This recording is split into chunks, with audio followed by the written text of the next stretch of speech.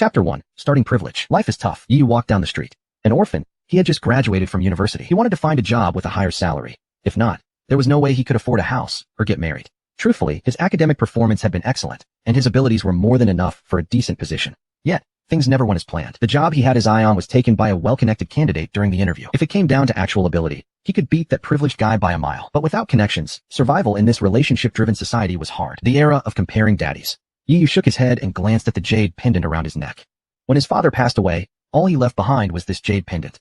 It looked ancient and simple, probably worth quite a bit of money. Yet despite having almost no cash left, Yu never considered selling it. It was his father's last memento.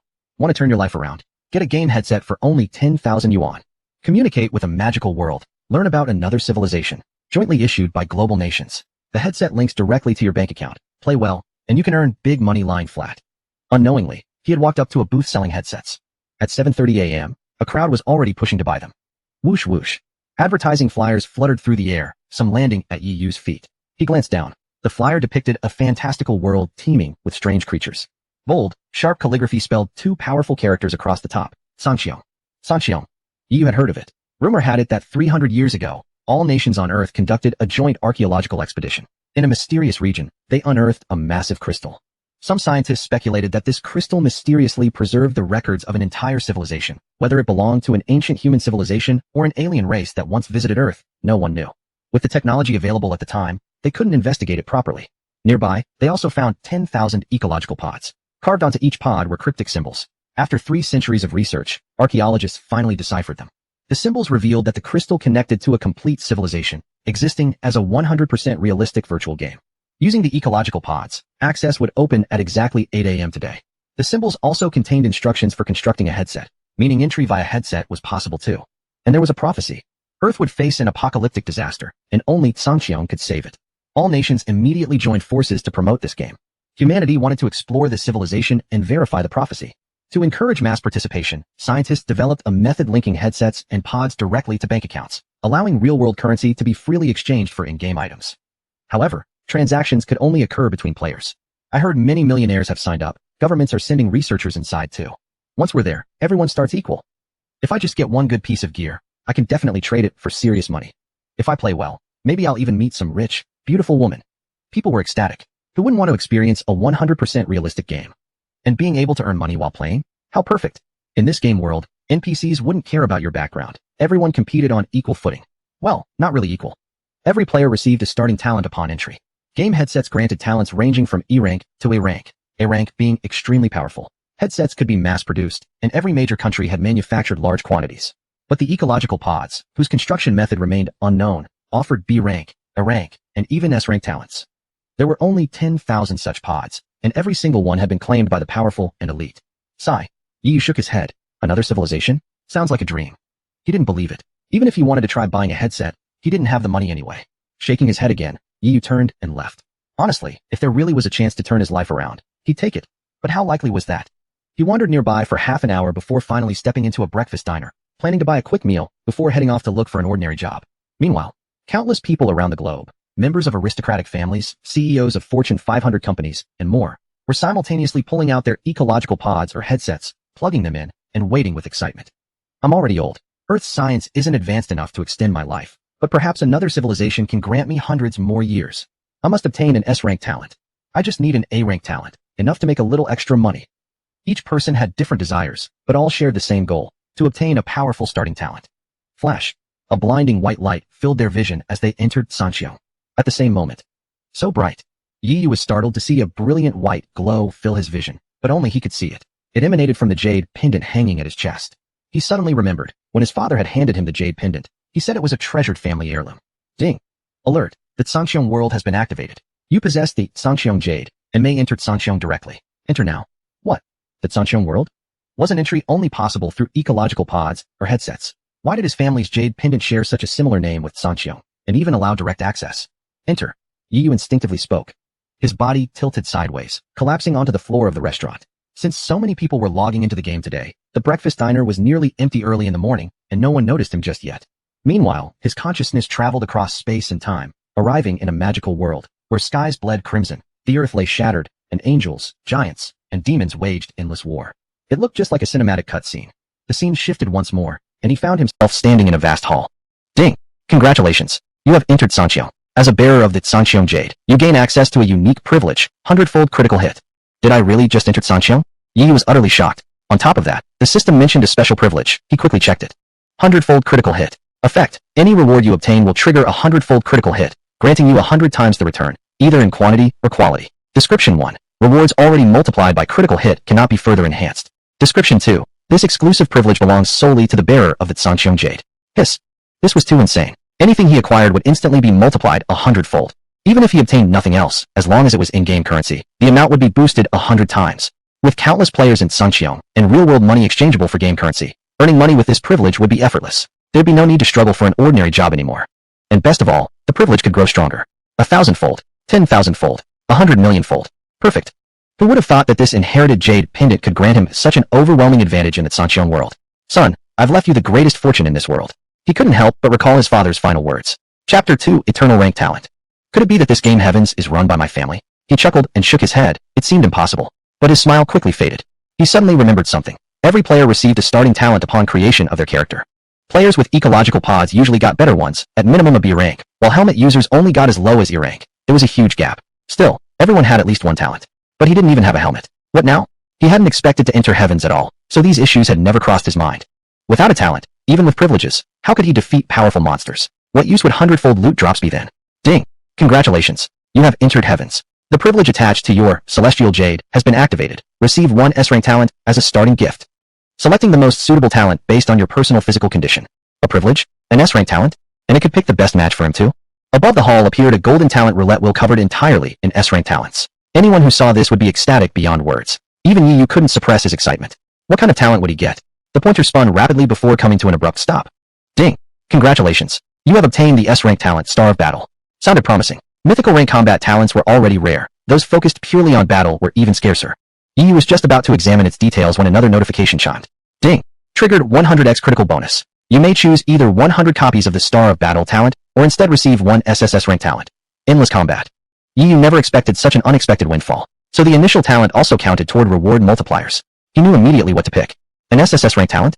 He'd never even heard of such a thing. Officially, the highest rank listed on the website was S rank. Ding! Selection confirmed. Yu eagerly checked the new talent. Endless combat. Effect. For every additional enemy engaged in battle against you, your physical attack increases by 1%. Description. Bonus has no upper limit. Simple effect, but extremely brutal. Having played games before, Yu understood percentage-based buffs were typically in-game features. Yet here he was, receiving one from the very start, and with no cap on stacking. Facing 10,000 enemies? That's a 100-fold increase in physical attack. 100 million enemies? 1 million times multiplier. Of course, having that many enemies around him wouldn't happen until much later in the game. But when it did, how strong would his physical damage already be? And still, every single enemy would keep boosting him. Even during early stages, the constant attack boost meant he could safely advance into late-game content. With this talent, what do I have to fear? The more enemies there are, the stronger I become. His eyes gleamed with excitement. Wasn't this essentially starting the game invincible? Privilege plus talent, 2 trump cards right at launch. I wonder, talents that VE already been multiplied can't be further enhanced. But if my critical strike privilege evolves later, could this SSS rank talent then be amplified 1,000-fold, or even 10,000-fold?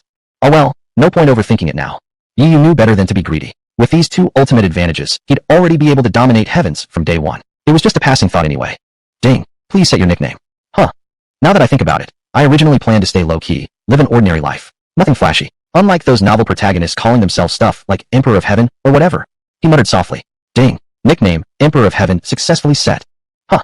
System, come out. I never said that. Ding. Once named, your identity information, bank accounts, and other data are bound permanently and cannot be changed. Well, fine. It's just a nickname anyway. He didn't really care. Emperor of Heaven wasn't too bad. Please select your race. Silhouettes of various races materialized across the hall. Elves, humans, orcs, dwarves, goblins, and more. Higher-tier races like titans, dragons, and angels weren't available at character creation. Those required special opportunities discovered in-game. Elves excelled at archery. Goblins possessed unique magic. Orcs looked too ugly. Dwarves too unimpressive. It wasn't just about looks. Given his 2 privileges, Yu saw no reason to compromise himself. In the end, he chose human. Please select your class. 6 basic classes were available. Warrior, archer, mage, priest, assassin, shield bearer. Not much hesitation needed here.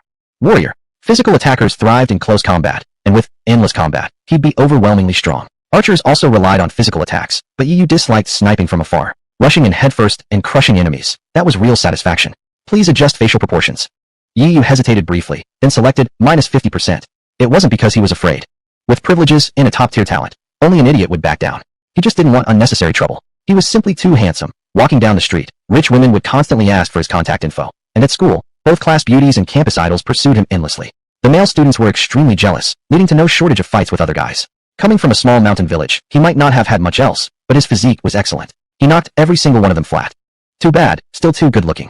He shook his head. The facial adjustment could be reverted later. He'd deal with it whenever he felt like changing it. Basic information confirmed. Generating three-dimensional stats panel. Congratulations, you have entered Newbie Village 999. A flash of white light filled his vision as he was transported into a dilapidated yet massive beginner village, bustling with crowds and teeming with people. Damn it, I only got an E-rank talent. I only got D-rank either. But true to its reputation as a 100% realistic game, everything here feels so real. Could this actually be another civilization?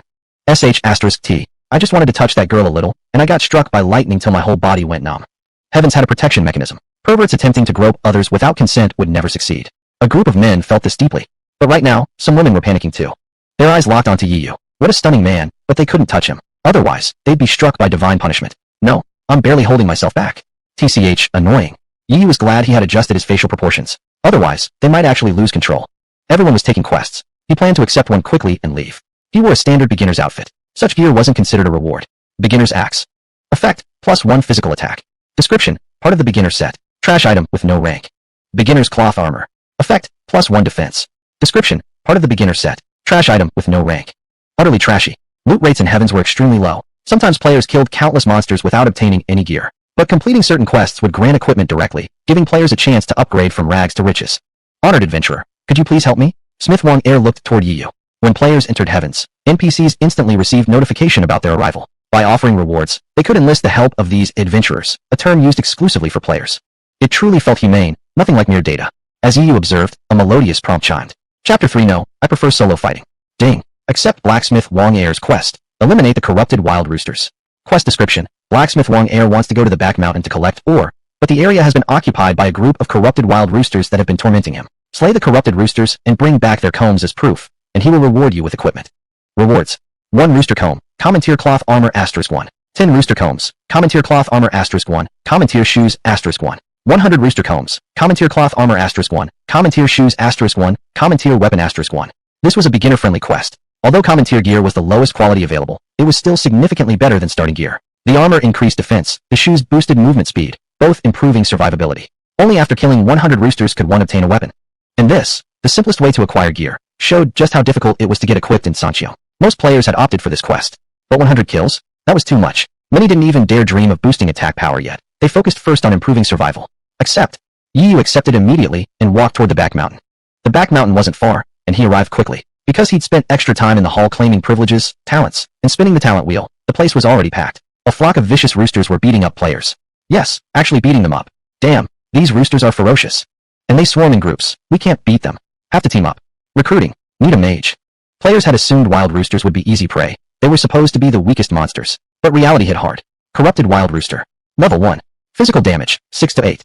HP, 10. Defense, 4.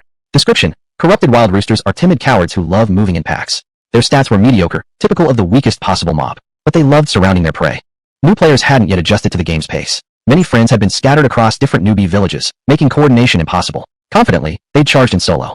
Now, many who'd been killed and revived had obediently started forming teams. Check personal panel. Yiyu thought, and his status screen instantly appeared before him. Heaven Emperor. Race, human. Level 1.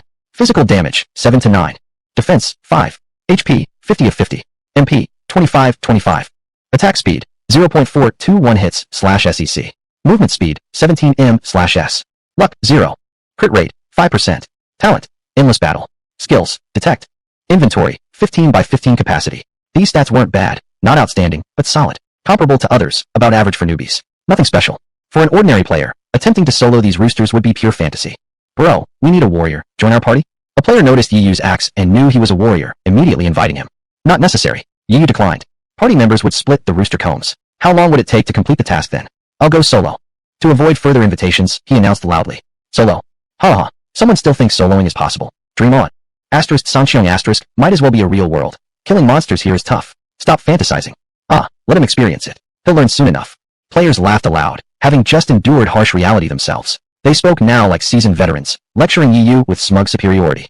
Is that so? Yiyu gave a faint smile, ignoring them all, and strode directly into the flock of roosters. Come on, let him try. Let's see how he solos this.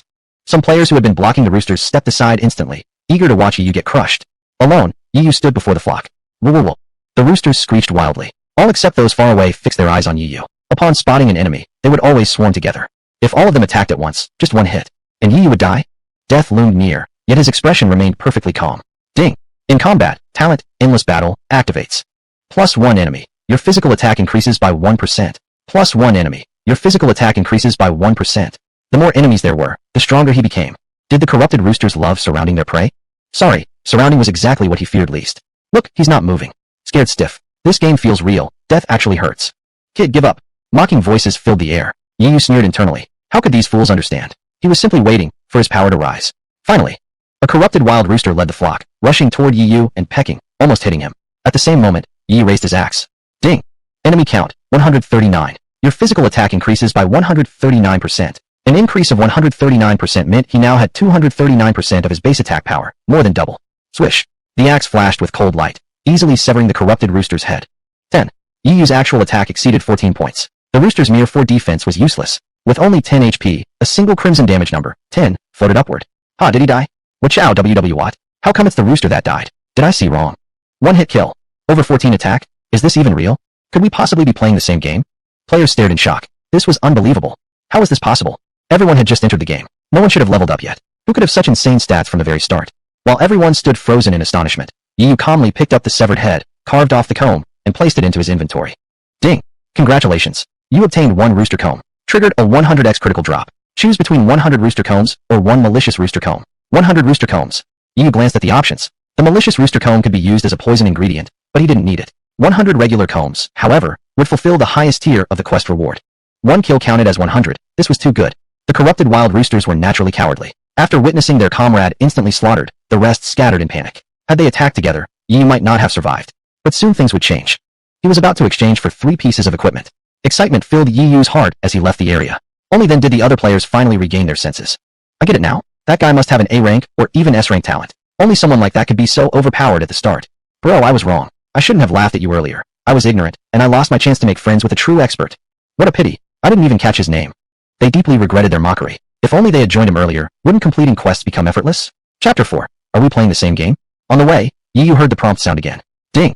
Congratulations. You have slain a demonic wild chicken and gained 1 experience point, 1 copper coin. Triggered 100x critical hit. Gain 100 experience points, 100 copper coins, or 1 silver coin. Ding! Congratulations. You have leveled up. Your level has reached level 2. He was first stunned, then overjoyed. He never expected that even experience points could be amplified. In Sanxiong, leveling up was notoriously difficult. Others needed to kill 100 wild chickens just to reach level 2, but he only needed 1. And not just experience. Game currency was also multiplied. From now on, he'd never lack money. Not only would he be financially secure in the game, but many players would want to trade real-world currency for his game coins. If he ever wished, Yu could become a millionaire in real life too. Ding!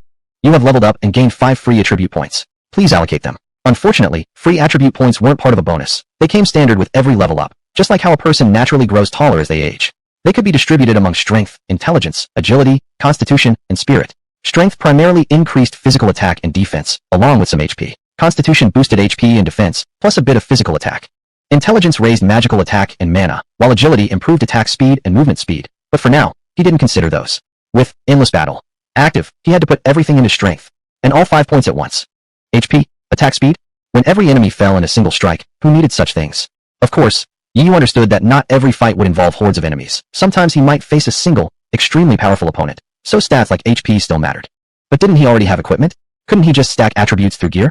And besides, he still had his 100x critical hit effect. The 3 white-grade equipment rewards. Joy swelled in Yu's heart as he soon arrived at Wang Er's blacksmith shop. Seeing him, Wang Er frowned in confusion. Honored warrior, didn't you just leave? Did you already find the demonic wild chicken? Can we talk inside? There were many players around picking up quests, and Yu didn't want to draw attention. As he spoke, he clutched a chicken comb in his hand. Of course. Wang Er raised an eyebrow. This warrior was indeed impressive. Once they entered the shop where other players couldn't see, Wang Er became enthusiastic. You're incredible. Right after leaving, you've already brought back a slain demonic wild chicken. Here is your rewarded equipment. He pulled out a piece of cloth armor. Hold on. Yu smiled and shook his head, then swept his hand dramatically. There are exactly 100 here. 100 chicken combs spilled onto the floor. Wang Er's eyes widened. Oh, 100. Oh my god. You actually killed 100 demonic wild chickens in such a short time? Why, you're simply too strong. He stuttered. This player had just entered their world and was already this powerful? It was utterly unbelievable. All these rewards belong to you, without question. He produced 2 more pieces of equipment. Cotton armor. Level 1. Effect, defense plus 2. Description, a common item among white-grade gear, with mediocre defensive power. Ordinary iron sword. Level 1. Effect, physical attack plus 2, attack speed plus 0.123 hits/SEC. Requirement, warrior, level 2. All 3 pieces were average, white-grade equipment being the lowest tier among graded gear, essentially the worst kind.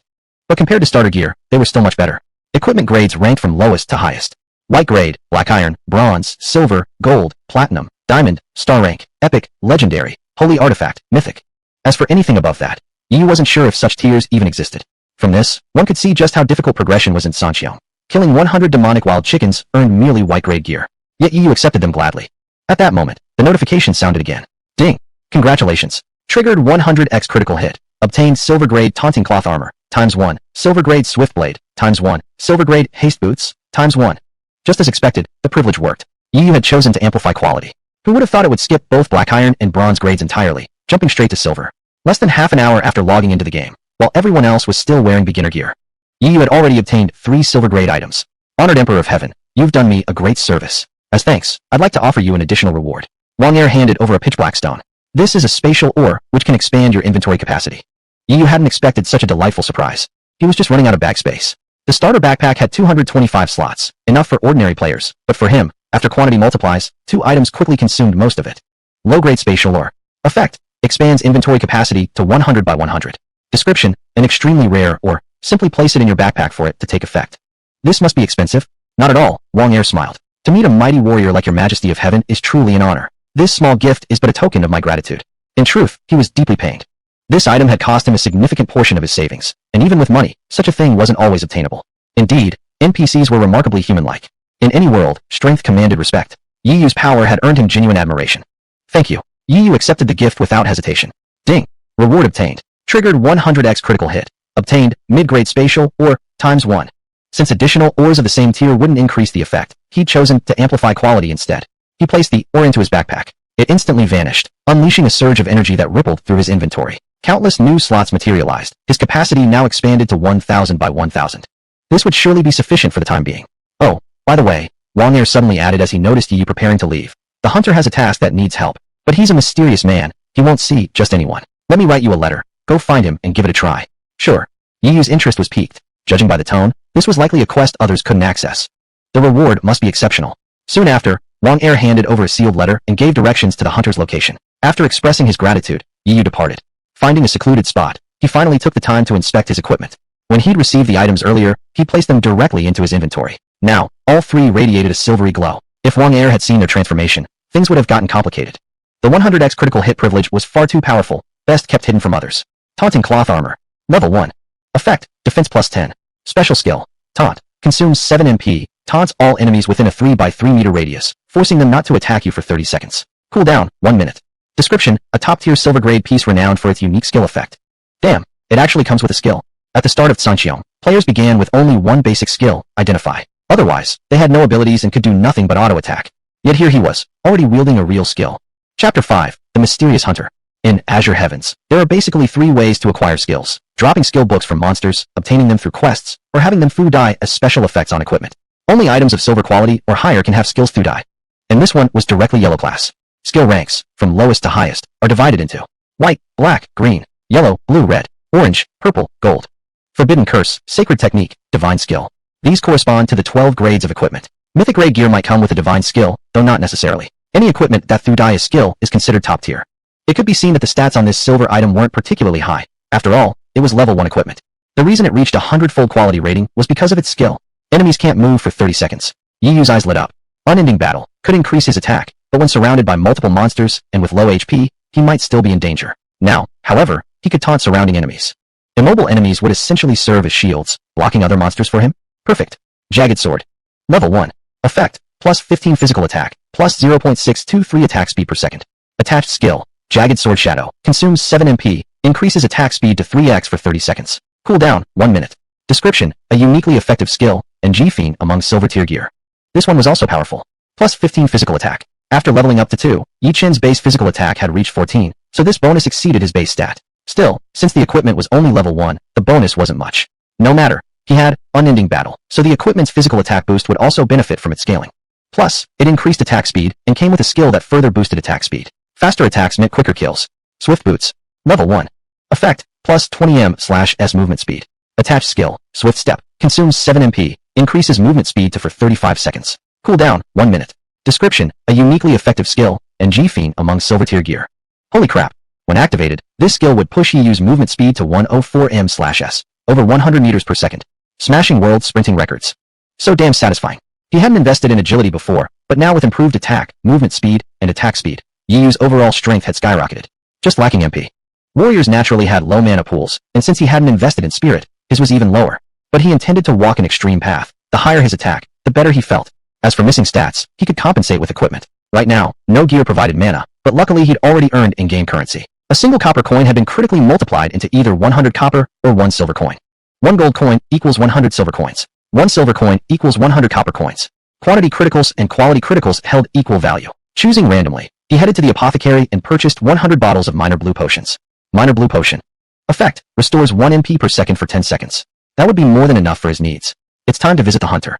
Soon after, he arrived at a shabby house near the village entrance. The door was tightly shut, seemingly uninhabited. Most players didn't know a quest could be obtained here. Knock knock knock. Yi knocked every 3 seconds. This was the secret rhythm to make the hunter open the door, taught to him by Wang Er.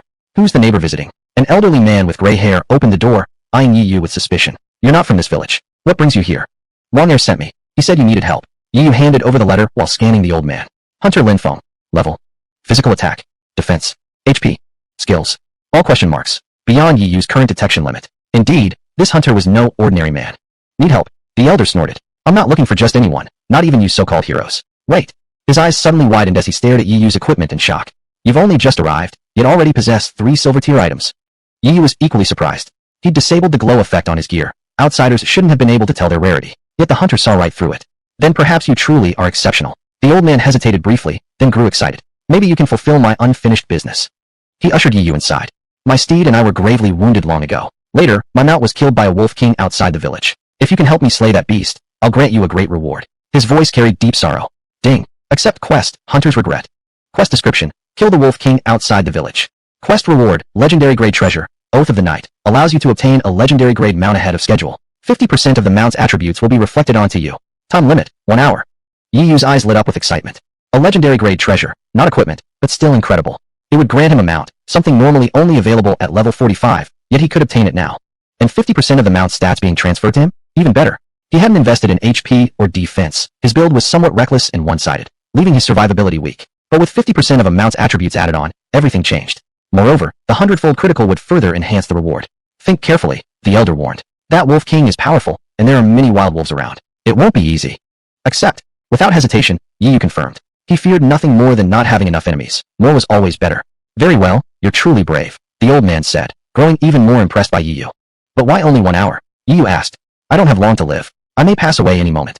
The elder murmured softly as Yi had already dashed out. Though the old man's plight moved him slightly, Yi had no time for sympathy. He needed to complete the quest before the elder died. Otherwise, who knew where the reward would go? The old man gazed anxiously at Yi's retreating back, heart filled with doubt.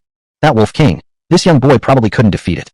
This might very well be a suicide mission. But since adventurers could resurrect upon death, and this one seemed exceptionally extraordinary, that was precisely why he decided to send him. Whoosh. Yi moved incredibly fast. Emperor's Well. Level 2. Physical damage, 29-31. Defense, 17. HP, 53 of 53. MP, 26.5/26.5. Attack speed, 1.044 hits/SEC. Movement speed, 37m/s. Compared to level 1, his stats had increased dramatically. Each stride covered dozens of meters, swift as wind. Surrounding players only saw a blur flash past, like a ghostly spirit soaring through. WTF? Did that guy install a motor? My skirt just got blown up. Could he have already leveled up? His gear doesn't look like beginner stuff. Players were shocked by the appearance of what seemed like a top-tier player, but unfortunately, he moved too fast. No one even got a chance to see his name. Yi didn't bother with these level 1 players, running straight along the path indicated by the hunter's map. Soon, he arrived at his destination. Chapter 6. No, I only kill bosses. Yi stepped into a forest. Before him stood a pack of wild wolves. Wild wolf. Level 2. Physical damage, 10-15. HP, 25. Defense, 10. Skills, charge, savage bite. Description, a ferocious wild wolf that won't stop until its enemy is dead. Honestly, their stats were nothing special, on par with Yi's level, but still far from impressive. But there were too many. Wolves were pack animals. A wolf. One wolf spotted Yi and immediately called for reinforcements. Shadows flickered through the woods as dozens of pale green eyes locked onto him, a sight enough to make anyone's scalp crawl. Over 100 wolves surrounded him. Guess I've kicked the wolf den, Yi Yu muttered, completely unafraid. He drew his swift blade and shouted, come on. Whoosh, whoosh, whoosh. The wolf pack charged. Ding. In combat, innate talent, battle without end activates. For every additional enemy, your physical attack increases by 1%. In an instant, his physical attack surged to 235%. Swish. Yi Yu slashed his sword at one wolf. 25. The wolf dropped instantly, dead. Ding. Congratulations. You've slain a wild wolf. Gain 1 experience point, 2 copper coins. Triggered a 100x critical hit. Gained 100 experience points, 200 copper coins. It felt incredibly satisfying. A whoa. Even the fierce wolves hesitated momentarily. How was this human different? He was the same level as them, yet capable of one-shotting them. But relying on their overwhelming numbers, they quickly resumed their on-ball charge. Swish, swish, swish. Yi Yu struck repeatedly without even using skills. Blood sprayed everywhere as wolf corpses kept falling. Ding. Congratulations. You've slain a wild wolf. Gain 1 experience point, 2 minor healing potions. Triggered a 100x critical hit. Gained 100 experience points, 100 minor healing potions, or 1 medium healing potion. Still, Yi Yu realized the problem. The sheer number of wolves was too great. With just 1 sword and 1 man, it would be impossible to clear them all quickly. As soon as he killed those near him, others rushed in to take their place. Some wolves were already closing in to bite. I can't afford to be hit. If I take damage, I'll eventually be worn down and killed. His mind remained sharp. Boom. The mocking cloth armor on his body emitted a silvery glow, covering a 3 by 3 meter area around him. Skill, taunt, activated. Nearby wolves suddenly became dazed, circling around him but not attacking, drooling stupidly like huskies baring their teeth. I must find the Wolf King. He scanned the surroundings. What was the point of killing minions? If you fight, fight the boss. A woo. The outer wolves grew frantic seeing their comrades circling Yi Yu, drooling helplessly instead of attacking. Frustrated, they turned feral and bit their own packmates. Friendly fire. Only by killing their companions could they reach Yi Yu. But once they did, entering the taunt radius turned them into dumbfounded fools just like the rest. For 30 seconds, Yi Yu was invincible. Yet time was running out fast. The taunt would cool down soon, and then things would get messy. Found it. Fortunately, Yi Yu finally spotted the Wolf King. Perched atop a large rock, the largest wolf howled toward the sky. Behind it gathered numerous other wolves, answering its call and rushing forward in a swarm tactic meant to overwhelm Yi Yu. Whoosh. Yi Yu shot forward at incredible speed, closing in on the Wolf King and entering detection range. Corrupted Wolf King. Level 4. Physical damage, 40-45. HP, 85. Defense, 40. Skills, Charge, Savage Bite, Summon Pack. Description, a cunning Wolf King who never risks himself. Prefers commanding his pack to fight for him. An Iron Rank boss, its stats were formidable. But it was a coward, relying on underlings while hiding behind them. Now targeted by Yi Yu, it clearly grew enraged, but still played safe, sending its minions ahead first. Ding. One more enemy detected. Physical attack increased by 1%. Yi Yu smiled. Originally, fighting the boss might have been tough, his damage output wasn't quite enough. But now it had summoned even more minions. Under battle without end, his attack climbed steadily to 526%, reaching a total of 152 damage. Boom. He lunged forward, his shoes glowing cyan, launching like a cannonball. Several wolves tried to intercept, but found they couldn't even touch him. He was simply too fast. Under haste step, Yi Yu's movement speed reached 104 m/s. In an instant, he stood before the Wolf King. A woo. The Wolf King roared in fury. It may have been cowardly, but it wasn't weak. How dare this human skip past its army and go straight for the boss? Its sharp claws lashed out at Yi Yu. But Yi Yu was faster. Clang. The swift blade shrieked fiercely. The skill, Swift Sword Shadows, activated. Attack speed reached 3 strikes per second. 1 strike, no more than 0.4 seconds. The Wolf King's claws had barely risen when the longsword flashed past its skull. A massive wolf head tumbled down, eyes still burning with rage, dying without even realizing it was already dead. Thud. The Wolf King's head hit the ground with a heavy sound. The pack of wild wolves hadn't even reacted. Their king was already dead. A woo. A woo. The wild wolves stared at Yi Yu in terror. This human had actually slain their king right in the middle of their encirclement. They fled in panic. If their king was dead, how could they possibly stand a chance? Yi Yu was slightly taken aback.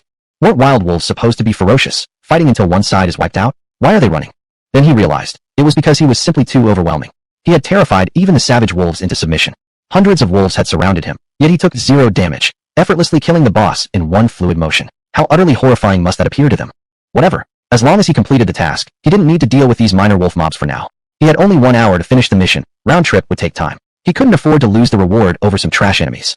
Ding. Congratulations. You've slain the corrupted Wolf King. Gained 10 experience points, and a colorless skill book, Sharpened Edge, X1. Triggered a 100x critical hit. Gained 1000 experience points, Sharpened Edge, X100, or a yellow tier skill book, Cutting Brilliance. Holy crap. 1000 experience points. And a yellow tier skill book? What would he do with 100 low-rank black books? Of course he'd go for the advanced one. Skill books were far better than equipment-bound skills. Skills learned from books could be upgraded using experience points. But gear would eventually be replaced. Upgrading an attached skill on temporary equipment would just be wasted effort. Learning a skill from a book meant owning it permanently, eliminating waste. Ding! Congratulations. You've leveled up. Level +2. Bonus 10 free attribute points. Boom, boom.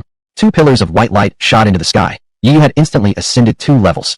Killing a high-level boss was incredibly rewarding. The experience gain was massive, and he still had plenty left over. He was leveling too fast. After a brief thought, he decided to pick a skill to upgrade. With 100x critical hits guaranteed, experience points were the least of his concerns. Chapter 7. First kill announcement, Platinum rank treasure. He first checked the yellow skill book. Sharp Edge. Consumes 10 MP, increases attack penetration rate by 10% for 3 seconds. Cooldown, 1 minute. Every level increase adds 1%, up to level 9. Restriction, Warrior. Description, there should be nothing standing in a warrior's path. Penetration means breaking through enemy defenses. This would further enhance his offensive power. Ding! You have learned the skill Sharp Edge. He tore up the skill book and immediately mastered it. But 10% penetration didn't seem very high. Ding! You have spent 100 experience points. Sharp Edge level +1, penetration rate +1%. He used it 5 times total, raising the skill to level 6. Unfortunately, he hadn't killed many small monsters earlier. His experience was already gone. Otherwise, he could have leveled it even higher. But it didn't matter. He'd just farm more later. Mainly, he was almost out of mana too. He immediately sat cross-legged and drank a blue potion, quickly restoring his full MP. Mana is seriously insufficient. Sharp Edge consumes even more. Definitely need to get him out as soon as possible. He reviewed his attributes and allocated stat points. Physical attack increased by 28, reaching 57-59. MP 30. Even without investing in spirit, increasing strength also added some MP. But still not enough. Ding! Congratulations. As the first player to defeat the Black Iron level 4 boss, Corrupted Wolf King, you receive additional rewards. +1 legend rating, village-wide first kill announcement, +100 server-wide reputation. Would you like to hide your nickname? Another notification chimed just then. The surprises kept coming one after another. It was because defeating a boss several levels above him was simply too impressive. Legend rating? What was that? In Sonong, players could connect to real-world networks via helmets or biospheres. But Yu discovered he could also go online using his Sonong jade. He instantly accessed the official game website. Scientists had studied data from crystals and learned a little about Sonong. Although their knowledge was limited, they posted everything they knew on the game's official site. Spend legend rating to locate a legendary dungeon and enter it. Legendary dungeons contain incredibly rich rewards. He nodded in satisfaction. As for hiding his name, don't hide. Though he'd adjusted his facial features slightly to avoid unwanted attention over his handsome looks, that didn't mean he feared confrontation. Hiding your name while playing a game? That'd be too cowardly. Ding dong. Village-wide announcement. Congratulations to player T for being the first to slay the Black Iron level 4 boss, Corrupted Wolf King. Reward, +1 legend rating, +100 reputation. Truly enviable. Let us all celebrate this achievement. Across Newbie Village 999, every player's mind rang with 10 consecutive notification chimes. In an instant, every player still grinding corrupted roosters, hoping to obtain a plain white rarity item, froze. Silence. So silent it made one wonder if everyone in the village had logged off. Then, after a moment, an oceanic wave of shock erupted. Holy shit, are you kidding me? I'm barely level 1, and someone already cleared a boss. Damn it, we're all level 1 here. Everyone was level 1. You needed to kill 100 corrupted roosters just to level up. No one could do that quickly. They were struggling against basic level 1 trash mobs, yet someone had already taken down a level 4 Black Iron boss. T. Where did this powerhouse in our village come from? Does anyone know him? Introduce us. I want to latch onto his coattails. Everyone wanted to piggyback on T.D's strength, but no one knew him. Veteran elite players from other games had gradually entered Sonong as well. There were quite a few in Village 999, who had even formed guilds, some possessing excellent innate talents. Now, these guild members stood utterly dumbfounded. They had grouped up, planning to collectively gather enough crests so their guild leaders could equip basic gear first, then level up and help carry the rest. Yet never did they expect someone to leap so far ahead. T.D. A.O. Shirkwang Ren, branch leader of A.O. Shirtsong frowned. Is he an independent solo player, or part of some guild force? No, it can't be a solo player. There's no way one person could solo a level 4 boss. Must have been a team effort. Someone gave him the kill credit. Unacceptable. A.O. Shirtsong aimed to become the #1 guild in Sonong. The main guild leader had ordered all branch leaders to dominate their respective newbie villages. Now, right here in his own village, an unknown powerful guild, or perhaps even a rogue individual, had stolen the spotlight. T.D. and whatever guild stands behind you. I remember your name. Other guild leaders shared similar thoughts. In short, T.D. suddenly became the talk of the entire server. Yu didn't know about any of this, and even if he did, he wouldn't care. He hadn't hidden his nickname. What was there to fear? If anyone came looking for trouble, it'd be nothing more than a single slap to crush them. Being this strong, yet still acting cowardly? He might as well just dash his head against the wall and die. He rushed toward the hunter's dwelling. The hut was secluded and close to the village outskirts, so he didn't encounter any players along the way. Old man, please don't be dead. He knocked on the door once every 3 seconds. Fortunately, the old man was still alive. A gray-haired head poked out, annoyed. Why are you back in just half an hour? Did you run into wild wolves, find them too tough, and give up halfway? He had held Yu in high regard. Even if Yu failed the quest and returned after 1 hour, he would have given him some small reward. But giving up like this? Such cowardice. As for actually completing the task? Impossible. Absolutely impossible. It had only been 30 minutes. Just the round-trip walk would take. Here, the thing you wanted. Yu already held out a wolf's head, the very head of the Wolf King. Oh my god, TT this. You actually killed the Wolf King within half an hour, under a swarm of wolves. How did you do it? The elder stared at the severed head, completely stammering. This was beyond unbelievable. He could clearly see that Yu had no companion. This was a solo kill. Wolves. Yu shook his head. Those mutts were too weak. I ignored them, killed the Wolf King, and they all fled in terror. Hearing this, the old man's eyes widened in shock. I underestimated you. Come in, quickly. He warmly ushered Yu inside, and handed him a golden token. Ding! Congratulations. Quest completed. Reward. Gold rank treasure, Knight's Oath, ×1. Critical hit x100 triggered. Obtained platinum rank treasure, Knight's Vow, ×1. As Yu placed the token into his backpack, it instantly transformed into a shimmering platinum gold. He couldn't wait to check it. Knight's Vow. Effect. By placing this token in your inventory, you become eligible to obtain a mount of no higher than platinum rank. This mount will grant 100% of its attributes back to you. Holy crap. Awesome. A platinum rank mount. That must be incredibly powerful, and having 100% attribute feedback? Now that's pure comfort. Chapter 8 Silver Rank Boss, Qing Stone Python. My regret is fulfilled. I can die in peace now. Young man, leave. Don't disturb my death. The old man sighed deeply, then suddenly collapsed to the ground, foaming at the mouth, his breath gone. What the hell? Is this a scam? He just died like that? Yi was shocked, momentarily thinking he'd encountered one of those real-life scam artists. Just then, a horse's neigh echoed through the air as a white horse galloped out from the old man's courtyard, carrying the corpse back into the yard. There, buried deep within the courtyard, was already an excavated pit. The horse gently laid its master inside the pit, then stepped in beside him. Suddenly, soil around the pit flew upward and began burying them both automatically. Amazing. Yu sensed something extraordinary about this horse. The fact that it chose to die alongside its master deeply moved him. Old sir, may your journey be safe. Whoosh. A sudden gust of wind blew past, and inexplicably, Yi was flung outside the house. When he tried to re-enter, the door wouldn't budge no matter what he did. Has that old guy really died? Someone capable of giving out treasure-level items and wielding such advanced techniques. Could he really die so easily? There are definitely many hidden masters in Sancho. Who knows? Pity I didn't ask where he got his mount from. He could have a mount, but had no idea how to obtain one. The official website offered no information, and none of the other players seemed to have access to mounts either, so naturally, no one knew anything. Huh. What's this letter? It must have flown out with him when the wind threw him from the house. He opened the letter. Young man, about 35,000 meters west of the wolf pack, there lies a pet egg. Your token can directly contract with it, allowing you to hatch it into a mount. You should go take a look. That creature is no ordinary being, but obtaining it will be extremely difficult. Even for someone like you, death is highly likely. When did the old man write this? Yu had no clue, but the elder probably wasn't lying to him. It made sense it would be hard. After all, the old man already knew his strength. No problem. I'll just go deal with those wolves first, grind them for levels, then head for the mount with better odds. But things never go as planned. When Yu returned to the wolf pack, they fled briefly, then returned to their original spot. This time, he didn't even need to rely on his talent, unceasing battle, to kill them. One strike was enough to instantly finish them off. Yet he gained no experience points. At level 4, he surpassed the wolves' level. Thus, defeating them yielded no XP. They might drop equipment, but the drop rate was abysmally low. Killing dozens only yielded a single item, hardly worth the effort. Fine, I'll go check it out first. He decided to search for the pet egg instead. If it proved too difficult, he'd simply hunt other monsters to grow stronger. Soon, he arrived at a deep pond, dark and murky, as if something sinister stirred beneath its surface. Bang! He tossed a stone in, and instantly the water erupted, monstrous figures leaping out. Turtles, one after another. Stone Armor Turtle. Level 4. Attack, 24-29. HP, 58. Defense, 25. Skills, Petrifying Guard, Savage Charge. Description, a heavily armored monster, but slow and clumsy. High defense, plus the skill Petrifying Guard, which further boosts defense. HSSSS. A chilling hiss rose up as a large python emerged from the water, its body resembling solid rock. Qing Stone Python. Level, 10. Attack, 72-78. HP, 205. Defense, 53. Skills, Tail Sweep, Petrifying Guard, Poison Fong. Description, having devoured a high-tier pet egg, it has entered an evolution state, causing a significant reduction in stats. Level 10. Silver Rank Boss. It was vastly stronger than the Stone Armor Turtles, and according to the description, its stats were even reduced from their original state. You couldn't understand why normal enemies here were turtles, yet the boss was a giant snake. Obviously a special anomaly unique to Sancho. That wasn't the point though. The pet egg, it swallowed the high-tier pet egg? Yu's eyebrows lifted. So this was his target. Kill the snake, cut open its belly, retrieve the pet egg, and he had to act fast. Who knew how long until the egg was fully absorbed? Every delay risked losing the egg entirely, even dissolving into nothing. There would be no time to power up and return later. The Qing Stone Python warily scanned its surroundings, detecting no enemies, and quickly submerged back into the pond. It needed peace to complete its evolution. But several Stone Armor Turtles remained outside, guarding it during the process. I'll use the weaker mobs to stack attack power and kill this beast. Yu immediately formulated his plan. Whoosh. He burst from the bushes, leapt high into the air, landed on one turtle's shell, then swiftly swung his sword at another. Clang.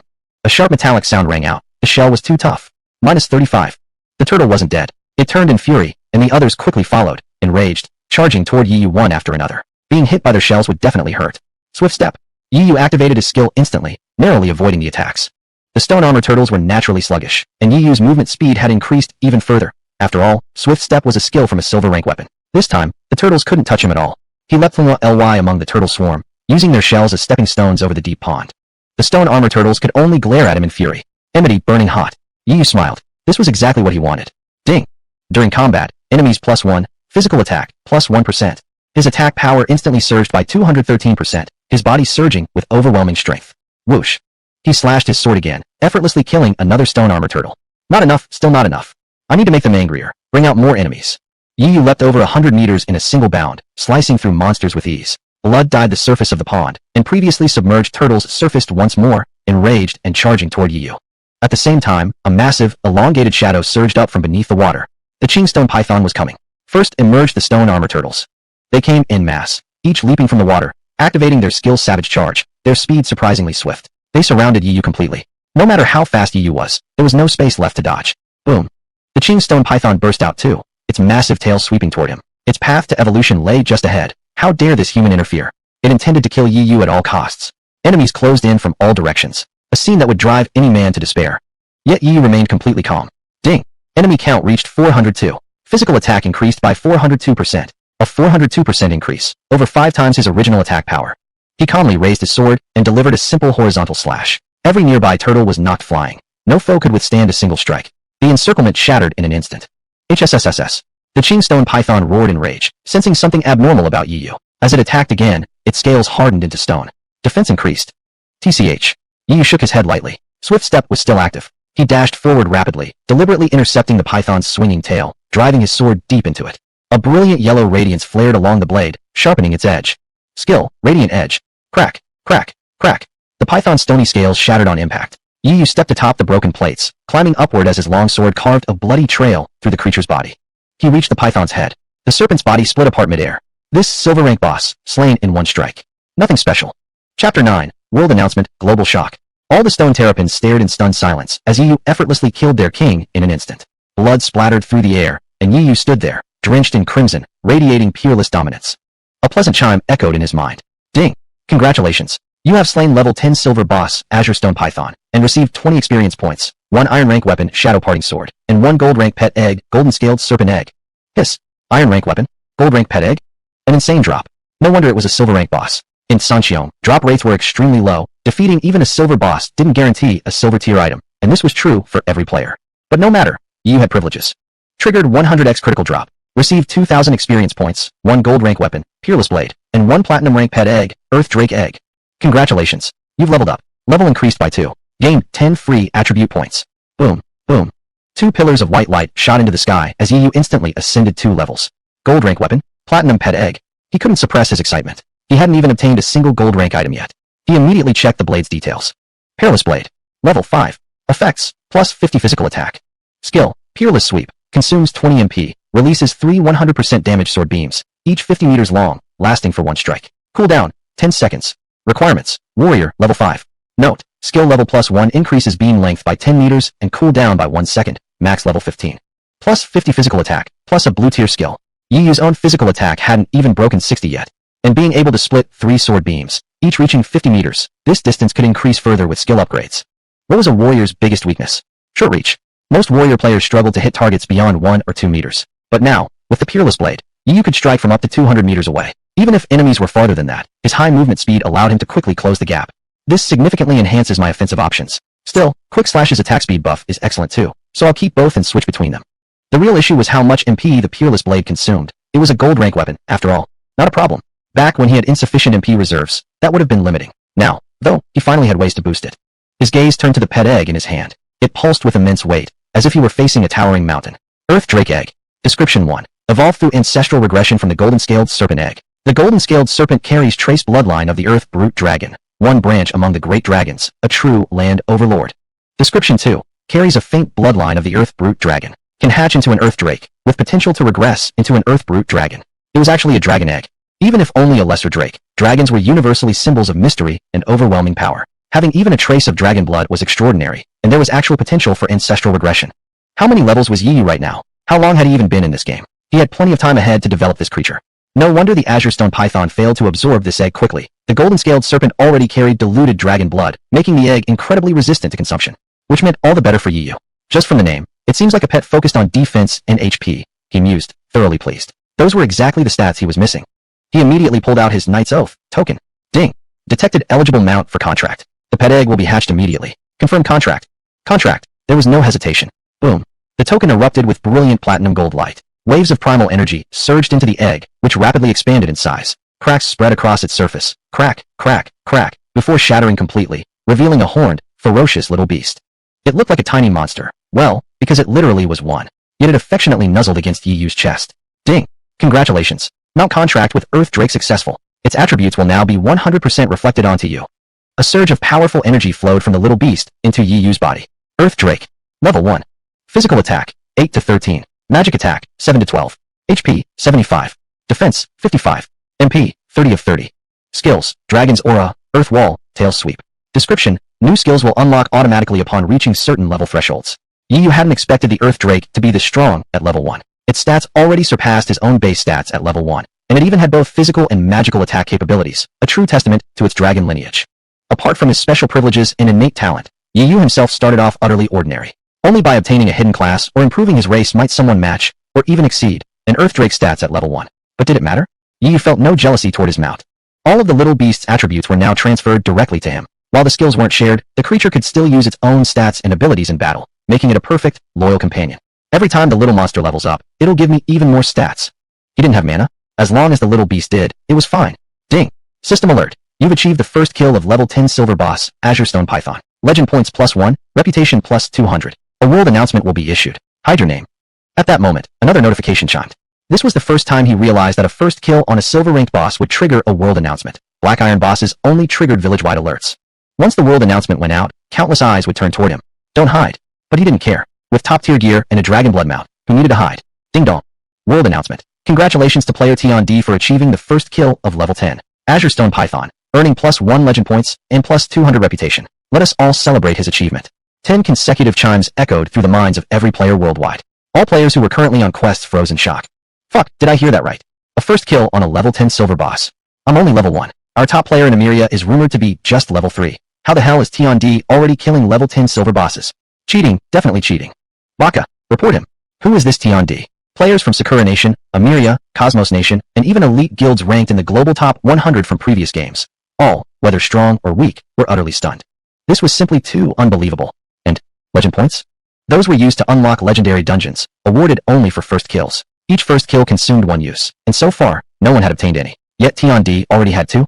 Reputation could be spent in reputation shops. With enough, you might even become a city lord. T now had 200 reputation.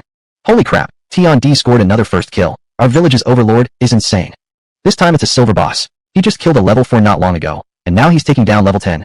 Only players from newbie village number 999 knew that T wasn't just scoring his first kill, he already held 2 legend points. But, ding, triggered 100x critical drop. Legend points +100, reputation +20,000. Only Yichin knew that, counting what he'd earned earlier, his total reputation had now reached 30,000.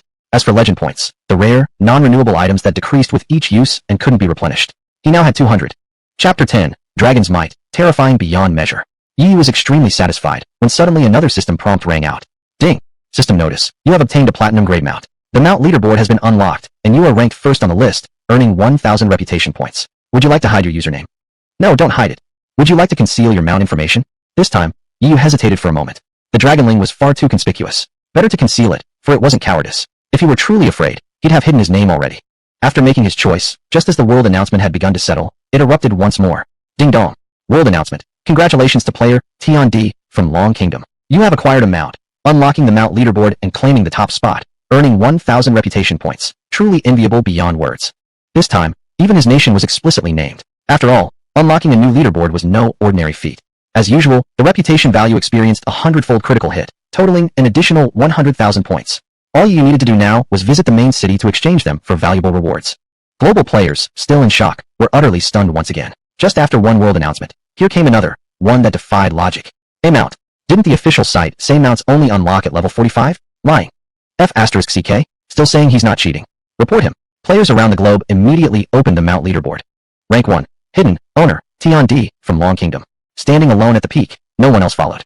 Damn it. Everyone else didn't even have mounts. Of course, he topped the list. And yet, he hit it, making everyone itch with curiosity, dying to know what kind of mount it could possibly be. No one had even considered obtaining a mount yet. They simply weren't qualified. Yet Tian D already had one. When the first kill announcement appeared earlier, a jealous faction of players instantly contacted the official website, demanding a full investigation into Tian D. This player must have used illicit means, surely cheating. But the official team responded swiftly with a public statement.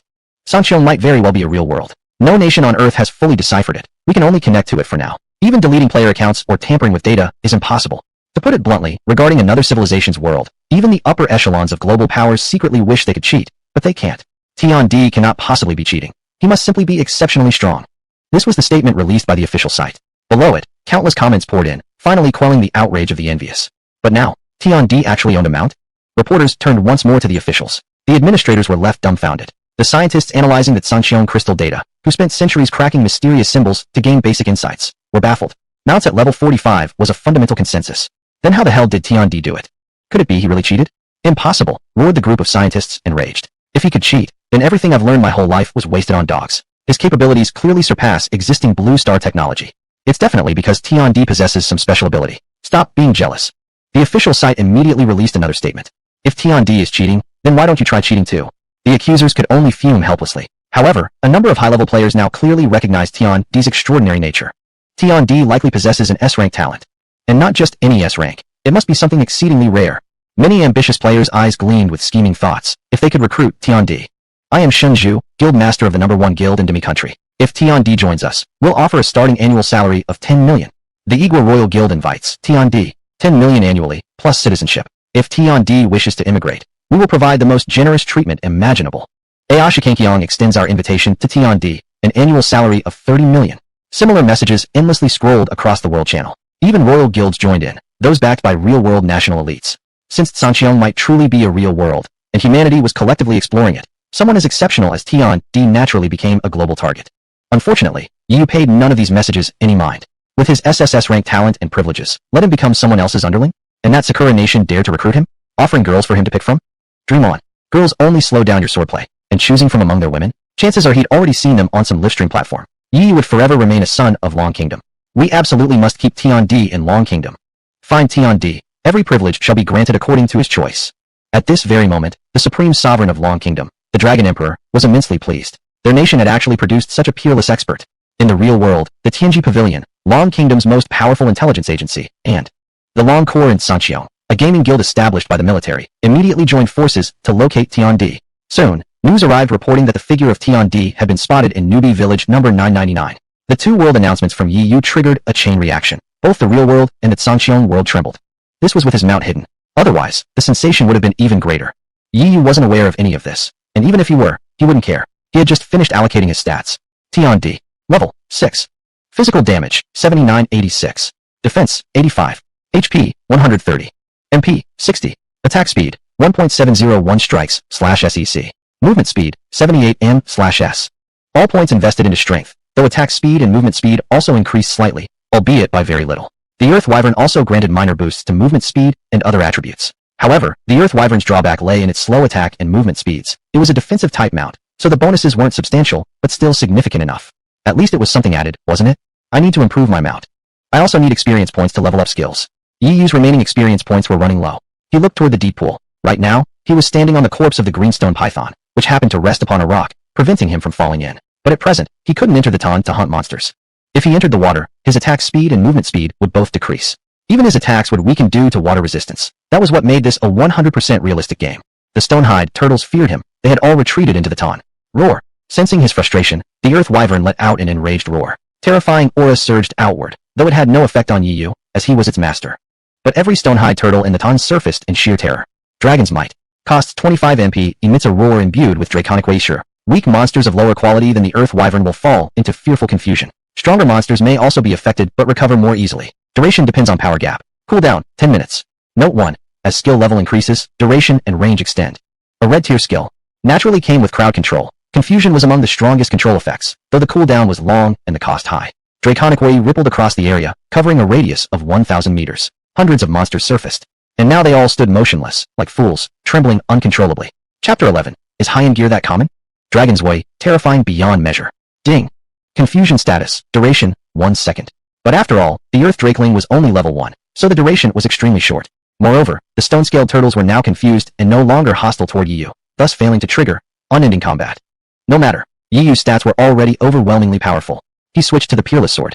Peerless Domination. 3 50-meter-long sword beams shot toward the stone-scaled turtles, dealing over 130 damage each. 58. 58. Crimson damage numbers erupted, one-shot kills. Ding.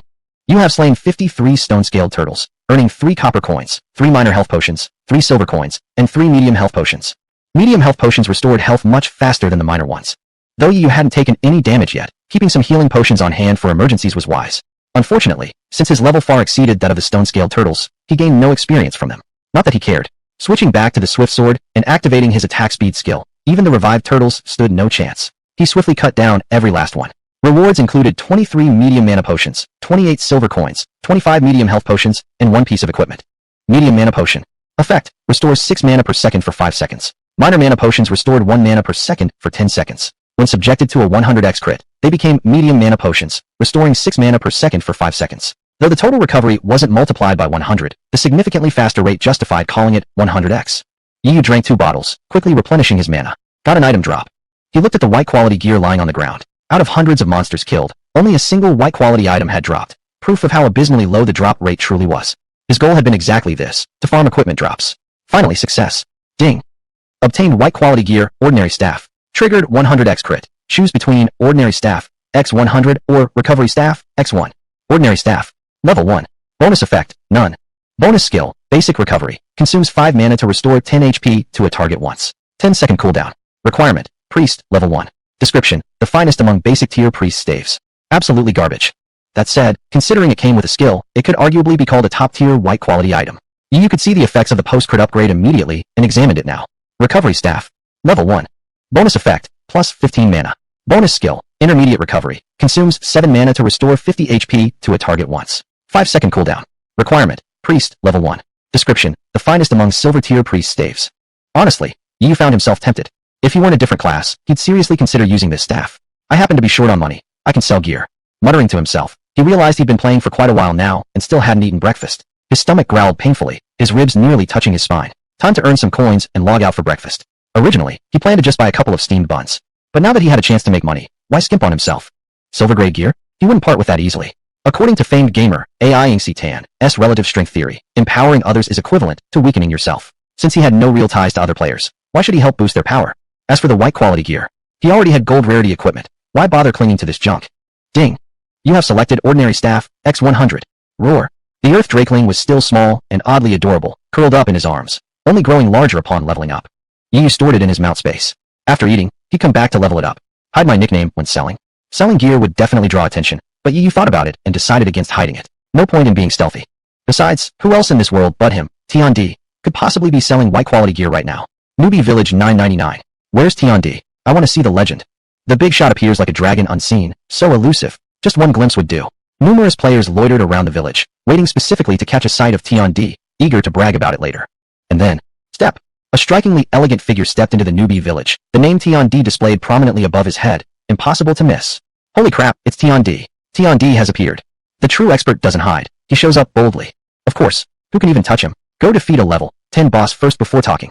Tiandi is way too cool. Big bro, I want to have your monkey babies. Instantly, chaos erupted among the players. A crowd surged forward, jostling to get a look. Men stared enviously at his gear, still dressed in beginner outfits themselves, while Tiandi already wore multiple non-basic pieces. As for the item grade, since the equipment glow was disabled, they couldn't tell. But still, it had to be at least white quality gear. Hearts sparkled in the women's eyes. Tiandi was so powerful, and on top of that, he was actually handsome. They automatically parted a path for him. On both sides of Yi were crowds of people. He walked through the center like a king, with all others retreating to the sides, marveling at his overwhelming strength. He arrived at the village center, where every villager was watching him in awe. Some players, having heard the news, immediately abandoned their quests and rushed back. The place buzzed with noise. Yi nodded in satisfaction.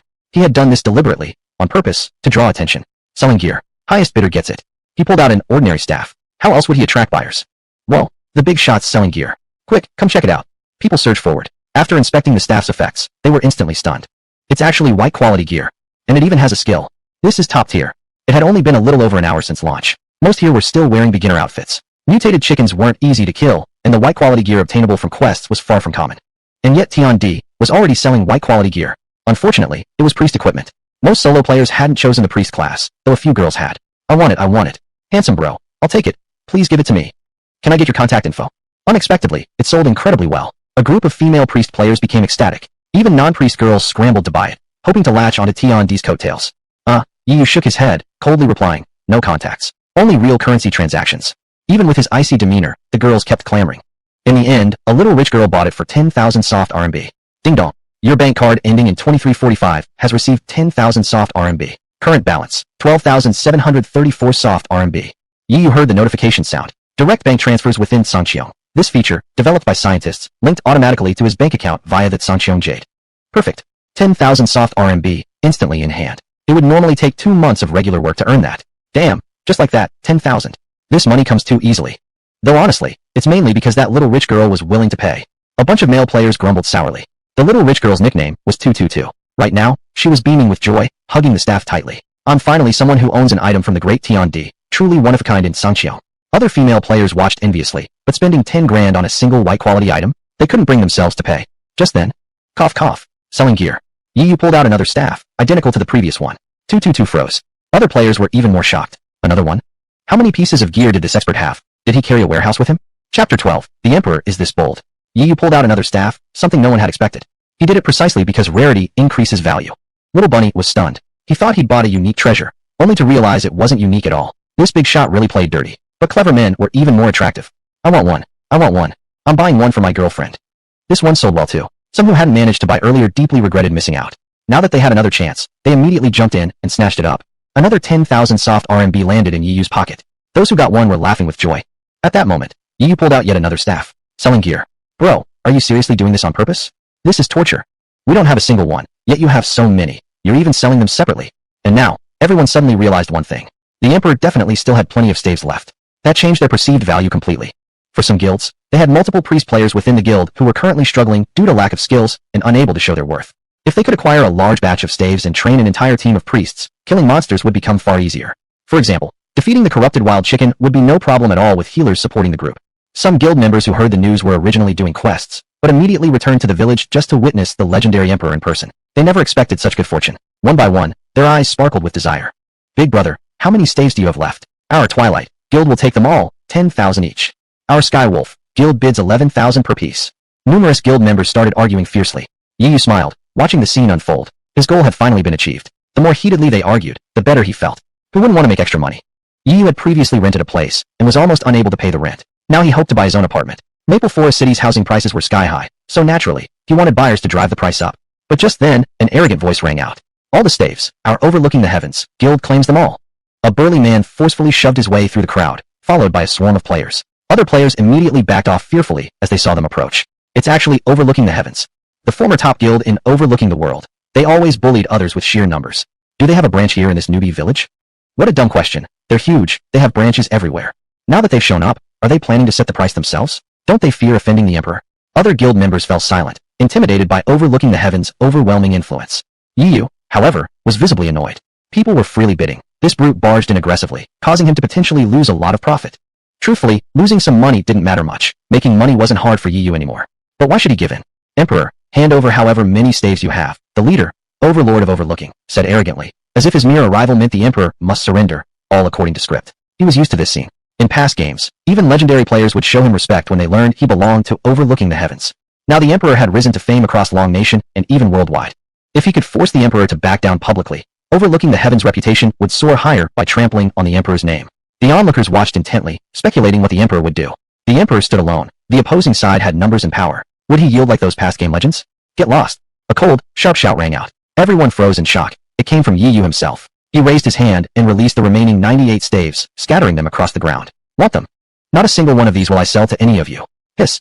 The Emperor was truly this bold. No wonder he was called the Emperor. Facing over 100 players alone, not yielding an inch, shouting, get lost straight to their faces. What infuriated them most was that he'd actually tossed the staves right there on the ground. Here they are. Go ahead, try and take one.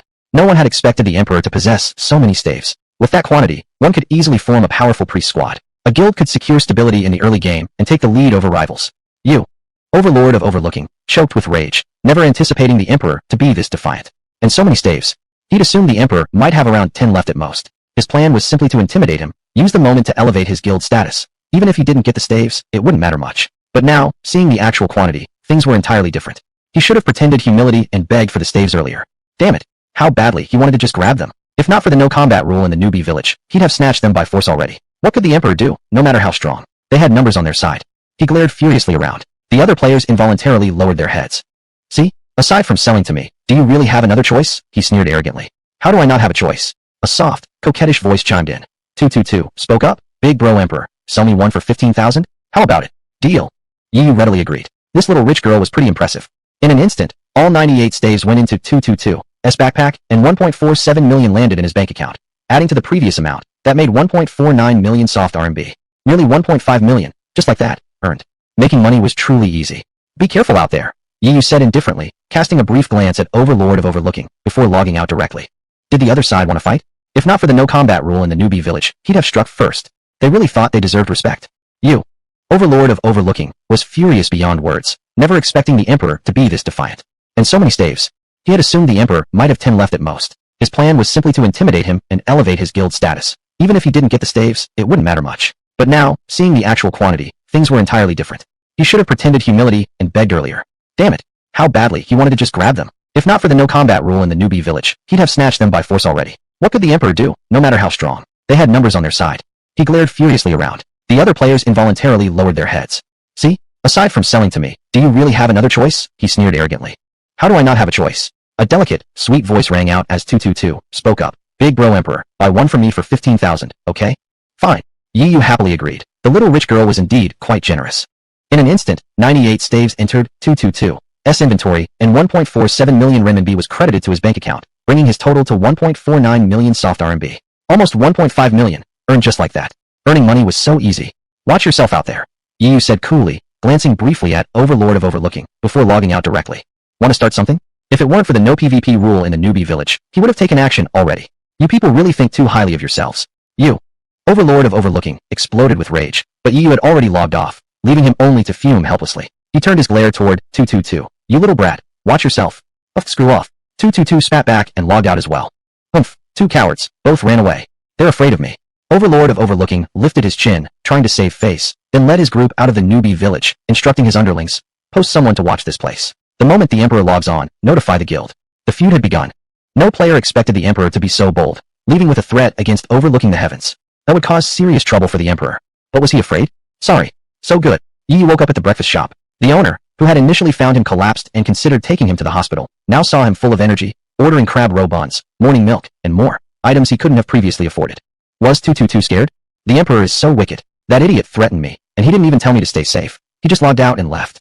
Back in her luxurious villa in Yanjing, Guingyan's mind was still filled with thoughts of Yi Yu. This man was truly extraordinary.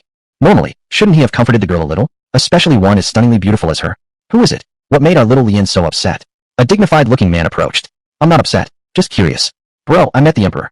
Gu Lian recounted everything that had just happened, every sentence circling back to the Emperor. The Emperor? Lian, you did well. The military has been wanting to make contact with him. Your assistance today shows our goodwill. As for overlooking the heavens, humph, we also have people in village 999. Some people are getting reckless just because overlooking appeared. Gu Lian looked at his sister. His meaning was clear. Don't be afraid. Big brother's got your back when overlooking shows up. But his sister showed zero interest in that, still murmuring about the Emperor. Lian, did you add the Emperor as a friend? He couldn't help but ask. Having the Emperor as a friend would make contact much easier. No, he won't accept. Gasps.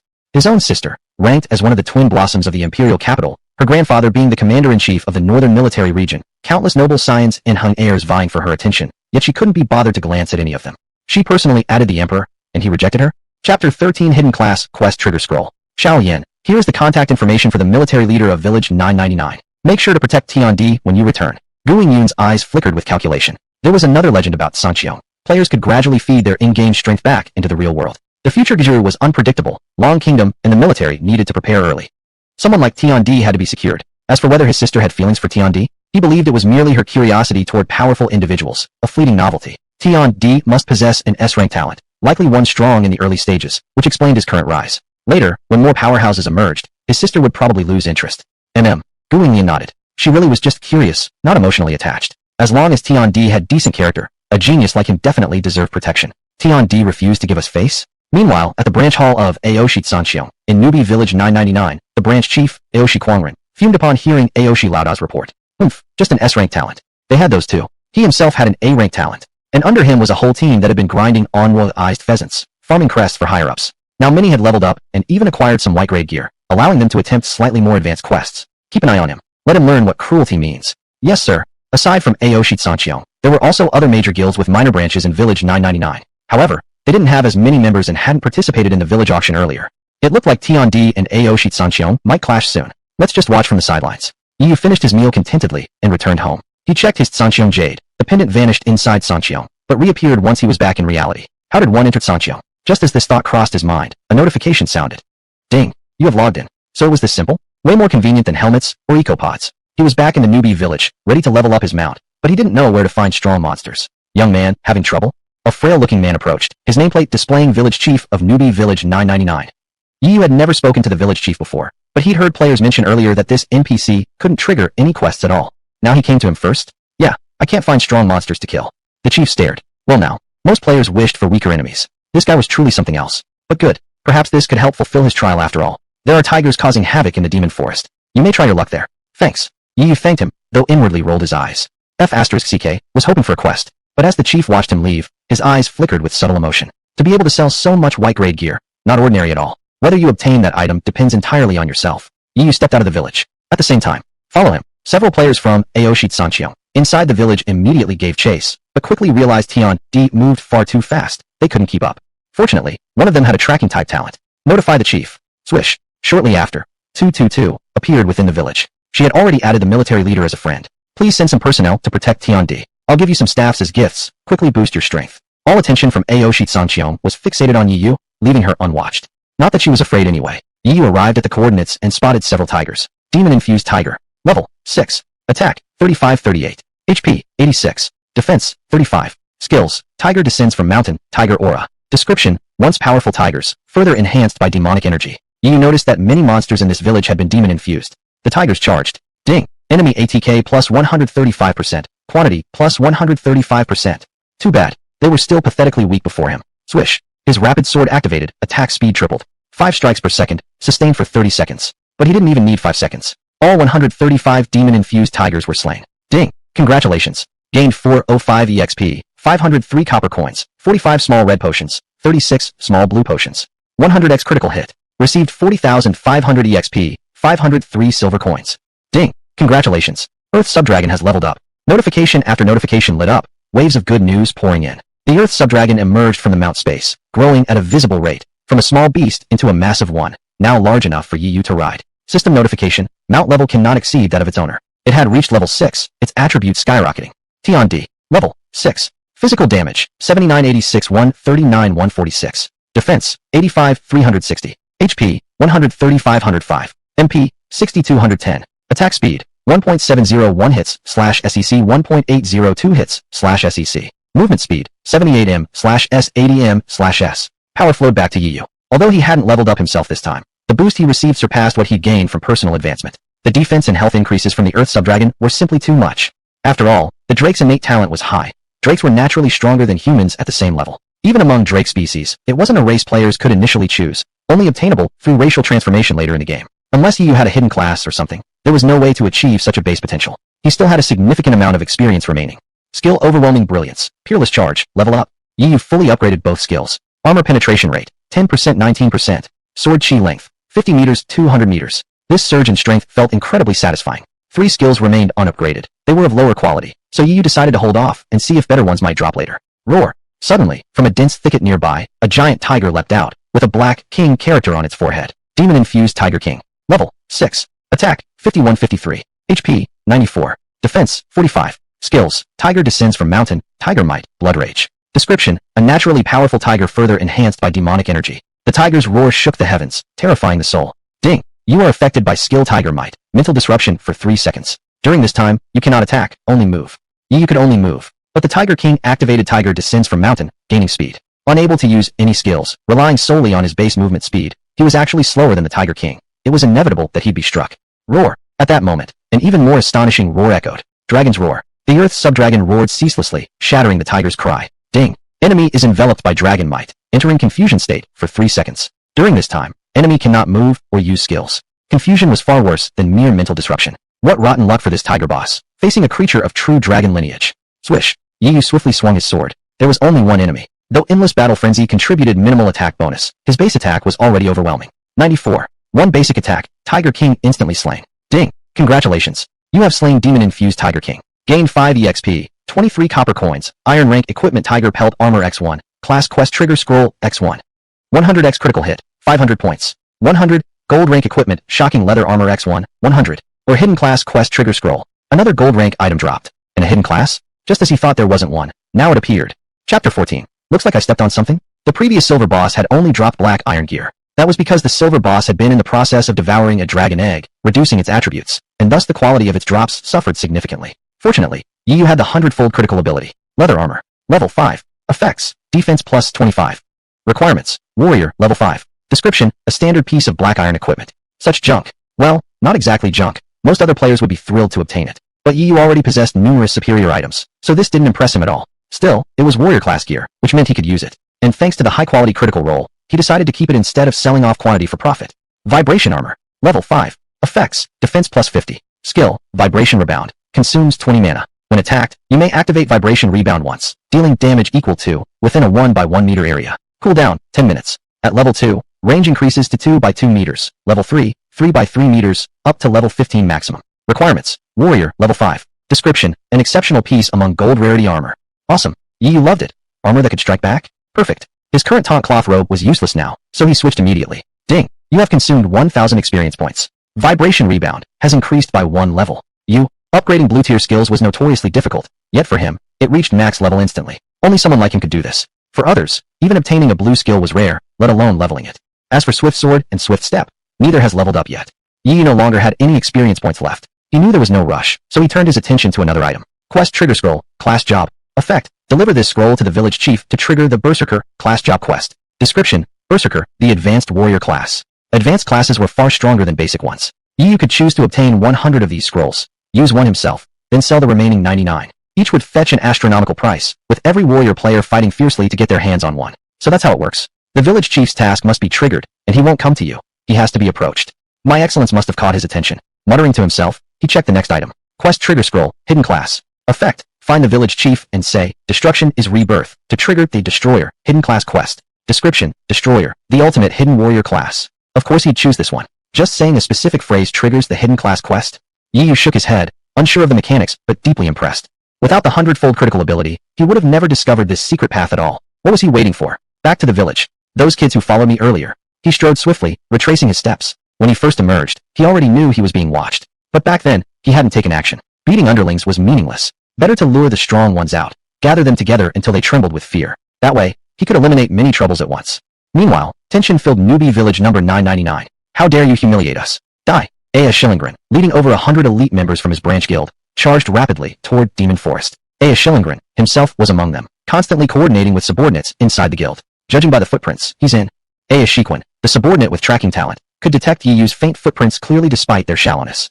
Soon after, the two groups converged, closing in on Yiyu with murderous intent. They're about to clash. Heaven Emperor versus Aoshi. It's going down. The former top guild in Dragon Nation versus the current number 1 player in the game. Who will win? Even if Aoshi only has a single branch here, they're not to be underestimated. They've got numbers. Players from other guilds, having long set up scouts, immediately noticed Aoshi's movements and rushed to spectate.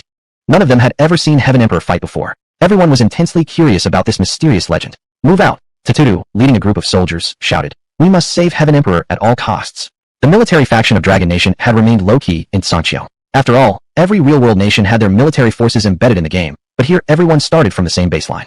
If something went wrong, if they lost a battle against ordinary players, it would bring shame upon Dragon Nation itself. But this time, for Heaven Emperor, they would make an exception. Rumble, rumble. Through Demon Forest came a thunderous marching sound. From a god's eye view, Yiyu marched alone in the opposite direction of everyone else, while all others surged toward him. TCH. Aya Schillingren noticed it too. Other players were gathering near them, surrounding the battlefield between him and Heaven Emperor. Already, more than 10,000 spectators had arrived. Perfect. Use this opportunity to make a name for himself, then monopolize all the monsters in this village. That was the order from the guild's headquarters. 15 minutes later.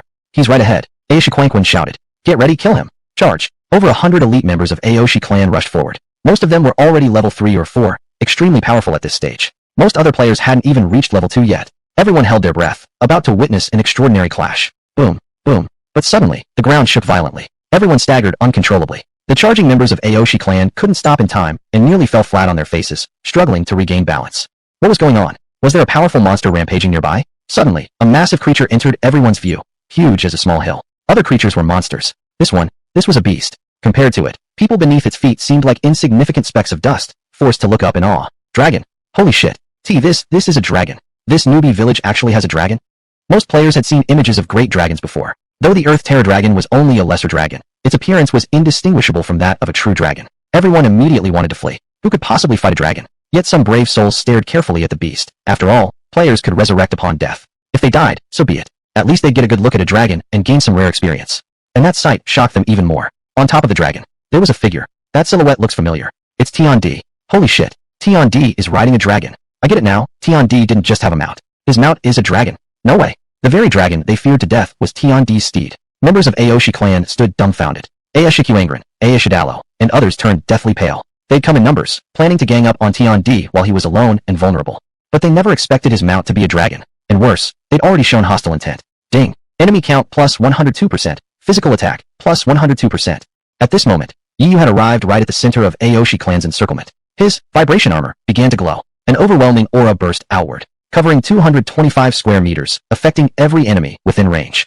40, 43, 52. Over 100 red damage numbers floated into the air. Every single member of Aoshi clan died instantly. Ding. Defeated 103 players. Since they attack you first, no criminal value is incurred. Defeated players are forced to drop one item each. You obtained common stone armor, ×1, common wooden bow, ×1. System notice. Player killing loot does not qualify as a reward and cannot trigger 100-fold critical. Yu didn't care. He had merely ridden the dragon for a short distance without lifting a finger.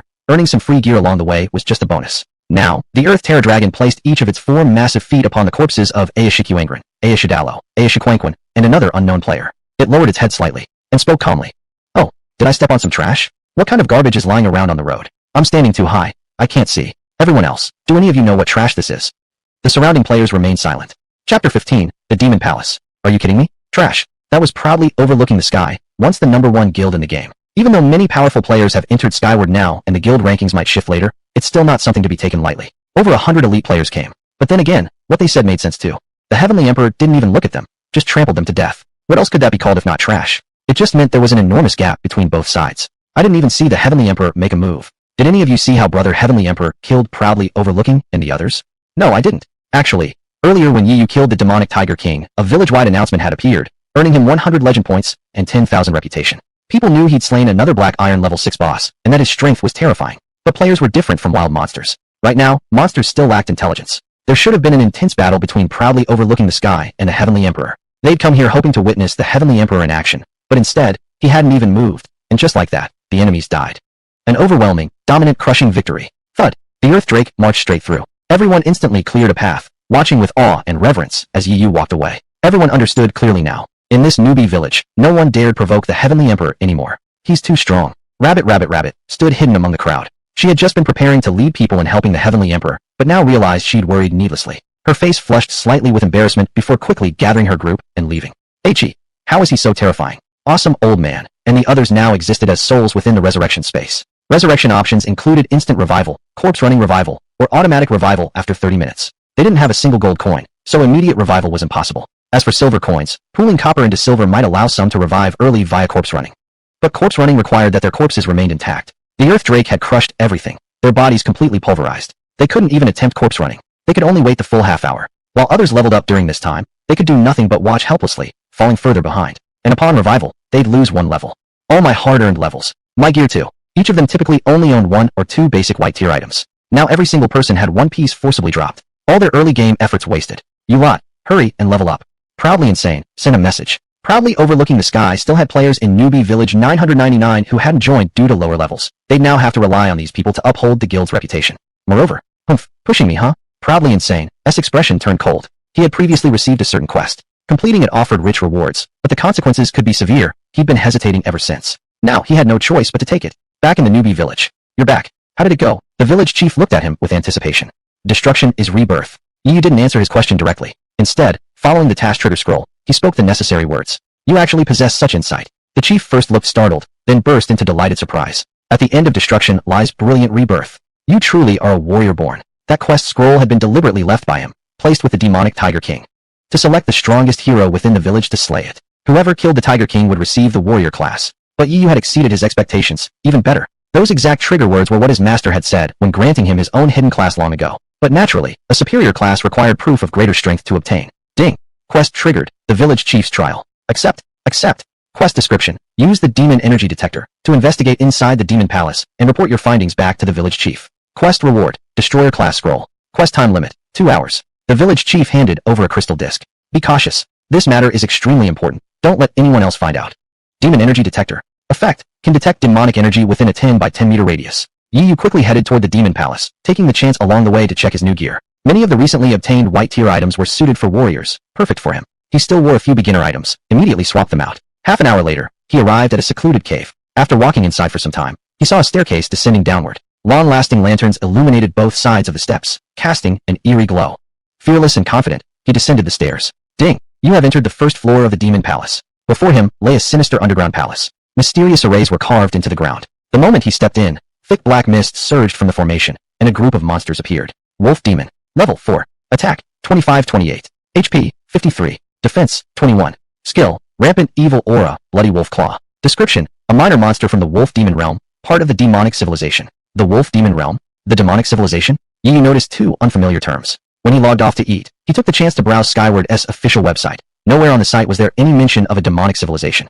It sounded extraordinary, something worthy of being called a civilization. But as for this wolf demon, nothing special. Ding. Enemy count plus 157. Physical attack plus 157%. The wolf demons charged forward. Endless battle triggered. A sudden spark lit Yu's eyes. An idea struck him. This dungeon has more than one level. There must be powerful monsters deeper inside. If I lure these weak monsters down with me and keep them aggroed, then when I face stronger enemies later, my attack power will already be amplified. Killing these wolf demons granted no experience, no real value, but they still counted as enemies. He thought, so he acted. Whoosh. Yu dashed ahead. His base movement speed was already extremely high. He bolted straight toward the entrance of the second floor. The wolf demons didn't expect him to ignore them completely, momentarily stunned by his evasion. Don't you usually clear the first floor first, then move to the next? What? You want to fight them all at once? As you wish. The wolf demons gave chase, stampeding into the second floor. Ding. You have entered Demon Palace Floor 2. Due to the commotion on the first floor, monsters on the second had already appeared. Boar Demon. Level 4. Attack, 33-36. HP, 64.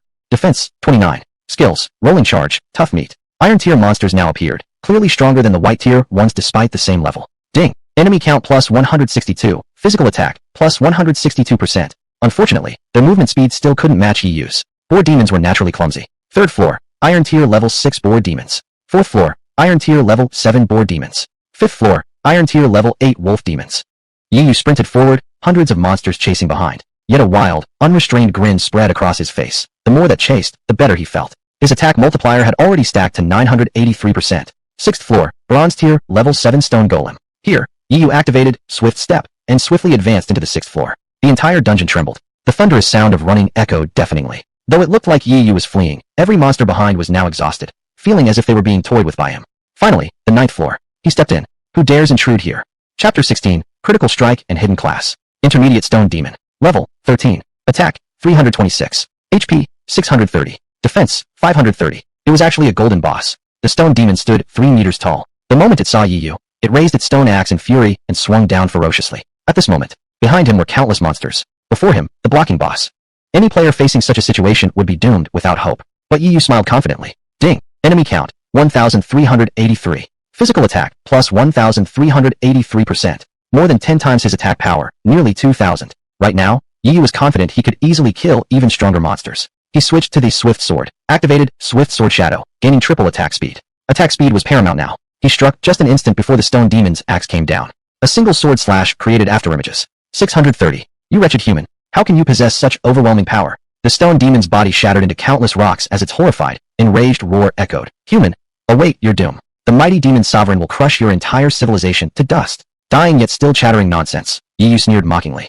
Ding. Congratulations. Defeated level 13 golden boss, stone demon. Gained 20 EXP, 1x golden artifact, soaring shoes. Triggered 100x critical hit. Gained 2000 EXP, 100x, soaring shoes, or 1x platinum artifact, sky treater boots. Golden artifact dropped already. Without checking yet, he calmly turned toward the thousands of monsters behind him and said cruelly, just now, was the chase fun? Oomph. Roar. The boar and wolf demons howled chaotically, their cries weak and deflated. They were exhausted from chasing earlier. More importantly, this human was terrifying. He had instantly killed their leader in one blow. If you're so strong, why did you run? So we were truly just being played with. Yi Yu swapped to the Peerless Sword. 3 200-meter-long sword beams rampaged forward, instantly wiping out hundreds of monsters. But there were still too many. The horde hadn't been fully eradicated.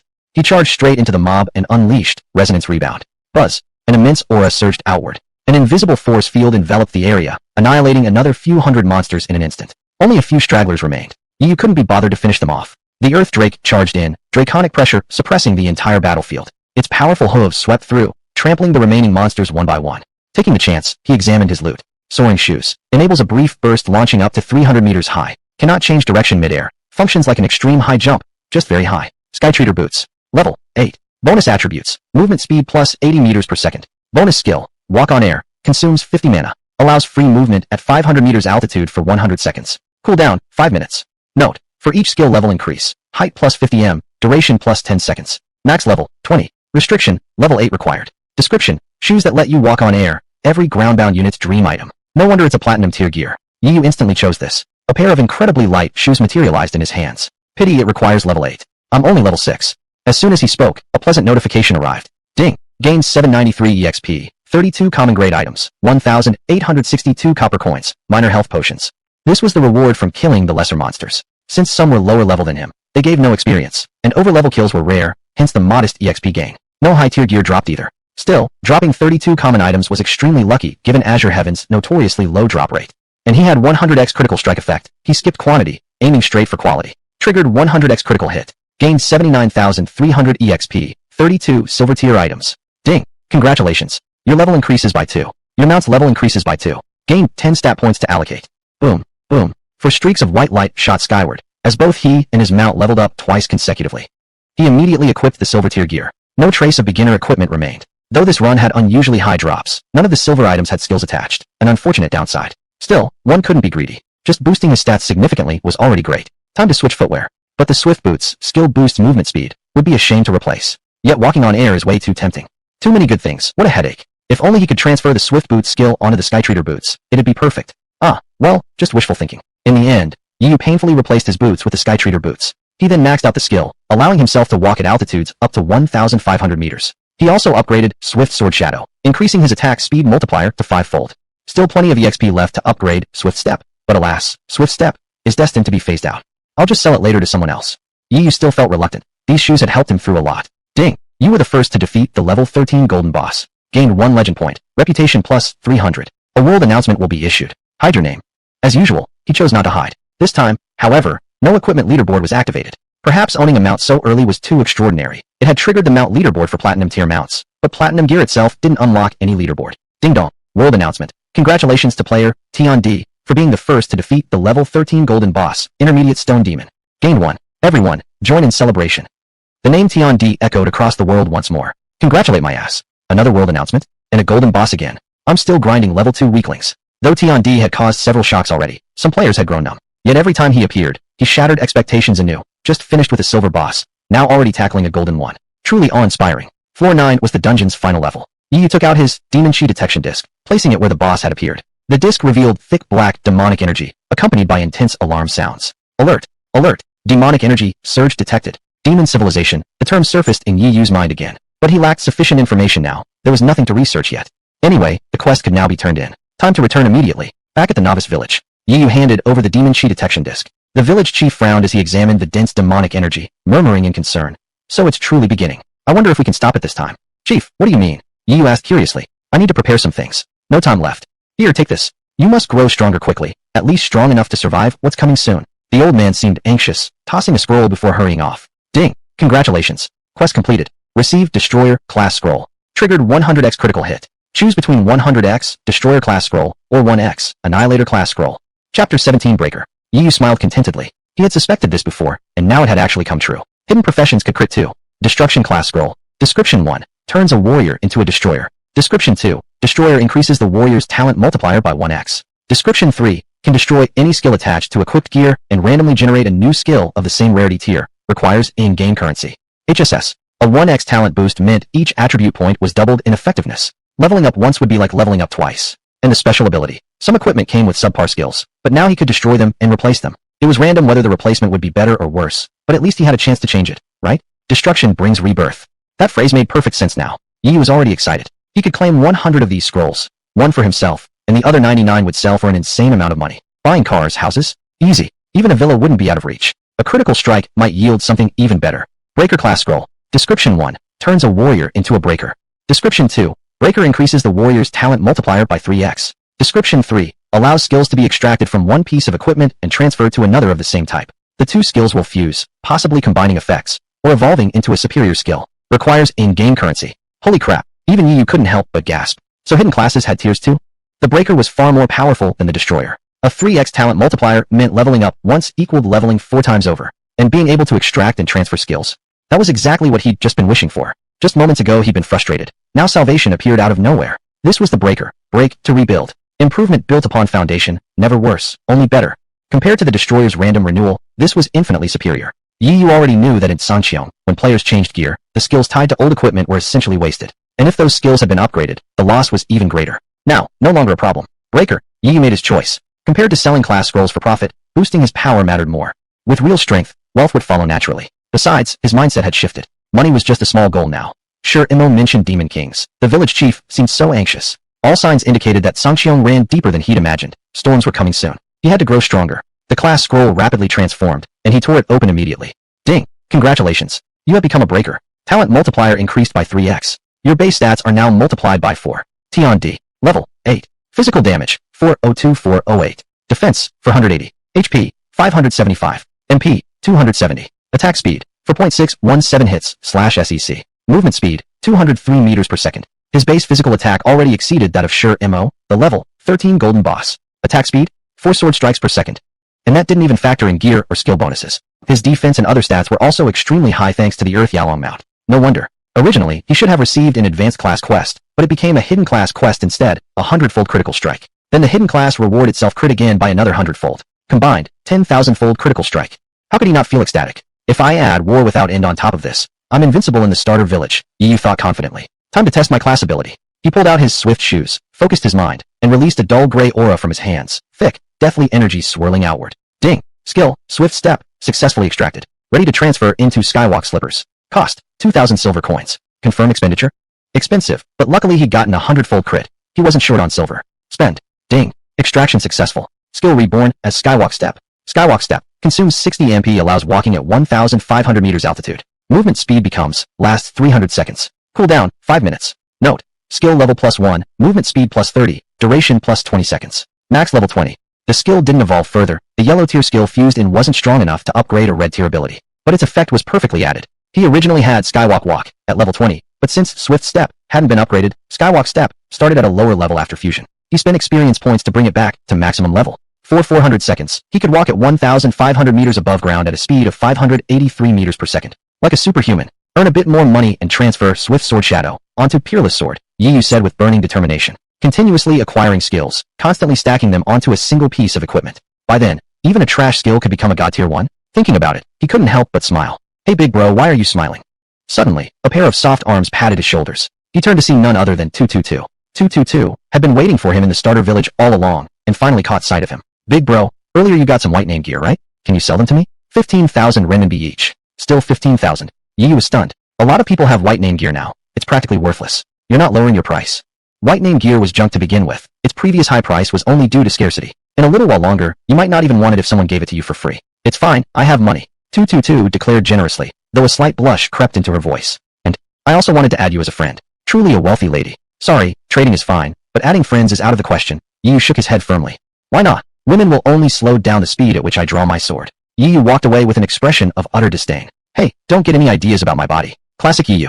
222 felt another wave of defeat, but laughed it off. Alright, since Big Bro refuses, I won't joke around anymore. We'll keep the trade as planned, and I do need a favor from you.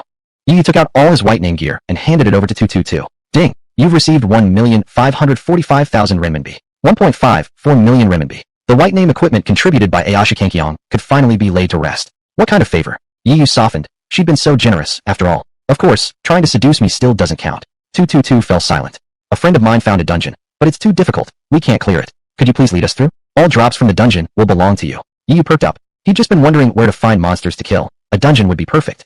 Chapter 18. If we're doing it, let's do the nightmare difficulty. Yu followed 222 to the location of the instance, where a pitch-black, glowing portal stood before them. A group of people gathered around it, all appearing upright and righteous, seemingly well-disciplined. Dragon Core, Zhengyang, Dragon Core, Fomi. Their nicknames all carried the prefix Dragon Core, indicating they were part of the same guild. Dragon Core? Never heard of them. Compared to Arrogant Overlord, the top guild in Dragon Nation's legends, this group seemed like an even stronger organization, transcending the concept of a mere guild, with extremely strict discipline. Yu nodded inwardly. There were about 50 of them here, all above level 4, all elites. Perhaps they had members stationed in other newbie villages too. Mississippi, Dragon Core, Zhengyang nodded respectfully to 222. He was the leader of Dragon Core in this beginner village. He then turned to Yu with calm indifference and said, "Your name echoes like thunder, Emperor of Heaven. Since the young miss managed to invite you, we won't have to worry about failing this instance anymore." Yeah. The Emperor of Heaven has truly brought honor to our Dragon Nation. With the Emperor here, we're guaranteed to pass. Other Dragon Core members chimed in warmly, their faces filled with admiration. "Oh, come now." Yu smiled modestly, glancing at 222. He hadn't expected this little girl to actually be some kind of young miss. Well, rich, beautiful, and privileged, that fit. But these Dragon Core people earned his genuine respect. Though they spoke highly of him, there was still a certain detachment in their tone, not fawning or groveling like most other players did when meeting the legendary Emperor of Heaven. These kinds of people were far more likable. What kind of instance is it anyway? Is it really that hard? Yu asked again. Extremely. At first it wasn't so bad, but later we ran into countless monsters. We couldn't beat them at all. We had to retreat just to avoid dying and losing levels. Then I thought, if only we could bring someone as powerful as you. 222 pouted pitifully, clearly still shaken from being wiped out earlier. The rest of the Dragon Core members also looked at Yu with hopeful eyes. Dragon Core, the official military guild established by Dragon Nation within Sanxiong. However, due to lacking exceptional talents among its members in this newbie village, they'd hit a wall at this instance. Moreover, Dragon Core kept a very low profile. Their goal wasn't to dominate the game or seek glory. Their mission was to help Dragon Nation investigate the truth behind Sanxiong's mysterious civilization. Whether they became the one guild in-game meant nothing to them, but strength still mattered. How else could they uncover secrets without growing stronger? They carried a quiet pride. Unlike other players who would worship the ground the Emperor of Heaven walked on, these men and women served the people of Dragon Nation. The only thing they truly feared was the will of the people. Otherwise, they bowed to no one. Yet right now they were stuck, so asking for help from the Emperor of Heaven wasn't beneath them. Alright then, no problem, Yi nodded. Open the instance. Too many monsters? That's exactly what he loved. Great. Dragon Core, Zhengyang, grinned with relief, taking out an item and placing it onto the glowing portal. This was the key required to unlock the instance. Without it, no one could enter, not even Yu. 6 options appeared upon the portal. Easy, normal, hard, elite, abyss, nightmare. The 6 difficulty levels of Sanxiong's instances. The higher the difficulty, the greater the reward. Zhengyang prepared to select normal, while others watched eagerly. You've got to be kidding me. Did none of you even clear normal? At that moment, an inconvenient voice rang out. Everyone turned back, only to see it came from Yu. Damn it. Master, normal is already insanely hard, okay? I must admit. Zhengyang flushed slightly. We cleared easy only because we bought your basic gear, and had a few healers surviving from previous runs. But normal? Way too difficult. How hard exactly? Loads of level 4 and 5 basic mobs. There are probably more ahead, but we never got far enough to see. Yu thought for a second. Was that all? Fine. He shook his head slightly, then declared firmly. Open the instance for me. Set it to nightmare difficulty. Nightmare? Did I hear you right, Emperor? Nightmare mode is definitely way too tough. We absolutely can't clear it at this stage. Hearing this, every single member of Dragon Core tried to dissuade him. Normal was already a struggle. Nightmare is unimaginable. Zhengyang frowned. Yeah, big bro. Even 222, his utterly devoted fangirl, kept shaking her head. We just need to scrape through normal and get some basic rewards. That's enough. No. Yu insisted, unwavering. Let's do nightmare. I'm practically invincible in this newbie village. What the hell is there to fear? Alright then. Zhengyang sighed in resignation. After all, they were the ones asking for help. It wasn't appropriate to push back too much. The key item used to open the instance would vanish after a successful run, but remain intact if they failed, meaning they could attempt it again later. Once Yu experienced failure firsthand, maybe then he'd listen to reason. The others shared the same thought. Having the Heavenly Emperor around, getting through a normal dungeon should be fine. Nightmare? They were already prepared to die, yet not the least bit intimidated. Die alongside a noble cause. So what if we have to respawn? Let's follow the Heavenly Emperor and see what real power looks like. Let's go. What's there to fear? Yu shook his head with amusement. Can you guys trust me just a little?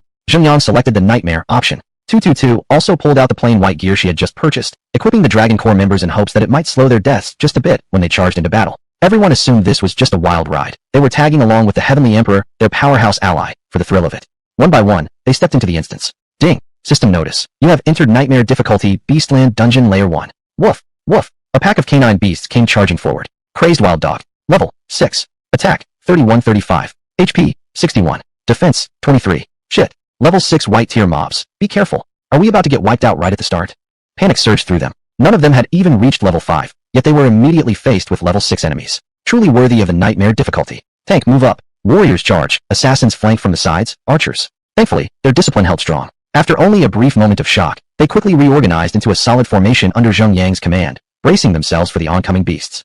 What followed was surely going to be a fierce battle. Blood would be spilled for certain. Instinctively, they all turned to look at the Heavenly Emperor. At this moment, he was their only hope. But he was just one man. There was no way he could save them all in time. They were undoubtedly doomed. A true die-for-a-worthwhile cause situation. Heavenly Emperor Senior, you focus on killing. We'll heal you. Priests, stay on healing duty. 222, being a priestess herself, raised the common staff she had bought from Yiyu, leading a group of healers ready to restore everyone's health at a moment's notice. Do we really need all this hassle? Yiyu's calm voice suddenly cut through. Everyone turned in surprise. The Heavenly Emperor still stood composed, completely unperturbed as dozens of enemies rushed toward him. He didn't even budge, serenely waiting for the foes to close in. Senior, we know you're strong. But at a time like this, can we please drop the elegance and just... Boom. An overwhelming aura erupted. Ding. 76 enemies detected. Physical attack increased by 76%. 61. 61. The moment the wild dogs reached Yiyu, every single one dropped dead. The glow from his shocking armor slowly faded away. He strolled forward leisurely and said coolly, "Alright, let's go." Chapter 19. Can we only shout 666? A ground littered with corpses. Yiyu didn't even glance at them as he effortlessly stepped past, as if those more than 70 monsters moments ago were nothing but insignificant specks of dust. Hiss. This. Wipe them all out in one hit. What the hell? I didn't even see him move. The monsters that could have easily wiped our entire team were casually eliminated by Lord Tian.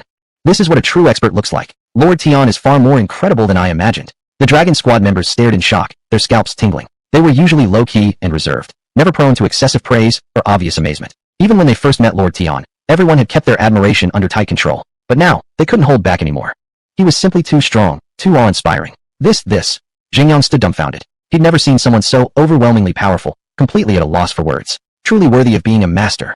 Tutu's heart churned. She had been frantic seeing the dog beasts approaching, yet Lord Tian hadn't even moved, just instantly slaughtered the fierce enemies before calmly waving his sleeve and walking away, as if it were nothing at all. She, a proud daughter of the imperial capital, born into privilege and talent, now seemed utterly insignificant before Lord Tian. It wasn't that she lacked confidence, it was just impossible to feel confident in his presence. Let's go. The next floor will definitely be harder. We must help Lord Tian. Hurry up. Everyone finally snapped back to their senses. They were upright people, after all, and certainly wouldn't allow Lord Tian to fight alone. They had to do their part. Only then could they remain guiltless. They stepped onto the second level. You're here. Lord Tian's calm voice drifted over. Everyone looked up, only to find the floor already covered in corpses. What the hell? In just that brief moment of stunned silence, Lord Tian had already cleared the second floor's monsters, wiped them out completely. This was absolutely insane. Let's go. Yiyu strode forward lightly as a system prompt echoed in his mind. Ding. Congratulations. You have slain 87 enemies and obtained common ring, ×1 and 89 copper coins. 100x critical hit. Obtained recovery ring, ×1 and 89 silver coins. This ring restored health, which wasn't particularly useful for Yiyu, but still, it was a silver tier item, slightly better than the previous silver ring he wore. Without hesitation, he equipped it. The monsters on the first two floors were far too weak. He hadn't even bothered accumulating enmity from them, just instantly killed them all. This time we must keep up. The third floor will definitely be much tougher. They followed him onto the third floor and encountered a group of stronger monsters. Wind Leopard. Level 8. Attack 40-43. HP 88. Defense 35. Skills: Wind Step, Savage Strike, Furious Tail Whip. Description: extremely fast. Be careful. Holy crap. Iron Tier level 8. That's double our level. How are we supposed to fight that? Iron Tier monsters have significantly higher stats than same level White Tier ones. I once faced one and got insta-gibbed. Form ranks. Protect Lord Tian. Not a single member of the Dragon Squad showed fear. They quickly formed a defensive formation around Lord Tian, though none charged forward. They knew doing so would be suicide and only create trouble for Lord Tian. They refused to become a burden. Whoosh, whoosh, whoosh. The leopards surged forward ferociously, their sharp claws sending chills down everyone's spines. Clang. Suddenly, a sharp, piercing sword note rang out. Yiyu had drawn his sword. Everyone turned in astonishment. This was the first time they'd actually seen Lord Tian take direct action. Before, he hadn't even moved a finger and still killed everything. Just how powerful would his attack be? Yiyu himself felt a spark of interest. Level 8 monsters might finally yield something worthwhile. Ding. Enemy count, 45. Physical attack, plus 45%. Boom. Unrivaled sweep. 3 200-meter-long sword beams erupted forward, engulfing the charging leopards. Their bodies were instantly torn apart, blood spraying everywhere as they collapsed lifelessly. Ding. Congratulations. You've gained 90 experience points and 167 copper coins. A bit disappointing, no equipment drop. But no matter. Yiyu's gear was sufficient for now. Triggered 100x critical hit. Gained 9,000 experience points and 167 silver coins. He still had one skill left to upgrade. Swift Sword Shadow. As a yellow tier skill, it required a decent amount of XP, though not excessively so. Immediately, he upgraded it. Ding. Swift Sword Shadow has reached max level.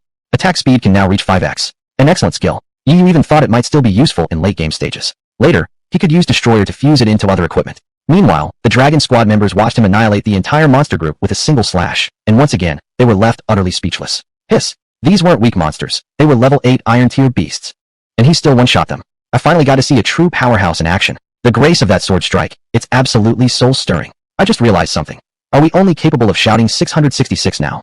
Everyone's faces flushed with embarrassment. They weren't weak. In the current stage of Sanxiong, they could be considered elites across the entire world. Yet when standing beside Lord Tian, they didn't even have the chance to fight. They could only follow along and shout, awesome.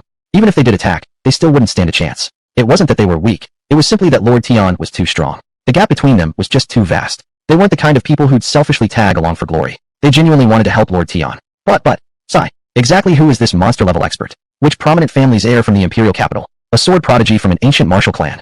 Xingyang's eyes sparkled. He knew a few hidden truths. When players entered Sanxiong, if they had real-world martial skills, they could use them here too. Some of these techniques were on par with actual skills. After all, this was a world so real, so unrestricted. For instance, military boxing forms could also be used here. But honestly, those only added extra offensive options, made combat more flexible, and helped deal damage more easily.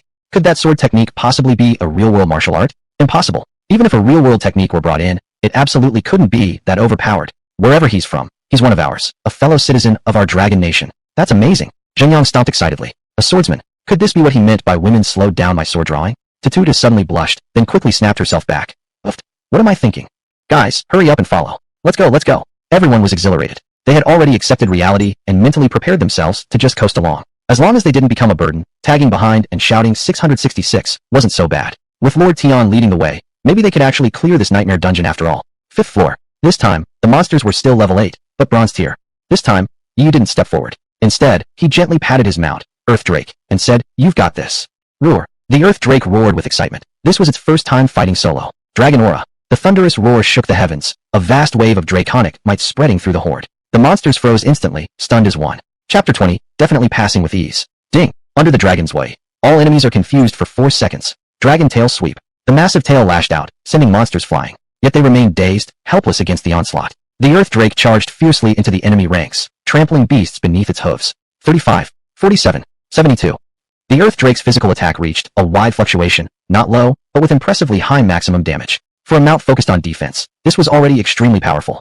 As for Dragon Tail Sweep, it dealt double damage and covered an area, quite excellent for a skill available at such a low level. New abilities would unlock upon leveling up. Roar. It reigned like a king, utterly dominant. The other beasts were nothing more than dust beneath its feet. For seconds later, the enemies regained consciousness. Earth Wall. One after another, earthen barriers rose before the Earth Drake, boasting tremendous defense. Damage numbers of 0 kept popping up. The monster's attacks couldn't break through, merely scratching at its hide.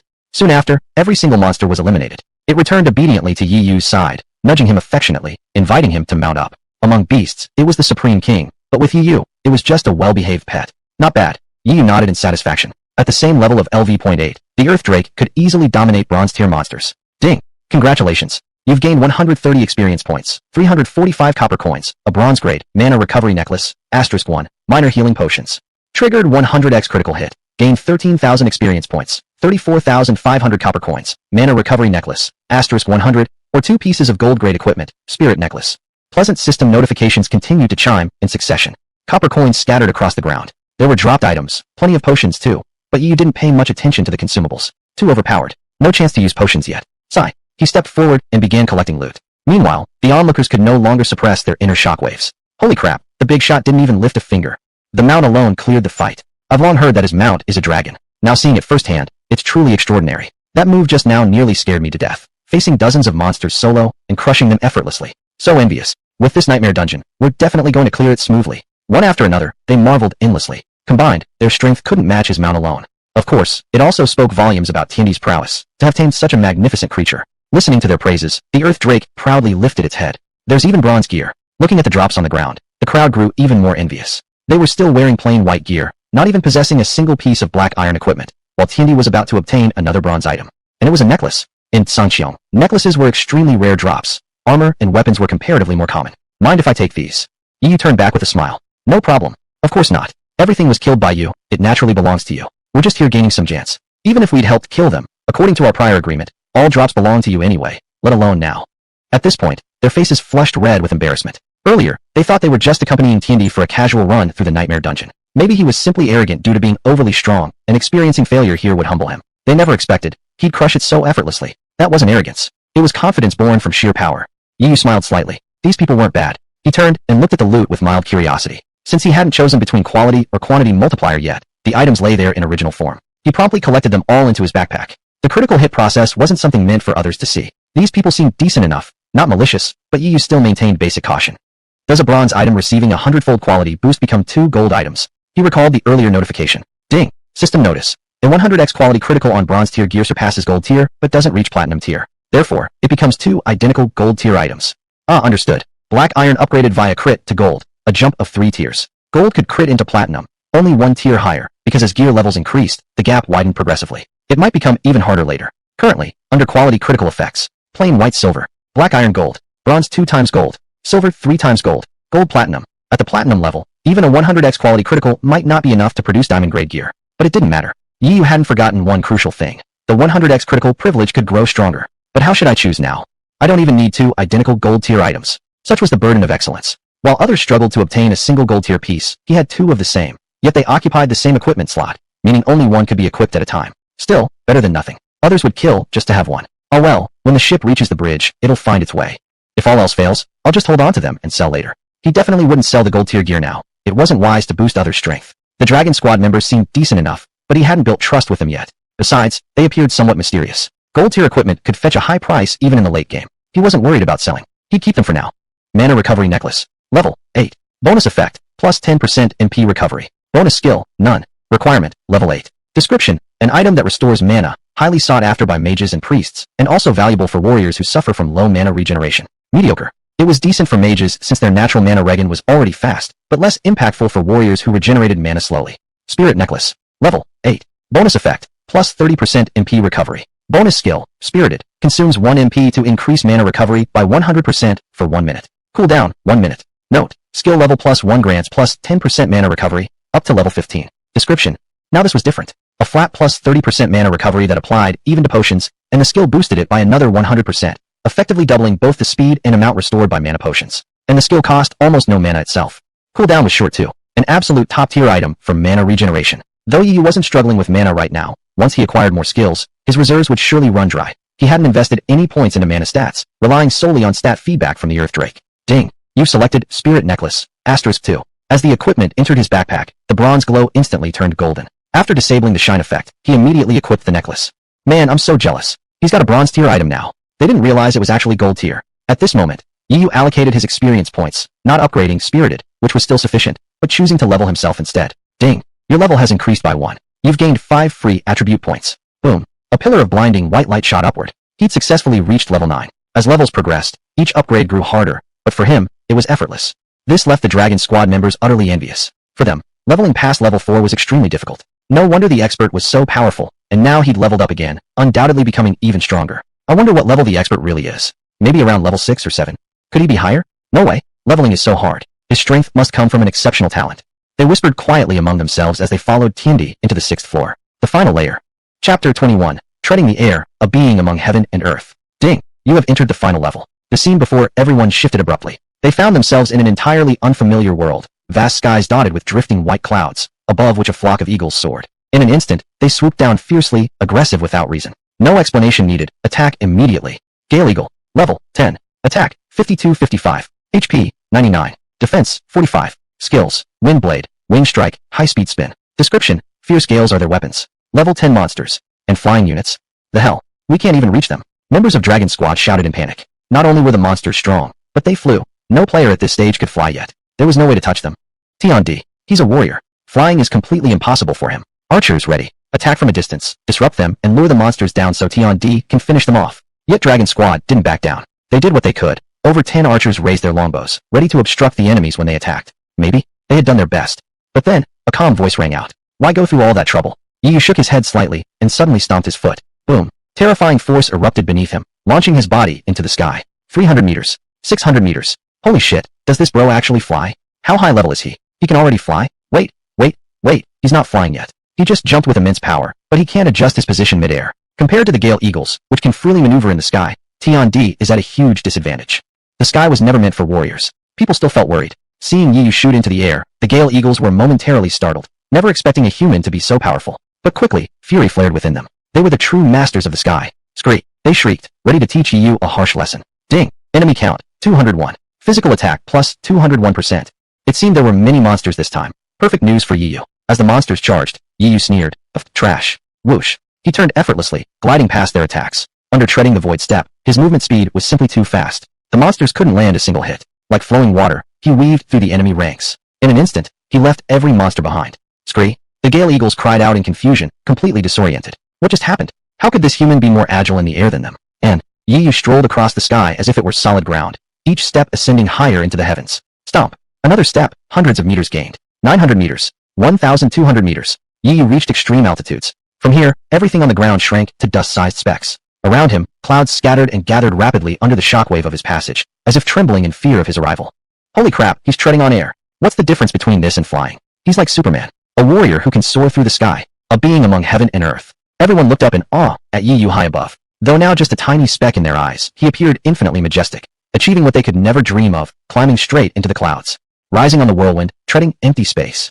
222 was utterly mesmerized once again by her own insignificance. As a proud genius blessed by heaven, standing before Tian Di now felt like comparing mud to clouds. She was the mud, he was the cloud. Beyond her family background, she was nothing before Tian Di. And at this moment, boom, Yu swept his sleeve, the sheer force colliding with surrounding clouds. Powerful convection surged forth, clouds ahead shattered instantly, forming a terrifying vortex. The sky cleared, bright and pure, parting the clouds, revealing the blue heavens. I've known you've been hiding here all along, he said coldly. Come out, won't you? Scree! A fierce, arrogant screech tore through the air. From the swirling vortex emerged a massive head, golden wings churning the winds, its hideous eyes locked onto Yu with deadly intent. Gale Eagle King. Level, 14. Attack, 482. HP, 635. Defense, 370. Skills, Sky Rend Eagle Strike, Chain Wind Blades, Rapid Impact. Description, the ferocious Eagle King likes to sleep hidden in the clouds, never disturb its slumber, or face an uncontainable fury. This monstrous sight left everyone stunned. A golden boss. No wonder this is a nightmare-level dungeon. Minions are iron rank, boss is gold. What a gap. I remember, Big Brother defeated a golden boss before. That was different. That one didn't fly, and there are still many minions. When Tian Di killed the golden boss before, he must have cleared the small ones first. But now he's actually targeting the boss first. Those minions will definitely interfere. They watched anxiously into the sky as the lesser monsters charged toward Tian Di once again.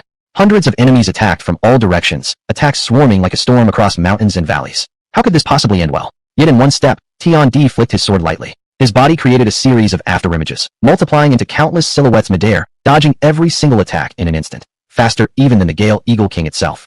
Speed so great, impossible to hit. Swish. One slash cleaved through the neck of the Gale Eagle King. Ding. Enemy count, 202. Physical attack plus 202%.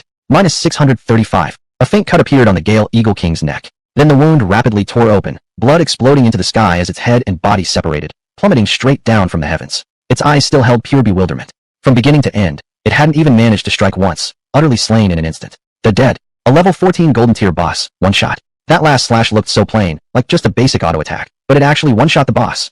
The crowd stood completely stunned, their bodies numb with shock. Yu turned around, calmly standing high in the sky, smiling as he surveyed the swirling clouds and surrounding enemies. Indeed, just a simple auto attack had ended the boss. This so-called nightmare-level dungeon was nothing more than child's play. Ding! Enemy count -1, physical attack -1%. Total modifier, plus 201%. You enjoy ganging up on me, bullying me alone? He stared at the charging minions. I enjoy it even more when you do. Boom. Wu Shuang's sword erupted with 3 sword beams, each 200 meters long, obliterating most of the monsters. A few of the Gale Eagles, being faster, managed to dodge the blasts, but it didn't matter. Yu still had Swiftblade. Swiftblade Shadow. In mere seconds, every last minion was dead. Ding! Congratulations. You have defeated the Gale Eagle King and 201 Gale Eagles. Reward. 502 experience points, 1 golden chest, 1 bronze rank, Gale Cloak, 923 copper coins, medium health potion. Critical hit x 100 triggered. Rewards increased. 50,200 experience points, 100 golden chests or 1 platinum chest, 100 Gale Cloaks, or 2 golden rank, Gale Eagle Cloaks, silver coins. Chapter 22, A Clone. Debris rained down from the air. Yu swept his wide sleeve and stored everything into his backpack. The crowd only caught a fleeting glimpse, but even that was enough to leave them awestruck. Golden light. Was that chest a golden treasure chest? There's also a bronze item, another one. They watched as Yu descended from the sky, like beholding a war king returning in triumph, laden with rich spoils. Meanwhile, Yu was already checking his rewards. Coins and potions were expected, nothing surprising there. Golden treasure chest. Description, grants 1 golden tier item, a golden weapon, a golden artifact, a blue skill, a golden gemstone, etc., all possible. You may choose up to 100. That meant 100 golden tier items. But on a critical hit, it could become a platinum chest. For the first time in a long while, Yu hesitated. He didn't dwell on it yet, and moved to check the next item. Cloak of Gale. Level 10. Bonus attributes. Plus 10% crowd control immunity. Bonus skill. Gale Strike. Consumes 5 mana. Releases a gale from the cloak. Deals within a 5 by 5 meter area for 3 seconds. Cooldown, 1 minute. Note, at skill level +1, range increases to 6 by 6. At skill level +2, 7x7. Up to level 7 maximum.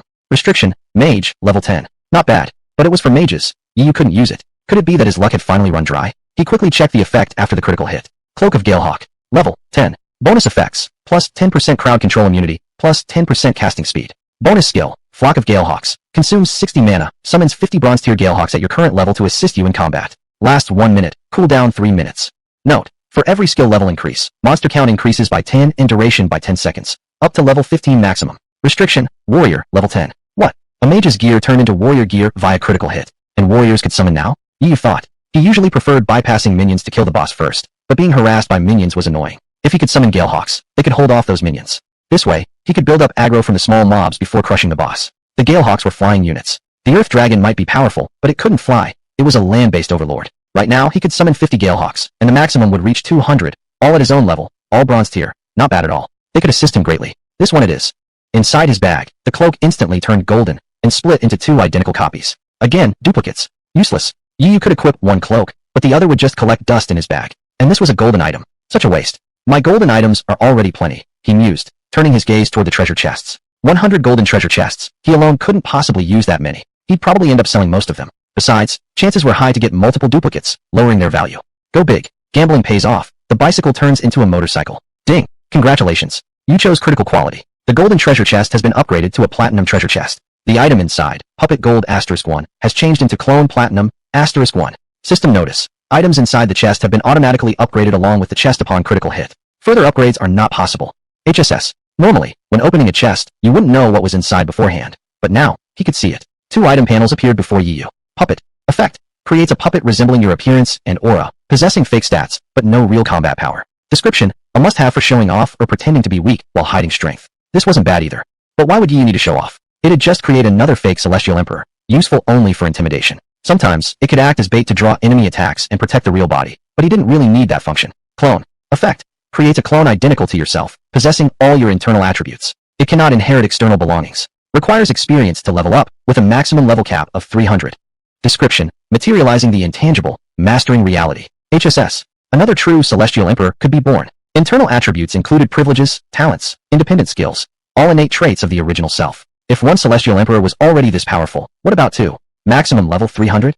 Not an issue. Yiyu himself was only level 9. What would he know about the scenery at level 300? He had already obtained a platinum tier clone now. Would he really not have the chance to acquire something even higher later? As for external things, the clone possessed none. That meant equipment, gemstones, mounts, those kinds of items. Not important at all. Earlier, he'd been worried about getting duplicate golden items from bronze chests. Extra ones would just go to waste. Now, it was like coming upon a bright path after dark twists and turns. Ha ha ha, awesome. Yiyu couldn't help but burst into laughter. Ding. Congratulations. Your level has increased by +1. Free attribute points +5. Please allocate. Immediately, he consumed experience to successfully reach level 10, enabling him to equip Cloak of Galehawk. He equipped it at once and maxed out its skill, allowing him to summon 200 Galehawks. The experience gained this time was substantial. After all, including the mobs, they were all high-level kills. Then, he used the clone artifact. Ding. Clone used successfully. Target. Celestial Emperor. Usage successful. The clone possesses life force. However, due to being formed from an artifact, it may remain stored inside your backpack. Previously, the clone had been like a lifeless phantom. Now, from intangible illusion it solidified into reality, its face, build, and appearance transforming into Yiyu's exact likeness. Normally, only inanimate objects could enter a backpack, but the clone could stay within. It could come out anytime. Ding. Clone nickname set as Celestial Emperor. Possesses 100-fold critical strike, privilege, SSS rank talent, war without end, and basic detect skill. These were Yiyu's own inherent traits, but the clone was still weak. Yiyu immediately spent experience to level it up. Ding. Clone level +6. Gained 30 free attribute points. Please allocate. Unfortunately, he ran out of experience, forcing a temporary halt. But that wasn't a problem. Yiyu acquired experience far too easily. He could quickly level up the clone and equip it with top-tier gear. And really, was level 6 weak? Boom. Just as Yiyu leveled up, a blinding pillar of white light shot into the sky. As he descended from the air, the radiant beam tore through the clouds above. On the ground, a group of level 4 players looked on in envy. He leveled up again. How high is this expert anyway? I think he's around level 7 or 8. Almost twice our level. Ding. Congratulations. You are the first player to reach level 10. The level leaderboard has been unlocked. You rank 1 worldwide. Reward, 1,000 reputation points. Do you wish to hide your name? You have killed a level 14 golden boss. A world announcement will be triggered. Reward, do you wish to hide your name? Chapter 23. First clear of the Nightmare Dungeon. Emperor Tian shines supreme. At this moment, Yu heard another notification sound. Don't hide. A man should be honest and proud. I feel it might be level 9. 222 had just started speaking. Ding dong. World announcement. Congratulations to player, Emperor Tian, from Dragon Nation, the first player in the server to reach level 10. The global ranking board, national ranking board, and regional ranking board are now unlocked. Emperor Tian has earned 1,000 reputation points, truly making others envious. The world announcement suddenly appeared, playing consecutively 20 times. Level 10, actually level 10. Tututa's face was filled with shock. Everyone in Long Group wore expressions of utter disbelief. They had already imagined Emperor Tian's level to be high, but they still hadn't expected him to have reached level 10. Leveling up becomes increasingly difficult as one progresses. The experience required for levels 9 to 10 alone could allow them to go from level 1 all the way to level 4. What they didn't know was that Yi Yu's progression was even harder than they imagined. After transforming into a destroyer, his leveling requirements increased significantly. Not to mention, he constantly upgraded his skills and clones. It was precisely because they had witnessed Emperor Tian's overwhelming strength firsthand that they dared to assume his level might be exceptionally high, let alone anyone else. Oh my god, he's level 10. I'm only freaking level 2. Yaba, the highest level player we've heard of in Sakura Nation, is just level 7. And he's already at 10? He's insane. And people still say he's not cheating. Countless prodigies from various nations, players with Class A talents, even those with S-rank aptitudes, clenched their fists tightly, their faces filled with disbelief. Previously spurred by Emperor Tian's dominance, they had trained harder and hunted monsters more diligently. Yet despite all their efforts, they still couldn't compare. He must have killed a golden boss earlier and gained massive experience. That explains his rapid leveling. I'll do the same. I'll find a level 10 boss and try. Shinju, the guild leader of America's top guild, gritted his teeth. Level 8 and possessing an S-rank talent, taking down a golden boss 2 levels above him shouldn't be impossible. As for how Emperor Tian previously defeated that golden boss, maybe it was just luck. The boss might have been injured, allowing him to swoop in and steal the kill. Players with such rare luck had existed before. Otherwise, there was no explanation. He had worked so hard, with entire guild members supporting him. How could he possibly fall behind Yu? Others with S-rank talents thought similarly. But suddenly, another chime echoed through the world. Ding! World announcement. Congratulations to player, Emperor Tian, for achieving the first kill of a level 14 golden boss. He has earned 1 legend point and 300 reputation points. Let us all congratulate him. The world announcement took center stage again. A level 14 golden boss. Appa, this guy is terrifying. He went even harder this time. Can't you surpass him, Appa? Cough cough. Listen, you shouldn't compare yourself like this. You're useless. I don't want you anymore. Players across the globe gasped in awe. Top-tier players looked up in fury. How did he manage another kill? Before, one might argue it was pure luck, but this time, ding, congratulations. You've obtained 100,000 reputation points, 100 legend points, and 30,000 reputation points. Yu paid no attention to the heated discussions flooding the world channel, nodding in satisfaction. Little did they know, while you're seething with jealousy, I've already grabbed something good. Reputation points could be used upon returning to the main city. Legend points were required to unlock legendary dungeons. Unlike regular dungeons, entry into legendary dungeons demanded legend points, which were extremely hard to obtain. Only the first kill of a boss would grant them. Once a boss respawned and was killed again, no further legend points would be awarded. In essence, legend points belonged exclusively to the true masters. Anything achieved for the first time was inherently precious. For example, when Yu first cleared the 100 Beasts dungeon, he obtained a gold chest, but subsequent clears by others couldn't yield a gold chest, let alone see a platinum chest. Even silver-grade chests were hard to come by. Talent, you're too strong. As Yu landed on the ground, people shouted praises from all directions. Not flattery, but genuine awe born from truth. Let's leave now. Alright, everyone mentally whispered, exit dungeon. A prompt immediately sounded in their minds. Ding! Congratulations. You have completed the Nightmare Rank 100 Beasts dungeon. Contribution calculation in progress. Your contribution is 0%. However, as the first ever completion of a Nightmare dungeon, you qualify for title rewards and a world announcement. Do you wish to hide your name? Zhengyang, 222, and the others couldn't help blushing with embarrassment. They were the ones who brought Emperor Tian here, yet they contributed absolutely nothing. It wasn't due to lack of effort, it was just sigh. They chose to hide, not only because they felt embarrassed for having contributed nothing and thus didn't dare take credit, but also because everyone from Long Group was extremely low-key. Ding! Congratulations. You have completed. Contribution, 100%. Reward, Knight's Oath Gold, ×1. For being the first to clear a Nightmare Rank dungeon, you've earned the additional title, Dungeon Annihilator. Do you wish to hide your nickname and treasure information? What you heard was different. Huh, why did I receive Knight's Oath here as well? This was a fantastic item, even better than equipment. There was no such thing as having too many of these. With this, even his clones might one day obtain mounts. Do not hide my nickname. Hide the treasure information. It was best not to tell others about treasures. The world announcement immediately rang out. Ding dong. World announcement. Congratulations to player, Emperor Tian, from Dragon Nation, the first player in history to lead a team through the Nightmare Rank dungeon, achieving 100% contribution, rewarded with 1 gold tier treasure, the title, Dungeon Annihilator, and 500 reputation points. World announcement. Congratulations to player, XX, from Dragon Nation, one of the participants in the first ever completion of a Nightmare Rank dungeon, contributing 0%, awarded the title, Dungeon Participant. World announcement. Congratulations to player, XX, from Dragon Nation. Holy crap, again. 3 announcements in a row. By now, people were somewhat numb to Emperor Tian triggering world announcements. There wasn't much shock left. But, a nightmare dungeon? My god, he actually cleared a nightmare dungeon? And with 100% contribution, he led the entire run single-handedly. I struggle just to finish normal dungeons. Only difficult ranked dungeons or higher can trigger announcements. Never imagined someone could solo clear a nightmare dungeon. People really do kill other people with envy. And they're all from Dragon Nation. Damn, so freaking awesome. At this moment, players across the world were envious of Dragon Nation, having a powerhouse like Emperor Tian leading them. The president of Greater America frowned deeply. He had been keeping up with all information regarding Sanxiong. Any significant event within the game was reported to him promptly. This was already far from the first time he'd heard of Emperor Tian. Does Greater America truly have no one? They can lead dungeon runs with 100% contribution, while you can't even help others defeat bosses? In Sakura Nation, the Earth Emperor's facial muscles twitched uncontrollably. Baka, our samurai must not fall behind them. Issue immediate orders. Everyone inside must level up faster. He didn't harbor any extreme plans, but seeing how Dragon Nation had already begun showcasing their strength in Sanxiong, could they afford to stay behind? Ha! Only Long Huang, the sovereign of Dragon Nation, laughed heartily. With Emperor Tian on our side, it's Dragon Nation's fortune. He had already received news from within Sanxiong. The players who had been led through the dungeon were members of Long Group. And at this moment, everyone in Long Group excitedly equipped their new titles. Their primary goal in completing the dungeon had been precisely this reward. As for the actual loot, it naturally all went to Yiyu, without question. Originally, they had aimed only for an ordinary dungeon title. But unexpectedly, with Emperor Tian involved, they obtained the title from a nightmare dungeon. Chapter 24, A Move from Afar. Instance Participant. Effect, plus 5% defense when participating in instances. Description, rewarded for first clearing a nightmare difficulty instance. They equipped the title with immense excitement. Their survival rate in future instances would significantly increase. This title's effect would remain useful even in later stages. Ding! Triggered a 100x critical hit. Choose between Instance Butcher, *100 or Instance Annihilator, *1.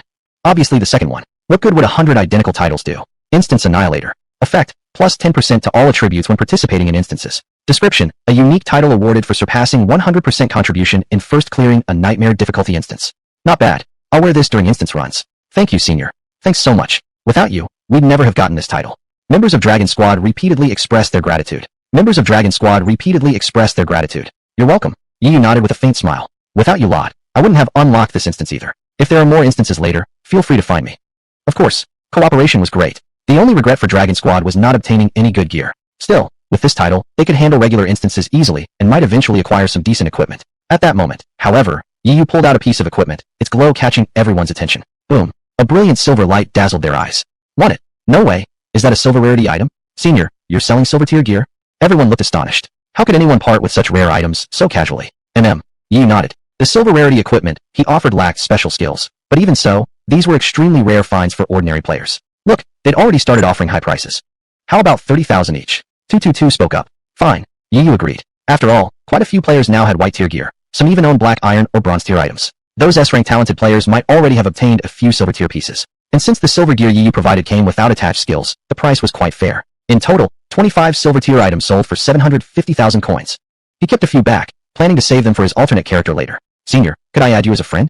Zhengyang of Dragon Squad asked hesitantly. He knew the Emperor didn't add 222, so his heart pounded nervously. Sure. To his surprise, the Emperor readily agreed. Yiyu thought these people were decent, and if they discovered any new instances in the future, they could contact him directly. Having them as friends made coordination easier. After finishing all this, Yiyu simply logged out. He really is something special, Zhengyang murmured softly. He hadn't dared ask too many questions about the Emperor. Long Long had already issued orders. The Emperor seemed rather cold and aloof, not fond of interacting much with others. It was understandable. Someone like him must have secrets he didn't want revealed. As long as he was Chinese and loyal to Dragon Nation, that was enough. Just being able to add him as a friend was already a great start. Why won't he add me? 222 felt a pang of sadness, though she quickly shook it off. Someone like the Emperor. If she truly admired him, perhaps she really wasn't worthy of him. She knew certain hidden truths. Power and Sanxiong fed back into reality. The Emperor was destined to become peerless in the world. Damn it. Meanwhile, Ao Shi Kuangren roared furiously, having just received a scolding message from the Grand Guild leader. A group had followed the Emperor and secured Nightmare First Clear titles. The Emperor shared a village with them, yet they had failed completely. Their guild, Ao Shi Sanxiong, was supposed to be the top guild in Dragon Nation. Either find a way to get on good terms with the Emperor, or crush him underfoot. Either way, you must reclaim the dignity you've lost. This was an order from the Grand Leader, absolute and unforgiving. Getting on good terms? Impossible. They'd been helplessly killed instantly. How could such humiliation ever be smoothed over? Still good. He grinned darkly, walking toward a mysterious area. Time to level up my alternate character first. Yiyu moved through the wilds, soon encountering several monsters. With his current strength, the beginner village creatures stood no chance. Truthfully, this place was far too weak for him now, but there was no helping it. He leveled too efficiently when killing higher level enemies. His level still wasn't high enough to enter the main city. Ding! You killed 56 level 10 black iron rank mutated mantises, gaining 186 experience points, 267 copper coins, 10 small red potions. 100x critical hit. Gained 18,600 experience points. Ding. Alternate character level +1, +5 stat points available for allocation. Killed 54 level 11 bronze rank mutated crickets, gained 198 experience points. Black iron tier, rapid fire bow, *1. 100x critical hit. Choose between rapid fire bow, *100 or gold tier, roaring crossbow, *1. Got some gear, but it's bows, useless for Yiyu. System, can I choose not to trigger the critical hit effect for now? Yiyu asked inwardly. Yes. The Sanxiong system was highly intelligent. It would always provide explanations for mechanics directly related to the player. Then he'd hold off on the critical hit for now. If he wanted to sell the equipment later, he could decide then whether to prioritize quality or quantity. Keep killing. Time passed. Ding. Your alternate character has reached level 10. Alternate characters do not occupy positions on the level leaderboard. His alternate character had leveled up too, now wearing the Gale Eagle cloak, with all skills maxed and equipped entirely with decent gear, the lowest being silver tier. This killing spree had yielded 23 black iron tier items, 12 bronze tier items, and 1 silver tier item. If he chose quality for the critical hit, it would become 49 gold tier items. Unfortunately, he hadn't encountered any gold rank monsters. Even silver rank enemies were rare in the beginner village, let alone gold rank ones. Yiyu increasingly felt his strength no longer belonged here. And this time, luck wasn't great. Only one piece is warrior gear. Yiyu had been fortunate before, obtaining many warrior items, but luck didn't last forever. Sanxiong featured 6 primary base classes and numerous secondary professions. He examined the single warrior item. Penetrating power wristband. Level 10. Bonus attributes, plus 30 physical attack. Skill, penetrating strike, consumes 20 mana. Your attack pierces through to the next 3 units behind the target enemy, lasting for 1 strike. 1 minute cooldown. Requirement, warrior, level 10. Note, skill level +1 increases penetration by 1 unit, up to a maximum of level 7. Not bad. Yiyu preferred skipping small mobs to target bosses first. This skill suited him perfectly. Mountain spanning wristband. Level 10. Bonus effect, plus 70 physical attack. Skill, cow beating over mountain, consumes 75 mana. Your attack leaps over the target to strike subsequent enemies of the same race, regardless of how many are in between, within a range not exceeding 1,000 li. Requirement, warrior, level 10. Note, skill level +1 increases range by 100 li, up to a maximum of level 15. Now this was powerful, perfect for boss fights. Yiyu instantly decided to go for quality. Ding, 100x critical hit. Penetrating power wristband bronze, transformed into mountain spanning wristband gold, *2. Chapter 25, winds rise and clouds gather, demons draw near. 1 wrist each, for him and his clone. It's getting late. Logging off to rest, he said lazily, shrugging his shoulders. Just then, boom, across Newbie Village 999, thick black miasma surged into the sky. A sinister aura blanketed the land as monsters suddenly grew frenzied and stronger. What's going on? Why did this hungry wolf turn into a corrupted hungry wolf? Its power increased significantly. Damn it, I was about to kill the monster, and then it suddenly got stronger. Players noticed something was wrong. Corruption energy? How is that possible? Corruption shouldn't appear so soon. I thought we still had days. The village chief rushed out in panic, while other NPCs were thrown into utter chaos. We've done it. Ao Shi Kuang Run, along with a group of followers from Ao Shi Sangqiong, burst into wild laughter deep within a valley. Here, the dark fog was even denser. The clouds outside all originated from this place. It was Ao Shi Sangqiong who had released the black miasma. The demons are coming. That was the mission he had received, to unleash demons into this newbie village. The savage demons would massacre the entire village and corrupt every monster within. Anyone not of demon origin, anyone who refused demonification, would be marked for death. The consequences would be dire. But no matter. If I can catch the eye of the demons and transform my race into a demon, my strength will skyrocket. Even Tian Di himself will become nothing more than a crawling insect beneath my feet. Ao Shi Kuang Ren sought racial transformation. Following guidance from the demons, he had also found the village's teleportation array, adding strange demonic mechanisms that could pull players from other newbie villages straight into this one. Guildmaster, I can convert players into demons, greatly enhancing their power. Will you send me some players? He reported to the guildmaster, Ao Shi Duzun, though his tone lacked the reverence he once held. Demons. Ao Shi Duzun sounded startled. Good, I'll send them. Demons were legendary, a race only accessible much later in the game. Their growth potential far surpassed starting races. If his guild members could transform now, the guild's overall strength would rise dramatically. If not for the critical quest he was currently leading, he would have gone personally. Before that happens, send someone to kill Tian Di. After a moment's thought, he added, since his subordinates could now become demons, there was no need to recruit Tian Di. Kill Tian Di, erase the humiliation. Understood. Ao Shi Kuang Ren sneered. That was exactly what he wanted. But first, the corruption needed time to seep through, transforming the environment into one suitable for demonic descent. Only then could the full legion of demons arrive.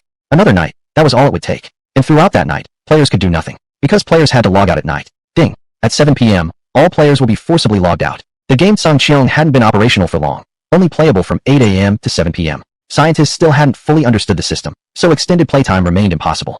Even Yiyu was subject to this rule. You have logged out. A notification sounded. White light flashed before Yiyu's eyes, and he returned to his rented apartment. That terrifying, demonic aura? Could it be the demon civilization again? He murmured quietly. Back in the newbie village, there had already been some corrupted monsters. Non-corrupted ones usually wouldn't attack players on sight, but the corrupted ones always did. He recalled the demon civilization he'd encountered in the demon underground palace. Likely, this civilization was sending stronger forces now. He opened the game forum, but found nothing related to demon civilizations. Instead, he saw many Long Kingdom players discussing the situation, all from Newbie Village 999. Upon entering the game, players were assigned to regions based on nationality, but they were randomly distributed across different newbie villages. The players of Village 999 came from all corners of the country, now arguing fiercely online. Damn it! This demonic energy came out of nowhere, suddenly buffing the monsters, stronger, more brutal. If we log in, we're thrown into life or death battles. But if we don't log in, how are we supposed to play? Don't you remember? Our village has Brother Tion D, the top player. With him killing these monsters, it should be easy, right? But what happens when Tion D hits level 15 soon and leaves for the main city? Then what? They pinned their hopes entirely on Tion D. But sadly, they didn't know the true threat wasn't just the corrupted monsters, it was the demon civilization itself. That was the real danger.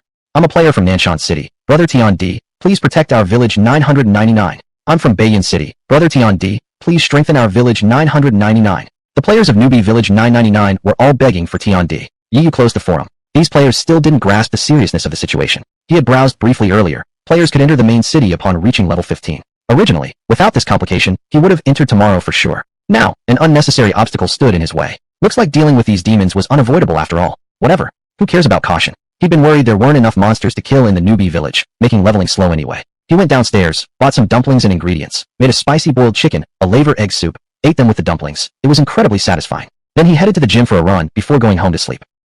My strength has increased. He raised the large dumbbell in his hand. He definitely couldn't lift this before. Now, it felt light, as if he could effortlessly swing it around several times. This was too abnormal. The only thing different about today compared to before is that I entered Song Qiong. His heart surged with excitement. It must be Song Qiong enhancing his real-world strength.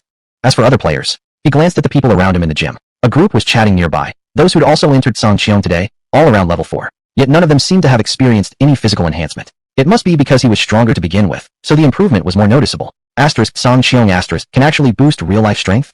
Then later on, his eyes lit up. Who would have thought a mere game could grant him extraordinary power across both worlds? There was no way he'd let these demons interfere with his progress. Filled with determination, he trained for several hours until finally feeling a hint of fatigue, then returned home to sleep. After all, he now had money, no worries in reality. Unlike how things used to be. The next day, the players of Newbie Village 999 logged in anxiously. Not a single one of them had slept well through the night. Ding! You have logged in. The Song Qiong Jade glowed, and Yiyu re-entered the game. The moment he arrived, he saw the towering demonic aura staining the land and sky. The sun itself had turned black, casting an endless darkness over everything.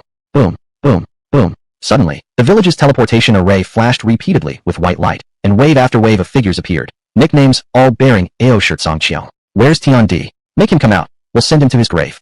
Chapter 26 A Clone, suppressing all foes. People turned back in astonishment. How had arrogant overlord managed to bring reinforcements from other newbie villages? How was that even possible? And now they were provoking Tion D? Go F*** yourself. How dare you pick on the big man Tion D? We're all counting on Tion D today. What the hell are these idiots doing coming here? Players erupted in anger. Outside, monstrous mutated creatures swarmed everywhere. Everyone was waiting for big bro Tion D to clear some of them out so they'd finally have a chance to venture out and farm kills. Many players who had been outdoors when they logged in had instantly died, respawning back inside the newbie village. How could they not be furious? The entire crowd turned their wrath upon arrogant overlord. Do you want to die? Members of arrogant overlord sneered coldly, activating their gear effects. Hardly any of them wore basic white tier equipment. Instead, glossy black, bronze, and even streaks of silver gleamed across their bodies. Luxurious gear. Powerful force. Several players who had just fled back from outside were instantly slaughtered. The game didn't protect players before they fully entered the newbie village. At this point, no one dared speak out despite their rage. Death meant level loss. F*** them. When Tion D arrives, he'll show them what's what. These lunatics, with so many mutated monsters around, they aren't thinking about unity, but go after Tion D instead. They could only curse inwardly. But, how will Tion D fare against so many Galshu?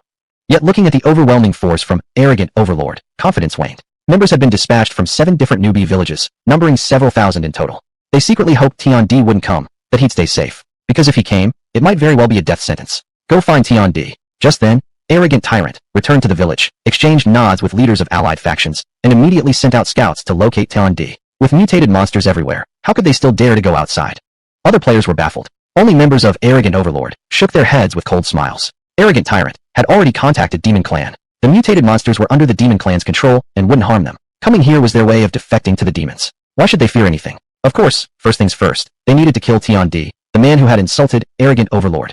Meanwhile, Yi Yu sent a message to Long Group, Zhengyang. Today, our village might face powerful enemies, not just the mutated monsters. Stay prepared. Don't return to the village yet. I suspect it won't even be safe inside. The terrain would limit your mobility during combat. Understood. The Long Group held their positions in the wilds, puzzled but fully trusting Yi Yu. Whoosh. Then, Yi Yu released his clone. Two identical emperors of heaven, sharing the same mind, glanced at each other and smiled. One stays here to await the demon's arrival. The other returns to see the village chief. Maybe there's a quest. Something as major as the demonic descent couldn't possibly lack a quest, right? The village chief had known about the demons beforehand. There must be something Yi Yu could squeeze, or rather, extort, from him.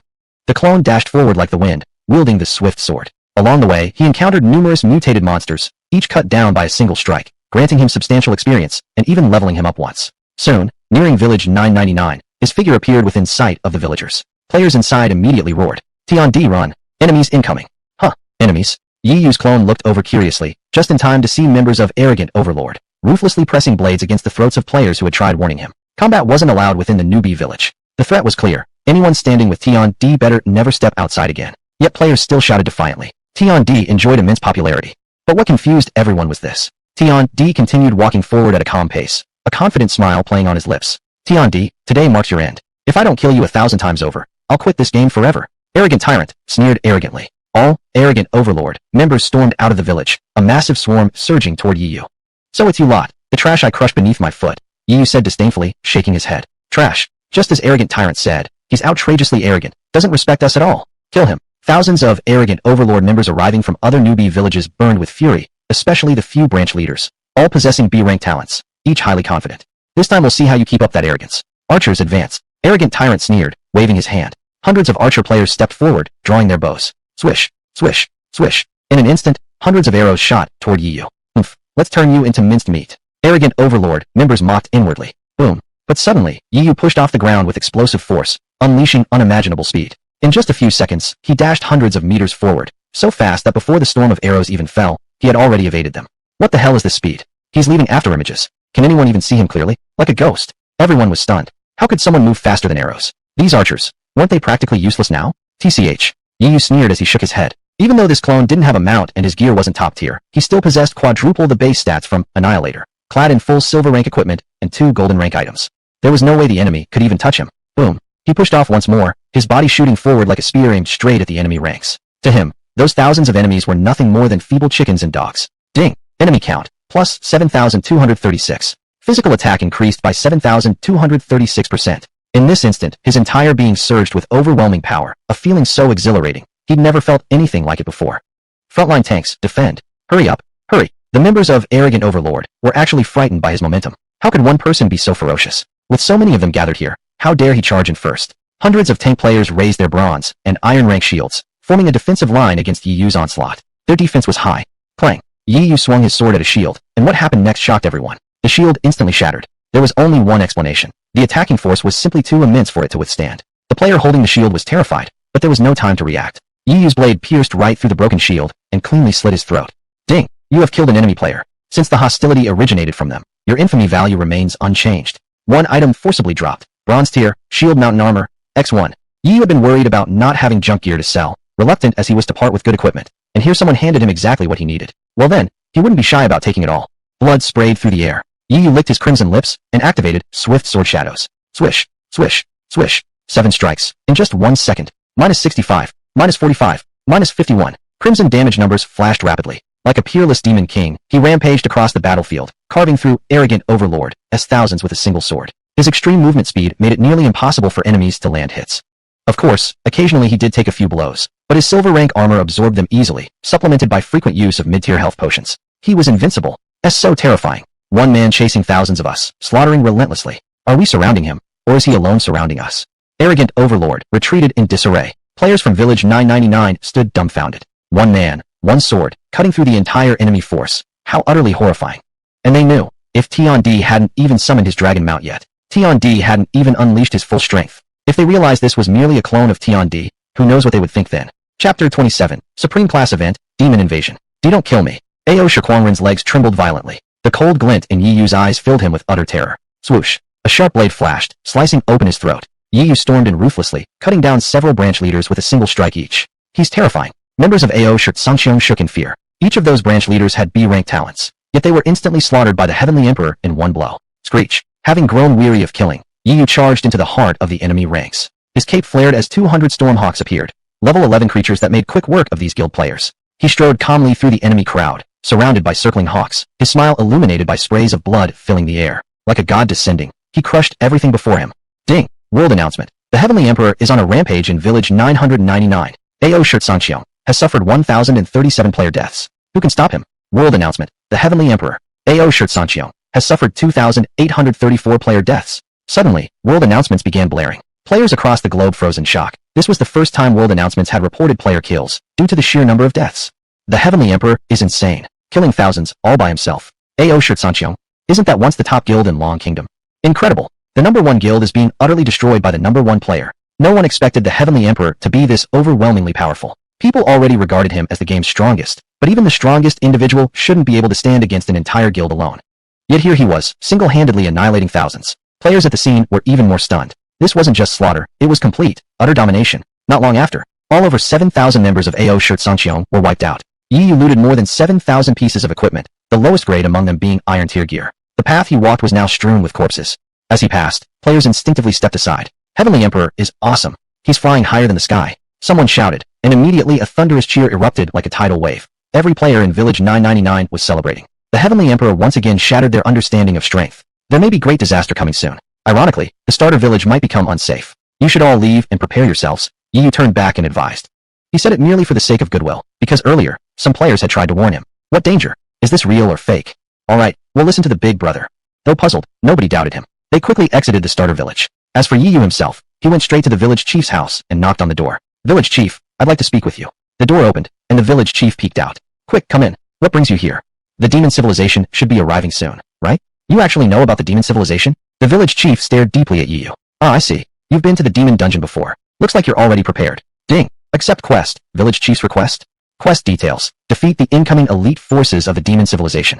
Reward. Gold tier armor, molten armor, X1. Time limit, 12 hours. No wonder this old man hoarded good stuff. If not for Yu visiting now, he would have missed out on this gold tier armor. Accept. After accepting the quest, Yu calmly sat down inside the village chief's house. Huh. The village chief looked utterly confused. Didn't you just accept the quest? Why aren't you going to complete it? Why are you staying here?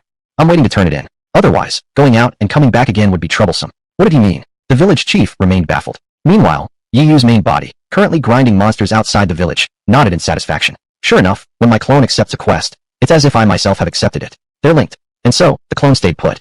His clone was significantly weaker than his main body. If something couldn't be solved by the main body, sending the clone wouldn't help anyway. After recent grinding, his main body had successfully reached level 12. But progress was too slow. Only strong enemies could provide satisfying gains. Boom. Just then, a crack suddenly split the sky open. Rampant demonic energy surged forth, plunging the entire starter village into darkness. Sinister laughter echoed across the heavens.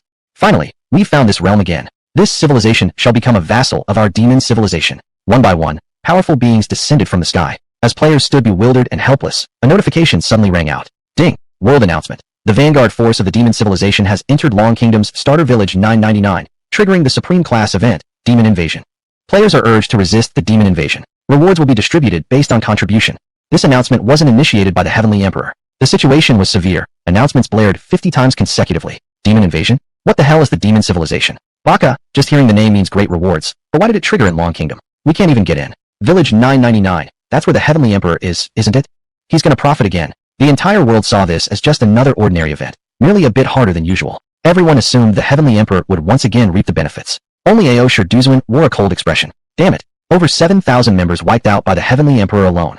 He was berating his guild members, Ao Shirt Sancheong and others, who were still in the resurrection chamber. Even there, they could open the guild channel and were now being screamed at, scolded mercilessly, so humiliated they wished they could commit suicide on the spot. Over 7,000 players, crushed by a single man. Worse, they had originally intended to transform into demons, but they hadn't even resurrected yet. How could they switch sides now? Just then, the world announcement arrived. Boss, should we go? If we complete this event, we'll surely gain huge rewards. Unlike other players, Ao Shirt Sancheong had previously followed instructions from the demons and tampered with the teleportation array in Village 999, allowing members of Ao Shirt Sancheong to enter. No, we cannot go. Ao Shirt Sancheong immediately rejected the idea. Ao Shirt Sancheong and the others were already dead. If they went now, the demons wouldn't recognize them as allies. Other players thought this event was just handing out rewards. But Ao Shirt Sancheong, who had actually communicated with the demons, knew how powerful they truly were. Going there meant certain death. Heavenly Emperor, dying beneath the claws of demons. Isn't that a fitting end? The players in Village 999 clearly understood the gravity of the situation. Darkness surrounded them. Some mages cast light spells, illuminating the sky. When they looked up, their scalps went numb. Shit. Level 12, 13, 14. Even the weakest are Iron Tier. I don't see a single commoner. Monsters filled the sky. Wind Demon, Fire Demon, Thunder Leopard Demon, all possessing tremendous stats. Any one of them could serve as a minor boss in a starter village. There were thousands upon thousands, no fewer than 5,000 in total. Chapter 28. One punch. Instant kill of the Demon Overlord. Jesus Christ, any one of them could wipe me out in an instant. This is what a demonic civilization looks like. And these are still the weakest minions. People panicked, finally witnessing the terrifying might of the demonic civilization. Full memo. Level 13. Attack 97. HP 143. Defense 65. Skills Blistering Gale, Combined Wind Spiral. Description: one of the weakest monsters in the demonic civilization, used as scouts to investigate other civilizations. Even the weakest among them was already Iron Rank, far stronger than ordinary level 13 Iron Rank monsters from the Shinshu village. In truth, they weren't even proper scouts, just disposable cannon fodder. But if even this lowest tier force could dominate players so completely, how terrifying must the true power of the demonic civilization be? Roar! Seeing the players, the demons dropped from the sky. Protected by some unknown force, they landed safely despite the height, and immediately began their savage slaughter. Ding! Warning! Alien civilization invasion. The Shinshu village protection aura has been disrupted. Players are no longer protected. They couldn't retreat back into the Shinshu village. If we fall back, the terrain would limit our movement and make fighting harder. Thanks for the tip, Lord Tiandi. Privately, everyone marveled. Lord Tiandi had clearly foreseen this moment. They engaged the demons in fierce battle. Though outmatched, the open wilderness allowed them more room to dodge attacks. Still, one by one they fell. Blood stained the earth. If this continued, the player community would be wiped out entirely. So Lord Tiandi predicted all this, truly divine foresight. Suddenly, a group of players appeared, those with titles like Dungeon Participant and Dragon Squad, most already levels 8 or 9. They formed a coordinated assault, holding off several demons. Who are these people? They're incredibly strong. Look, their nicknames have the Dungeon Participant title, and there are clerics using common staffs. Wait, aren't these the very people Lord Tiandi led before? Holy shit, some of them even have silver tier gear. Didn't know our village had such a powerful guild. Everyone was stunned. No one had ever heard of the Dragon Squad, yet they fought like seasoned veterans. Players instinctively rallied under the Dragon Squad's lead, and their death rate plummeted. The Dragon Squad. To many, they now seemed more deserving of being ranked number 1 in Long Kingdom than overlook the heavens. Well, of course, they were personally guided by Lord Tiandi. How could they not be strong? Where's Lord Tiandi? Only if he shows up do we stand a chance. People couldn't help but think. Even members of the Dragon Squad shared this hope. They were barely holding on. Players kept dying, only delaying the inevitable massacre. Without Tiandi's arrival, they were doomed. If Village 999 fell to the demons, there'd be no chance left to level up. They'd never reach the main city. Lord Tiandi entered the Shinshu village earlier. Probably can't get here quickly. Then, they were finished. Even more terrifying, the crack in the sky suddenly widened. A massive figure descended, speaking coldly. The Dragon Squad? This civilization still harbors such fierce resistance. I'm forced to step in myself. He looked humanoid, but bore bull horns atop his head, riding a monstrous black bear. Abyssal demonic energy swirled around him, terrifying in its intensity. Neo 2 Ren MO Commander. Level 15. Attack 432. HP 1030. Defense 321. Skills Furious Axe Strike, Surging Demonic Energy, Titan Strength. Description: Commander of the 918,365th Legion of the Demonic Civilization, renowned for immense physical power. Ding! System alert. A high-level entity from the demonic civilization has entered our world. Due to inter-civilization suppression, its level and attributes are significantly reduced. The warning echoed through every player's mind. Yes, its stats were reduced. But still, this was a platinum tier boss. And it had a mount. For ordinary players, what difference did that reduction even make? Boom. The Neo 2 Ren MO Commander raised his axe and slammed it down with devastating force. The ground shook violently beneath the impact. -46. -57. -45. Half the players were instantly killed. Smirking, the demon commander descended from the sky. His giant bear roared beneath him as he raised his axe once more, preparing to eliminate the Dragon Squad first. He needed to swiftly invade Village 999 and transform it into a foothold perfectly suited for demonic expansion. The longer this dragged, the higher the chance that elite warriors from this civilization might arrive at the Shinshu village. That would complicate things. But once he conquered the village and reshaped its environment to favor demonic evolution, his own power would rise. Then he'd have the confidence to face this world's strongest. Shit. The Dragon Squad members frowned deeply. Even they struggled to resist this fearsome foe. Even if Lord Tiandi, would he also be killed instantly? The atmosphere on the battlefield was extremely oppressive. The Neo 2 Ren MO Commander exerted overwhelming pressure, making players tremble in fear, convinced they were doomed. No one even hoped for Tiandi to come anymore. Even if Tiandi came, they'd still die. If Tiandi first killed other monsters to level up a bit, maybe then he'd stand a chance against the Neo 2 Ren MO Commander. I'll message Tiandi and tell him not to come. Go hunt corrupted monsters inside the village first. There might still be hope. Long Tuan Zhengyang opened his friend chat, preparing to notify Tiandi. Thud. But at that moment, heavy footsteps rang out, and a massive shadow loomed over everyone. People turned around.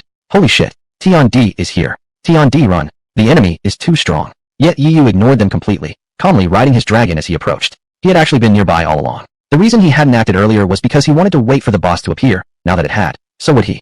And besides, there was another piece of good news. Ding! Detected a powerful entity from the demonic civilization. Hidden within the demonic civilization lies a piece of the Sanxiong jade. Triggered unique quest, collect Sanxiong jade. Collecting the Sanxiong jade will enhance your privileges. With 100x critical hits, growth was now possible. Yu hadn't expected it. The ancestral Sanxiong jade he owned actually existed within Sanxiong 2. Tiandi. What an arrogant name. The Nyo2 Ren MO commander turned toward Yu. Earlier, Ao Shirkwang Ren had mentioned Tiandi, describing him as the strongest player in the Shinshu village. It raised its axe and aimed directly at Yu. A great battle seemed inevitable. But then, Yu smiled faintly and raised a single finger. I'll kill you in one move. Hiss. One move? Instantly kill a platinum tier boss. Bro, this isn't some ordinary monster you fought before. Everyone was stunned. They knew their expert was formidable, but could he please stop being this insane? Our hearts can't take it. The Nyo2 Ren MO commander was enraged. It had been preparing for an epic showdown with Tiandi, yet Tiandi just casually claimed he'd end it in a single strike? Foolish brat. Its axe slashed down instantly toward Yu. But Yu simply threw a punch. Ding. Enemy plus 5,346. Physical attack plus 5,346%. This punch landed on an ordinary demon nearby. Ding. Mountain-piercing fist activated. Attacking one demon will simultaneously strike another random demon behind it. The ordinary demon blinked in confusion. What's going on? No damage? But suddenly, thousands of meters away, at the location of the Nyo2 Ren MO commander, terrifying force erupted. The devastating power crushed the ground around it, sending dust flying into the air, and collapsing along with it, was the Nyo2 Ren MO commander. Chapter 29, Demon Gate, Target, Celestial Jade, 1030. A crimson damage number floated up. The bull demon slumped down lifelessly, eyes wide with terror. His attack hadn't even landed on Tiandi yet. How was it that Tiandi had already struck him? At this stage, even archers couldn't reach such a distance. Tiandi, is he really a warrior? And wasn't Tiandi just attacking an ordinary demon? How did it die instantly? Unfortunately, it would never get the chance to understand. Ding! Congratulations. You've defeated a level 15 platinum tier boss, earning 854 experience points, 1 golden pet egg, mighty bear, 20 silver coins, medium healing potions. A platinum tier boss dropped a golden pet egg from a critical hit. Must be because the boss's level and attributes were weakened upon entering this world, hence the slightly lower reward tier. No matter, the privileges Yu possessed made up for it. Triggered 100x critical hit. Received 85,400 experience points, either 100x, mighty bear eggs, or 1x platinum tier pet egg, colossal bear egg. Yu instantly chose the platinum tier pet egg. Perfect. Now his clone could have a powerful mount too. Silver coins became gold coins due to critical multiplier. Medium healing potions turned into greater healing potions, each restoring 50 HP per second for 10 seconds straight.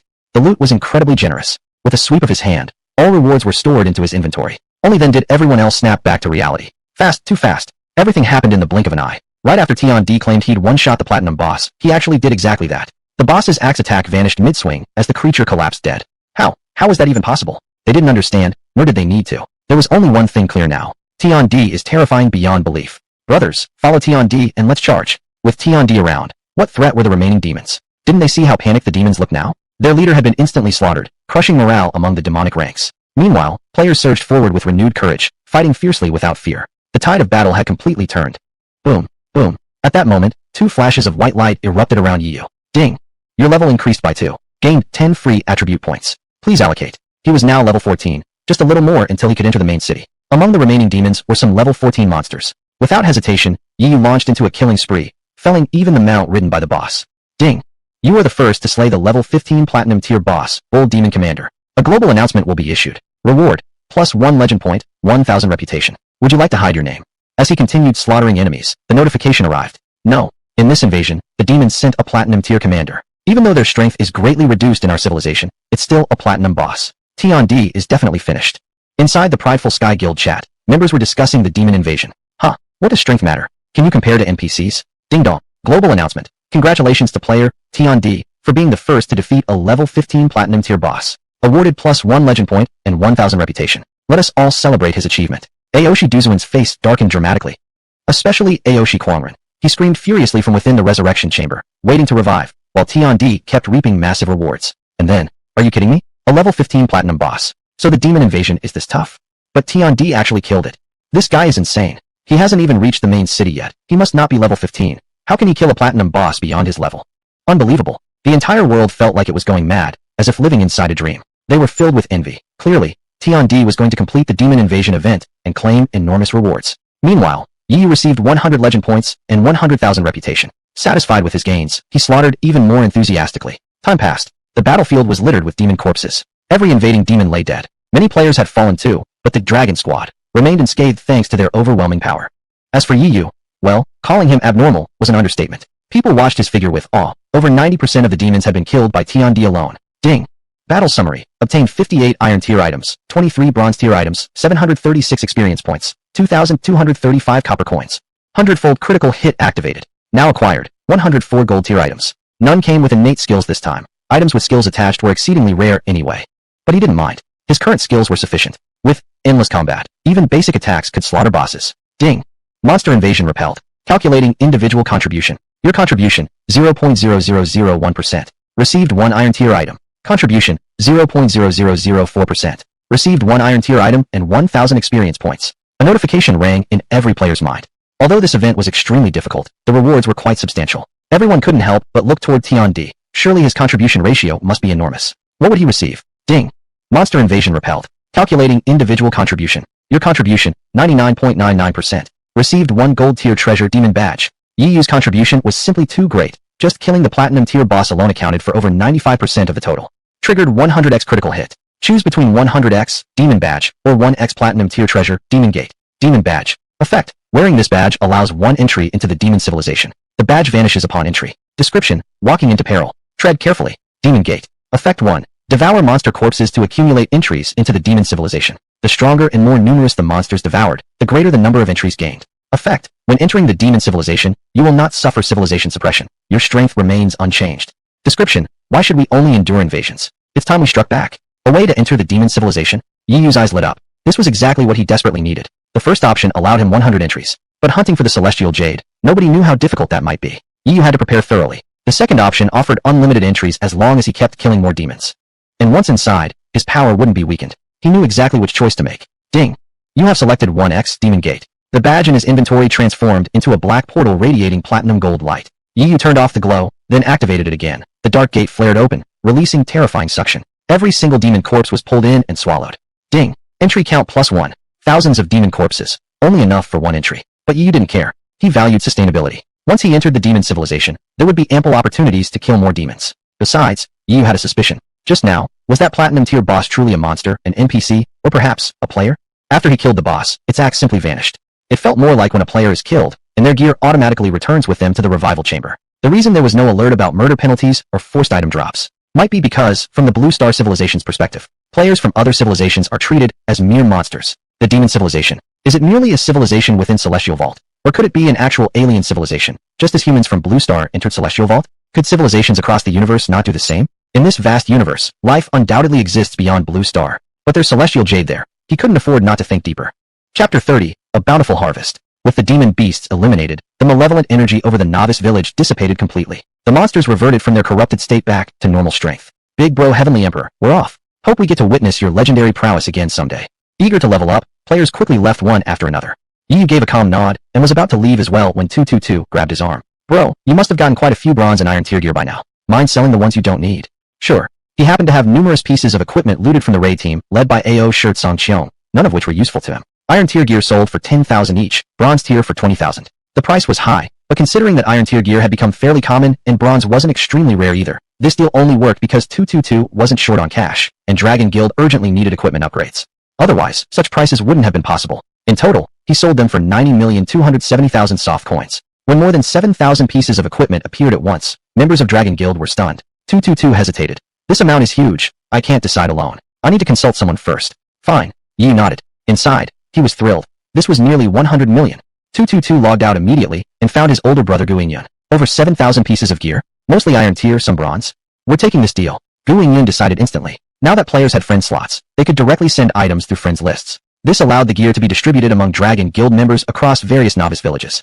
Equipped with this haul, Dragon Guild's overall power would increase dramatically, accelerating their push toward the main city. The Long Kingdom military faction was firmly leading the pack in Sanqiao. Ding! Your bank account has received 90,270,000. Yi Yu never expected earning money to be so easy. He was now officially a millionaire. Not surprising.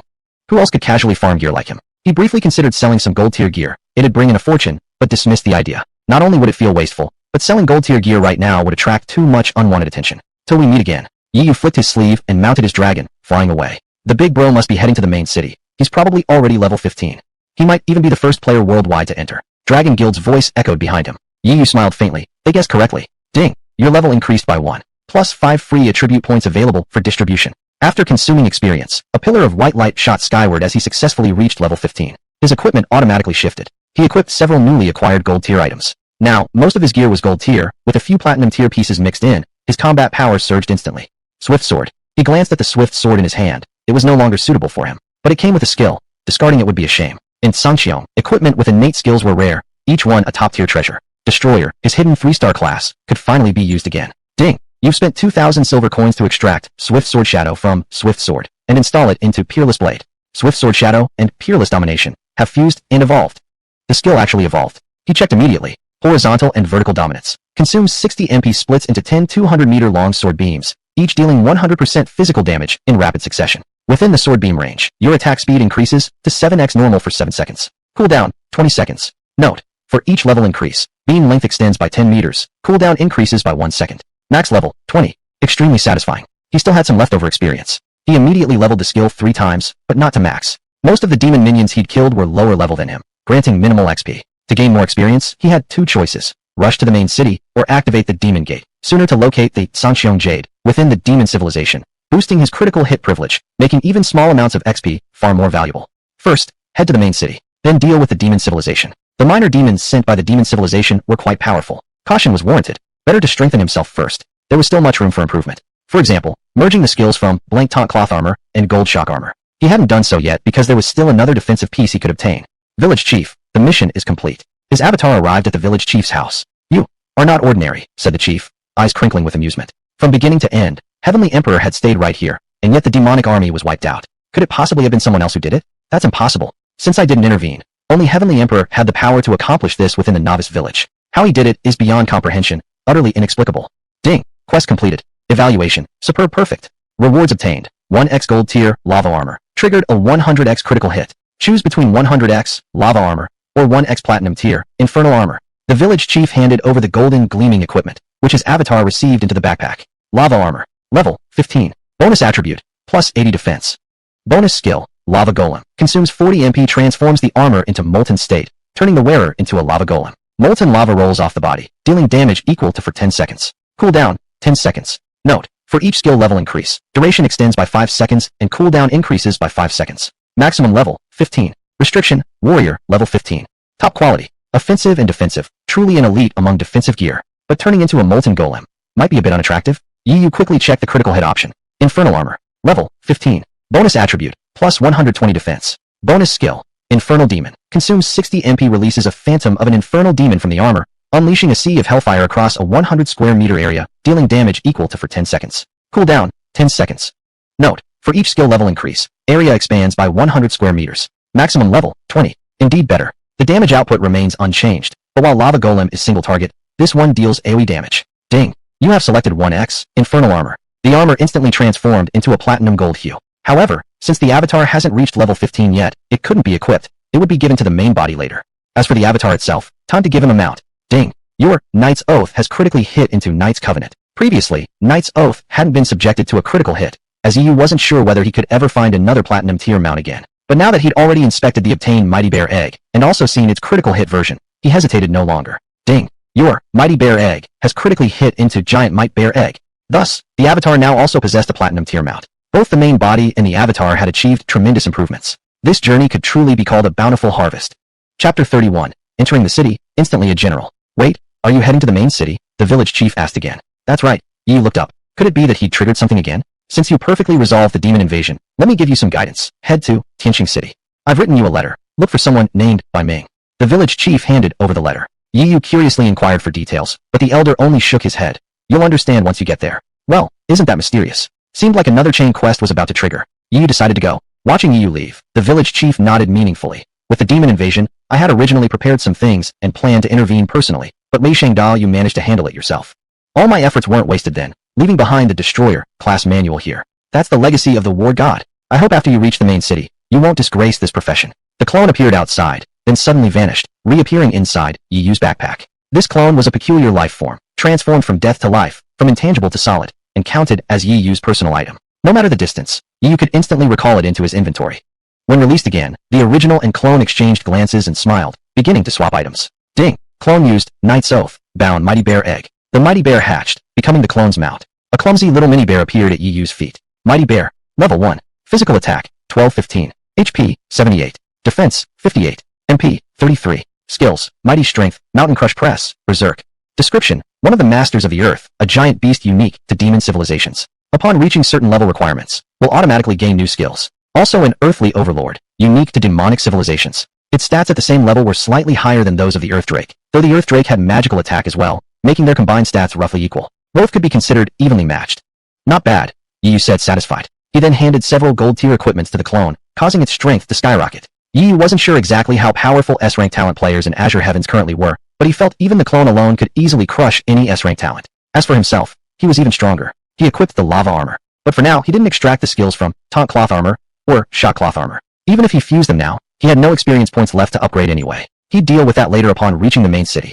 T&D. Level, 15. Physical damage, 902-905. Defense, 726. HP, 1079. MP, 543. Attack speed, 5.617 hits/SEC. Movement speed, 403 meters per second. Same level as the earlier Minotaur Demon Commander, yet far superior in stats. But Yu remained humble. The Minotaur Commander had suffered civilization suppression, which significantly reduced its attributes. Let's go. With a thought, his figure abruptly vanished, entering a white corridor.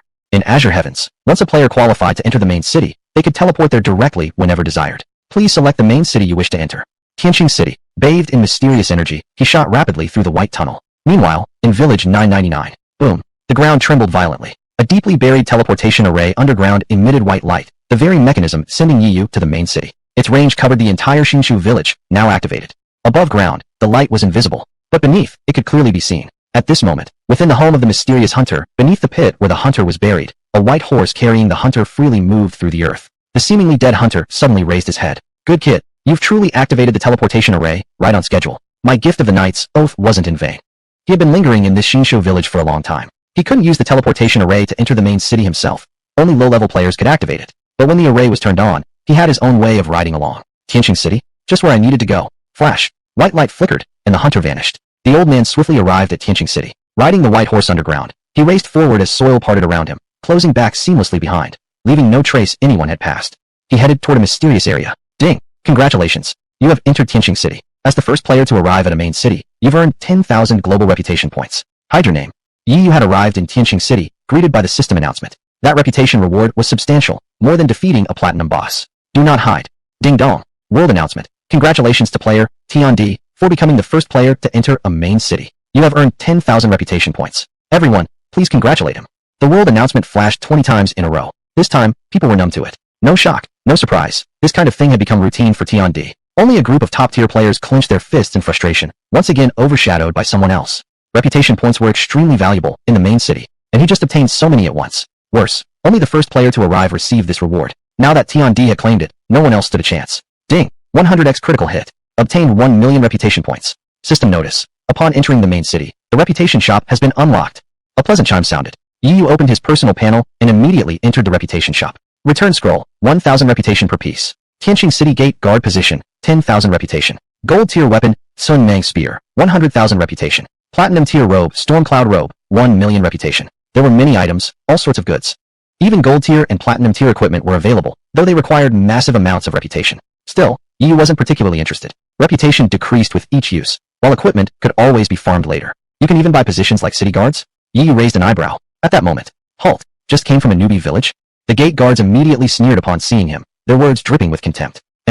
Yu nodded coolly, then tapped on the shop interface. Ding! Congratulations. You have spent 1,500,000 reputation to redeem the Tianqing City Lieutenant rank. He thought having an official position would make things much easier when searching for people in the main city. That was the highest rank available with his current reputation. Ding! Triggered a 100x critical hit. Obtained Tianqing City General rank, X1. He hadn't expected the rank purchase could trigger a critical hit either. Without hesitation, he chose the upgraded version. If he was going to do something, he might as well go all the way. Tianqing City General rank. Effect 1. Possess the Tianqing City General's Tiger Tally. All NPCs in Tianqing City rank below General will hold you in utmost respect, with Halgangdo instantly set to 100. Effect 2. May recruit soldiers within Tianqing City. Description. In Azure Heavens, every position except for Emperor Lord can be purchased with reputation points, awarded as recognition for outstanding contributions in monster elimination. Chapter 32. I came here, not to be bullied. Yu hadn't expected it either. Aside from the Emperor title, all other professions could be purchased directly. But just how hard was it to buy them? Only by completing major events could one earn reputation points. He'd already completed many. Without the 100-fold critical bonus, he wouldn't have accumulated nearly enough reputation to afford this. Whoosh! A tiger tally appeared in his hand. Above his nickname, the prefix General of Tianqing City materialized, though it could be hidden at will. Thud! Thud! The moment the guards saw it, they instantly dropped to their knees in terror, eyes filled with awe. Salute the general. Ding! Congratulations. Tianqing City Guard Mu Yun's favorability toward you has increased by 100. Congratulations. Tianqing City Guard Lu Sai's favorability toward you has increased by 100. A series of pleasant notification chimes sounded. Yu gave a faint nod. Amidst kneeling welcomes, he stepped into Tianqing City. Who would have thought he's actually a general? He just arrived, and already holds the rank of general. How many terrifying monsters must he have slain in the Xinshou village to earn so much reputation? Only after he passed did the guards dare raise their heads, still trembling inside. Some even slapped themselves across the face. I actually looked down on this honorable sir earlier. Thank goodness I didn't say anything disrespectful, otherwise, I'd be finished. Fortunately, he didn't say anything either, probably beneath his dignity. Compared to him, we're not even worthy of standing beside him. He's already become a general. There were countless NPCs in Tianqing City, filling every street and alleyway. Soldiers patrolled everywhere, but the moment they spotted Yu, especially that general of Tianqing City title. Salute the general. Thud. Along the path Yu walked, NPCs knelt en masse. Congratulations. Blacksmith Wang Feng's favorability toward you has increased by 100. He rapidly gained enormous favorability. Each jump maxed out at plus 100. Reaching 100 meant maximum trust and reverence from the NPC. Any quest Yu took from them would grant the highest possible rewards, and he could even command these NPCs to act on his behalf. Of course, if Yu committed any malicious acts against an NPC, their favorability would drop. And for NPCs who bore hostility toward him, favorability could not be raised at all. Just then, boom, boom, boom, the sound of thundering hooves approached. A squad of elite armored soldiers arrived on patrol. Seeing the surrounding NPCs, and even some fellow soldiers, kneeling to the Heavenly Emperor, they immediately barked in fury. When did another general arrive in Tianqing City? This city has only one general, Lord Qian. Soldier, Lin Sheng. Level, 20. Attack, 283. HP, 395. Defense, 203. Description, soldier under General Qian of Tianqing City. Yu glanced at them. They were all around this level. Is this all? I could slap you all to death. Believe me? Go get your commander to speak with me. He had far more important matters to attend to. He didn't have time to play with weaklings. You, the soldiers were outraged. Your level isn't even higher than ours. You're just some lucky newcomer who killed a few relatively strong monsters early on and gained reputation. What right do you have to be arrogant? A general? Do you think you deserve that title? Yu understood. He was being targeted out of jealousy. Not surprising. After all, he was simply too outstanding. Besides, though the game system recognized the title he'd obtained, Tianqing City naturally already had its own general. Now he'd arrived, and immediately stood equal to that general? Of course the original general wouldn't accept it. Fine, then I'll make you submit. I merely wanted a title to facilitate my tasks. Yu sneered, though he couldn't help himself. What he hated most was when someone tried to bully him. Clang. With a sharp, piercing sound, Yu drew his sword in one decisive motion. Boom. 10 sword beams, each 230 meters long, tore through space with overwhelming force. Minus 362. Minus 345. Blood sprayed wildly. Even without relying on endless battle, Yu could instantly annihilate these soldiers. In an instant, all dead. Over 500 corpses littered the ground as Yu strode forward through the blood. Gulp, gulp. Surrounding NPCs swallowed nervously, stunned by how overwhelmingly powerful this general was, wiping out so many soldiers above his level in one sweep. And his temper? Absolutely ruthless. One disagreement, and he kills. Ding. Gained 512 bronze tier items for 1,302 experience points. 100-fold critical strike activated. Anyone else boo-foo? Yu's cold, indifferent voice echoed across the square. No one dared reply. All bowed their heads deeply, silently vowing never to provoke this general again. Step. Yu advanced, and everyone around him dropped to their knees. He sneered, his gaze fixed ahead. The city lord's mansion. Without the original general's approval, would these soldiers have dared come looking for trouble? Ferocious killer instincts, born with overbearing might. You've met your match. City lord of Tianqing City Jun Mo smiled faintly. This one isn't someone who'll be pushed around. General of Tianqing City, Qian's eyes flashed with cold light. He's here. Yu arrived at the city lord's mansion. The guards immediately ushered him inside, into the magnificent hall where the two awaited. City lord of Tianqing City Jun Mo. Level. Attack. General of Tianqing City, Qian. Level. Attack. As expected, all question marks, levels far beyond his own, temporarily unreadable. Such a talented young man. Welcome, welcome, City Lord Jun Mo said warmly. But in response, Yu raised his sword and thrust it straight toward Qian. Whoosh. The blade pressed against Qian's throat. You, do you want to die? The atmosphere froze instantly. The city lord's eyes nearly popped out, while Qian burned with rage. He couldn't believe this heavenly emperor had the audacity to strike first, right here, right now. Where did he get the nerve? Yu remained cold and indifferent. Low level? So what? He hadn't come to the capital city to be bullied. Even if it meant risking everything, there was still a chance to fight. He still had his clone, 2 mounts. What was death to fear? Only cowards feared confrontation. One more time. I ask you, do you want to die? You. Qian choked on his fury, ready to attack. Slap. A sharp slap cracked through the air. A clear handprint appeared on Qian's face. City Lord Jun Mo stood coldly beside him. It was your fault to begin with. Those soldiers were yours, weren't they? Now he asks if you want to die. I don't. Qi Yan lowered his head in humiliation, never expecting the city lord himself to strike him. Young friend, are you satisfied? Junemo turned to look at Yi Yu. Humph. Yi Yu withdrew his sword. For now, he would respect the city lord's authority, not because he feared conflict. If he were afraid, would he have dared point his sword directly at Qi Yan? Good, good, good. Excellent. Truly a prodigy among youth. The city lord looked at Yi Yu with approval. Let me make a decision. You don't yet have soldiers of your own. Outside the city lies a group of Qi Yan's troops, trapped in peril. If you rescue them, they will belong to you. Upon hearing this, Qi Yan erupted in anger again, but dared not speak. Ding. Accept quest. Recruit soldiers? Quest details. Rescue 200 silver rank level 25 soldiers from the Bat Cave outside the city. Quest reward. 200 silver rank level 25 soldiers. Time limit. 6 hours. Chapter 33. He came from hell. Yi Yu had already left. If he could have a group of soldiers in the main city, it would make many tasks much easier. Not bad. City Lord Junemo nodded silently to himself. Qi Yan's power within the city was growing stronger by the day. Now that a heavenly emperor had arrived, someone capable of balancing Qi Yan's influence was exactly what he, as city lord, wanted to see. Qi Yan, on the other hand, stormed off in rage. It must be said, NPCs in Sanxiong were incredibly human-like. Yi Yu stepped onto the streets and asked NPCs if they knew of Bai Ming, but not a single one recognized the name. Finding one person in such a vast main city was proving extremely difficult. He reaffirmed his need for personal troops. With soldiers under his command, he could delegate the search.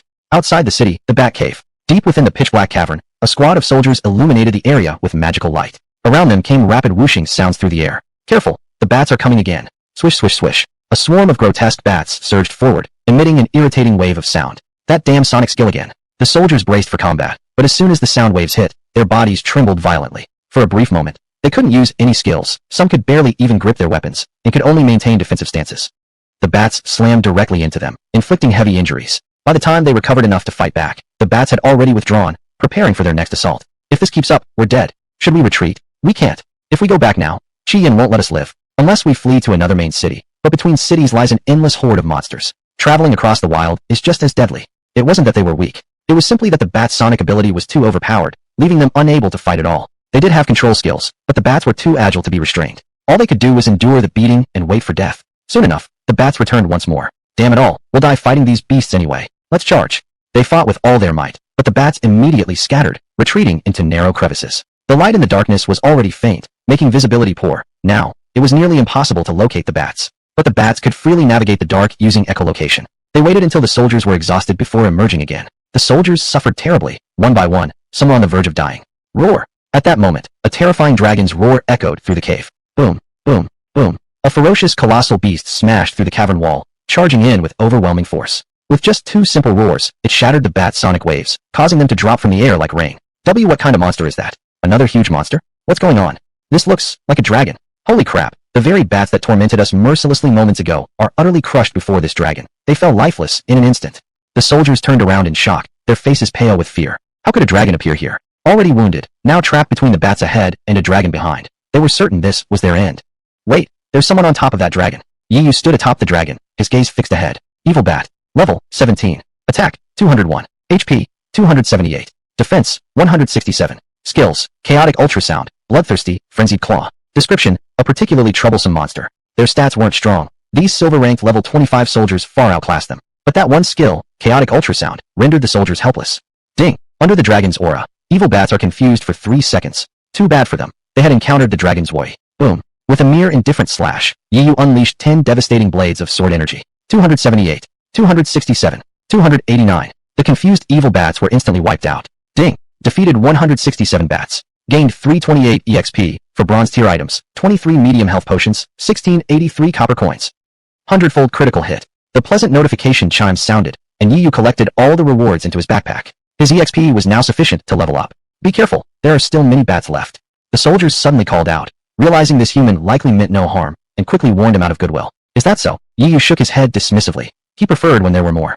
Swish, swish, swish. From deeper within the cave, another wave of bats emerged. Ding! Enemy count, plus 185. Physical attack, plus 185%. Faced with hundreds of monsters, Yi Yu sheathed his sword. Under the stunned gazes of the soldiers, his cloak fluttered as 200 golden gale eagles burst forth from his back. Individually weaker than the enemy, but greater in number and armed with wind slash, a ranged attack ideal for sniping. A fierce battle erupted between the two sides. Why isn't he attacking? The soldiers were puzzled. Seeing Yi Yu remain idle, they hesitated to join in themselves, afraid of disrupting whatever battle strategy he might be employing. Yi Yu ignored them, his eyes scanning the surroundings. I found you. A bat that kept flickering in and out of visibility finally reappeared, and this time he spotted it. Evil Bat King. Level 20. Attack 632. HP 845. Defense 603. Skills: Invisibility, Chaotic Ultrasound, Bloodthirsty, Frenzied Claw. Description: likes to use underlings to draw enemies in, then stealthily approaches to ambush. Trying to ambush me? The Evil Bat King realized it had been targeted. It had only materialized because its invisibility skill was coming off cooldown, but unfortunately, this sharp-eyed human had caught it. No matter. The cooldown was over now. It vanished once more. Silently, it crept closer to Yiyu. So what if you spotted me? I'm invisible again. Can you really guess when I'll strike? Pathetic. Yiyu sneered mockingly. He didn't move a muscle. Suddenly, dark red light surged from his armor. A towering spectral figure emerged, the silhouette of a massive hellfire demon. Molten lava cascaded down its body, 2 jagged horns rose from its skull, and its pitch-black hand slashed outward, summoning a blazing inferno of hellfire across the battlefield. 278. 283. Within a 100-square-meter radius, every monster was instantly incinerated, leaving not even ash behind. 845. The Bat King's form was forced out of invisibility, disintegrating into smoke. Ding! Congratulations! Obtain Gold Tier, Cloak of Invisibility, ×1, Bronze Tier items ×5, for 108 EXP. 100-fold critical hit. May choose either Cloak of Invisibility, ×100 or Platinum Tier, Robe of Nothingness, ×1. Treasures spilled across the ground. Ding! Congratulations! You have achieved the first kill on level 20 gold boss, Evil Bat King. Reward, +1 legendary fame, 400 reputation. Hide your name. No, I'm just getting started. Why would I hide my name? Ding dong. World announcement. The world announcement lit up the skies. Players stared in shock yet again. The Heavenly Emperor had barely arrived in the main city, and already he'd slain a level 20 gold boss. Yiyu gained 100 legendary fame and 40,000 reputation. Thud. The Jilong took a heavy step forward toward the soldiers, snorting steam from its nostrils. Gulp. The soldiers gulped nervously. The dragon was terrifying, but the figure standing atop it was even more so. Perched high upon the beast, shadowed by the fearsome hellfire demon, capable of summoning hundreds of monsters at will, cutting down bats with a single stroke, and unleashing an apocalyptic sea of fire that seemed to consume all existence. He stood there, majestic, overwhelming. It felt as though he had come straight from the depths of hell, treading on the bones of the dead. If someone like him wanted them dead, they wouldn't stand a chance to escape. I am the newly appointed general of Tianqing City, the Heavenly Emperor. Yiyu activated his title prefix. Uft. The soldiers immediately dropped to their knees in joyous reverence. Who would have thought such a terrifying powerhouse was actually their own general? Hail the general. In that moment, they adored Yiyu with absolute devotion. Ding! Congratulations. Quest, recruit soldiers, completed. Received 200 silver tier, level 25 soldiers. 100-fold critical hit. Chapter 34, The Legend Dungeon. 100-fold critical hit. Obtain 20,000 silver level 25 soldiers, or 600 gold level 25 soldiers. The prompt sounded. Yiyu was momentarily stunned. He hadn't expected NPCs could also trigger critical hits. Without even turning in a quest, the soldiers' obedience completed the task automatically. Their affection toward him had already reached 100.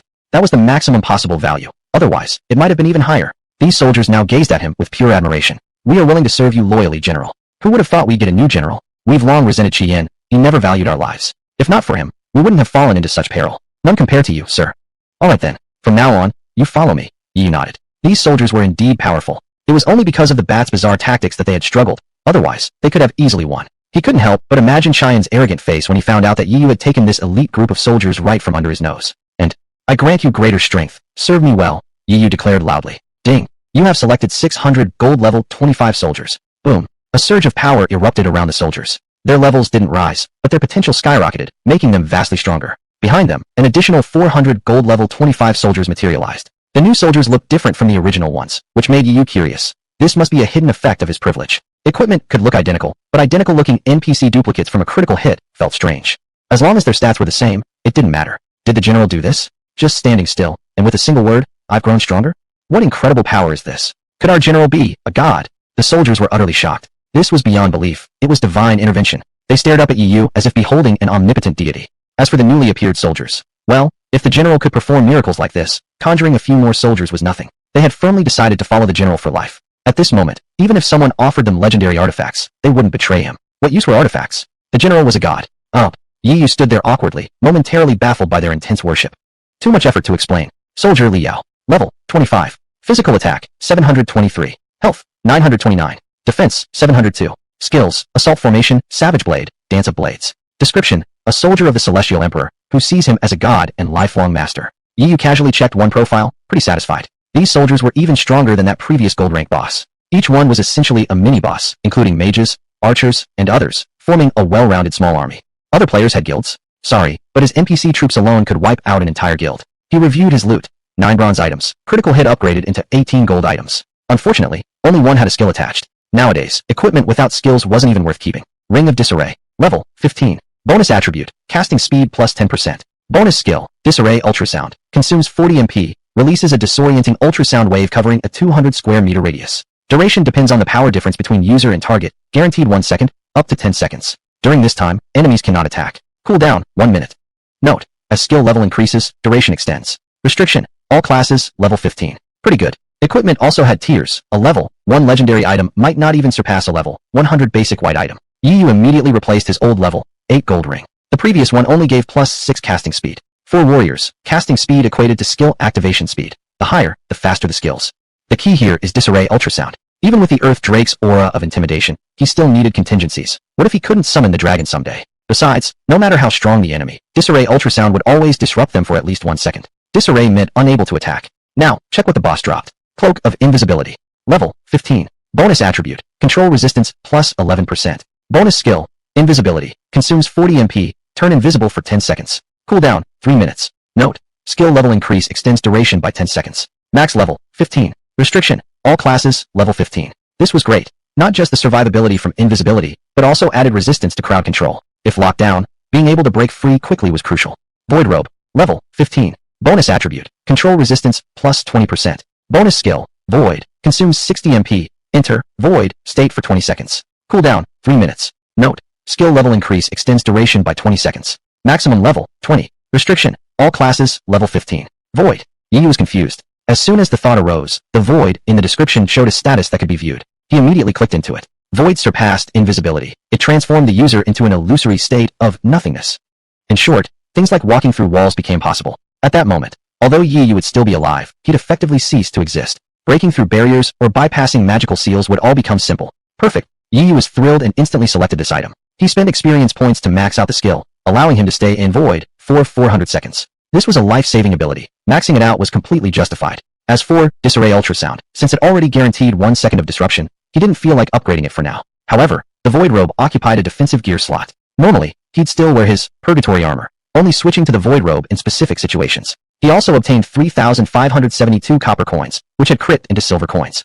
48 medium red potions and 52 medium blue potions had crit into large red and large blue potions. Large red potion. Effect, restores 10 HP per second for 10 seconds. Large blue potion. Effect, restores 10 MP per second for 10 seconds. The soldiers had been injured earlier and were using medium red potions to recover, but the healing was slow. Still, they hesitated to use the large red potions, since large ones were far more expensive than medium ones. Here, use these to heal up. Yu casually tossed them dozens of large red potions. He had plenty left from earlier drops. The soldiers gratefully thanked him. As for himself, he wasn't even hurt. Drinking 1 large blue potion to restore his mana was sufficient. General, Qian sent us here searching for a legend dungeon. We've scoured every corner without success. We don't know if one exists here, but we can go deeper and take a look. At this moment, the soldiers spoke up. A legend dungeon? Yu hadn't expected such good fortune. Since it wouldn't take much time anyway, he ventured deep into the cave with the soldiers, and to his pleasant surprise, discovered an iron door at the end. Legend Dungeon, Foresight. Description 1. Enter by consuming legend points. Description 2. In the Foresight Dungeon, monsters will predict your next move. Yu never expected he'd actually find a legend dungeon. He really had to thank these soldiers, or rather, thank Qian, that idiot, for unknowingly delivering such a valuable opportunity right into his hands. To properly honor him, of course, he'd have to go inside. Chapter 35 Hush, look behind you. General, are you going in? We don't have any legend points to enter. It's fine. Wait outside for me. Yu shook his head. He had plenty of legend points, but they could only be used by himself, no bringing others along. Legendary dungeons came with difficulty options, easy, normal, and so on. Easy difficulty cost 1 legend point. Normal cost 10, hard cost 100, elite cost 200, abyss cost 300, and nightmare cost 500. The hell? No one else could possibly grind enough legend points for the harder ones. Completing a hard difficulty required first kills on 100 bosses. Nightmare demanded 500. Ding. System notice. Once a player completes a legendary dungeon, they can never re-enter it. The higher the difficulty, the greater the reward. Meaning, if you cleared it once on easy, you couldn't later attempt a harder version. Yu pondered briefly, then selected nightmare difficulty. After all, he only needed 5 first-time boss kills anyway. A swirling vision enveloped him. The massive gate swung open instantly. Yu stepped forward, and his body vanished in an instant. The general actually chose nightmare difficulty. Let's hope he returns victorious. The soldiers guarded the entrance carefully, ensuring nothing would disturb Yu during his trial. Ding! You have entered legendary dungeon. Foresee, nightmare difficulty. Yu found himself standing in a vast grassland, peaceful at first glance. But the moment his foot touched the ground, an overwhelming killing intent erupted around him. One by one, green mantises leapt out from the tall grass. Fastblade Mantis. Level, 20. Attack, 654. HP, 605. Defense, 605. Skills, Fastblade Slash, Rapid Assault, Wind Affinity. Description: a monster with extreme speed and astonishing attack velocity. All gold tier 2. The mantises raise their forelegs like sharp blades, slashing down toward Yu. Ding. Enemies plus 123, physical attack, plus 123%. But against Yu's overwhelming stats and his SSS rank talent, Endless Battle, they were utterly insignificant. Boom. Yu swiftly drew his sword. Crossblade art. 10 arcs of sword energy slashed through the air, but surprisingly, the mantises seemed to anticipate his move. Before he even finished attacking, they had already scattered and dodged. These mantises possessed wind affinity, making them extremely fast within wind currents. Combined with foresight into his actions, this technique completely missed. I see. Yu realized now, the dungeon description had mentioned it. In this dungeon, monsters could foresee his next move. With his skill missing, it was now temporarily on cooldown. If every ability missed due to precognition, staying locked in cooldowns, he'd eventually be overwhelmed and worn down. The mantises sneered mockingly, then charged again with savage ferocity. TCH. Yu let out a cold chuckle and stomped hard on the ground. Skystep. His body rocketed upward, freely moving through the sky at 1,500 meters above. The mantises' attacks fell empty. At max level, skystep granted, equating to 1,403 meters per second. Yes, the mantises foresaw his ascension, but could they react in time at such an insane speed? Absolutely not. Boom. Yu plummeted like a cannonball, covering 1,403 meters in an instant, descending directly above the swarm of mantises. At this moment, the 10 sword beams from Crossblade Art had dissipated, but for the 7 seconds after its activation, his attack speed multiplied by 7x, reaching 39.319 attacks per second, nearly 40 strikes per second. And this was a max-level red tier skill. How could it not be powerful? Swish, swish, swish. Sword shadows filled the sky. Over 40 minor enemies exploded into death. 1 second passed. The mantises finally reacted, scrambling to flee. Rupture ultrasound. His ring trembled. Invisible sound waves spread outward, engulfing the mantises. Even under the dungeon's augmented power, the monsters foresaw this effect. But what good did that do? Was there still time to dodge? Ding. Disruption active for 2 seconds. Minus 606. Minus 676. Yu slaughtered effortlessly. Every single minor enemy died. Even if the monsters could foresee his moves, against such an overwhelming power gap, it made no difference at all. Ding. Congratulations. Reward obtained. 5 gold grade equipment. 898 EXP points. 3,927 copper coins. Medium red potions. Triple-digit critical hits. A bountiful harvest. Yet he didn't pause, because, boom, a pair of razor-sharp axes came roaring toward him. No, not axes. The monster charging in had 4 legs shaped like battle axes, yet far sharper than any ordinary blade. Frenzy Axe Mantis King. Level, 20. Attack, 905. HP, 1,502. Defense, 752. Skills, Savage Axe Strike, Axial Spin, Wind Affinity. Description, a monster with exceptional attack speed, power, and movement speed. Hiss, a platinum tier boss? This axe strike would definitely deal massive damage to Yu. Roar, a dragon's roar echoed as the earth drake's 4 hooves glowed with a dull yellow light. A massive earthen wall surged up in front of it, its body shielding Yu. As his mount, it could naturally follow him into the legendary dungeon. Boom. The earthen wall shattered, but had successfully blocked the attack. Good job. Yu patted its head, and it proudly roared again. Ding. Under the dragon's aura, enemies are confused for 1 second. The Frenzy Axe Mantis King froze, but only briefly. Since the Earth Drake was merely level 15 and faced an opponent of equal platinum tier, it couldn't maintain the confusion for long. And furthermore, ding. Enemy +1, physical attack, +1%. With the minor enemies slain, Yu now faced only the boss. The attack bonus from Endless Battle was minimal, but he couldn't ignore the minions. Fighting both them and the boss together would be far more dangerous. All of them possessed foresight, unlike any monsters Yu had encountered before. Ding. You have spent 2,000 experience points to level up Purgatory Demon by 1. The Purgatory Demon instantly reached maximum level. It emerged from Yu's armor, summoning a sea of hellfire that spread across 2,000 square meters, engulfing the Frenzy Axe Mantis King. Its attack power soared beyond 1,600. Minus 923. More than half of the Frenzy Axe Mantis King's health vanished instantly. Screech. It broke free from confusion, enraged by the searing flames, and lunged to kill Yu in one blow. Sure, look behind you. But Yu merely shook his head calmly, completely unflustered. An enemy will deploy a clone. The warning flashed through the Frenzy Axe Mantis King's mind. It swiftly turned around, only to see another emperor standing there. It understood what was happening, but could no longer predict. Its foresight could target only one unit at a time. It had already predicted Yu's action. There was no capacity left to foresee the clone. While the real Yu engaged it in battle, the clone had used the tall grass and high movement speed to circle behind it. The clone drew a sword. The effect of crossblade art still applied. Within this technique, Yu's attack speed was multiplied by 7x. Since the clone shared his essence, it too gained the same 7x attack speed. Swish, swish, swish. Dozens of sword strikes in just 1 second. Minus 203. Minus 263. Even though the clone was lower in level and weaker in strength, and didn't use any skills, such overwhelming speed was still too much for the enemy to endure. In an instant, the Frenzy Axe Mantis King collapsed, lifeless. Ding! Congratulations! You have slain the Quick Axe Mantis King and gained 1,095 experience points, 1 platinum tier chest, and 20 silver coins. After all, as a platinum tier boss, the experience reward was substantial. 100-fold critical hit. gained 109,500 experience points, 100 platinum tier chests, and either 2,000 silver coins or 20 gold coins. Unfortunately, the 100-fold critical no longer upgraded the quality of platinum items. 100 platinum chests, truthfully, you love that. But if he had the chance to upgrade them into something even better, why wouldn't he? My privilege needs to evolve too. Yu's eyes gleamed sharply. He converted the silver coin drops into gold, but held off on upgrading the chest drops for now. He planned to head to the demon civilization soon. If his privilege could evolve further, he'd use it to enhance item quality. If not, doubling the quantity later wouldn't hurt. After all, this involved an entire civilization. He was prepared for failure. Still, even if he failed, he wouldn't walk away empty-handed. This time, he also obtained several golden tier items, though none came with skills, so he kept them aside for now. Then, he began leveling up. Ding! Your level has increased by 2. You've gained 10 free attribute points. He had accumulated considerable experience since arriving in the main city. Instantly, Yu allocated the points. Both himself and his greater Earth Drake reached level 17, his clone reached level 15, and even the lagging Mighty Bear finally reached level 10. After this distribution, only a sliver of experience remained. He had originally intended to fuse skills like Destroyer with Infernal Demon and Taunt, but even if successful now, making the skills stronger would be useless without enough experience to level them. I must evolve my privilege. Yu made up his mind once again. Otherwise, experience would never be enough. Leave. With a thought, he prepared to exit the instance. Secretly, he was eager to see what kind of reward the legendary instance would grant. Ding! Congratulations. As the first player to solo kill the level 20 platinum tier boss, Quick Axe Mantis King, you've earned 1 legend point and 600 reputation. Would you like to hide your nickname? Congratulations. You have solo completed the legendary instance. Foreknowledge with a perfect score. Reward. Foreknowledge within your empire, X1. Would you like to hide your nickname and reward? 2 prompts appeared in succession. The first one Yu recognized well. But the second, what kind of reward was this? Confused, Yu mentally declared. Nickname not hidden. Reward hidden. This reward sounded extraordinary. Better not reveal it to others. Ding dong. World announcement. Congratulations to player Tion D for being the first to slay the level 20 platinum tier boss, Quick Axe Mantis King. Rewarded 1 legend point and 600 reputation. Let us all celebrate his achievement. The world announcement echoed across realms. This time, while people were shocked, they weren't quite as awestruck as before.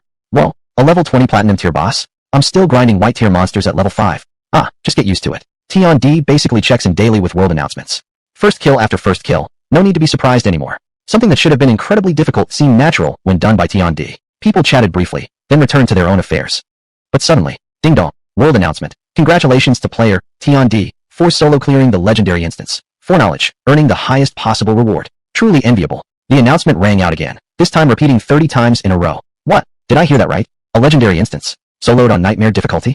Of course. Who else but Tion D has reached the main city? Only he can attempt such things. What's the top reward? The dialogue even hit it. This time, shockwaves rippled through the player base once more. That the reward was concealed only intensified curiosity. Top players felt envious and frustrated. They hadn't even reached the main city yet, lacking the basic qualifications to attempt legendary instances. Tion D had pulled ahead again.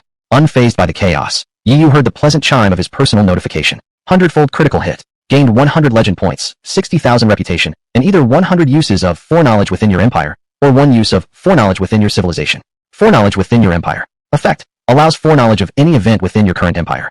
Uses 100. Description. This legendary instance is tied to the divine entity of prophecy, the Oracle God. Upon achieving a perfect completion, you may borrow his power of foresight once. Since Yu was currently in Tianqing City, which belonged to the Snowflake Empire, he could now foresee any situation within this empire, predicting the locations of treasures, divine artifacts, and more. And he had 100 uses. Divine power. Yu murmured. No wonder this time he could trigger a quality critical hit. Platinum tier items couldn't be upgraded 100-fold in quality anymore, yet such a powerful foresight opportunity could still critically upgrade. It was precisely because this power was borrowed. In essence, it was not borrowing, but stealing even greater strength from a deity.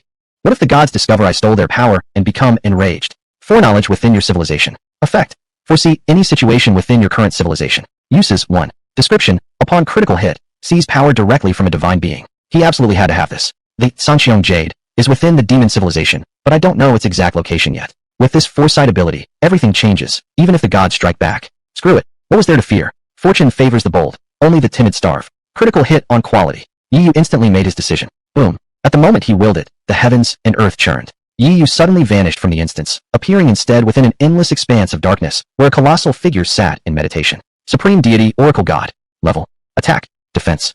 No need to look further. All was obscured with question marks. The Oracle God's face was indistinct, gender unknown. Only an overwhelming, majestic force could be felt. Countless threads danced around its body, connecting across the vast cosmos, as if weaving through fate itself to glimpse what was to come. But at this very instant, whoosh, some of those threads suddenly drifted toward Yu. Who? The Oracle God rose in fury, staring toward Yu, but saw only a blurred, ghostly silhouette. Daring to steal from me here? Among all civilizations across existence, I've never seen such audacity. It stretched out a massive hand, attempting to reclaim the threads. Buzz, buzz, buzz. Yet around Yi Yu's neck, the previously hidden, Sanxiong jade, suddenly reappeared. All of the Oracle God's methods failed. The threads wrapped around Yi Yu's body and vanished together into nothingness.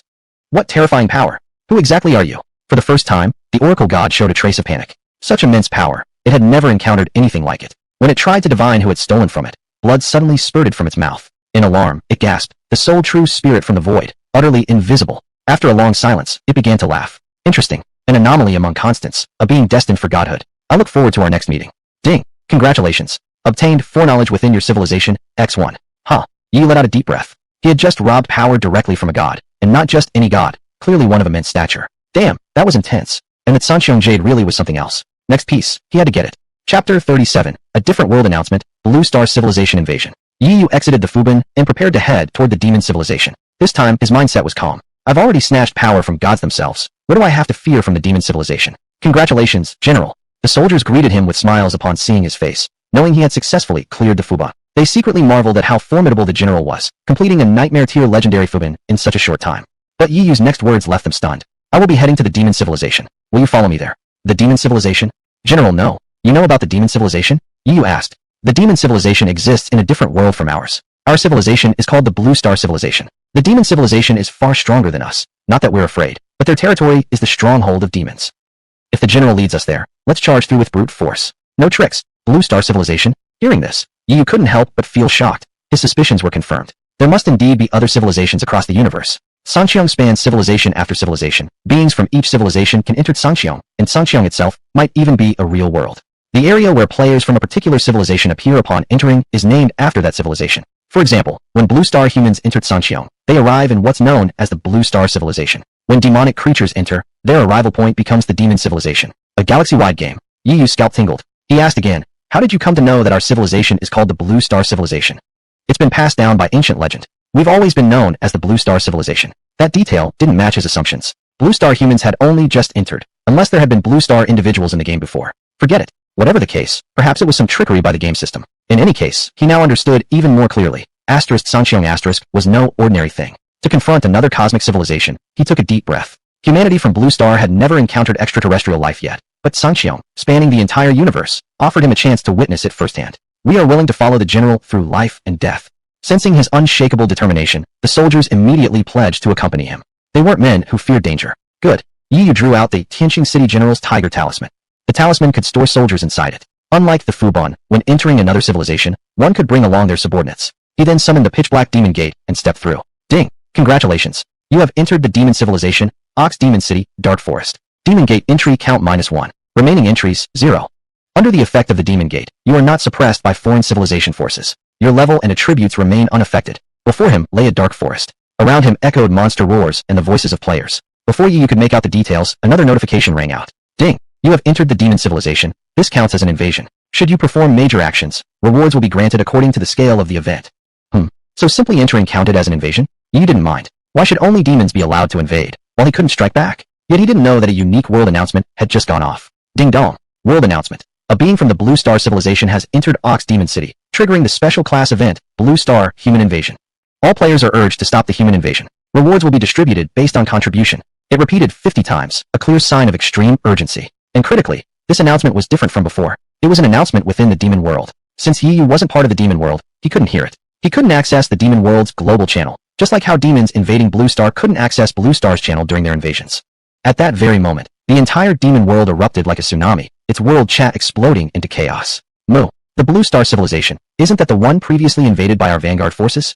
Roar a trash civilization. The High Priest divined it isn't even qualified as a level 1 civilization. Were it not for the risk of power suppression in alien environments, we'd have crushed that realm long ago.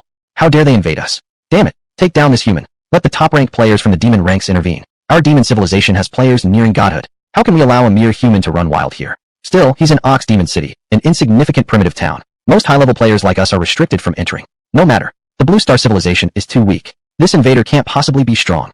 Full alert to all of Ox Demon City. Declare war. Demon after demon seethed with fury, utterly scornful of the Blue Star Civilization. A civilization that had never even been heard of in the universe. One that might not have even stepped into space. Had it not been for the Grand Priest suddenly detecting faint ripples of civilization within Sanxiong recently, the Blue Star Civilization wouldn't have been known at all. The Gaoshu among the demons were also suppressed by the supreme deity and thus unable to enter Blue Star. But now, this trash civilization actually dared to invade them? This is an insult. Kill him, right here in Ox Demon City. In the wilds of Ox Demon City, a large group of demonic players roared furiously. They instantly dropped whatever tasks they were doing, prioritizing the hunt for the invading human. Players from other cities were quickly rushing toward Ox Demon City as well. At this moment, Yi Yu soared through the air at an altitude of 1,500 meters. A bunch of idiots. Thanks to the system's translation, he understood what the demonic players were saying. Now, as he looked down upon these frantic, jumping figures scurrying around uselessly searching, he regarded them like fools, wasting their energy in vain. Starving Wolf Howl. Level 17. Attack 302. HP 342. Defense 275. Skills Wolf Roar, Moonlit Dance, Detection, Triple Claw Strike. Description: a player of the demon civilization. When players enter another civilization, they are treated as invasive monsters and displayed with corresponding monster tiers. However, within their own civilization, demon players naturally only show their attributes. Not bad, but average, comparable level-wise, yet far inferior to Yi Yu. Their gear and skills were on entirely different levels. The players in Ox Demon City seemed rather weak overall. Of course, there were some above level 20. After all, the Blue Star civilization had entered the game much later than the demon civilization. But most high-level players had already moved on to advanced main cities. Restricted by the system, many higher-tier players couldn't enter lower-tier cities to bully weaker ones. Some slightly lower-ranked high-level players could still return to earlier cities, and now they were racing toward Ox Demon City. Yet at this moment, Yi Yu hadn't encountered a single flying player. While a bunch of fools searched frantically on the ground, how could they find anything? They'd probably assumed it was a large-scale invasion, loud and dramatic. But who would have guessed Yi Yu was solo, calmly walking through the sky? No time to play with these clowns right now. Yi Yu descended into a secluded area, letting them continue their search. He had more important matters to attend to. Ding! You have consumed premonition within this civilization, X1. Premonition result that Sancheong Jade is currently located in Ox Demon Empire, Imperial Treasury. Chapter 38, the 999 level Bull Demon Emperor. Who would have thought? Right here in the Imperial capital. What should he do now? Never mind how he'd sneak through countless enemies from Bull Demon City. A place like the Imperial capital was far too advanced for a player who just entered the game 2 days ago. There must be level restrictions. Void Robe. Yi Yu's eyes flickered as he remembered this precious item. Whoosh. He released his clone, clad it in the Void Robe, and left his main body behind. The original form was stronger, better suited for dealing with enemies in Bull Demon City. As for the Imperial capital, was there really much difference between the clone and the main body in terms of strength? It probably wouldn't matter where they went. 40 full seconds of Void. After activating the skill, the clone immediately entered a state of nothingness, undetectable, untraceable. Yi Yu also temporarily gave the sky-treading boots to the clone, granting it extremely high movement speed. Over 1,000 meters per second, it shot across the dark forest like fire. Stones, massive trees, everything was passed straight through. Weren't they saying there was an invasion? Why haven't I seen anything? That's strange. Wait, just now, didn't a strong gust blow past? I spaced out for a second. Along the way, he encountered demon players. They were struggling desperately to search, completely unaware that their target had already swept past them. Yi didn't attack them either. Not until he obtained the Azure Heaven Jade would he consider making a move. It wasn't fear, he just didn't want unnecessary trouble. Ding! You have entered Bull Demon City. The clone phased straight through the city gates and the defensive formation, freely gliding through enemy ranks. He originally planned to use a teleportation array, but then spotted a familiar face, or rather, a familiar bull-headed figure. Hail, Commander! Hail, Commander!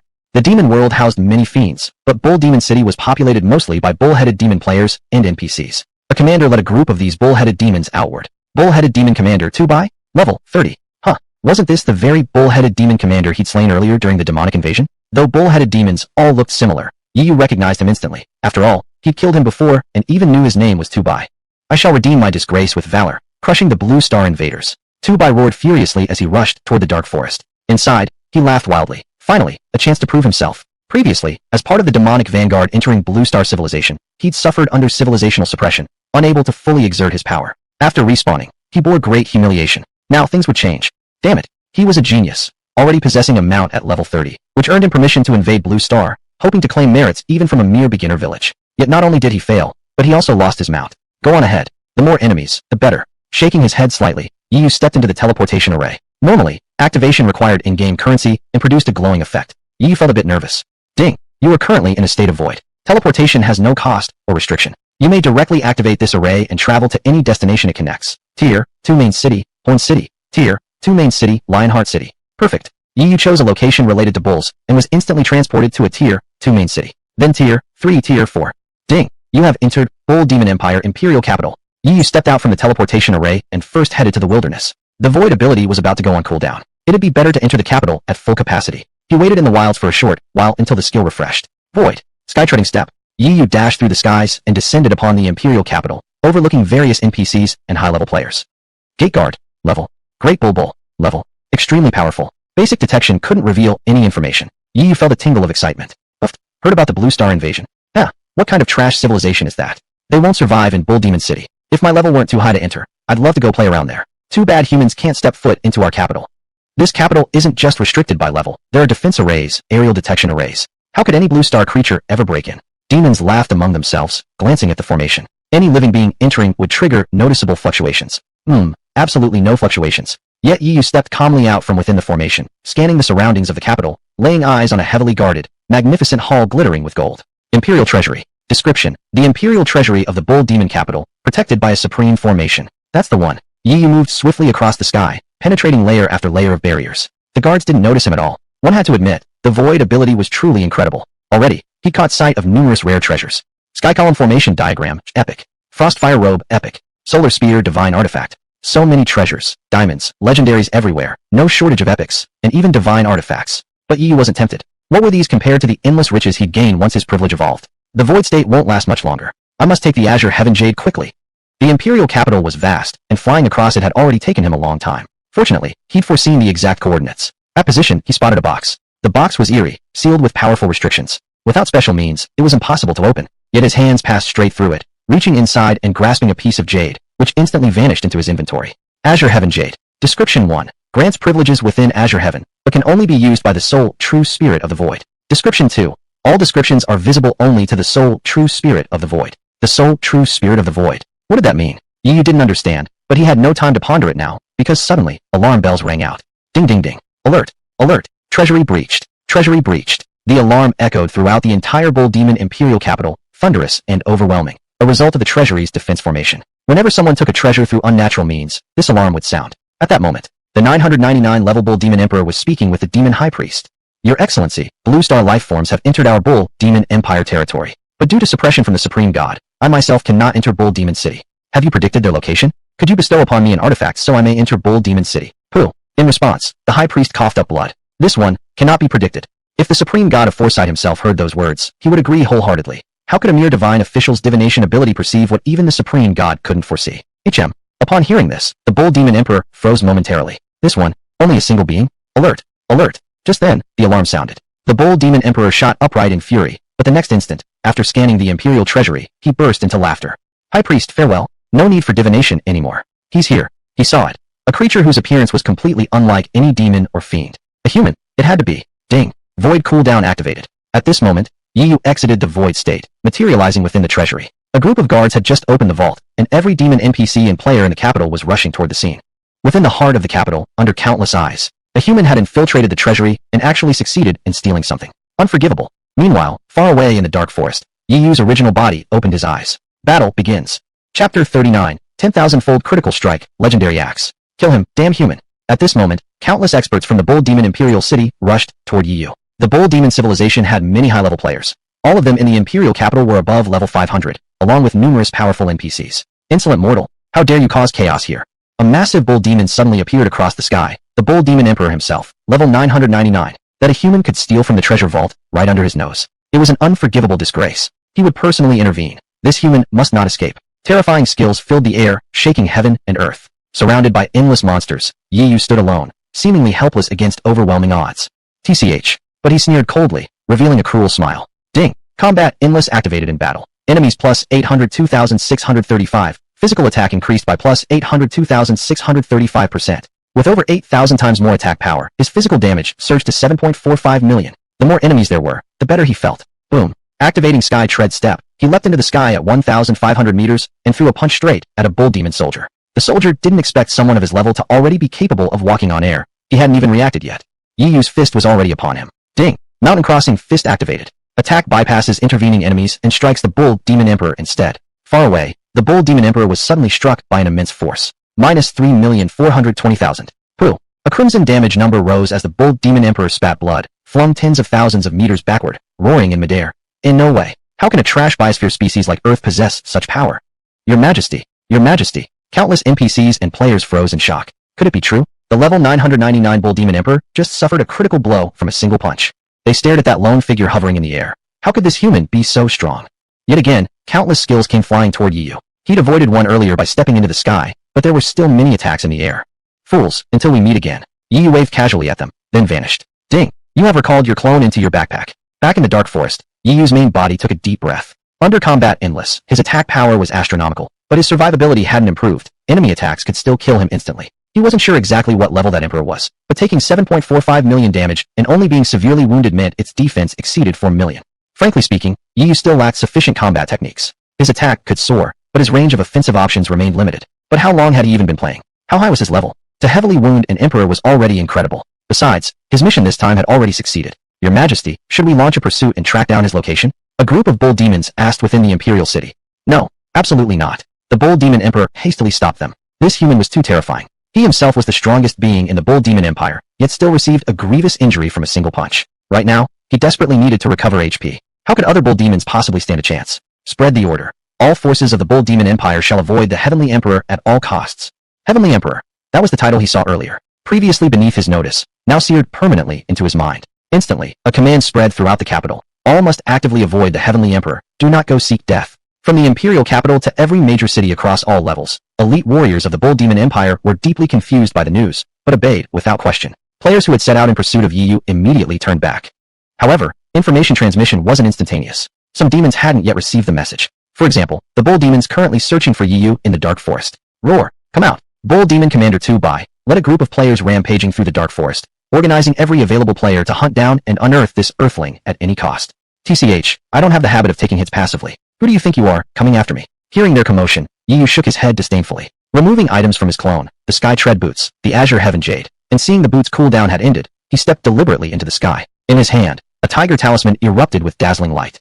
The heavenly emperor of earth stands here. Anyone dare face me? His voice echoed across the wilderness. The moment he appeared in the sky, he was spotted. He's out. He dares come out on his own? Kill him. All the demons immediately lunged forward like scavengers spotting treasure. Defeating Yi Yu would grant them enormous rewards. Heavenly Emperor?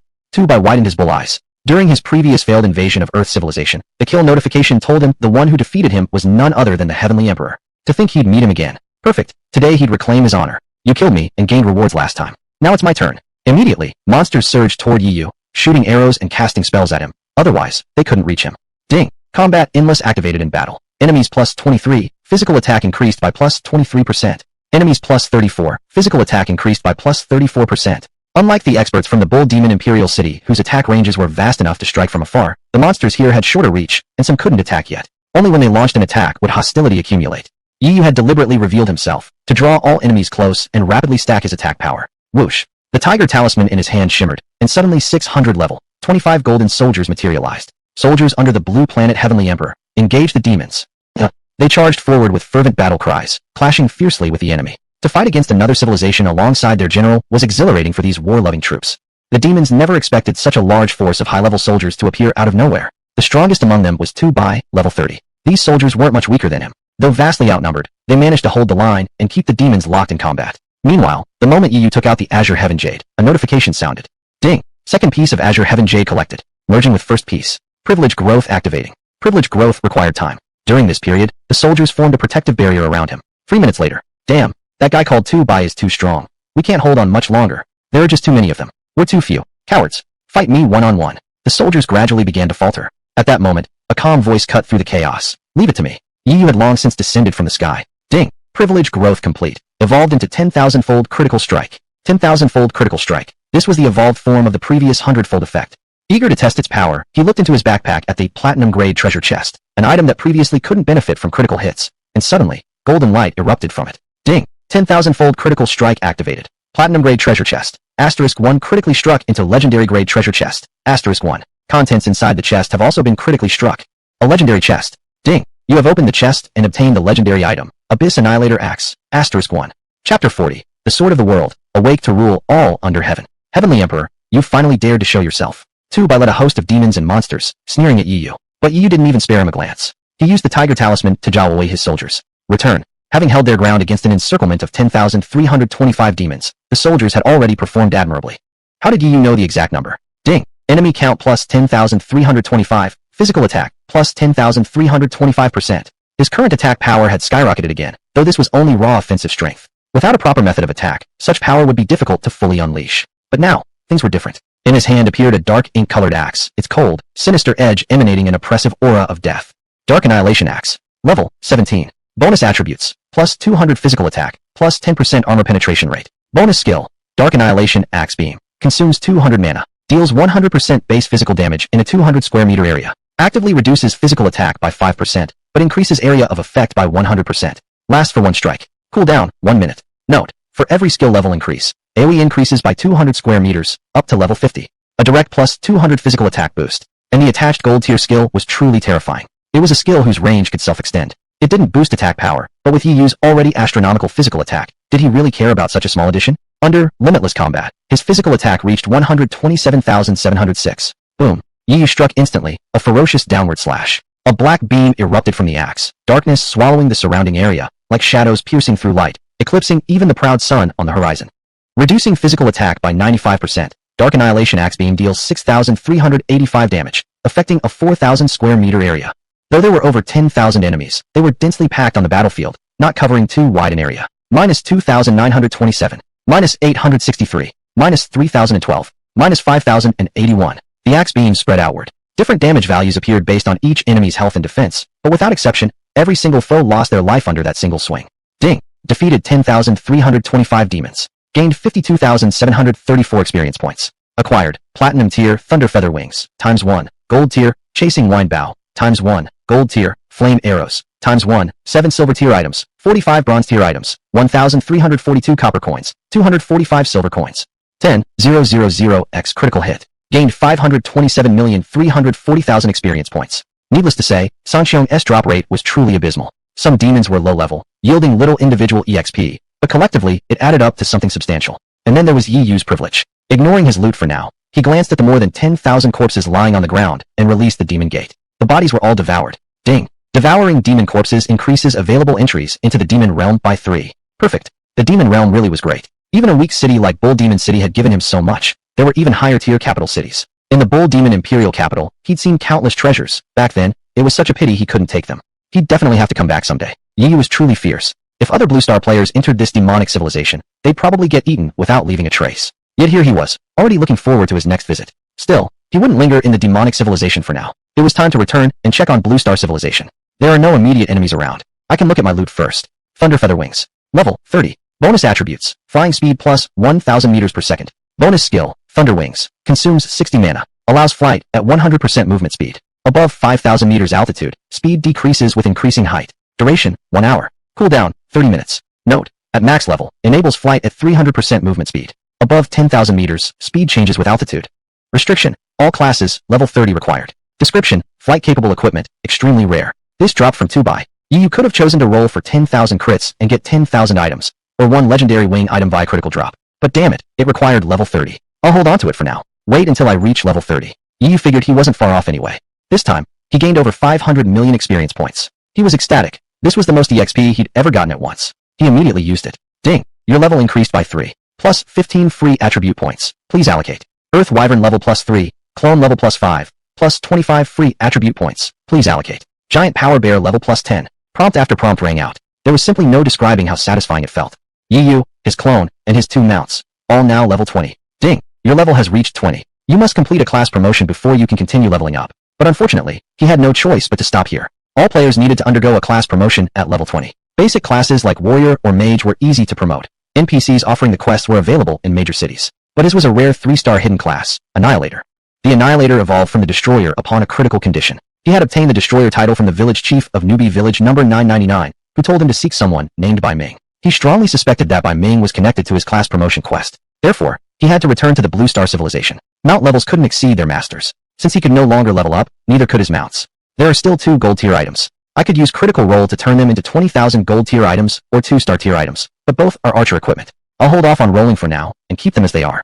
Plus 7 silver tier items and 45 bronze tier ones. 1 bronze item, when critically upgraded, became 2 platinum tier items, but still fell short of matching a single diamond tier piece. 1 silver item, when critically upgraded, became 2 diamond tier items.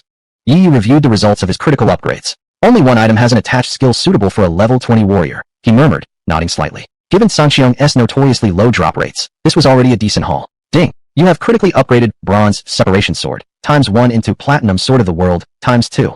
Sword of the World. Level 18. Bonus attributes, plus 100 physical attack. Bonus skill, Gather Under Heaven. Consumes 60 mana. Combines 2 separate attacks into 1 focused strike on a single target. Lasts for 1 attack. Cooldown, 10 minutes. Note, At max level, combines up to 10 attacks. A very solid sword. Yi Yu swapped out his original gold tier, Peerless Sword, gaining additional physical attack power. However, the Peerless Sword's skill was excellent, so he had no intention of discarding it. Immediately, he activated the Annihilator S ability. Ding! Consumed 10,000 silver coins. Successfully extracted Unrivaled Mastery, and fused it with Sword of the World. Skill fusion successful. Evolved into Awakened Palm Rules, all under heaven. Yi Yu saw the skill effect immediately, and was thoroughly satisfied. Without hesitation, he maxed it out. Awakened Palm Rules, all under heaven. Consumes 100 mana. Releases 15 beams of 100% physical attack damage, each 500 meters long, targeting different enemies. For 7 seconds, your attack speed reaches 7 strikes per second within the blade beam range. Cooldown, 20 seconds. HSSSS. Incredibly powerful. It allowed area of effect attacks, or he could choose to have all 15 sword beams strike a single enemy at once. Chapter 41. Universe Announcement. Fame spreads across the cosmos. Although attacking a single target drained all his mana, the damage output of this move was so overwhelming that it was worth every drop. Under normal circumstances, spreading attacks was sufficient. No need to waste that much mana. This time, Yi Yu kept the Heavenly Sword with Awakened Rule of the World for himself. As for the Heavenly Sword with Gathering of the Heavens, he gave it to his clone, hoping to find good skills later to fuse with it. Ding! 7 silver grade items critically exploded into 70,000. 44 bronze grade items critically exploded into 440,000. He planned to sell them all. They were just trash anyway, what did he care? With his elite gear set, such loot meant nothing to him.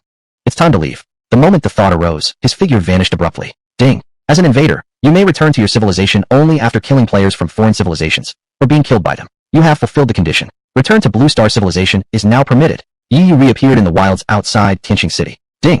Combat summary. While breaking through heavy defenses in Bull Demon Imperial City, you obtained treasure and eliminated over 10,000 players from the demon race, significantly weakening the demonic civilization. A universe-wide announcement will be issued. Hide nickname. Universe announcement. Yi Yu froze for a moment, then declared, do not hide. True Challenger never hide their names, not even in the cosmos. At that very instant, ha, I'm finally almost level 15, about to reach the main city. Ashiduzen laughed loudly in the beginner village. He had long resented losing underlings to the Emperor of Heaven. Now, on the verge of entering the main city, wasn't there still a chance to surpass the Emperor of Heaven? I shall overtake the Emperor of Heaven and ascend to the peak. The view from the main city, truly magnificent. Meanwhile, some top-tier players had already arrived at the main city. Though freshly arrived, they brimmed with confidence, imagining glorious futures ahead. They would soon challenge the Emperor of Heaven head-on. Ding dong. Universe announcement. Congratulations to Blue Star player Emperor of Heaven for securing treasures within the Bull Demon Imperial capital, significantly weakening the power of the demonic civilization. Reward, 1,000 universal reputation points. Suddenly, an unprecedented announcement echoed across the universe. A universe announcement? What was this? All players heard it, but none understood. Imperial capital? What kind of place was that? Was it saying the Emperor of Heaven fought aliens, killed tens of thousands, seized treasure from some alien imperial city? Did the Emperor go fight extraterrestrials? Hey, did you notice? He's already level 20. Players were utterly confused. Most had never even heard of Imperial capital. Yet they could only guess. The Emperor of Heaven must have clashed with alien life forms, and dominated completely. Are there really alien species out there? Top players froze in shock, having just arrived at the main city feeling proud. And yet, while they were celebrating reaching the capital, the Emperor of Heaven was already waging war across the stars. The news spread far beyond Sanxiang, reaching the real world of Blue Star. National leaders around the globe were stunned. News outlets buzzed with endless debates. The Emperor of Heaven triggered a global storm. Ding dong. At that moment, the minds of players from various civilizations across the universe, demonic civilization, ghost civilization, mechanical civilization, all who participated in Sanxiang, were flooded with continuous system alerts. Across the entire universe, announced, Blue Star, Emperor of Heaven. Many had never heard these words before. So there existed another civilization called Blue Star in the universe? One day, we should cross paths. Ding. 10,000x critical hit. Obtain 10 million universal reputation points. Upon entering Tier 1 civilization status, the universal reputation shop will unlock. Blue Star is currently ranked as 0.72 level civilization, insufficient to activate. Yi Yu blinked in surprise, then broke into a smile. It didn't matter if he couldn't access it yet. The demonic civilization was likely already Tier 1. He could head over anytime. But why was Blue Star so weak? As a native of Blue Star, Yi Yu felt somewhat displeased. Then again, it made sense. Humanity had only recently entered Sanxiang, previously isolated from the universe. Once more players leveled up, the civilization's rank would inevitably rise. Right now, Blue Star humans are too weak. He opened the global leaderboard. First, Emperor of Heaven, Dragon Nation, level 20. Second, Divine Lord, Rice Nation, level 15. 10th, Thunder King, Eagle Nation, level 15. He led by an enormous gap. If not for the lack of class advancement, he'd pull even further ahead. Combined, players from 2nd to 10th wouldn't stand a chance in the demonic civilization. Only Yi Yu, relying on endless battle, could dominate across alien civilizations. Fortunately, the Supreme God had established war accords among civilizations. Upon entering foreign territories, player attributes were greatly reduced, protecting lower-tier civilizations from invasion. Civilizations below Tier 1 were especially forbidden from large-scale incursions by higher Tier 1s. But once reaching Tier 1, advanced civilizations could launch full invasions with all available forces. Yi was unaware of all this, but he knew one thing. He had to grow stronger, fast. He headed straight for Tianqing City, releasing 600 soldiers along the way. Once you return to the city, find someone named by Ming for me. Yes, General. Rumble, rumble. The 600 level, 25 golden soldiers ran at an astonishing speed, kicking up a storm of dust. Especially Yi Yu's Earth Drake. It moved like a small mountain trampling forward.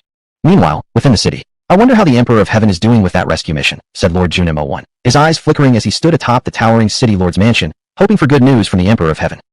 Even 200 level, 25 silver soldiers got trapped. What can he possibly accomplish? General Qi Yin sneered coldly in his own general's mansion. He's heading to his death. Lord Junimo-1 had deliberately spread word about the Emperor of Heaven's rescue attempt among the city's NPCs. He hoped the Emperor would succeed, just to crush Qi Yin's arrogance. The NPCs discussed it among themselves, most convinced the Emperor of Heaven couldn't possibly succeed. Though strong and domineering, the Emperor still lacked sufficient rank, and had no faction backing him. Rumble, rumble. Suddenly, terrifying tremors shook the ground outside the city. The NPCs looked up in confusion. What's happening? Could it be a monster siege? Damn, a dragon.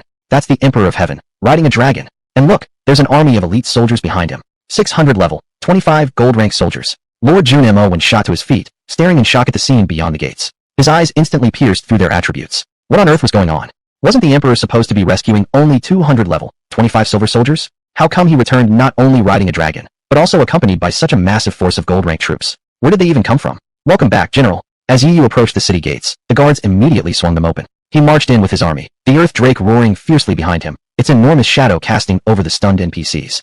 Thud, thud.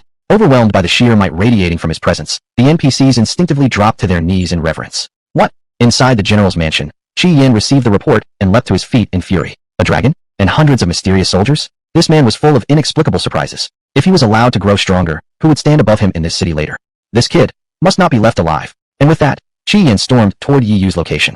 Chapter 42. I've never even acknowledged you. Yi Yu's return to the city caused a huge commotion. Rumble, rumble. Suddenly, another massive disturbance erupted as Qi Yin arrived with a group of soldiers, shouting loudly. What an impressive display of power, Heavenly Emperor. Riding your dragon through the city streets. Do you really not consider me worth acknowledging? The atmosphere instantly froze. No NPC dared speak, sensing that two major figures were about to clash. Who just spoke? Which trash was talking? Did you hear it? Yi Yu looked around in confusion, his expression genuinely puzzled. I don't see anyone. Didn't hear a word from any trash. His soldiers shook their heads one by one. You. Qi Yin choked with rage, then laughed bitterly. I'm responsible for the city's security. Your act of riding a dragon within city limits could pose potential dangers. By my authority, I command you to immediately dismiss that beast.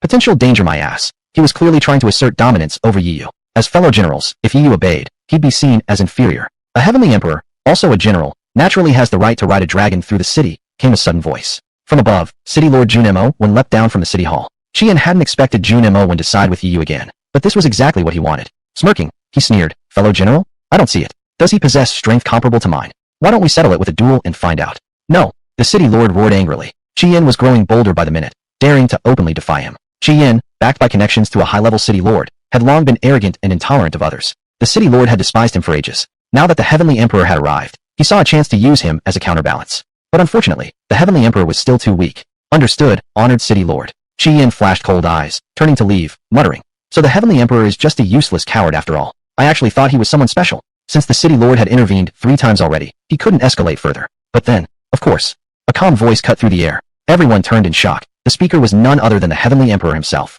Did Qi Yin dislike him? As if he gave a damn about Qi Yin. There should only be one true general in this city. What right did Qi Yin have to stand equal to him? Impossible. The city lord cried anxiously, flinging his sleeve wide and secretly transmitting voice. Do you even know what kind of opponent he is?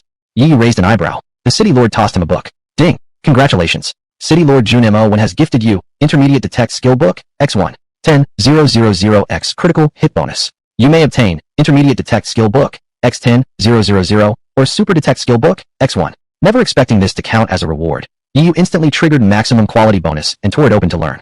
Super Detect. Effect. Can inspect enemies up to 500 levels higher than yourself. He immediately scanned Qian's attributes. Qian General of Tianqing City. Level 40. Physical Attack, 2364. Defense, 1625. HP, 3726. Skills. Wind Shadow Move, Falling Moon Slash. Class, Hidden Class, Shield Plate Warrior. So a level 40 Platinum boss, likely equipped with top-tier gear and a defensive hidden class. His defense and HP were incredibly strong.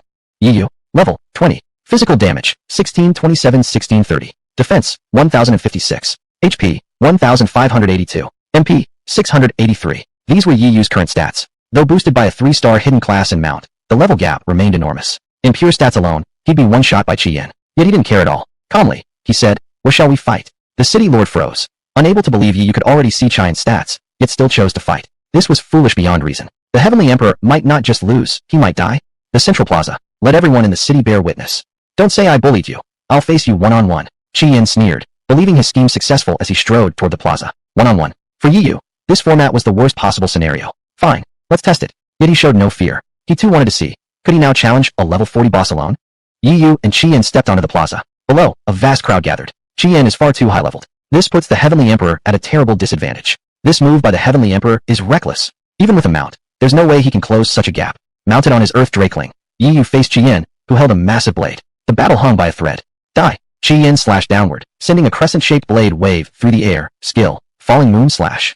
All watched tensely. Surely, just this one strike would put the Heavenly Emperor in grave danger. Ding. In combat, enemy count +1. Physical attack +1%. Too little. Yiyu didn't care at all. Even without this SSS rank talent, he was still a powerhouse. Earth wall. 3 layers of earthen walls rose before the Earth Drakeling. The falling moon slash struck them, each wall collapsing in turn, but the attack was slowed and weakened, dissipating completely by the time it reached Yiyu, dealing no damage. The Earth Drakeling excelled in defense. Qian stared enviously at the beast. At level 40, he couldn't obtain a mount yet, but it wouldn't be long now. A pathetic weakling relying on a mount. Do you even deserve to stand before me? Once I kill you, that mount will be mine. Qian roared with laughter, his figure blurring forward with the skill, Wind Shadow move. He closed in fast, too fast for the Earth Drakeling to raise its defenses in time. Is that so? Yiyu merely smiled faintly. The ring on his finger pulsed. Chaotic ultrasound. Ding. Qian is forcibly disrupted, for 1 second, unable to attack during this time. Roar. Ding. Qian is confused by dragon aura for 1 second, unable to attack or move during this time. For 2 full seconds, Qian was utterly helpless. His body trembled violently, mind reeling in shock. Then, suddenly, the sharp ringing of sword chi filled the air as Yiyu swept his blade across, unleashing 15 colossal sword beams, each 500 meters long, descending in a storm that surrounded Qian completely. Heavenly Sword Art, awake and rule the world. Ding. Consuming 100% mana. 15 sword beams focused on a single target. Qian had high defense. Each sword beam pierced through, but only dealt minimal damage. Yiyu immediately chugged a greater mana potion, restoring 10 mana per second, already regaining 10 points instantly. Ding. Consuming 10 mana, using Sharp Edge Unsheathed. Physical penetration increased by 20% for 3 seconds. The sword beam slammed into Qian relentlessly. With 7-fold attack speed for 7 seconds, it was like a machine gun barrage. Fast, furious, overwhelming. Da-da-da. 325. 319. In less than a second, Qian lay lifeless on the ground, pupils dilated. Damn you, I've never even acknowledged you. But the moment my sword brushed your throat upon entering the city, you were already dead. Yiyu didn't spare him a glance. He stepped calmly onto the plaza. Ding. Congratulations. You have slain Qian. Gained 22,455 experience points. Platinum grade weapon. Falling Moonblade. X1, 100 silver coins, 10,000x critical hit bonus. Chapter 43, level up to level 10. Yiyu gained over 200 million experience points, and 10,000 gold coins. As for the equipment, he'd check that later. The moment he stepped down from the square, everyone froze in shock. Fast, unbelievably fast. From Yin Yi's initial dominance to Yiyu effortlessly countering and killing him. It had all happened in an instant. No one had expected that Tian Di could actually defeat Yin Yi. How many levels had he surpassed? He's terrifying. General Tian Di is amazing. I've hated Yin Yi for ages. A once-in-a-lifetime prodigy, the greatest talent I've ever seen. Mr. Tian Di, if you're interested as a hero, would you consider marrying someone from our city? My family has several beautiful unmarried daughters. The crowd erupted in excitement. City Lord Junimo was stunned as well. Staring at Yiyu's retreating back, his heart surged with turbulent emotions. He had thought Tian Di was a genius who might balance out Yin Yi's power. But this went far beyond mere genius. A monster, a freak of nature. Someone like this couldn't be controlled by anyone. His future would inevitably lead beyond the main city, to the very peak of the world. Even he, the city lord, might soon have to curry favor with him. I hereby announce, Junimo declared, that all soldiers of Tianqing City shall answer to General Tian Di. Meanwhile, Yi was checking his new gear. Platinum tier Falling Moonblade, capable of unleashing 10,000 Falling Moonblades on a critical hit, or transforming into a legendary tier weapon upon critical strike. Unfortunately, the item required level 40 to equip, too high for now. He could only store it away for later. A bit disappointing. Ding. Congratulations. You have become the sole general of Tianqing City. City Lord Junimo grants you supreme authority, command over all soldiers in Tianqing City. This piece of good news quickly washed away his earlier regret. All soldiers of Tianqing City. Just how many was that? At this moment, he wielded unparalleled power throughout the city, surpassing all others in influence.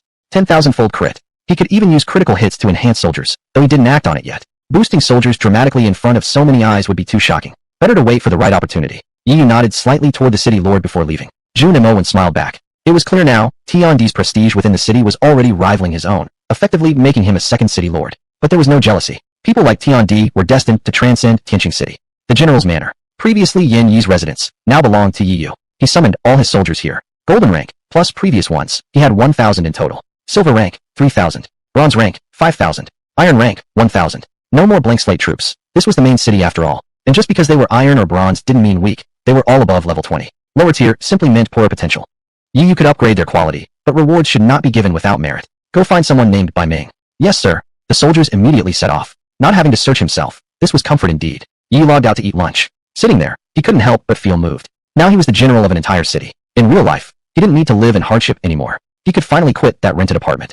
He browsed property apps, looking to buy a villa, but Maple Forest City was expensive, especially villas. This one looks good. He found an estate he liked, though funds weren't quite enough yet. Truthfully, he was now wealthy. Buying a villa wasn't impossible, but if he was going to buy, it had to be the best. Unlike protagonists in novels who insisted on wearing rags and living in slums even after becoming rich just to play humble and then dominate others, Yi Yu saw no shame in treating himself well. Improving his quality of life was perfectly acceptable. Yeah, time to sell some gear, that'd bring in extra cash. For now, he wandered into a local clothing store and bought a high-end outfit. As an orphan, all that mattered was taking care of himself. That young man is so handsome, but clearly doesn't need money. What a pity. He encountered a few wealthy older women along the way, but seeing his luxurious attire, they gave up any idea of approaching him. Back then, these women used to try to take him under their wing. So annoying. Now, such nuisances were gone. Being rich truly felt great. Of course, all of this came from the game. Thanks to Azure Heavens, Yi Yu could rise above ordinary people. After spending just a short while in reality, he re-entered the game. General Bai Ming has arrived. Right away, good news greeted him. Yi Yu dismissed the soldiers and looked at the strong, sturdy man before him. Hello, I'm from Village 999. The village chief sent me to find you in Tianqing City. I am Destroyer. So that's it. You're my junior brother's apprentice. I didn't come just because your soldiers summoned me. I witnessed your battle in the city. You impressed me greatly, which sparked my interest in forming a connection. When your men came looking, I chose to appear willingly. Who would have thought? We're practically family. Bai Ming looked genuinely delighted. He wasn't lying. Yi Yu took a look. Bai Ming was level 50, even stronger than Qi Yan. Yi Yu didn't mention that he himself had already become a destroyer. Master Uncle, I need to change my class. Our sect has rules. Changing classes requires completing tasks far more difficult than others. Are you prepared? Yes. Ding. Quest received. Destroyer first class change. Quest requirement. Kill 10 gold rank monsters and 1 platinum rank boss. Time limit. 1 day. Failure penalty. Unable to level up. Master Uncle, I'll take my leave now. Yi Yu set off immediately. Go, go. Bai Ming waved his hand, silently sighing in his heart. The path of the destroyer isn't easy to walk. This is the legacy of a great war god. The higher you go, the harder the class change tasks become. But, you should be able to make it. It was precisely because it was so difficult that he had been stuck at level 50. Truthfully, as a level 50 destroyer, he was already powerful in high-tier main cities. But since leveling up had been blocked, he'd recently come to Tianqing City just to wander around and clear his mind, hoping to find some opportunity. The first class change quest was relatively simple, but still, very difficult. For other players at level 20, how hard would it be to kill a platinum boss? But for Yi Yu, it was truly effortless. General, according to our scouts, there should be a platinum boss here. The soldiers had already found the monster for him. He set out alone and arrived at the location. Before him were several gold rank monsters and one level 22 platinum boss. Ding. Enemy plus 121. Physical attack plus 121%.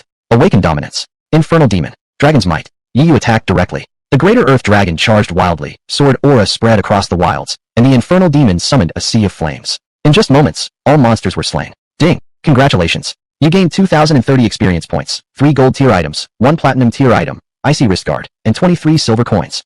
10,000-fold crit. Ding. You have slain the level 22 platinum boss Venomous Sting Bee, gaining 1 legend point and 500 reputation. 10,000-fold critical hit. Gain 10,000 legend points and 5 million reputation. Plentiful rewards, but most importantly, the class quest. Yi Yu was a destroyer. He wasn't sure whether the destroyer class quest would benefit him. Ding. Congratulations. Class quest completed. Reward. Ability to upgrade destroyer to level 40. After second class change, can upgrade to level 60. 10,000-fold critical hit reward. Ability to upgrade Annihilator to level 60. Comfortable. Yi Yu instantly leveled up. Ding. Your level increased by 10. Gained 50 free attribute points. Please allocate. Having experience points made life carefree. 10 consecutive beams of white light shot into the sky. Leveled up 10 times in one go.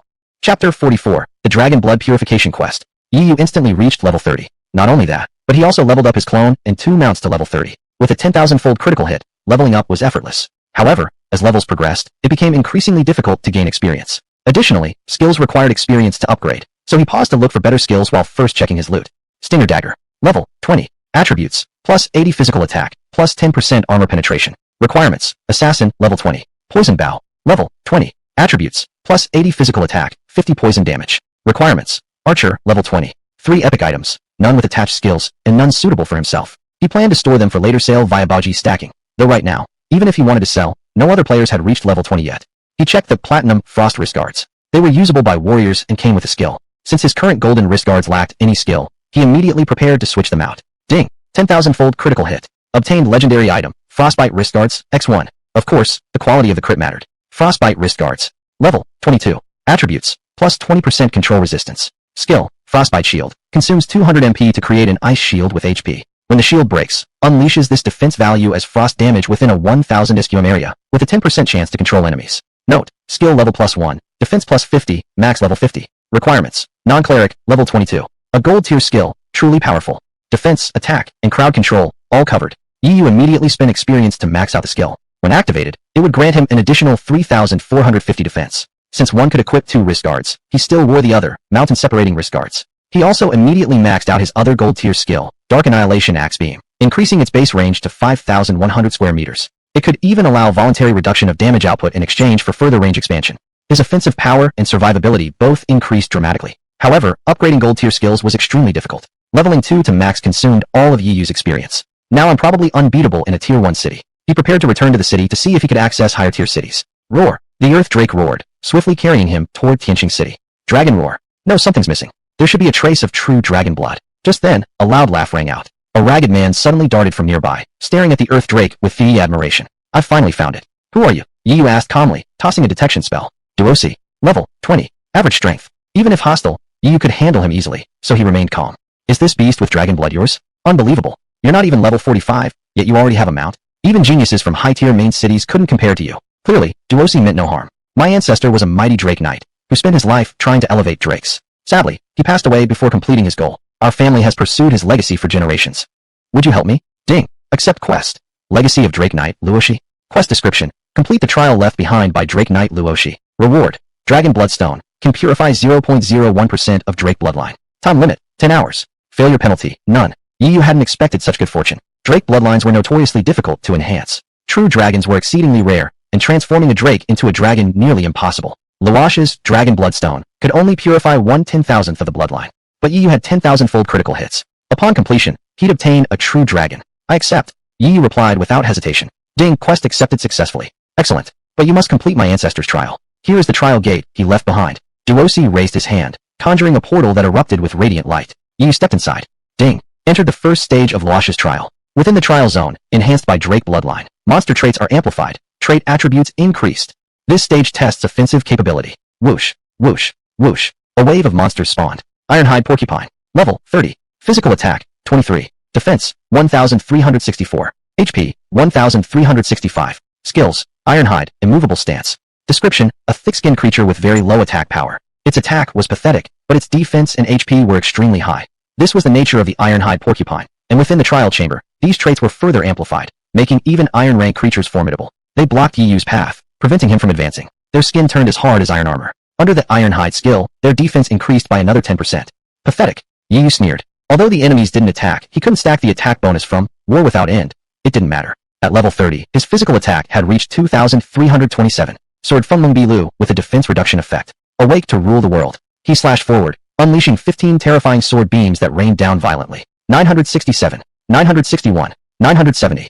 All Ironhide Porcupines lost over half their HP, and the sword beams dissipated. But within the area once covered by the sword aura, Yiyu's attack speed surged to 7 times normal. Flash, flash, flash. He struck rapidly, and within moments, wiped out all the monsters. It seemed easy only because his attack power was simply too overwhelming. Ding! Entered the second stage. Monster traits are amplified, trait attributes increased. This stage tests agility. Whoosh, whoosh, whoosh. A barrage of ice arrows shot toward him. Ice Arrow B. Level, 30. Magic attack, 2091. Defense, 103. HP, 532. Skills, Ice Arrow, Poisonous Sting. Description, a fragile monster, but with high movement speed. Ice arrows could apply crowd control, while Poisonous Sting dealt 10% damage ignoring defense, and inflicted a bleed over time effect upon hit. Ding! Enemy count plus 50, physical attack plus 50%. Step on void. Yiyu dashed into midair, dodging both the stings and arrows. However, the ice arrows had long range, some still hit him. Fortunately, his equipment was top tier, granting high resistance against control effects. Just a tiny bit of ice lingered, but it failed to immobilize him. Infernal Demon. A hideous crimson demon emerged behind him. With a raise of his hand, hellfire erupted, incinerating all the poisonous bees. Yiyu took a deep breath. This trial would be extremely difficult for ordinary players, or rather, even for some powerful ones. But for him, it was relatively simple. He stepped toward the entrance to the next level. Ding! Entered the third stage. Brace yourself for Luoshi's Flame Drake Strike. This stage tests survival ability. Chapter 45. Earth Tyrant Dragon, Hell of Death. Roar. A crimson draconic beast appeared ahead. It was the only monster on this third level. Flame Drake Phantom. Level 50. Magic attack, 6024. Defense, 1023. HP, 4092. Skills, Flame Stream Arrow, Blazing Fireball, Meteor Blaze. Description, extremely powerful in offensive magic, but relatively weak in defense. This is a spectral remnant formed just before the Flame Drake's death, greatly reduced in level, yet still capable of unleashing one devastating strike. Its attack power was terrifying, and it possessed excellent skills. Roar. It spat out a massive fireball hurtling toward Yu. Under this skill, the damage reached 8,048. No wonder this trial was known as the Life or Death Gate. Earth Wall. The Earth Drake summoned a wall of earth. Though instantly shattered, it still absorbed part of the Flame Drake's assault, reducing the incoming skill damage to over 6,000. Good job. Yu's eyes flashed with light. Though the damage had decreased, over 6,000 points of attack could still easily kill him. Buzz. The frost wrist guard on his left hand was suddenly coated with crystalline ice. A huge ice shield materialized before him, blocking the roaring flames. The shield visibly eroded under continuous impact. Crack, crack, crack.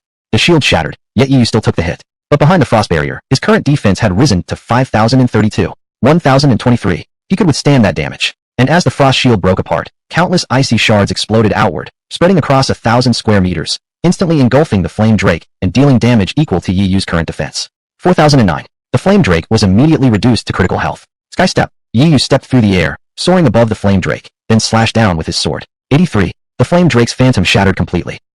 Yu took a deep breath, descending slowly from the sky. Thank goodness I just obtained the legendary item, Frost Wrist Guard. Otherwise, there's no way I'd have cleared this stage. And even then, the phantom's strength has been weakened. It can only use one ultimate strike. He was being modest. Blocking a single blow from a level 50 diamond boss wasn't something just anyone could do. Regardless, his attack, agility, and survivability were all outstanding. Trial cleared. Ding. Trial completed. Battle summary. Gained 28,364 EXP. Bronze Ice Edge Arrow, X2. Iron Ironhide Armor, X1. 200 silver coins, 10,000x critical hit. Nearly 300 million experience points. Unfortunately, defeating the Flame Drake Phantom didn't drop any equipment. Only minor monsters dropped bronze and iron tier gear. But that didn't mean much. Equipment had levels after all. A level 999 blank item would definitely surpass a level 1 divine artifact. And he had a 10,000x critical hit. Still, acquiring gear wasn't the main purpose here. With a thought, his figure vanished, returning him to the wilderness outside Tianqing City. Great. You actually completed the trial. This is rightfully yours. Thus handed him a crystal. Ding. Quest completed. Received Dragon Bloodstone X1. 10,000x critical hit. Can obtain Dragon Bloodstone X10,000 or Dragon Ancestral Reversion Stone X1. Dragon Ancestral Reversion Stone. Effect. Reverts a descendant with dragon blood back into a true dragon. Description. An extremely rare treasure, nearly impossible to find in this world. In terms of practical effect, 10,000 bloodstones equaled 1 reversion stone. This fit perfectly with the mechanics of critical hits. Yu chose the latter, thinking one item would be more convenient to use. Thank you. Yu nodded to Dus. I'm a general of Tianqing City. You've traveled far and must be exhausted. Feel free to enter the city and rest. No need to be so courteous. You completed the trial and fulfilled my ancestors' final regret. It should be me thanking you. There's no need for me to enter the city. I prefer wandering the world freely. Dus politely declined and departed with a Xiaosao stride. Between major cities, one could travel via teleportation arrays or simply walk. Traveling on foot risked encountering numerous wild monsters, but despite his average strength, Dus showed no fear. No wonder he was a descendant of an adamantine Drake Knight. A genuine, noble-hearted man. Yu couldn't help but feel that the creatures in Sanxiong were becoming increasingly lifelike. Until we meet again. Smiling, Yu quickly returned to the city and immediately tossed the reversion stone to the Earth Drake. The Earth Drake had been waiting impatiently. It swallowed the stone in one gulp. Ding! Congratulations. The Earth Drake has undergone ancestral reversion, evolving into the Earth Tyrant Dragon. Boom. An overwhelming aura erupted from its body. Its form rapidly grew, hard dragon scales enveloping every inch of its frame. Already imposing in appearance, it now radiated even greater dominance and might. Ruahar. It roared uncontrollably, swelling to the size of a small mountain. Nearby wild monsters hearing the draconic roar cowered low in fear. A dragon's roar? A true dragon's roar. Damn it. Could he have used bloodstones to turn a drake into a true dragon? How is that even possible? In the distance, Dus stood frozen upon hearing the dragon's roar, regretting his decision so much that he slapped his thigh in frustration. He should have accepted Tian Di's invitation and stayed to witness the transformation. Why did he have to act cool and wander off on his own? But now that he possesses a true dragon, he'll naturally be able to join the Battle of Dragon City. We'll surely meet again someday. Earth Tyrant Dragon. Level 30. Physical attack, 720-1560. Magic attack, 840-1440. HP, 9,000. Defense, 6,600. MP, 3,600. Skills, Dragon's Might, Earth Wall, Tail Sweep, Earth Spike. Description. Upon reaching certain level requirements, new skills will automatically awaken. The jump from Platinum straight to Legendary was insane. It granted Yu an additional 9,000 HP and 6,600 defense. To be frank, if Yu just stood there letting monsters attack him, they probably wouldn't even scratch him, completely unable to penetrate his defense. His MP pool was also terrifying. Running out of mana would be nearly impossible now. As for the relatively modest attack power, Yu didn't mind at all. The Earth Tyrant Dragon was meant to be a defensive mount. With endless combat, he wasn't lacking in physical damage anyway. And while its individual attacks weren't strong, it had both physical and magical offense. Plus, it gained new skills. Earth Spike consumes 200 MP, unleashes spikes across a 100 square meter area, dealing 100% magic attack damage with 20% armor penetration and slowing enemy movement speed by 20%. Note, for each skill level increase, area expands by 100 square meters, up to a maximum of level 50. An extremely powerful skill. Yu hadn't upgraded any of the Earth Drake's original skills yet. He never expected it to actually fight. As long as it boosted his stats, that was enough. Though honestly, it was also because he hadn't had enough experience points. Yu had plenty of valuable items, which meant massive expenses. Their skills are sufficient for now. No need to upgrade yet. I'll deal with that later. Yu glanced over his abilities and decided to fuse several of his own skills first. Ding! You have detached Shock Rebound and Taunt from their original equipment and begun fusing them into Infernal Armor. Skill fusion initiated. Only skills from the same type of equipment could be fused. The Infernal Demon evolves, transforming into Death Hell. Yu couldn't wait to check it. Death Hell consumes 200 mana. The Infernal Demon gains free movement, has 0 defense, and HP equal to your own. Summons a sea of hellfire within a 2,100 square meter area, dealing damage equal to. Can taunt enemies within a 100 square meter radius. You cannot attack the Infernal Demon. If the Infernal Demon is killed, the killer suffers retaliatory damage equal to. Last 10 seconds. 10-minute cooldown. Note, for every skill level increase, the fire field range expands by 100 square meters, up to level 30. Hiss. This one's powerful. The Infernal Demon moves freely. Though its defense is 0, its HP matches Yu's, which was already very high. And within a 100 square meter radius around it, enemies are unable to attack. This zone shifts dynamically as the demon moves. It would be extremely difficult to kill, yet it unleashes terrifying hellfire attacks, like a grim reaper descending death upon the land. Yu immediately spent experience points to max out the skill, expanding the hellfire zone to 3,000 square meters. Still have some XP left? Might as well upgrade Ground Spike a bit. The Earth Tyrant Dragon's Ground Spike had reached level 50, covering 5,000 square meters. As a warrior, Yu should theoretically have limited or short-range defensive options, but now his capabilities were terrifying. Some mage's forbidden spells probably weren't as impressive as his skills. Of course, that was mainly because he had so much experience. He could afford to max out his abilities. Common Bronze, Ice Blade Arrow. Level 30. Bonus attributes, plus 105 physical attack, plus 5% armor penetration rate. Bonus skill, Ice Blade Arrow, consumes 30 mana. Fires an arrow imbued with icy blades, dealing damage. Tiny chance to control the target. 10-second cooldown. Restrictions, Archer only, level 30. Black Iron Tinplate Armor. Level 30. Bonus attributes, plus 85 defense. Bonus skill, none. Restrictions, Warrior only, level 30. Looking at these two items again, what trash. Actually, they were already quite strong, being level 30 gear. It was just that Yu had seen too many top-tier items to care about these anymore. He could use quality crits to improve them, but he truly didn't need to. His current, Infernal Armor, was sufficient. Even if he upgraded the Archer gear, he wouldn't be able to use it anyway. Would Yu envy archers for their long-range advantage? What a joke. Let any archer dare challenge him on reach. Ding. Critical gain. Common Bronze Ice Blade Arrow X10 000. Black Iron Tinplate Armor X10 000. Yu planned to sell them. They'd help cover the remaining cost for the manor he wanted to buy. Ding. You've received a friend message. A message popped up in the friend channel. Yu checked it. Longtuan Zhengyang. Hey Lord Tian Emperor, we're heading to a main city. Which main city are you in? Can we join you there? We'd like to buy some gear from you. Talk about perfect timing. When you're sleepy, someone brings a pillow. Tian Emperor, Tianqing City. Longtuan Zhengyang. Got it. Arriving soon. After finishing the chat, Zhengyang immediately consulted his superior, 222's older brother, Long Xiao, also known as Guingyun. Lieutenant General, Tian Emperor, is in Tianqing City. Are you going there? Nah, I have to go to Hongguang City. I picked up a quest in the Xinsu village that requires me to head there. Long Xiao shook his head. He could have gone to a main city long ago. The only reason he delayed was due to this quest. He possessed an S-rank talent. Moreover, Long Tuan had recently taken on a major mission. Since the rewards were great, they chose not to rush leveling up, instead spending time completing the task first. Otherwise, many members would have already reached the main city. There were plenty of players in the world who did the same. Long Tuan boasted numerous A-rank and B-rank talent players, all ready to shine in the main cities. Take a group of elite players with you. Although we're on friendly terms with Tian Emperor, we can't appear weak before him. Strength is always the foundation of equal dialogue, Long Xiao said. Yes, sir. Zhengyang led the team toward Tianqing City. At this moment, elite players from many major guilds were rushing swiftly toward the main cities. Tianqing City. Just as Yu arrived at the city gate, the teleportation array inside suddenly flared with brilliant light. Longtuan Zhengyang, Longtuan Hufeng, and over 10,000 others emerged from the portal. Some had seen Tian Emperor before and were eager to meet him again, while those who hadn't were even more excited to finally see him. The world's #1 player, Tian Emperor. Finally getting to see him in person. I admire him so much. He's already fighting in space. To be honest, I don't think I'm that far behind Tian Emperor. I've got an A-rank talent and unlocked a hidden class. If I fight to my limit, I might stand shoulder to shoulder with an S-rank talent. Of course, no ill intent here. Suddenly, Terrifying footsteps shook the ground. People turned in astonishment toward the city gate. Damn, what a huge mount. Even more surprising were the NPCs. General Tian Emperor has returned. How did his dragon grow so massive? It seems Tian Emperor has grown even stronger again. Under stunned gazes, all nearby NPCs looked upon Yi Yu with deep admiration. Damn, these NPCs were the kind players usually had to curry favor with. Some would even grovel just to get quests from them. And now, were these NPCs actually fawning over Tian Emperor? Thud, thud. The city gate guards and patrolling soldiers instantly dropped to their knees, bowing respectfully. Hail, General. No way. These soldiers were all above level 20. One could even spot numerous gold rank troops among them. And what about the players? Most hadn't even reached level 15 yet.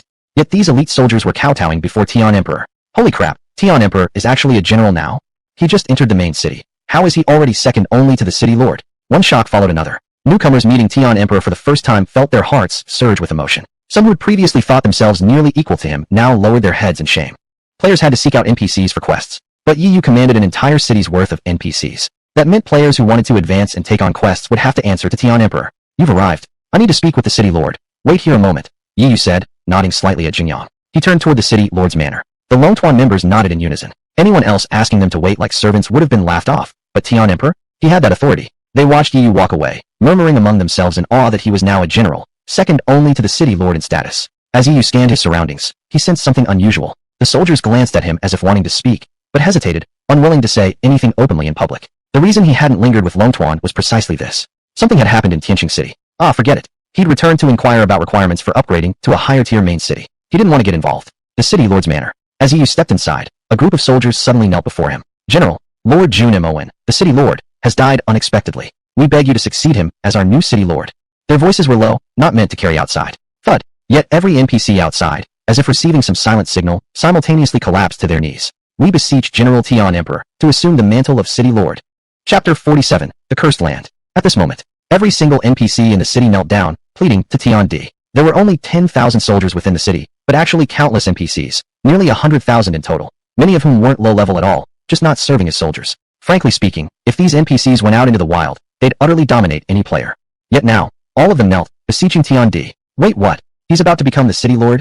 The Dragon Squad members stared dumbfounded. Just moments ago they had said Tian Di was second only to the Emperor, above everyone else, but now he could rule the city alone? What's going on? Yi Yu asked. He had only been gone a short while. How could the city lord already be dead? Yes, it was extremely strange. The soldiers led him into the study of the city lord's mansion. This was where Jun Moen had died, his body completely unmarked, not even a single wound, his face still carrying a faint satisfied smile, as if he'd passed away in the midst of a beautiful dream. We didn't notice anything. It wasn't until one of the guards entered the study to look for Lord Jun that we discovered he was already dead. Hiss. Earlier, when Yi Yu used Detect, he learned that Jun Moen was a level 60 platinum tier boss. Who could have killed him so silently, without a trace? And with so many people in the main city, how could no one have noticed a thing? It couldn't have been someone from within the city. Otherwise, they would have struck earlier. This meant something had bypassed all defenses surrounding the city, infiltrated directly into the mansion, and assassinated Jun Moen. Extremely strong. Yi Yu's eyes gleamed. Tianqing City was turning out to be far more interesting than he had imagined. Originally, he had planned to head toward higher-tier cities because he thought there wouldn't be any powerful monsters here capable of pushing him forward. But now, with this sudden twist, his interest had been piqued. Yi Yu turned over Jun Moen's body, searching for clues. Not even a single wound. It's impossible to tell anything. Here's a manuscript. Yi Yu picked up the note. It was written in the game's ancient script, celestial language, but thanks to system translation, he could understand it clearly. Tonight, I entered the cursed land. It was terrifying. I barely managed to flee. The legend is true. Beneath Tianqing City lies a forgotten history. Very little information. Clearly, the cursed land was key. Where exactly is this place? Yi Yu asked. Lord Jun actually went to the cursed land? That explains everything. It's an old legend passed down among us Tianqing people. They say this place was once the imperial capital of an ancient kingdom, hiding unspeakable horrors beneath. And the location is... The soldiers revealed everything they knew without hesitation. Jun Moen must have entered the cursed land previously and picked up some curse or affliction there. It might not have affected him immediately, but eventually triggered and caused his death. Alternatively, perhaps some terrifying entity from the cursed land itself had come into the city and killed him. In any case, the cause undoubtedly stemmed from the cursed land. Got it. I'll take it on. Now Yi was truly interested. He picked up the city seal from the study desk. Immediately, a notification chime sounded. Ding! The entire city petitions you. As the highest-ranking individual currently in Tianqing City, with exceptional prestige, you may succeed as City Lord. Congratulations. You have become the City Lord of Tianqing City. You may now command all NPCs within the city. All player entries and exits from Tianqing City require your permission. Normally, becoming a City Lord required either immense reputation points or major contributions to the Empire, yet for him, it came freely. Boom. Brilliant golden light shot out from the City Lord's mansion. Upon seeing this, every NPC instantly dropped to their knees again. Hail Lord Tian Di, our City Lord. At this moment, Yi Yu ruled supreme over the entire city, peerless, sovereign above all.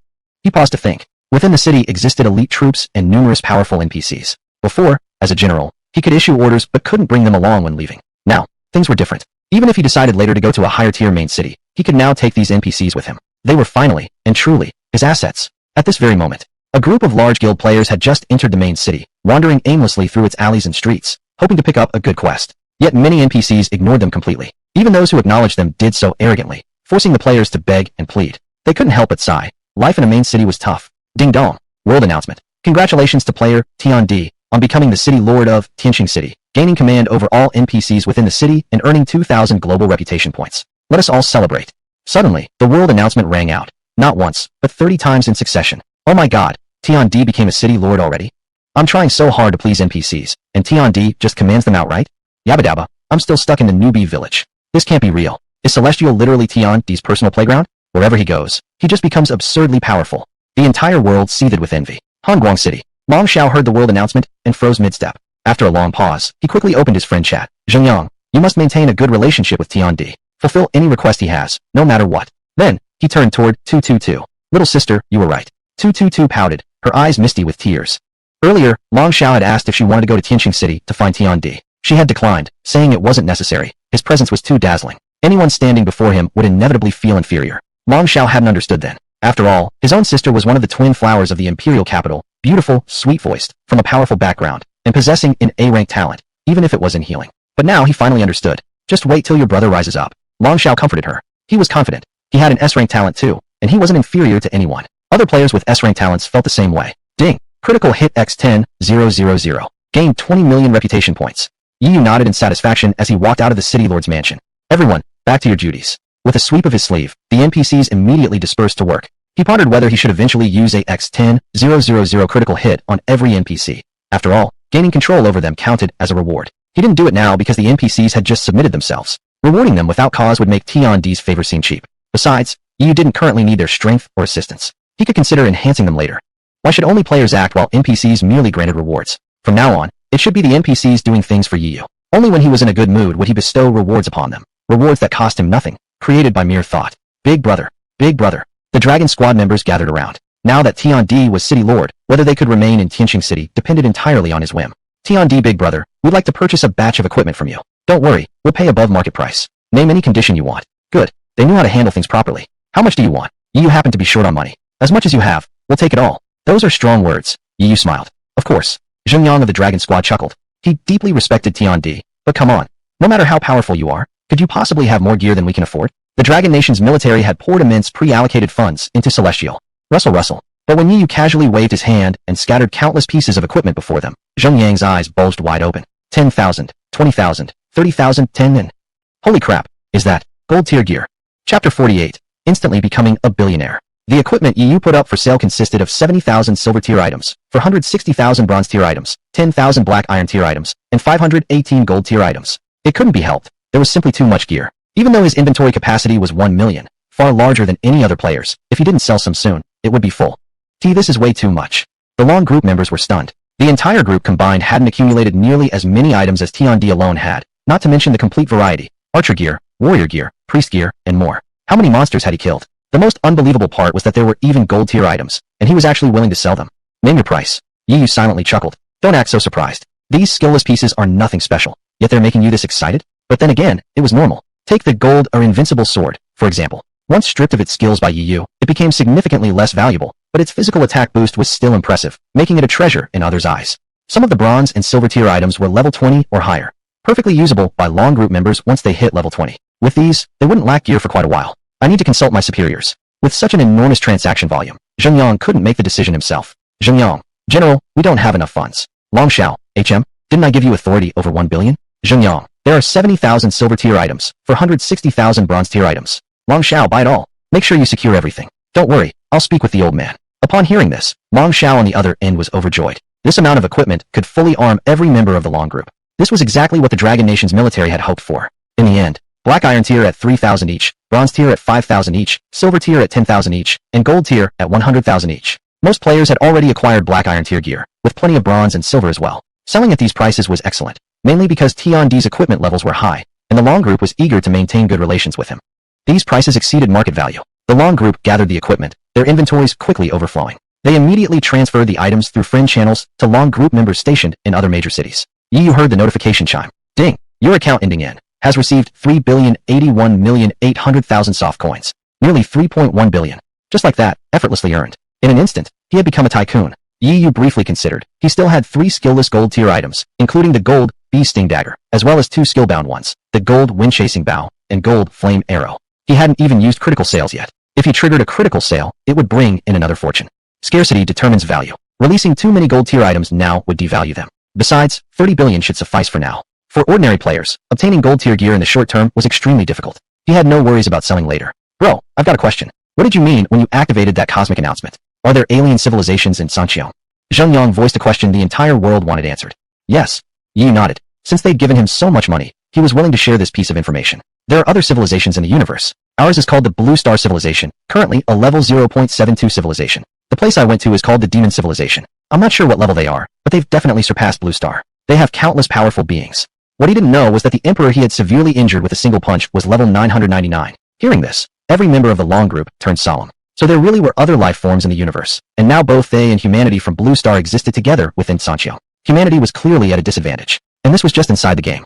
But what if those extraterrestrial beings could reach Blue Star in reality? The military knew certain secrets. The strength achieved in Sanxiang could reflect into reality. If players from a cosmic civilization grew strong enough, they could travel across space and reach Blue Star. Then, real-world Blue Star would face invasion. No wonder the Long group had always advocated low-key development. No matter how dominant they might be on Blue Star, they needed to look beyond, to the entire universe. Right now, humanity from Blue Star was still too weak. Bro, we're off to kill monsters. By the way, please don't spread this information carelessly. It might cause panic among humans. The Long group members couldn't wait to start leveling up. Yeah, I understand. Yi Yu waved goodbye to them. He had also considered whether cosmic civilizations might invade reality, but pondering that now was pointless. The key was still growing stronger. As for why he told the Long group, was Yi Yu foolish? So much money, such strict discipline, and in past games, he'd never even heard of a group called Long Tuan before. Now suddenly, an elite team appears out of nowhere. There could only be one explanation. Military personnel. Ding. Player, Aoshi Duzuan, wishes to teleport to Tianqing City. As City Lord, you may directly refuse. Do you wish to reject? Player, Aoshi Xiongba. At this moment, numerous notification sounds came in. Reject. Set to reject all players, except Long group members. These idiots actually wanted to come over? Haven't they been beaten enough yet? Long group members could stay, though? Yi Yu quite liked the Long group soldiers, and trading with them also benefited him. Damn it. He just flat out rejected us. Is a City Lord really this powerful? Aoshi Duzuan, accompanied by the forces of Aoshi Sanxiang, was preparing to head to Tianqing City to reclaim his pride. Earlier, he had sent several underlings to attack Tiandi, but some of his top-tier experts hadn't moved out yet. After checking the level rankings and seeing that Tiandi had already reached level 30, such an insanely fast leveling speed, he realized they must eliminate Tiandi quickly, or it would only get harder to take revenge later. But now, they couldn't even enter Tianqing City. He was sent back to the spawn point at the newbie village, forced to teleport to another major city instead. Sorry, but city lords really are that powerful. Trash like you shouldn't pollute Tianqing City with your stench. Muttering to himself, Yi Yu pulled out a platinum tier item. The Thunder Feather Wings required level 30 to equip, and he had already met the requirement. Ding! 10,000-fold critical sale. Obtain legendary A Lightning Wings ×1. Lightning Wings. Level 30. Bonus attributes. Flight speed plus 2,000 meters per second. Bonus skill. Lightning Flash. Consumes 300 MP, increases movement speed to 100% while flying for 1 hour. Also allows one teleport within a 100 SQM range. 30-minute cooldown. Note, skill level +1 increases teleport range by 100 SQM. Max level 50.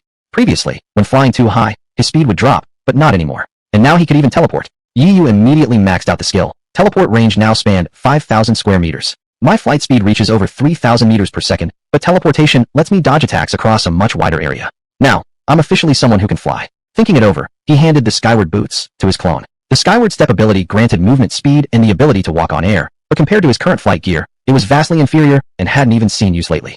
I should go check out the Cursed Land soon. I need to level up myself too. He didn't have much experience points left.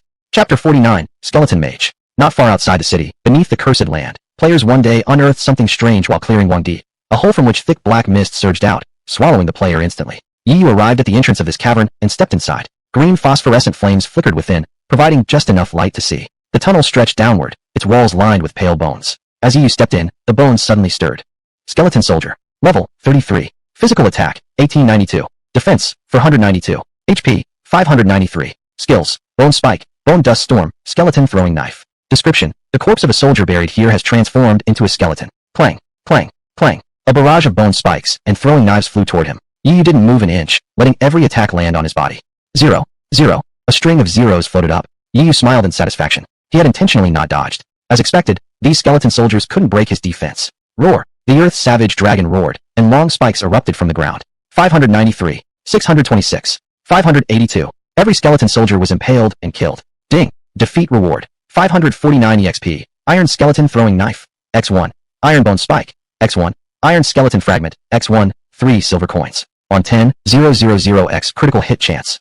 2 iron tier items, but they weren't suitable for Yiyu. Yet one thing made his eyes light up. Iron a skeleton fragment. Effect. Collect 10,000 pieces to synthesize 1. Iron a skeleton general, synchronized with your level and under your command. Quantity 1. Not bad, especially because whatever level Yiyu reached, so too would the skeleton general. A city lord should have a general. This one it is.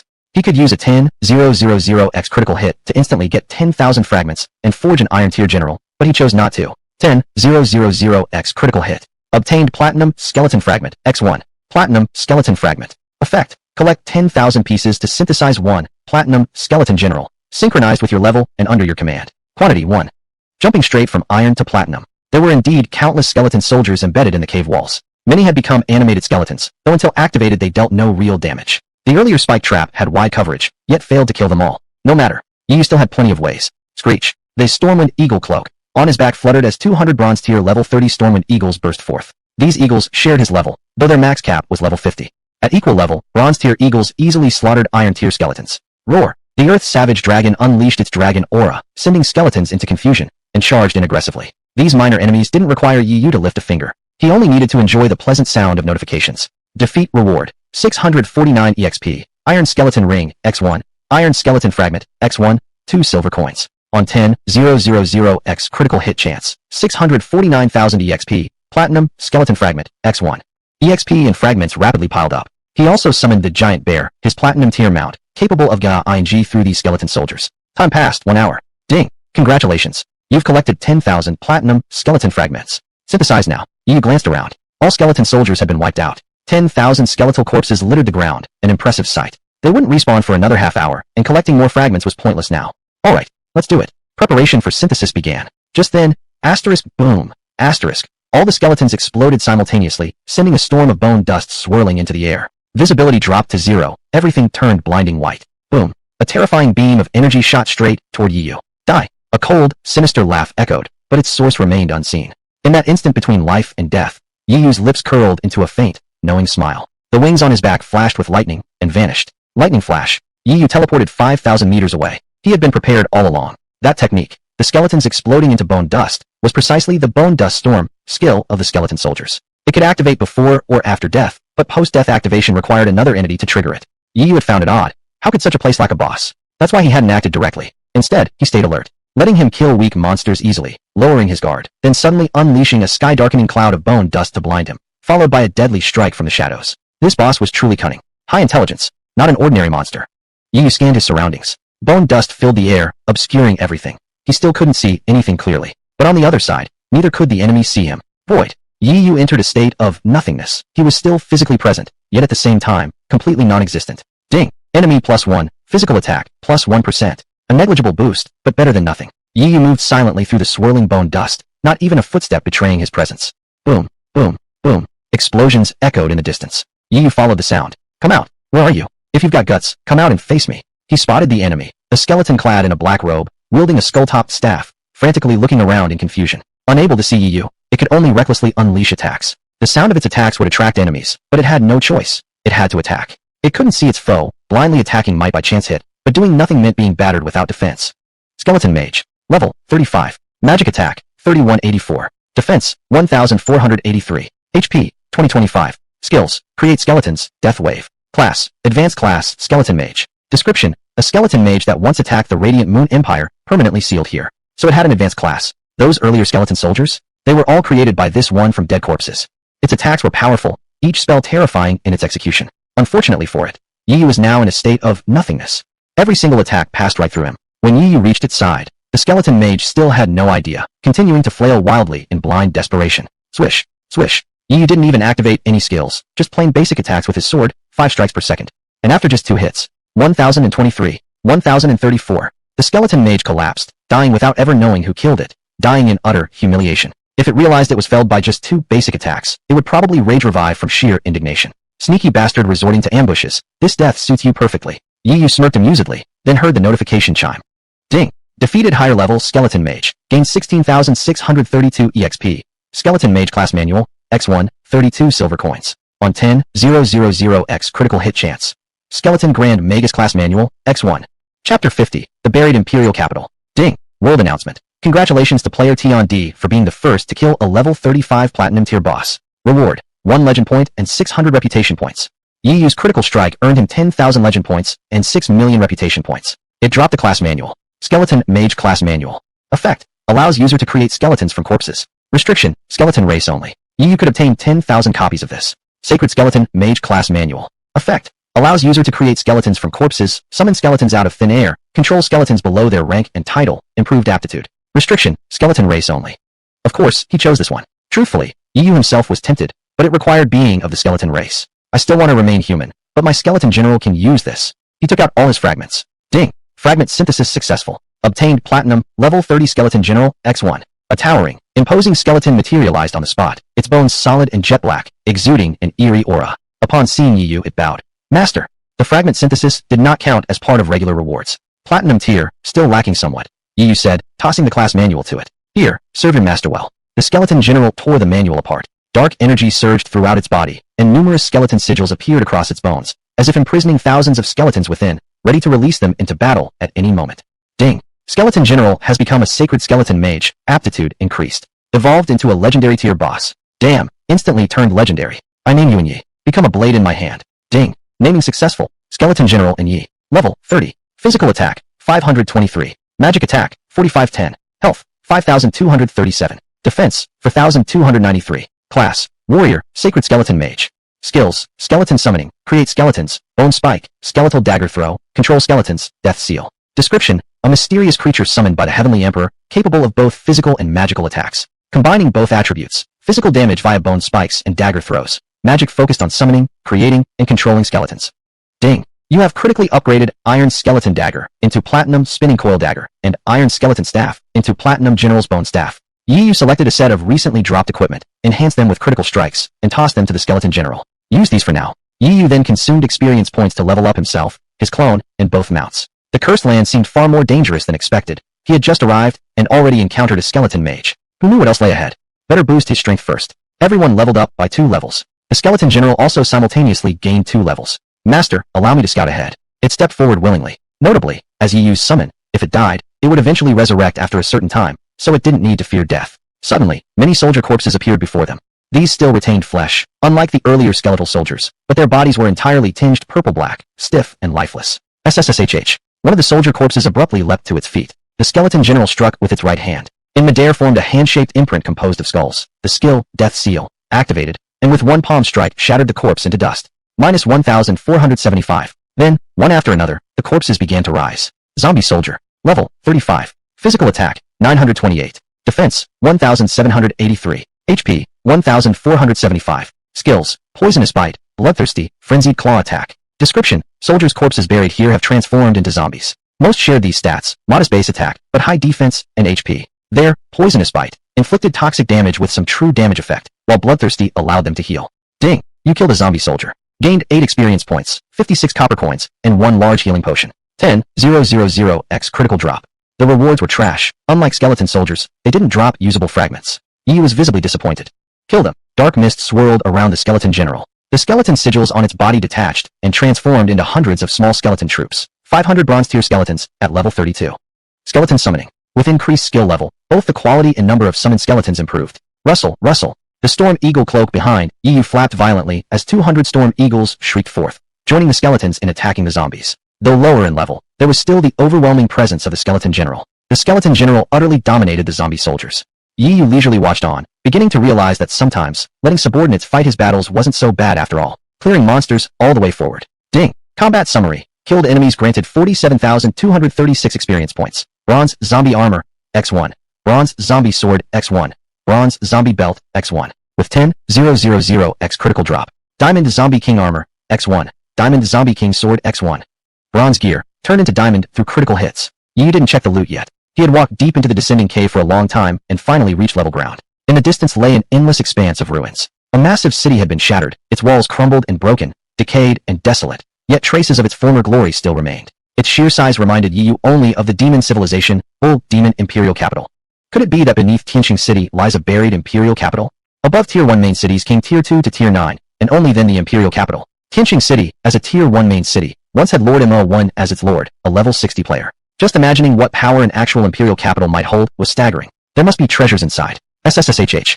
The earth before the gates of the ruined capital split open one after another, as countless soldiers buried here rose again as zombies. The skeleton general stepped forward, ready to strike. No need. I'll handle this, Yu said, stepping ahead. He couldn't wait to enter the imperial capital. Boom. The purgatory armor unleashed a blinding radiance. A colossal phantom of a purgatory demon descended, raising its hand and crashing down a sea of infernal flames, burning all approaching zombie soldiers to ashes.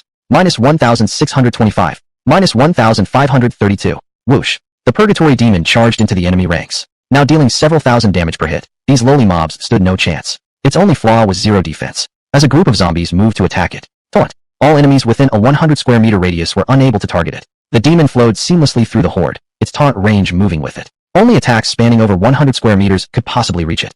Unfortunately, all the zombies relied on melee physical attacks, short-ranged and helpless. This demon is actually this strong? The skeleton general was surprised. His master had so many powerful underlings. Clearly, he'd have to work hard to stay in favor. Roar! The earth drake and giant bear also charged into the fray. His clone appeared as well, swiftly slaughtering monsters. Meanwhile, Yu flapped his thunderlight wings, soaring high into the air to scan the surroundings. With so many zombies, there's no way there isn't a boss around. Let the minions deal with the trash. He would handle only the bosses.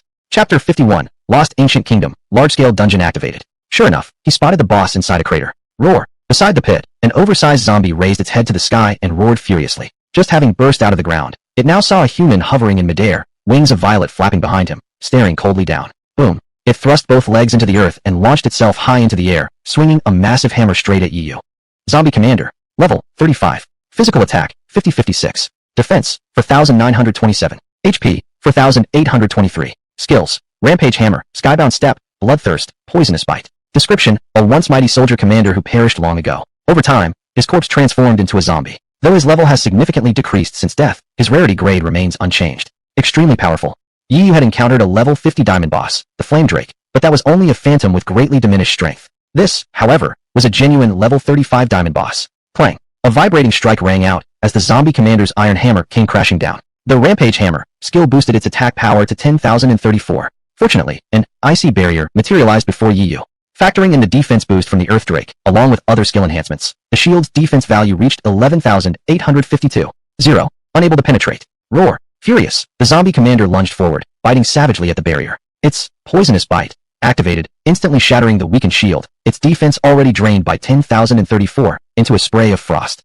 TCH, you think I enjoy sitting here taking hits? Yu sneered. A blizzard erupted around him. As the zombie commander charged, it was instantly frozen solid, a perfect ice sculpture. 4,823. The frost damage totaled 11,850. A crimson critical hit flashed upward. Then the zombie commander froze to death midair, plummeting lifelessly to the ground. The ice storm spread across 1,000 square meters, cascading from the sky onto the hordes below. 1,423. 1,562. Like purifying frost cleansing the world, the zombies were vaporized on impact. The scene was beautiful yet deadly. Yu descended from the air. As swarming zombies lunged at him, he calmly swung his sword. Awake, I command the world. Ding! Enemy plus 3,428. Physical attack plus 3,428%. 15 blade auras, each 500 meters long, rampaged outward across an area larger than several playgrounds. Amidst a storm of crimson damage numbers, countless zombies shattered apart. With this, every monster was annihilated. Killing these creatures had been effortless for Yu. Ding! Battle summary. You have gained 67,236 EXP. Bronze zombie necklace, times 3. Bronze zombie ring, times 4. Bronze zombie belt, times 3. With a 10,000x critical chance, you may obtain Diamond Zombie King necklace, times 3. Over 600 million experience points, added to his previous total, exceeding 1.1 billion. Yu was ready to level up again. Ding! Your level increases by +3, your clone's level increases by +3. Each gains 15 free attribute points. Please allocate. Earth Drake level +3, Great Strength Bear level +3, Skeleton General levels up synchronously. That felt good. The Great Strength Bear was a platinum boss and currently lagging behind, but Yu had no intention of abandoning it. He planned to visit the demon civilization later. It might hold the key to evolving the Great Strength Bear. He turned his attention to his loot. Zombie Sword. Level, 35. Bonus attributes, plus 115 physical attack, plus 8% attack speed. Bonus skills, none. Requirements, Warrior, level 35. Description 1, a mediocre bronze weapon. Description 2, collect the full zombie set to unlock set effect, plus 20% defense. Useless, no skills attached. but the stats weren't bad. Equipment shouldn't be judged solely by rarity. For example, Yi Yu's legendary A Dark Annihilator Axe possessed a golden skill, extremely valuable. Yet it was only level 17, granting just 200 physical attack. Meanwhile, this level 35 bronze weapon provided plus 115 physical attack. The key is the set bonus. The bronze set effect was underwhelming, but Yi Yu could trigger massive critical drops. Zombie King Sword, level 35. Bonus attributes, plus 250 physical attack, plus 15% attack speed. Bonus skills, none. Requirements, Warrior, level 35. Description, collect the full Zombie King set to unlock set effect, can block one fatal attack. Cooldown, 24 hours. No skill attached, but the set effect was absurdly powerful, blocking a lethal blow. This meant even if struck by the strongest enemy, even a god's direct attack, it would still save Yi Yu's life. Since he didn't lack offensive options, this effect suited him perfectly. I'll normally wear other gear, but switch to this set when facing mortal danger.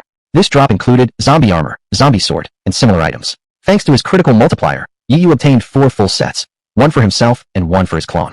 2 extra sets remained, he'd keep them for now. Such an incredible effect. Even without any attached skills, it would be something every player around the world would rush to obtain. And a full set of diamond gear inherently came with extremely high base attributes. Ding! World announcement. Congratulations to player TND for achieving the first kill of the level 35 diamond boss Zombie Commander. Reward, 1 legend point, 1000 server-wide reputation points. Ding! 10,000x critical drop. You have obtained 10,000 legend points and 10 million server-wide reputation points. You already had plenty of legend points. As long as he encountered a legendary dungeon again, he'd have a chance to use them. The one-time foreseeing power he'd previously obtained was especially tempting. That time when he competed with the divine being for power had been thrilling and dangerous. Only the sky jade had protected him. But divine beings were too mysterious and unpredictable. Who knew if it could bypass the protection of the sky jade and deliver a fatal blow? Last time, the deity hadn't been prepared. If they clashed again, things might turn out differently. No problem, he could take the hit himself now. Finally, I can go in and take a look. Beating his wings, Yi Yu approached the ruins. Dark miasma churned here, spreading the stench of decay. He spotted a description. Imperial capital of Huiwe. Description, the imperial capital of the Huiwe Empire 500 years ago. It was an ancient city. He tried to open the gates and enter. Ding! Blocked by the bloodthirsty formation. Entry denied. Pour large amounts of blood onto it to gain access. Yi Yu raised an eyebrow. He could enter. By using Void, nothing could restrict him. He could even teleport directly into high-tier main cities, completely ignoring qualification requirements. But he was genuinely interested in this imperial capital. Just then, another notification arrived. Ding dong. World announcement. Player TND from Dragon Nation has triggered an event. Large-scale dungeon. The curse of the ancient Huiwe kingdom is now activated. Location Sky Star City. Global teleportation arrays temporarily opened. Players may freely teleport into the dungeon while the instance remains active. Rewards will be distributed based on contribution points. The sudden world announcement stunned everyone for a moment, before erupting into thunderous excitement across the globe. A large-scale dungeon meant great rewards. The only damn issue, it was located in Sky Star City. Would TND even allow others to join? Chapter 52. The world's players are excited. Players excitedly attempted teleportation. Ding! You have successfully teleported to Tianqing City. It actually worked. In fact, only the most skilled players could teleport right now. The server-wide teleportation array had temporarily opened, but starter villages were not included. Only players who had entered a main city qualified for cross-server teleportation. Let's go, to Dragon Nation, to Tianqing City. At this moment, countless players around the world who had reached level 15 returned to their main city's teleportation array and made their way to Tianqing City. The Heavenly Emperor dares to open teleportation? How arrogant. Does he really think we can't steal his dungeon contributions, even if we go there? Baka, let's show him what we're made of. Perfect chance to see exactly who this Heavenly Emperor is. The top guilds from Rice Country, the Divine Guild, and from Sakura Country, the Sakura Guild, all sent players above level 15 rushing toward Tianqing City. These players all possessed Class C talents or higher. There were no shortage of Class A and B talents either. Their guild leaders, Godlord and Amaterasu, both S-class talents, immediately dropped whatever important matters they were handling and headed straight for Tianqing. Top-tier guilds and elite players from across the globe gathered in one place. The winds howled, the clouds surged. Oof, truly arrogant. Opening teleportation like this. Time to go see what this Heavenly Emperor is really capable of. Arrogant Supreme sneered. His subordinates had previously been wiped out by the Heavenly Emperor, and he himself had been denied entry into Tianqing City. Now, finally, he had a chance to reclaim his pride. With so many top guilds heading over, let's see how the Heavenly Emperor withstands this. The only major guild not showing up was Dragon Core. Boss, why did you open teleportation? Can we Dragon Core go join the crowd? Dragon Core, Zhengyang, sent a friend message. Don't come. That was all the Heavenly Emperor said. But Zhengyang instantly shivered, immediately notifying every member of Dragon Core not to go. The boss must be setting a trap for players worldwide. He guessed correctly. This dungeon isn't simple. There are level 35 zombies just outside. June MO1, a platinum level 60 player, died inside. I'll let other players enter first. Let them scout the path for me. Yi Yu sneered. This way, he'd have an even greater advantage. As for whether it was fair, please, was he the one urging them to come? The dungeon is here. Whether you can enter or not depends entirely on your own skill. Clear the outer monsters first before talking big. Meanwhile, he logged off. Stomach's growling. Time for a meal. At that moment, the teleportation array in Tianqing City flickered continuously as wave after wave of energetic players stepped out, some shouting excitedly. "Where's the Heavenly Emperor? I want to see him." Boom, boom, boom. A squad of stern soldiers marched forward, weapons pointed at the players. "How dare you common folk demand to see City Lord Heavenly Emperor? Get lost. Leave now." Even the street-side NPCs shouted angrily. To them, the Heavenly Emperor enjoyed immense popularity. Players glanced at the NPC's stats: level 25 gold rank soldier, level 24 blacksmith Wang Yi, etc. Though furious, they dared not act. Many of them were still only level 15. Starting a fight would be suicide. The Heavenly Emperor sure knows how to make an entrance. Hope I get to see him in the dungeon. Players like God Lord, Amaterasu, and Thunder King scoffed and walked away. Truthfully, with their S-class talents, they believed they could beat these NPCs in combat. But right now, the dungeon was their priority. Still, they couldn't help feeling envious. None of them had even hit level 20 yet, lower than these NPCs. And the entire city's NPCs answered only to the Heavenly Emperor. The Heavenly Emperor is already level 35. We probably can't beat him directly, but we can fight for the dungeon. He has no guild. He may have these NPCs, but he can't bring them into the dungeon. He'll likely leave them behind to guard the city against invasion. Does he really think he can compete with all of us? Meanwhile, in the real world, Yu happily ate his meal while casually browsing news highlights and gaming forums. Today's top news story centered on a single topic. Shocking. Heavenly Emperor activated cosmic announcement. Proof of extraterrestrial civilization. With his current momentum, can Heavenly Emperor be called Earth's #1 player? Could he one day become the universe's greatest player? Countless comments followed below. Yu didn't reply to any of them. For now, it was better not to reveal the truth about cosmic civilizations to the general public. It might cause panic. Besides, what good would telling them do? The gaming forums, however, were even more chaotic. Rice Country's top guild, Divine Guild, has mobilized. 30,000 players entered Tianqing. With others, at least 200,000 from Rice Country have arrived. Ogre Country's top guild has gone too. Sakura Country has sent plenty as well, openly declaring they'll seize Heavenly Emperor's dungeon and showcase Sakura pride. Virtually all S-class talent players worldwide have mobilized. 1 million players gathered in Tianqing. Can Heavenly Emperor really be called Earth's #1 without comparing himself to other S-class players? No matter how strong Heavenly Emperor is, there's no way one person can stop so many players. Yu shook his head and smiled. Who said I'm going to stop them? Them? They dare. He had already fought gods for power and walked through demonic civilizations. Did these low-level players really think they were worth his personal intervention? So satisfying. After finishing his meal, he opened a real estate app, placed an order, and bought the mansion he'd been eyeing. Purchasing such a large estate was troublesome. It required identity verification, coordination with construction companies, and various procedures. He hired an agent to handle the paperwork. The agent naturally charged a fee, but Yu didn't care. To him, it was pocket change. Yu couldn't quite understand why such a massive estate was being sold through a regular software platform via agents. It defied logic, but he didn't bother investigating. As long as he lived comfortably, that's all that mattered.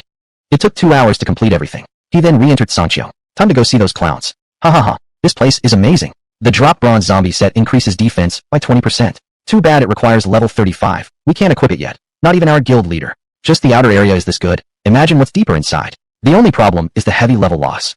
Over 1 million players could still handle tens of thousands of skeletons and zombies, especially since many S-class talents possess the ability to fight above their level. Clearing minor mobs was no issue. Even the level 35 platinum tier boss zombie commander was surrounded and killed. However, due to the monster's high levels, the damage was overwhelming and many players died and lost levels. But the zombie gear was too tempting, and the skeleton fragments could be used to craft bronze rank skeletons at the player's own level. So comfortable. Of course, all loot would eventually go into the guild leader's inventory. Once the leader grew stronger, he could help carry the rest later. But we haven't seen Heavenly Emperor anywhere. Haha, probably scared off by our numbers. Wait, what's that? Suddenly, they noticed the blood flowing from the corpses of dead players being drawn toward the array at the city gate of Radiant Moon Imperial Capital. The formation suddenly erupted with crimson light. A nearby player reached out and was instantly sucked in. The dungeon has opened. This is the dungeon entrance. Let's go. All players immediately rushed into the Fuban. Whoosh. Right behind them, Yi logged back in, gave a strange smile, and stepped inside as well.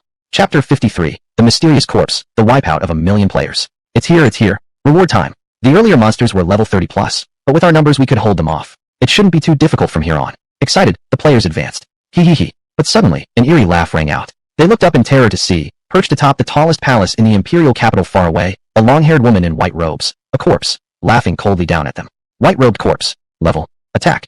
Gasp. No one could detect her stats. She had to be at least level 40. The highest level player present was only level 20, and the basic detection skill could reveal monsters up to 20 levels above oneself. In that moment, everyone's scalp prickled with fear. Aside from the corpse, countless wailing voices echoed around them.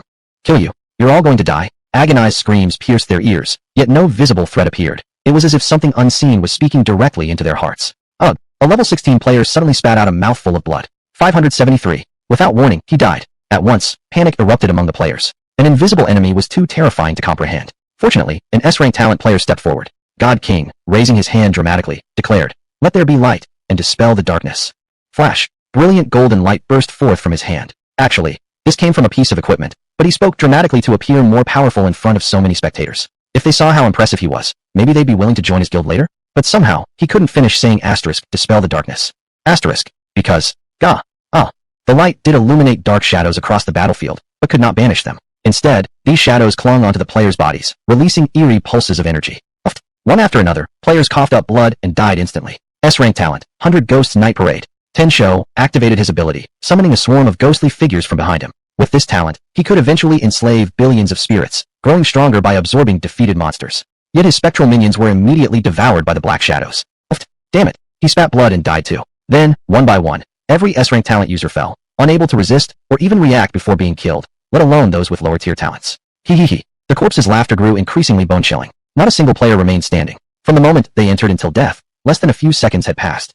Ding! You have been killed by Ordinary Dead, level -1, dropped, Mirror of Light, X1, 20 silver coins. No revival allowed in Large Dungeon. Cannot revive via corpse running. Please choose a respawn location. You have been killed by Ordinary Dead, level -1, dropped Zombie Sword X1.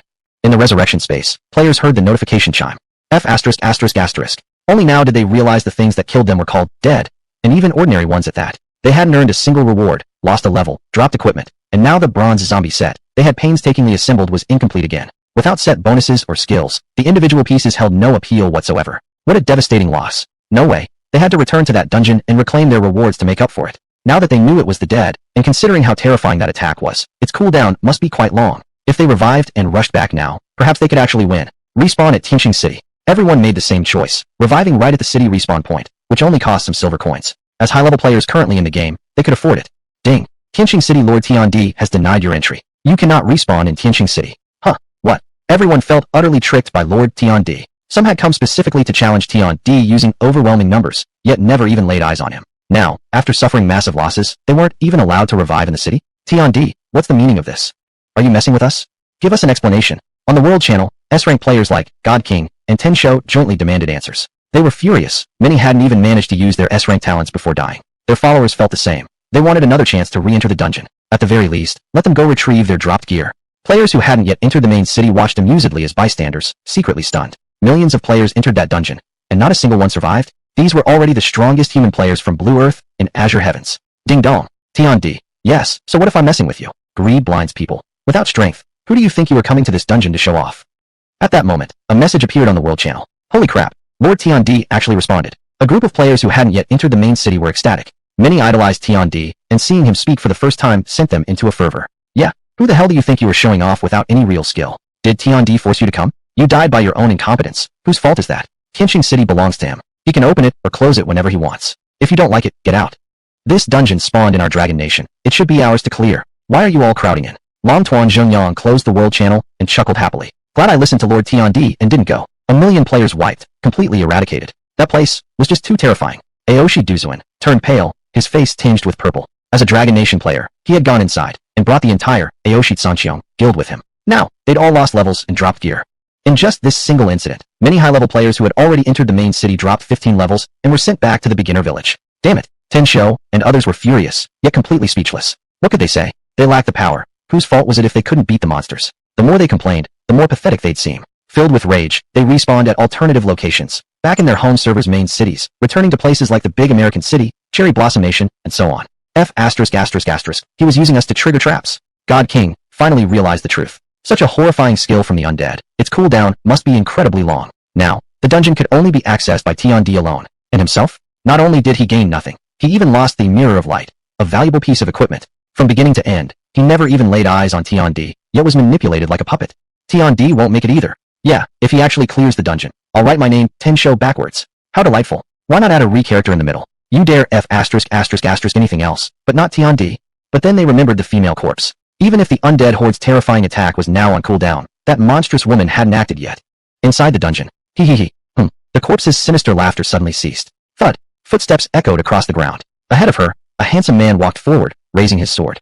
Chapter 54. Instant clear of the instance. After Yi arrived, he saw those dark shadows as well. Common undead. Level 35. Attack 1803. Defense 475. HP 587. Skills. Life Curse, Nightmare Death Word, Death Claw. Description, a common creature of the undead civilization. Honestly, their stats were average. But Yi noticed one thing. Undead civilization. So these were creatures from another civilization. Yi Yu carefully examined one skill, Life Curse. At the cost of its own life force, it curses an enemy to death. Targets below its level die instantly. The more enemies killed this way, the greater the life force consumed. That explained it. No wonder a million players had been wiped out. This skill had an instant kill effect. Even if some players possessed S-rank talents, since their levels were still lower than the undead's, they were doomed to die. However, using this skill drained life force, and not just a little. After cursing a million players to death, the undead had exhausted vast amounts of their life force. Now, they themselves were beginning to fade away. Great. They took the hit for me. Yi Yu thanked the players sarcastically. But with his diamond zombie set, which could block fatal attacks, he would have resisted the life curse anyway. In a way, the players had saved his set's effect for later use. At this moment, the remaining undispelled undead began attacking Yi Yu. Ding! In combat, talent Endless Battle activated. Plus 392 enemies. Physical attack plus 392%. Nearly 4 times physical attack power. Yi Yu flapped his wings and soared into the sky. He didn't even glance at the minions. His long sword pointed directly at the female corpse. White-robed female corpse. Level 40. Magic attack 5732. Defense 5482. HP 5389. Skills Dark Barrier, Dark Ray, Death Seal. Description: a cursed being, finding no peace even in death. A level 40 diamond boss, very strong. You despicable human. You used others to clear away the undead first. Deceitful, cunning. Gaha. The female corpse shrieked wildly. Yi Yu shrugged. Even without the players, he could have dealt with the undead, say, by sending in his clones. But this was just more convenient. Boom. The female corpse raised her hand, releasing a pitch-black energy wave. With this skill, her attack reached 10,243. As expected of a diamond boss, the ability was incredibly powerful. Swish. But unfortunately, Yi Yu suddenly vanished. Lightning flash step. He teleported behind the female corpse. As a mage-type boss, she feared nothing more than melee attackers closing in. Who could imagine a warrior not only capable of flight, but also teleporting such a long distance? More agile than any assassin. An overwhelming burst of sword energy erupted. 15 blades of sword chi merged into one, slashing down upon the female corpse. Clang. But it produced a metallic clashing sound. A pitch-black shield appeared before the female corpse. Her skill, Dark Barrier, had a defense of 10,134 and absorbed 30% of incoming damage. Too bad. Yi Yu's current attack was a staggering 12,675. Each strike dealt that much damage. The shield shattered instantly. No. The female corpse screamed, sensing her imminent death. She actually pulled out 2 black sheets of paper and slapped one onto Yi Yu. At such close range, Yi Yu couldn't avoid it. Ding! You are affected by the certain death effect of Curse Page, skill. You must die. Terrifying dark aura surged violently outward, the paper transforming like a grim reaper, rapidly disintegrating while attempting to drain Yi Yu's life force. Another certain death effect. But suddenly, his equipped gear changed. His entire body was now clad in a bone-chilling zombie suit exuding terrifying aura. Compared to the eerie darkness, this aura was majestic and imposing, like a king emerging from shadow. Ding! Fatal attack received. Set effect triggered. Fatal attack blocked. Nice. Yi Yu remained unharmed. The female corpse shrieked madly. A diamond set.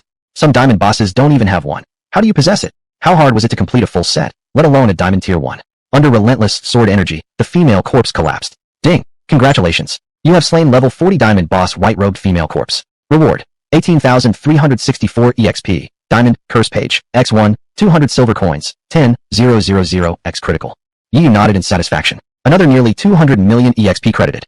A sheet of paper lay on the ground, the second and used page the female corpse had held. Now it belonged to him, free of charge. By now, the common undead had completely dissipated. Unfortunately, since Yi Yu hadn't killed them, they dropped nothing, but he didn't care. He'd already obtained the boss loot. What need did he have for trash drops? If he wanted items, weren't there plenty left behind by the players? Ding! You picked up Bronze Demon Armor, X1. Bronze Zombie Sword, X88. This wasn't a reward, it was just jan up from the roadside, so no critical pickup bonus. Yi Yu didn't mind. Even if he didn't need them, he could always sell them. After all, these players had come to this instance with ill intentions, to snatch the instance from him and humiliate him. He saw no reason to be polite. You picked up Bronze Zombie Sword, X88, Diamond Mirror of Light, X1. Well now, all the zombie sets those players painstakingly collected were completely wasted? Wouldn't that drive them mad? Wait, something was off. There was a diamond rarity item. Yi Yu had assumed the players' gear would be trash, but apparently some had decent equipment. Come to think of it, there were S-rank talent players among them. They couldn't all be utterly weak, could they? Too bad. Everything now belonged to him. He was about to inspect the items when another notification arrived. Congratulations. As the first player to defeat, you have earned 1 legend point and 1,000 server-wide reputation points. A world announcement will be issued. Hide your nickname. Don't hide it. At that moment, players across the server were heatedly discussing in the world chat. Those undead creatures were terrifying. The female corpse who hadn't even attacked, yet felt especially sinister. I doubt even Tindy himself could have won. Yeah, if over 1 million of us failed, how can he possibly succeed? Ding dong. World announcement. Congratulations to player Tindy for being the first to defeat the level 40 diamond boss, the white-robed female corpse. Reward: 1 legend point and 1,000 server-wide reputation points. Let us celebrate his achievement. The sudden announcement slapped every player in the world across the face. The white-robed female corpse was a level 40 diamond boss, and Tindy had actually defeated her. What's more, None of the players had seen Tiandi enter the instance at all. That meant Tiandi must have fought the female corpse only after they had died. How little time had passed since then? Was it a one-hit kill? It almost certainly was. Damn it. Another first kill, earning him 1 precious legend point. 1 needed to unlock legendary instances, something extremely rare. As for Yu, he gained 10,000 legend points and 10 million server-wide reputation points. Ding. Large instance. Curse of the Radiant Moon Kingdom, concluded. Distributing rewards based on each participant's contribution level. At this moment, the million players who had joined the instance heard the notification and finally allowed themselves a smile. There we go. Sure, they'd only shown up to take a look, but technically they did participate. They deserved some rewards, right? Ding. Player, Shinju, you were instantly killed by a monster in the instance. Contribution level, 0. No rewards granted. Shinju, guild leader of the top guild in the United States, immediately had his face fall. Chapter 55, 2 epic items. A million players stood frozen in disbelief. Most of them had been sent back to the beginner village, suffering devastating losses, yet received not a single reward. Ding. Your participation rate is 100%. You've earned all G Fun, automatically redeeming all rewards. 1-time Xiongqian of Huiwei Imperial City. Would you like to hide your nickname? Hide your reward. Hiss. 1-time Xiongqian of an entire Imperial City? Imperial cities were massive, packed with numerous facilities. Most players would likely have received partial access, some to teleportation arrays, others to defense systems or treasure vaults. But now, everything belonged solely to Yu. Even Yu hadn't expected this. He thought the other players might have contributed by absorbing some of the undead's attacks, but apparently their instant annihilation meant they didn't count as participants at all. They arrived and died in the blink of an eye, hardly qualifying as involvement. Nickname not hidden. Reward hidden. As usual, Yu had no interest in hiding his identity, but there was no need to flaunt valuable rewards either. Ding dong. World announcement. Congratulations to player Tiandi. With 100% participation in, you've claimed all rewards and gained 2,000 server-wide reputation points. Truly enviable.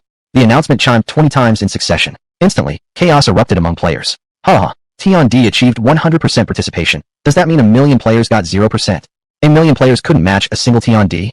This is hilarious. Players who hadn't entered the dungeon immediately grasped what had happened. One moment, a million players were wiped out, complaining about failing to enter the Tianqing City instance. The next, Tiandi cleared it solo. Instant completion. A million failed, yet Tiandi soloed and crushed it instantly. You can respawn in Tianqing City all you want. What then? Still think you can steal the boss's dungeon? Not a single one of the million players could utter a word. The truth stared them right in the face. Ding. With 10,000x critical bonus, you may obtain 20 million server-wide reputation points. 1-time Xiongqian of Huiwei Imperial City, times 10,000, or permanent Xiongqian of Huiwei Imperial City, times 1. Yu already had plenty of reputation, enough to purchase a city lord title, but he was already a city lord. No immediate need. Besides, he now had an Imperial City. Ding. You have selected permanent Xiongqian of Huiwei Imperial City. Of course Yu knew what to choose. No matter how many uses, permanent was always superior. System notice. Huiwei Imperial City is currently under a curse by the undead civilization and cannot be used. Full access will be available only after the curse is lifted. That was the only downside. The undead civilization has long sought to invade this world. Our Huiwei Empire was one of the first victims. Suddenly, a weak voice echoed. Yi looked up. Above the corpse of the white-robed woman floated a translucent image, identical in appearance, but no longer crazed. Her face bore deep sorrow, and her description had changed. Huiwei Empire Princess Yulong. Description: Princess of the Huiwei Empire, Priestess of the Church of Light. In the past, my empire fell under the shadow of death. My father the king and others perished mysteriously. As a priestess of the Church of Light, I came to save my people, but fell victim to the undead's trap, becoming a cursed corpse. Noble warrior, thank you for slaying me and lifting this curse. A sacred light spell allows me to linger briefly, but I shall vanish soon. Take this. You are strong. The undead will not abandon their invasion of this civilization. I pray you survive. She rambled on and on, but you didn't bother listening. The moment the image faded, a shield dropped to the ground. He snatched it immediately. Ding. Congratulations. You obtained Diamond Shield of Light, times 1. Activate 10,000x critical bonus to receive either Shield of Light, times 10,000, or Purification Shield, times 1. Nice. An unexpected bonus. Shield of Light. Level 40. Bonus effects. Defense plus 300. Skill. Light's Blessing. Consumes 150 MP blocks 1 curse effect. Cooldown, 10 minutes. Note. Skill level plus 1 reduces cooldown by 10 seconds. Up to max level 25. Restriction. Warrior, level 40. Description. Crafted by the Church of Light, specifically designed to combat the undead civilization. With the shield, could you still get screwed? The white-robed corpse had vanished completely. Otherwise, you would have called her useless. But really, the long cooldown was the main issue. Even at max level, it was still 350 seconds, meaning just once every 6 minutes. That left a dangerous window for exploitation. I could own 10,000 of these, but using the same skill on the same unit shares the cooldown. Not to mention, the MP cost would be unsustainable. Yu turned his attention to the next option. Purification Shield. Level 40. Bonus effects. Defense plus 550. Damage reduction from true damage plus 20%. Accompanying skill. Purification. Consumes 500 MP. Grants immunity to curse effects for 1 minute, with a 1-minute cooldown. Note. Skill level plus 1 increases duration by 9.152 seconds, up to max level 60. Description. Equipment drop from Tiandi's critical hit. its special function is truly top tier. Hiss. Epic item, forbidden curse. These two words alone sent shivers down one's spine. At max level, it can block curses for 10 minutes straight. A 1-minute cooldown is nothing. The undead civilization's greatest strength lies in curses. Inescapable death was terrifying. But purification directly countered curses. It was their natural nemesis. So, aside from countering the undead civilization, was it useless otherwise? Not at all. This epic shield provided substantial defense, and the 20% reduction against true damage effect was incredibly powerful, a rare gem in Sanxiong that was nearly impossible to obtain. True damage ignored all defenses and dealt full harm. Yet Yu could now resist true damage. Though only by 20%, it was still incredible. His offense was strong, but his defense and HP were relatively weak. This ability greatly enhanced his survivability. But it requires level 40 to equip. I'll have to wait. He had gained a massive amount of experience, but not enough to level up 5 times in one go. He planned to grind some more monsters later. It wouldn't take long. There were still 2 diamond tier items. Curse page. Level 40. Bonus effects. None. Skill. Death curse. Consumes 150 MP, inflicts a curse. If target's level is not higher than yours, instant death. If target's level exceeds yours, they suffer damage per second. This damage cannot be detected.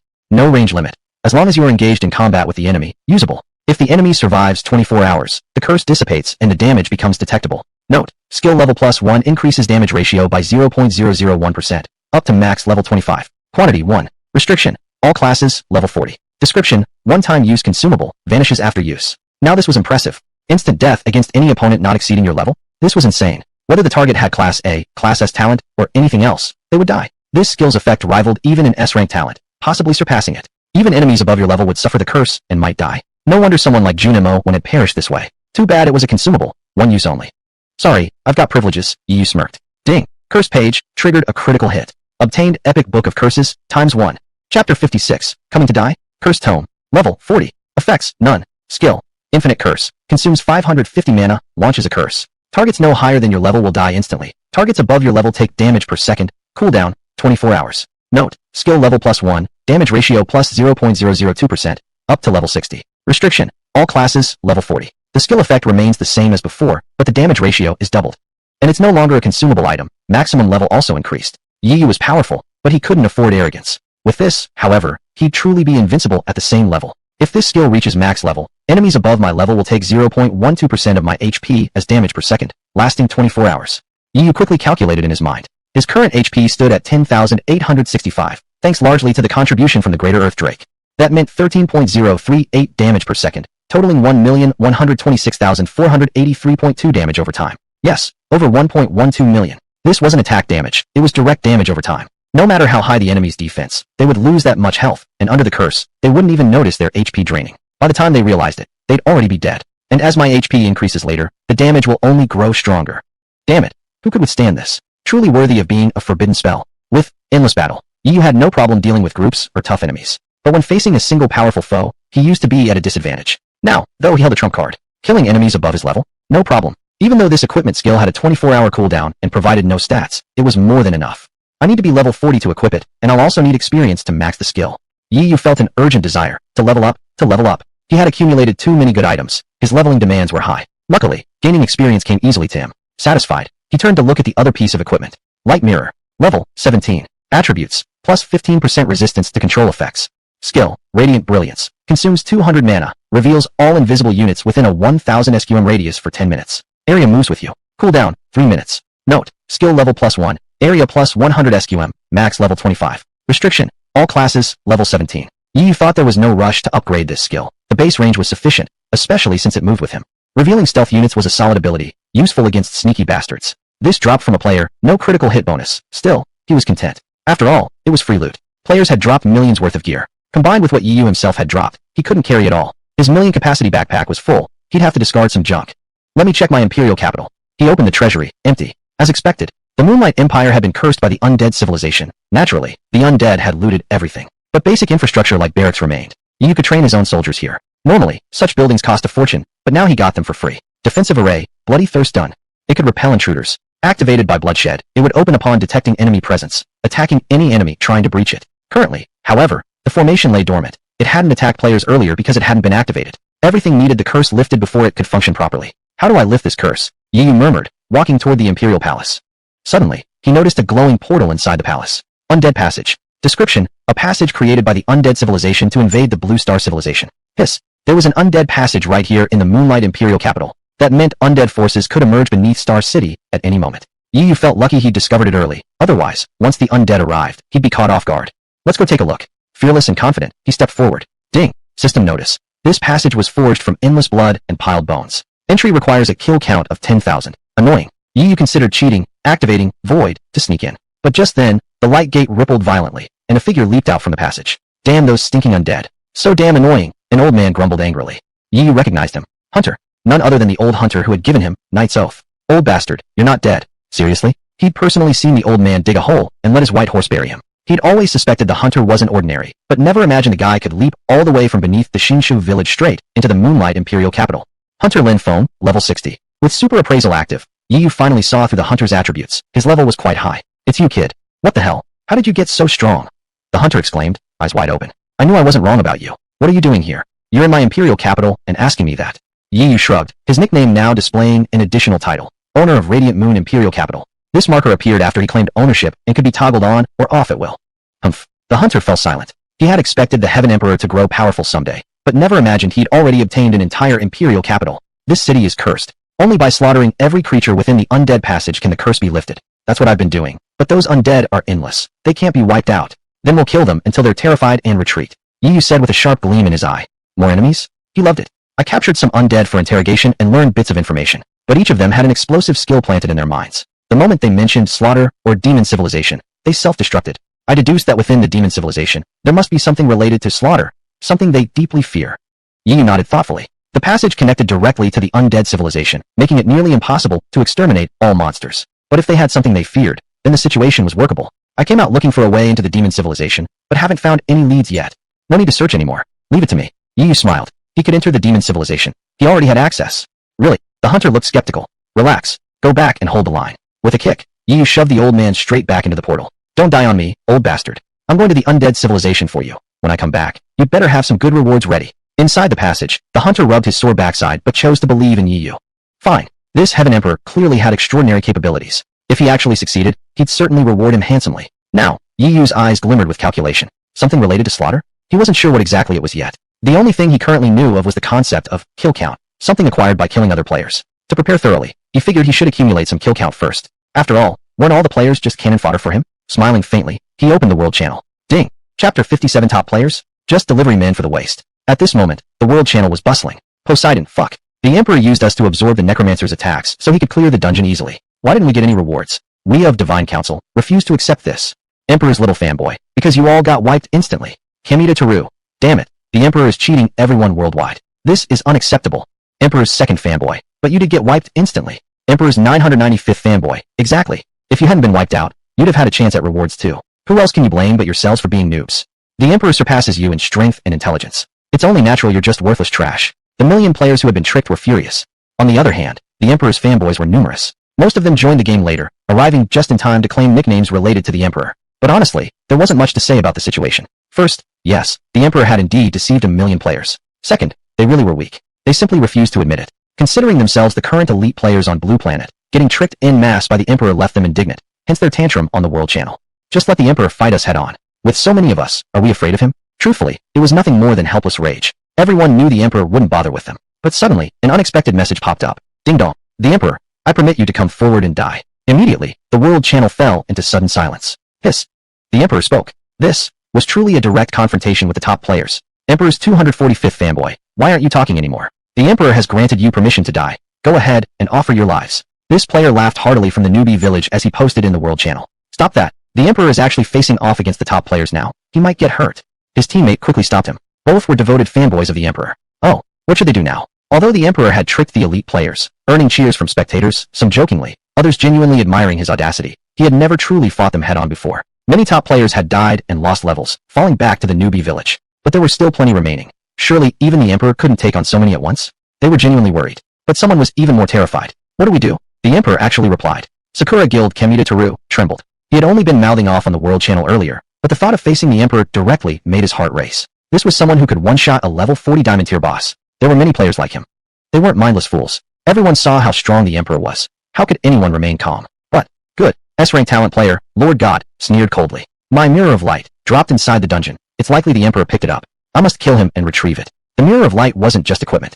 It was a crucial item needed to unlock a chain quest. He immediately ordered all members of Divine Council present in the main city to mobilize. Under Divine Council S lead, players level 15 and above from other guilds across the Big America region also began moving out. Lord God has acted. We must follow. Amaterasu immediately mobilized the entire Sakura guild. With so many of us, should we fear one single emperor? Move out. Nearly all the world's top players mobilized, except for a few low-key ones, and Dragon Squad, who maintained good relations with the emperor. About 300,000 players in total. The other 700,000 had been knocked back to the newbie village and couldn't participate. Fearing the emperor might call upon NPC soldiers for help, they even asked through the world channel. Emperor, will you summon soldiers from Tianqing City? Do you even deserve that privilege? True to form, the emperor remained arrogant as ever. Ding! Congratulations, you have teleported to Tianqing City. The teleportation array in Tianqing City surged with light as 300,000 elite players arrived simultaneously. Though PvP was allowed within the city, every one of them instinctively turned toward the governor's mansion, where a solitary figure stood atop it. Honestly, the sight of over 20 level-ranked soldiers glaring at them made them uneasy. But the emperor was actually standing alone against them all. Make him pay for his arrogance. Mages, long-range assault. Tanks, move in and hold the line. These were all elite players, veterans and experts from past games, with extremely rich experience. They quickly formed an orderly formation, activating their talents. Especially the group of S-rank talent players positioned at the center of the formation, exuding overwhelming aura. Meanwhile, players around the world held their breath. They all understood the significance of this battle. If the emperor could win under such circumstances, the title of world's #1 player would be cemented beyond dispute, never to be taken away again. Ding! You have voluntarily entered combat. Killing players will earn you kill points and turn you into a red name player. A system notification rang in Yiyu's mind. The next instant, a storm of attacks rained down from the sky. Too trashy. Step. Activating step across void. He leapt up to an altitude of 1,500 meters. Countless players' attacks couldn't reach him. Most had far too short a range. A few did manage to hit, but all were dodged effortlessly. The players froze in shock. What kind of jumping ability was this? And what insane movement speed? What happened next left them utterly stunned. Let me show you what true despair feels like. Yiyu intentionally descended back into their attack range. Countless strikes landed on his body, producing only clinking sounds. 0, 0. Endless zeros floated up. His damage reduction was so absolute that not even a scratch was made. What kind of insane defense is this? Bakairu. I have the S-rank talent, Absolute Armor Penetration, which deals 100% true damage later and already applies 10% now, but still can't hurt him at all. As panic spread across their faces, Yi raised his axe. Ding! Enemy count plus 312,365. Physical attack plus 312,365%. Actively reducing physical attack by 95%. Range increased by 1,900%, covering 96,900 square meters.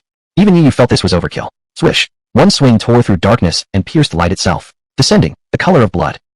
The arc of the axe expanded rapidly, obliterating everything in its path with overwhelming force. Crimson stained the earth as countless damage numbers soared into the air. 762, 1,294, 547. Damage values varied. Some S-rank talent holders had relatively high HP, but it was utterly meaningless. Remember this. If you dare defy me, crawl like a dog. Yiyu's voice echoed across the battlefield. The bodies of 300,000 players collapsed simultaneously, dropping mountains of gear. Brilliant flashes of crimson light intertwined with equipment glow, painting a legendary scene around him. Someone clean up the corpses. He glanced back indifferently. NPCs immediately rushed in to collect the bodies. He had no interest in players themselves. If they couldn't even defeat his clone, why should he take them seriously? Meanwhile, outside the city, countless players waited anxiously for news of the battle. He must be fighting fiercely. One man against so many. It sounds incredibly tough, but truly admirable. Ding dong. World announcement. Player Tiandi has gone on a massive killing spree in Tianqing City, slaying 12,453 players. Who will stop him? World announcement. Player Tiandi has slaughtered 312,365 players in Tianqing City. He's completely lost control. Someone come stop him. Players across the globe fell silent. Ding. Congratulations. You have killed 312,365 players, looting 182,475 iron tier items, 122,933 bronze tier items, 6,941 silver tier items, and 16 gold tier items. Multiplier failed to activate. Pathetic. Ding. Gained 312,365 experience points. Multiplied by 10,000x. Total experience gained. 3,123,650,000. Hiss. 3.12 billion experience points. Perfect. Yiyu immediately spent the XP, leveling both his clone and mount to max level 40. Now he could finally use forbidden arts like Book of Curses, fully upgrade Infinite Curse, and Purification. Forbidden spells required massive amounts of experience to level. They'd be impossible for ordinary players to advance even if obtained. Only someone like him could afford such costs. Killing players granted experience. As long as targets were below level 50, each gave 1 point. At this rate, Yiyu suspected Skyward was encouraging player versus player conflict. Players? Just delivery men bringing loot. He almost wanted to scam them again. But Blue Planet's players had already been fooled twice by him. They probably learned their lesson and wouldn't fall for it so easily anymore. Ah, right. He was about to enter the demonic civilization soon anyway. Ding. You have earned 312,365 kill points. Multiplied by 10,000x. Total kill points gained. 3,123,650,000. Chapter 58. That person has come again. After obtaining the kill value, there was no further notification sound. Yi didn't know what use the kill value served, but he always prepared for every possibility. Though he was powerful, he never let pride cloud his judgment, and his actions were always guided by clear logic. The clone's backpack capacity wasn't large enough to hold the over 300,000 pieces of equipment that had dropped. Fortunately, Tianqing City had a treasury with a capacity of 10 million, where he stored all the gear. He could sell them later. Yi simply had no interest in those items himself. I'll leave the clone here in the Blue Star civilization. I can recall it any time through the backpack when needed. As for soldiers, I won't take them along either. Their levels are still too low. Once the Emperor system becomes available, I can upgrade them. He brought along the Earth Savage Dragon and the Skeleton General, the latter possessing his own dedicated summoning space. Pulling out the Demon Gate, Yi stepped through the portal. Ding! The Demon Gate has been activated. Remaining entries, too. You will be randomly teleported to a location within the demon civilization. No targeted teleportation was possible. Yi had no idea where he would end up, but with his skills and confidence, he felt absolutely no fear. The world announcement stunned players across the globe. No one expected that 300,000 top-tier players had been instantly wiped out by the Heavenly Emperor. The Heavenly Emperor, truly the #1 player of Blue Star. At this moment, those 300,000 players were stuck in the resurrection chamber, their faces pale with terror. The image of that single axe strike would likely haunt them for the rest of their lives, becoming a lifelong nightmare. This defeat caused level loss for many, and another 150,000 players were sent back to their beginner villages. Damn it, if only I were at a higher level, would I have fallen so easily? Kyuso, I have an S-rank talent too. I refuse to believe I'm this weak. God Lord, Amaterasu, and others roared in fury. The Heavenly Emperor was simply too high level. Most of them hadn't even reached level 20 yet, while the Heavenly Emperor was already level 40. They blamed the loss solely on the level gap. They must grow stronger, regain their honor. #1 player of Blue Star? Humph, that hasn't been decided yet. What they didn't know was that the one who defeated them was merely Yi Yu's clone, while Yi Yu's main body had already arrived in a cosmic civilization. Players from Blue Star could no longer offer him any real excitement. Ding! You have arrived at Demon Civilization, Bull Demon City, Dark Forest. Thanks to the effect of the Demon Gate, your attributes and level are not suppressed by foreign civilizations. Well now, did he share some kind of fate with Bull Demon City? Twice now, random teleportation had brought him here. Ding! You have entered the Demon Civilization. You are considered an invader. A familiar prompt appeared. The next instant, ding dong, world announcement. A life form from the Blue Star civilization has entered Bull Demon City, triggering the special class event, Human Invasion from Blue Star. All players must resist the human invasion. Rewards will be granted based on contribution.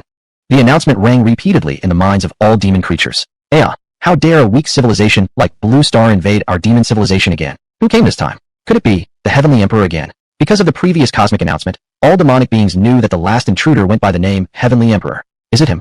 Even the level 999 Bull Demon Emperor abruptly stood up. That human, who had struck him with a single punch across countless beings and gravely injured him.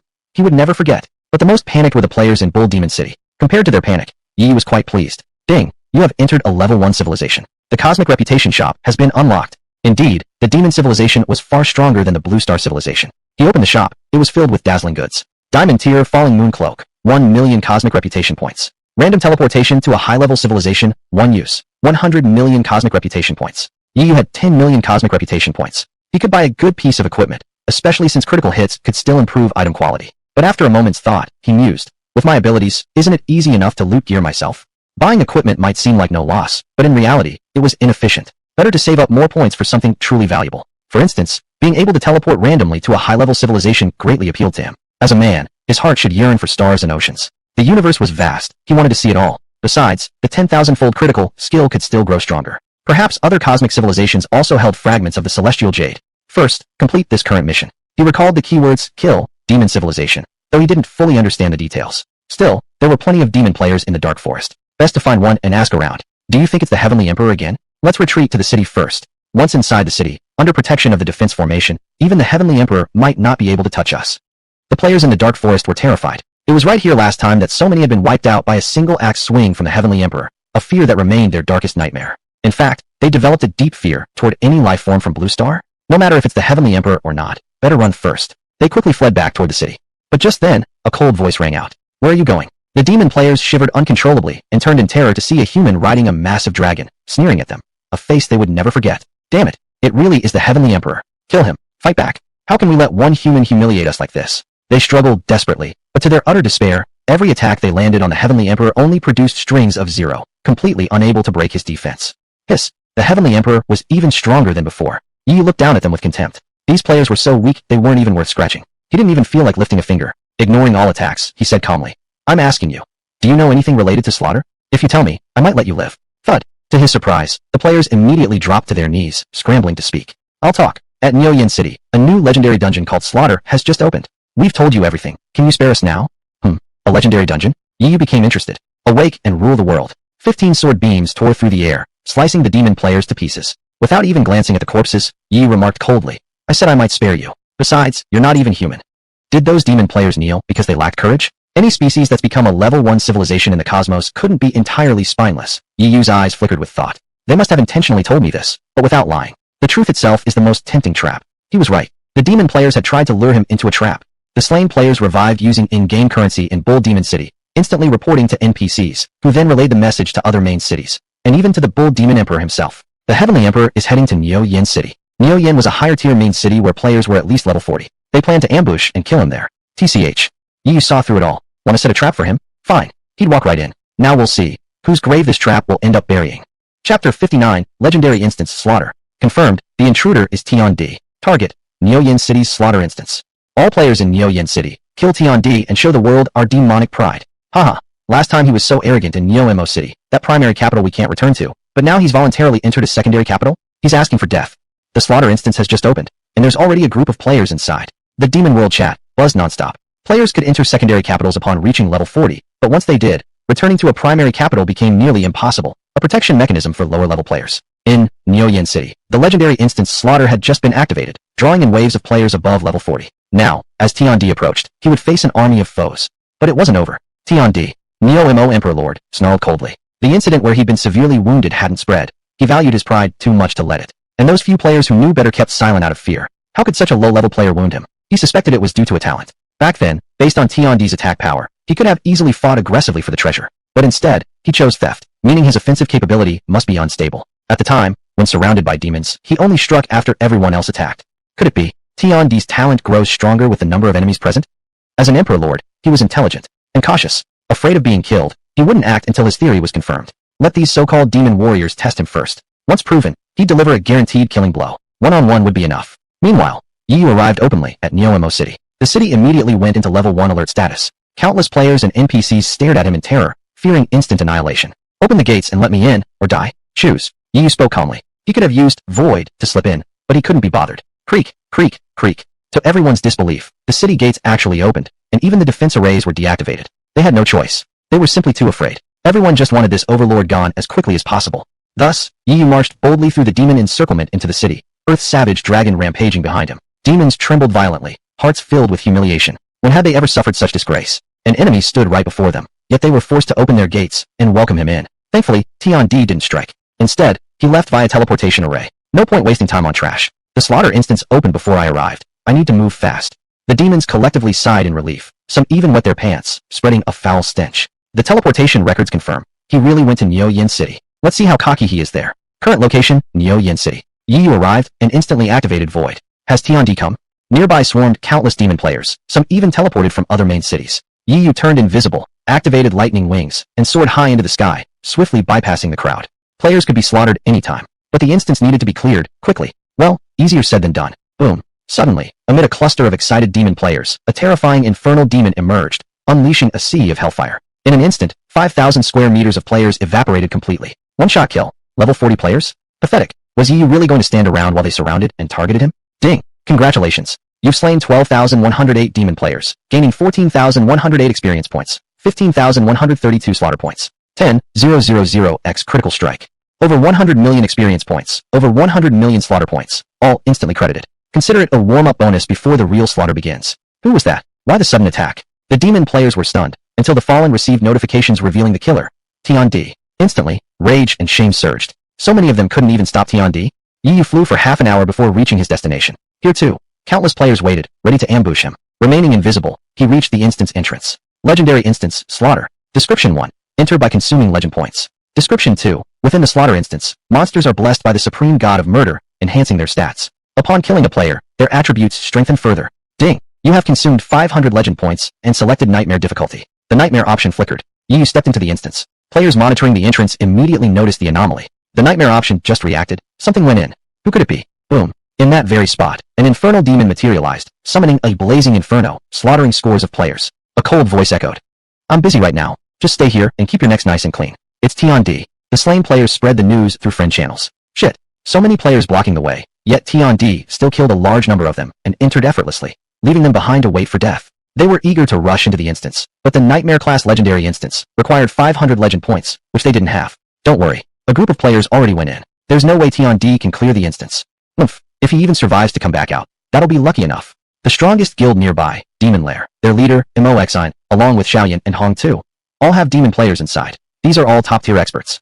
Players who had earned 500 legend points had at least secured first kills on 500 bosses. All of them possessed at least B-rank talents. High levels too, some even reached level 60. Inside the instance, demon players also received news of T-on-D's arrival. They sneered in unison. The slaughter instance had 5 layers total, and they had already reached the 4th. T-on-D? Let him catch up first. He'd probably struggle to get past the first layer. Ding! You have entered the first floor of the slaughter instance. The moment Yu stepped in, a sudden gale erupted, forming a tornado at the entrance to the second floor.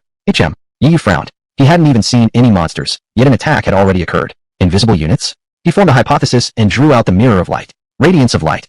Brilliant light burst forth, revealing faint blue monstrous figures. Now you could see their status panels. Wind Demon. Level 30. Attack 520. HP 753. Defense 502. Skills: Wind Blade, Melt Wind, Wind Spiral. Description: the shapeless wind is their sharpest weapon. Their stats were trashy. After all, they were just iron rank monsters. Even with buffs inside the instance, they weren't much stronger. But their skills were solid. Wind Spiral blocked off the entrance. Anyone trying to pass would be locked down and continuously drained. Very dangerous. Players who couldn't see the monsters might hesitate briefly, but would eventually head toward the entrance anyway. Too bad, you could already see them. Awakened Rain over the world. 753. 764. Sword aura surged across the area. The wind demons didn't even comprehend what happened before they were all annihilated.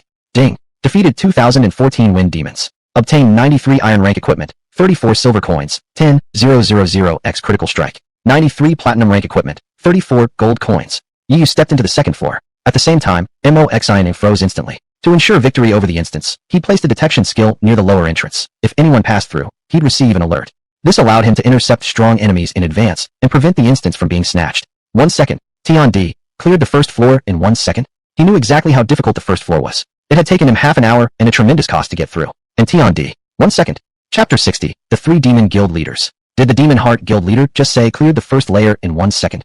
The surrounding players had also heard Demon Heart's exclamation and were now utterly incredulous. The monsters on the first layer were, to be honest, nothing special. But they were annoying. Could it be that Emperor Tian had passed so quickly? No, he's already cleared the second layer. Demon Heart suddenly exclaimed again. What? He cleared the first layer in a second, and now the second as well? The demon players suddenly realized how extraordinary Emperor Tian truly was, feeling an immense threat looming over them. But the third layer won't be so easy for him. In the slaughter dungeon, monsters grow stronger each time they kill a player. Many demon players had perished on the third layer. Once the monsters respawned, they'd become significantly more powerful. With Emperor Tian alone, there was no way he could pass so easily anymore. At this moment, Yu stepped into the third layer. The second layer had been filled with level 35 bronze tier monsters, which Yu eliminated effortlessly. These foes didn't even grant him any meaningful experience, making them entirely uninteresting. Roar! Monsters charged forward. Tangled Vine Demon. Level 40. Physical attack, 2024. Defense, 2014. HP, 3023. Skills, Tangled Vine, Bloodthorn Strangle. Description, a very troublesome foe. Extremely annoying when encountered alone. Attributes have significantly improved. Be careful, young one. Now this was slightly more interesting. Numerous vine-like monsters extended long tendrils toward him. Tangled Vine could control enemies, though the chance wasn't high. Still, with so many vines attacking at once, some would inevitably land the control effect. If ensnared, things would get problematic. The vines were covered in thorns. Bloodthorn Strangle inflicted physical damage and drained 2% of the target's HP per second. With multiple attacks stacking up, a single isolated player might be completely drained in moments. Yiyu's Lightning Flash, high movement speed, and flight ability were more than enough to dodge all attacks. But he found it bothersome. Whoosh whoosh. The fan-shaped cloak of Windstorm Eagle on his back flapped open. 200 Windstorm Eagles surged forward. Though their stats were considerably lower than the enemies, they possessed wind blades, capable of blocking enemies from a distance. Dark Knight, come out and play. The massive skeleton general appeared, swinging a staff as skeleton summoning activated, calling forth a horde of skeletons. It also used skills like Death Handprint. As a legendary boss, it completely dominated silver-tier monsters of the same level. Roar! The Earth Dragon roared, spikes erupting from the ground across 5,000 square meters. The infernal demon descended, unleashing an ocean of flames. Honestly, Yu felt it was overkill. But then again, who had time to mess around? Ding! You have slain 1,209 Tangled Vine Demons, gaining 10,387 experience points. Silver, Tangled Vine Staff. X23, Silver, Tangled Vine Robe. X12, Silver, Tangled Vine Dagger. X18, 10,000x critical hit. He didn't check the loot yet. He rushed into the fourth layer immediately. Cleared instantly. Again, cleared in a second. This man is terrifying beyond measure. Demon Heart sensed his progress and instantly froze in shock. As a level 60 player with Class A talent, bringing several elite guild members here, even they hadn't cleared so fast. This man is a once-in-10,000 prodigy. The leaders of Arrogant Flame and Grand Destiny had eyes blazing with excitement. They too were level 60 players with Class A talent. Although Demon Civilization had sent beings into the firmament earlier, they belonged to a later wave. As for the batch of Class S talent players who entered at the same time, those individuals had long since surpassed them and advanced to higher-tier main cities. They had competed against Class S talent before and deeply understood just how terrifying such opponents were. Thus, this man must possess Class S talent. He deserves our utmost seriousness. He's coming now. Demon Heart sensed the entrance to the fourth layer beginning to ripple. It had taken them 3 hours to reach this point, but Emperor Tian had caught up in just 4 seconds. At this rate, perhaps not even all these demon players combined could stop Emperor Tian's progress. There was a real possibility the dungeon would be stolen right from under them. Currently, the monsters on the fourth layer had already been killed by them. They could go straight to the final layer. But then came the worst scenario. Enemies ahead, and Emperor Tian chasing close behind. That would be their greatest crisis. You guys head to the final layer.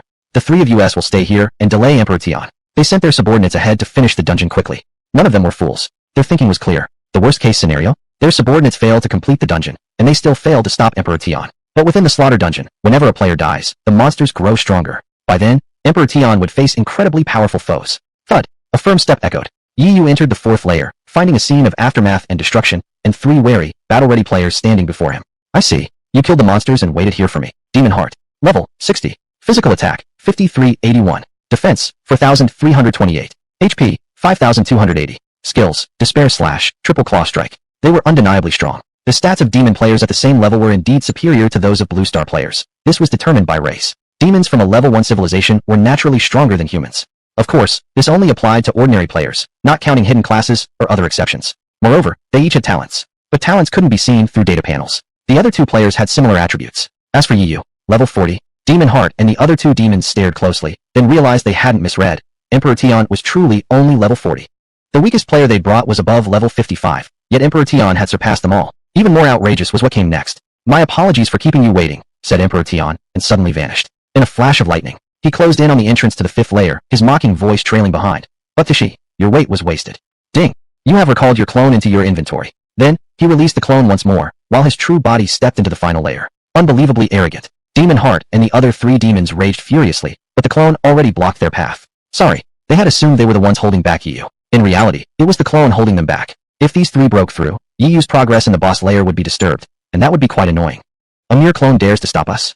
Furious, they summoned their mounts, preparing 6 against 1. At level 60, they long possessed riding beasts. That Emperor Tian had one at level 40 was already baffling, perhaps an extraordinary talent. But that a level 40 clone could also have one? Damn it, Great Force Bear. Suddenly, the clone was lifted high, lifted up by a massive black bear.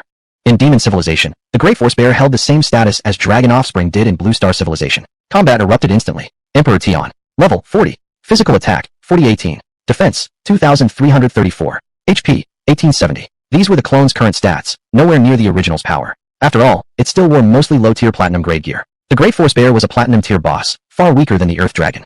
Only its physical attack was high, because nearly all attribute points had been allocated there. Yet, it showed no fear whatsoever. Fight. Chapter 61. No, none of us even got to fight him. Yi Yu wielded the Heavenly Sword, and launched 2 swift attacks. The attack speed was still fast enough. Die. Moxin and the others struck as well, activating their talents first. A-rank talent, Blood Battle. Physical attack increases by 50%, and 30% of all damage dealt restores HP. For every 1% of HP lost, physical attack increases by 1%. That was Moxin's talent. Fei Hong, leader of Hong To Guild, was an archer. His A-rank talent extended range tripled his attack distance. Yan Tian, leader of Xiaoyan Guild, was a mage. With his A-rank talent instant cast, all spells were released instantly, with 0 casting time. Their talents were powerful, and their class distribution was perfect. But Yi Yu. Ding. In combat, SSS rank talent, Endless Battle, activated. Enemy count +6, physical attack +6%. True, this talent wasn't very effective when fighting few enemies. But had he ever been weak? Boom. 3 demon beasts and 3 mounts charged forward. Step through sky? Yi Yu suddenly leapt 1,500 meters into the air. Their attacks missed completely. Moxin was the most baffled. A warrior jumping this high. He was also a warrior. Why couldn't he do it? Ha ha. Yi Yu was a destroyer. Step through sky was a skill formed from fusing his destroyer abilities. Could he possibly be compared to an ordinary warrior? At 1,500 meters in the sky, neither Moxin nor Yin Tian could reach him. Most mages couldn't attack that far either. I'll handle it. Fei Hong stepped up, launching countless arrows toward Yi Yu. Whoosh, whoosh, whoosh. But Yi Yu strolled freely through the air. Step through sky. His movement speed was incredibly fast, over 1,000 meters per second. He blurred into a phantom, dodging every single attack. Moo, roar, roar. Moxin and the others growled in fury. They were demons. They roared like beasts. Would Heaven Emperor just walk freely in midair, untouchable? Of course not. Step through sky had a duration limit. And naturally, Yi Yu wouldn't just wait. He'd strike. Boom. Yi Yu descended from the sky, and with him came the giant bear. The bear couldn't leap into the air on its own. It had previously been stored in the mount space, and was now summoned back. Man and beast plummeted like a cannonball. Watch out. It said that giant bear has the skill, Mountain Crush, which transfers all defense of both itself and its rider into physical attack when falling from a height. Moxin and the others panicked. Not bad intel, Yi Yu sneered. His physical attack now reached 6,593. In contrast, his defense dropped to 0. This was a do-or-die move. No retreat. Only victory or death. Fool. Yin Tian scoffed. Yi Yu was descending now, unable to dodge spells easily, and with 0 defense. Wasn't he just asking for a one-hit kill? He prepared to unleash countless instant cast spells to obliterate Yi Yu. Buzz. Buzz. Buzz. But a ring on Yi Yu's hand trembled. Ding. Chaotic ultrasound activated. Enemy enters chaotic state for 1 second. Yin Tian's mind suddenly blanked. He couldn't attack. In that 1 second, Yi Yu had already landed. He slashed twice at Fei Hong in rapid succession. The clone's base attack speed was 5.241 hits per second. Fei Hong, the archer, had just used a skill and was now in cooldown, unable to block Yi Yu. And archers were slow.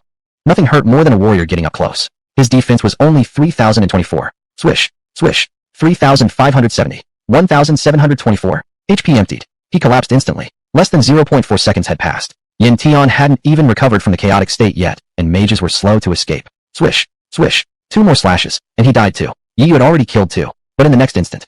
Desperate slash. Moxin suddenly attacked. This slash was his ultimate move, guaranteed to instantly kill Yi Yu. Its only flaw was needing a charge up, so he hadn't been able to use it earlier. TCH. Yi Yu smirked coldly, not dodging at all. A brand new set of equipment appeared. Zombie King set. Ding. Set effect activated. You have resisted a fatal blow. 0. Moxin froze in shock. That was possible. Even worse, Heaven Emperor stood with his back turned, not even glancing at him. He casually swung his sword 5 times within 1 second, sheathed it, and calmly said, "You may die now." The clone wielded the Heavenly Sword, which hadn't yet been fused with destroyer skills. Thus, it used the original skill, Heavenly Gathering. Ding. You've consumed 130 million experience points to max Heavenly Gathering, enabling it to gather 10 attacks. Maxing a red tier skill didn't cost much. Heavenly Gathering. S effect. Combines scattered attacks into 1. The 5 randomly swung sword beams suddenly merged, striking Moxin in rapid succession. Tat tat tat. Yi Yu had also activated Sharp Edge, granting 18% armor penetration. 3,044. 3,044. Just who exactly are you? Moxin collapsed in despair, his heart filled with terror. Just a clone, Yi Yu said, shaking his head with a faint smile, deeply satisfied. This battle had been quite perilous, but for a mere clone to kill 3 A-ranked talent players 20 levels above him, that was undeniably powerful. Well, Yi Yu didn't know exactly what talents they possessed, but he could guess they were at least A-rank. Not that it mattered. His SSS rank talent hadn't even gotten a chance to shine, yet he still crushed them effortlessly? The reason for his strength had never been just about talent. Good job, he murmured, patting Giant Bear's head. The bear had held back the 3 mounts, though each enemy mount was level 40. Giant Bear had barely managed to keep up. Now, Master and Pet joined forces and swiftly eliminated the 3 mounts. Honestly, it was impressive enough that Giant Bear had held off 3 level 40 mounts. After all, the opponents were strong too. Probably Moxin and the others simply hadn't accumulated enough experience to upgrade their mounts further. Yet Giant Bear seemed dissatisfied. If its master could crush players, it should be able to crush mounts just as easily. There must be a way in the demonic civilization to strengthen Giant Bear. I'll look into it after we leave. Ding. You have killed 3 level 60 players and 3 level 40 mounts, gaining 128,346 EXP, 137,244 kill value, 10,000x critical hit.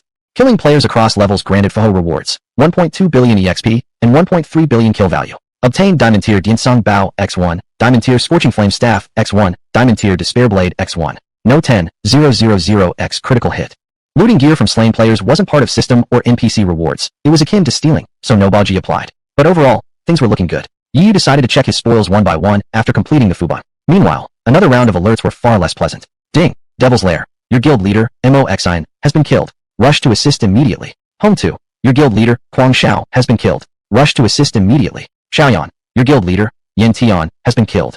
Alarms blared endlessly through the guild channels of Devil's Lair, Xiaoyan, and Home 2, warning members that their leaders had fallen and urging immediate aid. A group of players who lacked 500 legend points and hadn't entered the Nightmare Fuban froze in shock. In truth, there had been players from other guilds inside the Fuban earlier, but they'd already been wiped out.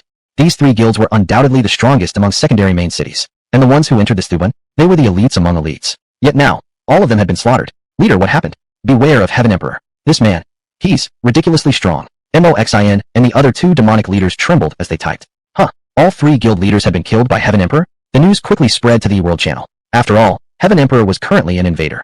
Killing him came with rewards, so every demon closely monitored his actions.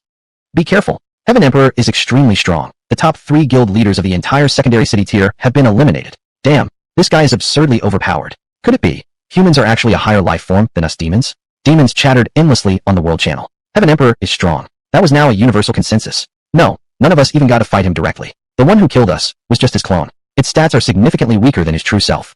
Suddenly, Moxin, Yin Tian, and Fei Hong spoke simultaneously in the world channel. The entire world channel fell deathly silent. This person might not just be overwhelmingly strong. He might be the greatest terror any secondary main city in demonic civilization history had ever faced. They must grind Heaven Emperor down to level 1 and cripple his development. If someone like this were allowed to grow stronger, how could they ever hope to invade Blue Star civilization in the future? We must unite. All bull demon players in secondary main cities. Enter Neo Yin City and surround Heaven Emperor. No, all demon players, wind demons, dog demons, everyone, join the hunt. Who? Moxin and the others took deep breaths as they stepped out from the resurrection space. Though they'd lost a level, they were still formidable. They returned to the Fubring entrance, waiting alongside countless players for Heaven Emperor to emerge. There were already many players gathered here. So many, in fact, that the entire city couldn't contain them. Demons blanketed the skies and covered the land. But Heaven Emperor must clear the Fubring first. Moxin sneered. His subordinates had all been wiped out in the final layer, and now, the monsters there would surely have undergone massive upgrades. In reality, the battle between the 3 guild leaders and the clone had lasted less than 10 seconds. In that brief span, all their followers in the final layer had been annihilated. 200 B-rank talent players, all level 55 or above. He knew Heaven Emperor was strong, but he refused to believe he could possibly solo the final boss of a legendary Thuban. And at this moment, Yu had also arrived at the final layer. Chapter 62, One-Shot the Water Spirit King. A step too late. Yu murmured to himself. The monster had already killed players and leveled up. It wasn't that he arrived late. It was that the players were simply too weak, wiped out in an instant. At this moment, a player's corpse lay on the ground, blood continuously flowing into the monster's body, showing a progress bar, 95%, 90%. System prompt, slaying Fuban monsters are leveling up, attack impossible. Yu couldn't attack yet. He could only wait. 10 minutes later, the monsters finished their upgrade. Roar. With a furious roar, they charged toward Yu. Water Imp. Level, 60. Magic attack, 5024. Defense, 4525. HP, 5459. Skills, Water Wave Impact, Waterfall Pillar, Gather Rivers. Description, water can cook porridge. How could it capsize a boat? Pew pew pew. Dozens of large blue water orbs shot toward Yu. Ding. Enemy plus 439. Physical attack plus 439%. Hundreds of water orbs came at once. Even with his high movement speed, Yu couldn't dodge them all, and the damage was substantial. Getting hit was absolutely unacceptable. He immediately spread his wings, soaring into the sky, freely flying through the air, evading every single orb. But suddenly, countless water pillars materialized mid-air, cascading down like waterfalls aiming to crush Yu. This was the skill, Waterfall Pillar, with a surprisingly wide area of effect. Splash splash splash. An even louder sound of rushing water filled the air as the mist water orbs merged together, forming a river. Inside the river, movement speed dropped sharply, and there was a chance of being fully immobilized. Then the waterfall would finish off the trapped enemy. Roar. Even more terrifyingly, a massive water spirit emerged. Water Spirit King. Level, 60. Magic attack, 13276. Defense, 12,743. HP, 15,927. Skills, Water Tornado, Water Wall, Deluge. Description, after killing players, gained massive enhancement. Extremely powerful. The regular mobs were silver tier, but the boss was a diamond level boss, a signature feature of Sancho. Players who achieved the first kill on a boss gain legend points. Unlocking legend dungeons. Legend dungeons were far too important, so bosses were made exceptionally strong, often surpassing regular mobs by several tiers, reducing the chances of players easily obtaining legend points. It was precisely this Water Spirit King that one-shot the players from the 3 major guilds. Boom. With a mere wave of its hand, the Water Spirit King summoned a flexible water dragon, lunging at Yu with an attack power reaching 21,938. A guaranteed death scenario. Ding. Enemy plus 1, physical attack, plus 1%. Total increase, plus 440%. The system prompt rang out.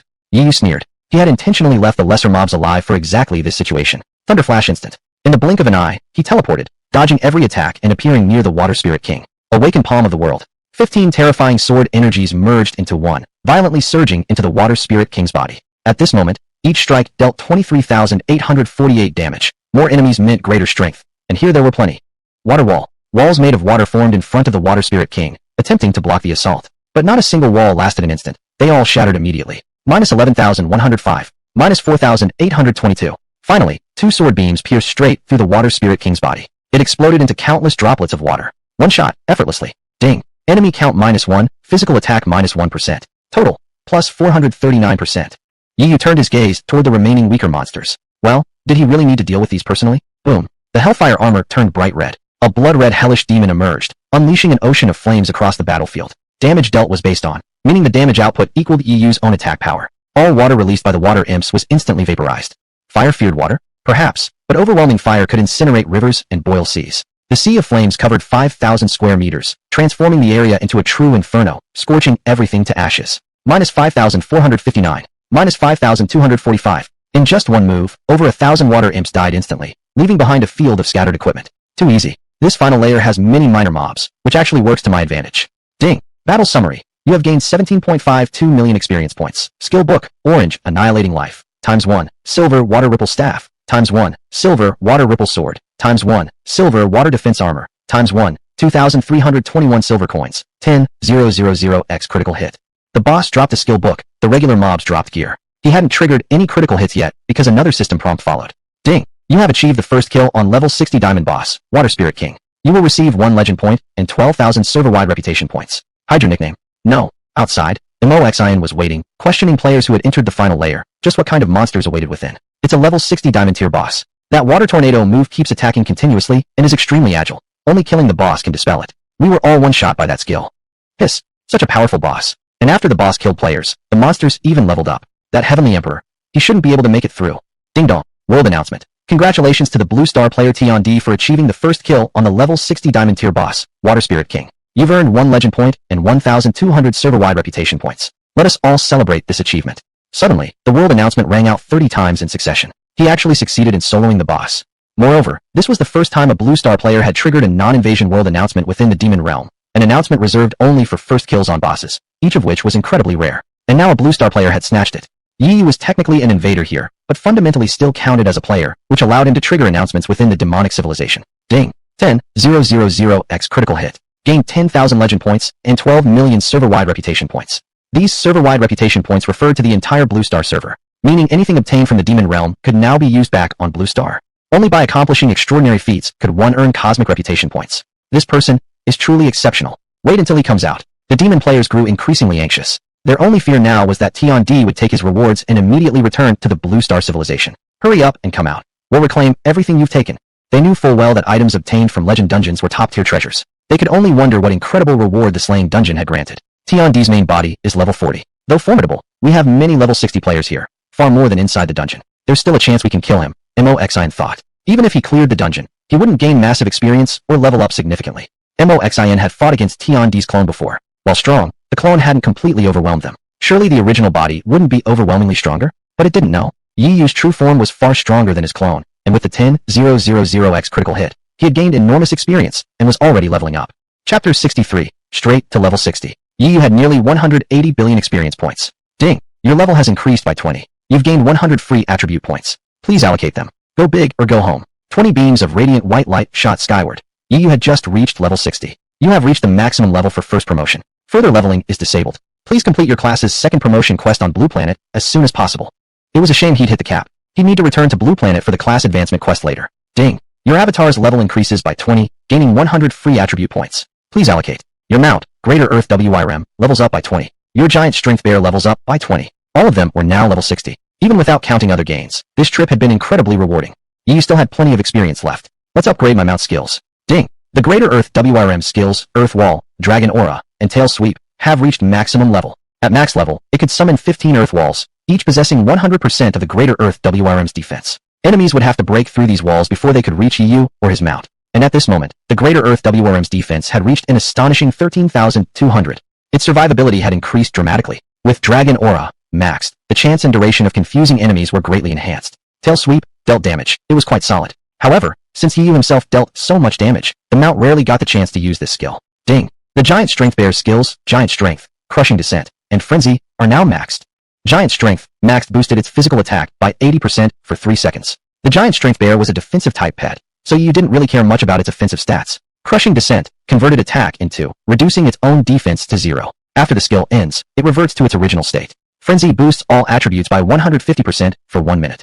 With high defense and HP stats, but skills mostly focused on offense, Yu decided it was better suited for his avatar, since his main body already had overwhelming attack power. What he truly lacked were defensive tools. Let me check my status. Celestial Emperor. Level, 60. Physical attack, 8,013. Defense, 13,897. HP, 16,786. MP, 7,402. Absolutely monstrous.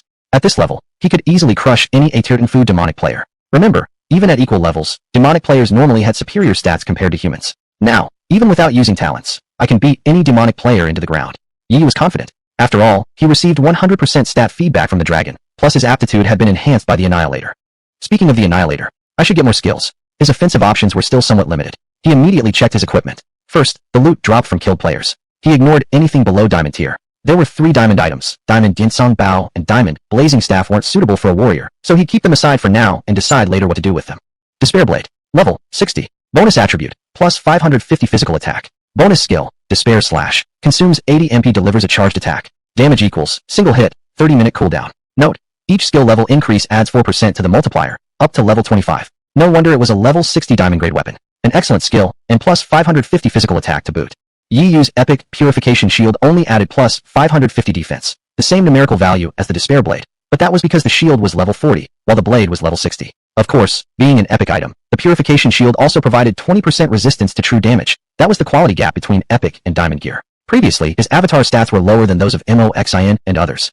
That was because the avatar was still wearing many low-tier platinum items, while players like Moxin possessed numerous high-tier diamond pieces. But not anymore. Once Despair Slash was maxed, its damage would become, combined with Endless Battle, it would become one of Yi Yu's ultimate trump cards. Time to check the monster drops. From floor 1, he obtained 93 sets of level 30 iron tier gear. These could be crit boosted into platinum, but they were all duplicate mage and archer equipment, unsuitable for Yi Yu, a warrior. Once back, he could crit them into 930,000 iron tier items. Even level 30 iron gear might fetch a high price if sold in bulk.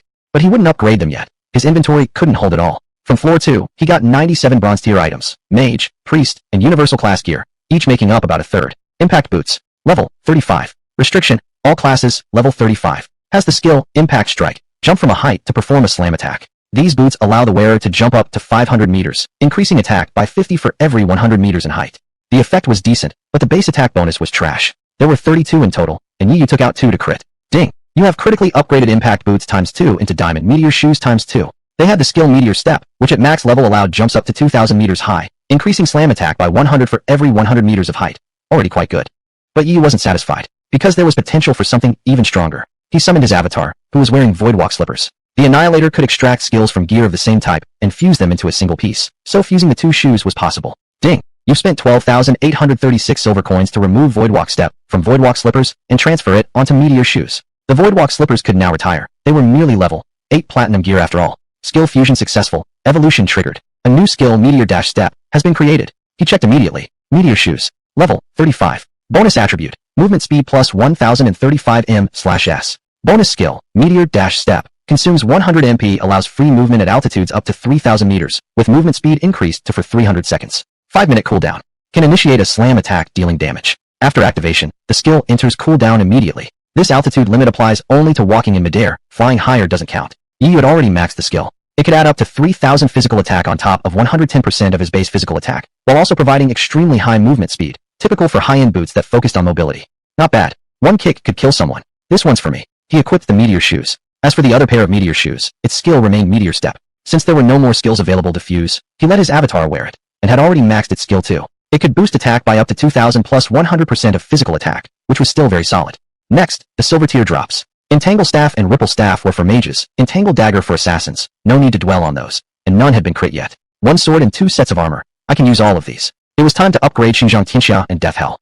Chapter 64, Heart of Slaughter, The Nightmare Approaches. 12 pieces of Vine Entwined Soft Armor. Yi Yu hadn't yet tested a 10,000x critical hit on a silver tier item. He selected one to try. Ding! 10,000x critical hit. Silver, Vine Entwined Soft Armor, critically exploded into Diamond Demon Vine Soft Armor, *2. 1 silver grade item exploded into 2 diamond grade items.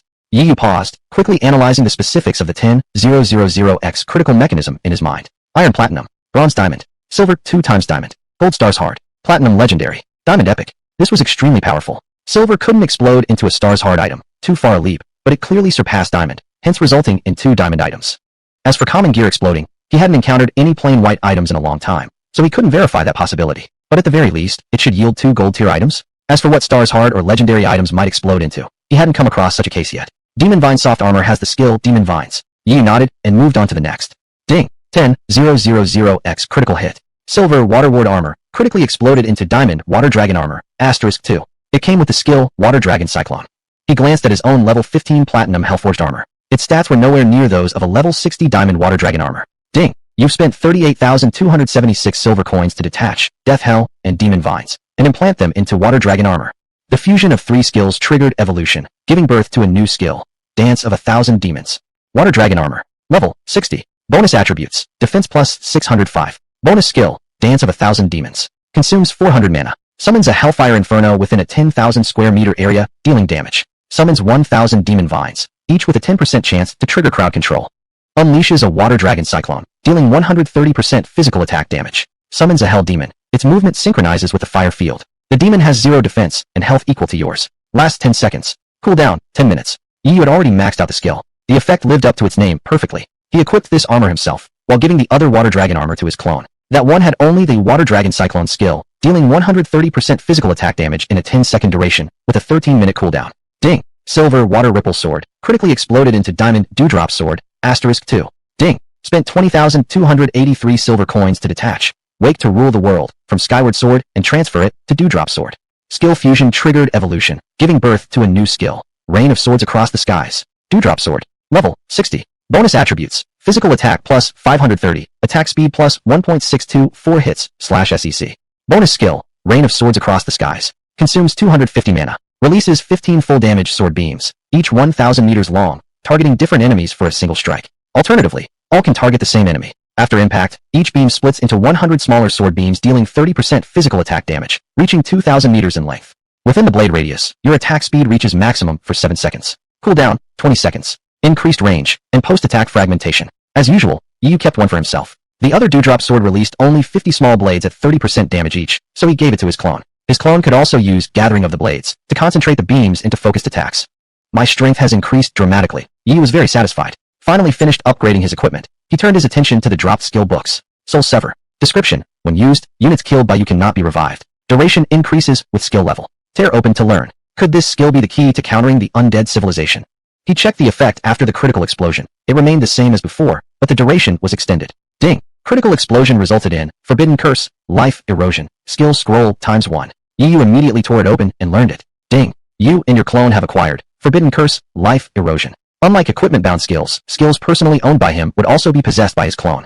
A free Forbidden Curse, quite the steal. Life Erosion, consumes 550 mana. For 3 hours, units killed by you cannot revive. Cooldown, 10 minutes. NPCs can never be revived. Some NPCs have resurrection abilities, but if Yu wanted them dead, they would stay dead. Players' revivals would also be affected. But he couldn't make players unable to respawn forever. If he could, this wouldn't just be a Forbidden Curse. It would be a power capable of altering the fundamental rules of Azure Heavens itself. Speaking of altering the rules of Azure Heavens, seems possible. For example, stealing power from a god.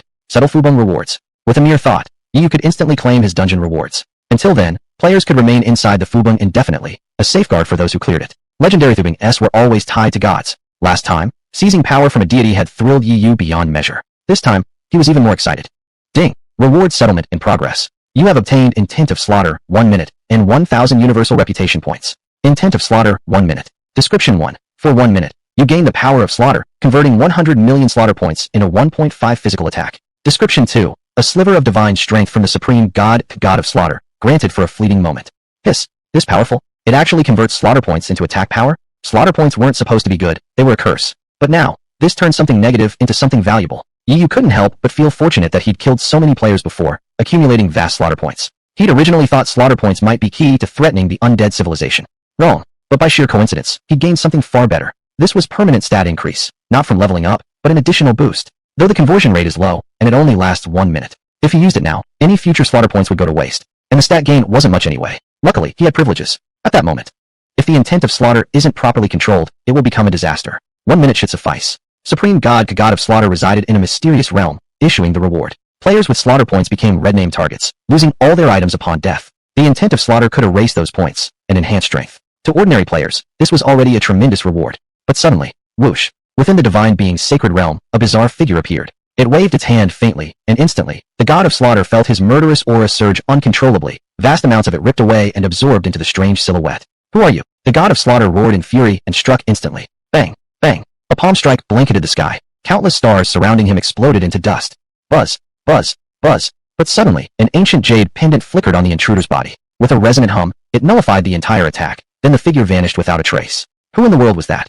Divine seer? Or god? Void deity? The god of slaughter's fingers trembled as he speculated whether another supreme god was behind this. No, even other supreme gods shouldn't possess such power. Ding. 10,000x critical hit. You obtained Heart of Slaughter, 2 hours, and 10 million universal reputation points. Yi took a deep breath. Now that was exhilarating. Sorry, but who made you so stingy? An average player has to kill 100 million same-level players just to gain 1.5 attack. So I'll just take it myself. Heart of Slaughter, 2 hours. Description: for 2 hours, you gain the power of slaughter, converting 100 million slaughter points into 120 attack. Perfect. You immediately activated it. Ding. You used Heart of Slaughter. 456,060 million slaughter points converted into attack. 4.56 billion. Physical attack, plus 5,472.72. Yu's original attack was barely over 8,000. Now it jumped by more than half. More importantly, now I've 0 slaughter points left, but the Heart of Slaughter effect lasts 2 full hours. No need to guess. Outside, countless demon-cultivated players must be hunting him right now. Then let the nightmare descend upon them. Chapter 65. Hunting billions of players, slaying until fear grips their souls. Ding. You have cleared the legendary dungeon. A world announcement will be issued for entering the demon realm. Do you wish to hide your nickname and reward? Do not hide my nickname. Hide the reward. Same as always, there was no need to flaunt valuable rewards. Yi wasn't the type to show off. As for his name, who didn't know it was him? At this very moment, outside the dungeon, countless demon players gathered, quietly speculating that the Emperor had already slain the boss and cleared the instance. Nobody knew what great reward he'd obtained. Ding dong. World announcement. Congratulations to Blue Star player the Emperor for clearing the Nightmare rank legendary dungeon Slaughter, obtaining XXX. The alert sounded suddenly. He'd done it again. There wasn't just one version of such legendary dungeons. For example, the Slaughter dungeon could exist in multiple locations, though rewards might differ, each granting fragments of the Slayer God's power. But once the Nightmare difficulty of this particular Slaughter dungeon had been cleared, it would never open again. Now that the Emperor had passed, demons were permanently barred. A single human from Blue Star had stolen something meant for them. Damn it. He even hid the reward. No one knew what it was. Their fury burned with resentment. The announcement has gone out. He'll be exiting the dungeon soon. Kill him. Take back the reward. With all of us here, can he possibly fight everyone alone? Jilatudu. The demon players roared. As a level 1 civilization, they possessed formidable capabilities in resource development within the real world, making their species diverse and their population vast. Take Blue Star, for instance. It had barely tapped into its own resources. But the demon civilization could even settle nearby planets with demon populations, which was why there were so many demon players. There was already a large crowd of players in the second-tier main city.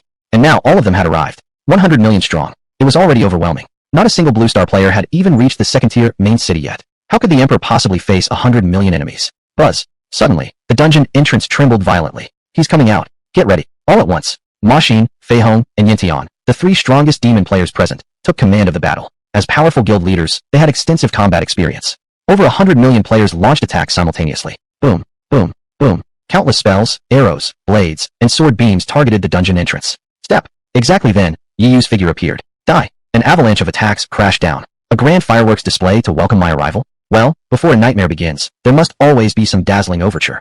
Facing an ocean of incoming attacks, Yi remained utterly calm. To him, such immense onslaughts were nothing more than mere fireworks. In a flash of lightning, he vanished instantly. His lightning wings flapped as he soared into the sky. Ding! In combat, enemy count plus 102,034,566. Physical attack plus 102,034,566%. Attack power increased by millions of times. Yi felt as if, at this moment, he could punch through a god. He can fly too? Don't panic. He probably isn't that strong. Maintain formation, stay organized, prepare the next wave of attacks. Ma Xin and the others hesitated for a split second, but quickly regained composure. They had fought against the Emperor's avatar before and assumed his true body wouldn't be vastly stronger. But at that moment, a mysterious black axe materialized in the Emperor's hand. Dark light burst from the blade, rapidly spreading outward, tearing through light itself and obscuring the blazing sun. Ding! Actively reducing physical attack by 95%. Area of effect increased by 1900%, now covering 96,900 square meters. Even after such a reduction, Yu's attack power remained terrifyingly immense. One swing, down it came. Blood sprayed high. Minus 6,349. Minus 4,027. Minus 5,975. Within nearly 100,000 square meters, player corpses lay shredded everywhere. Blood gushed like waterfalls flowing upward, and gear dropped across the ground. Ding! Congratulations! You have killed 320,000 players, acquiring 10,000 diamond tier items, 100,000 platinum tier items, and 210,000 gold tier items. No 10,000-fold critical strike triggered. Gained 300 million experience points. 10,000-fold critical strike activated.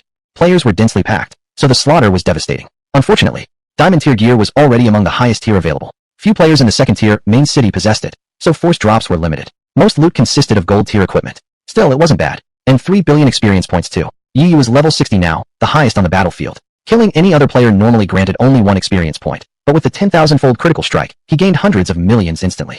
No kill count, he sighed inwardly. Kill count could only be earned by initiating a kill. Since the players attacked first, his actions were classified as retaliation. Thus, no kill count was awarded. No matter. It didn't matter. Yi Yu's overwhelming move was meant to scare them, make them flee. Once they ran, he could chase and kill. Even if he struck first then, it wouldn't matter. Just look, every single demon player was now stunned speechless. In an instant, he dodged over 100 million attacks, then wiped out hundreds of thousands with a single axe swing. The players in front are the tanks with high health and defense. If even they were slaughtered by the Emperor in one strike, then what chance do we have? A demon shivered in fear.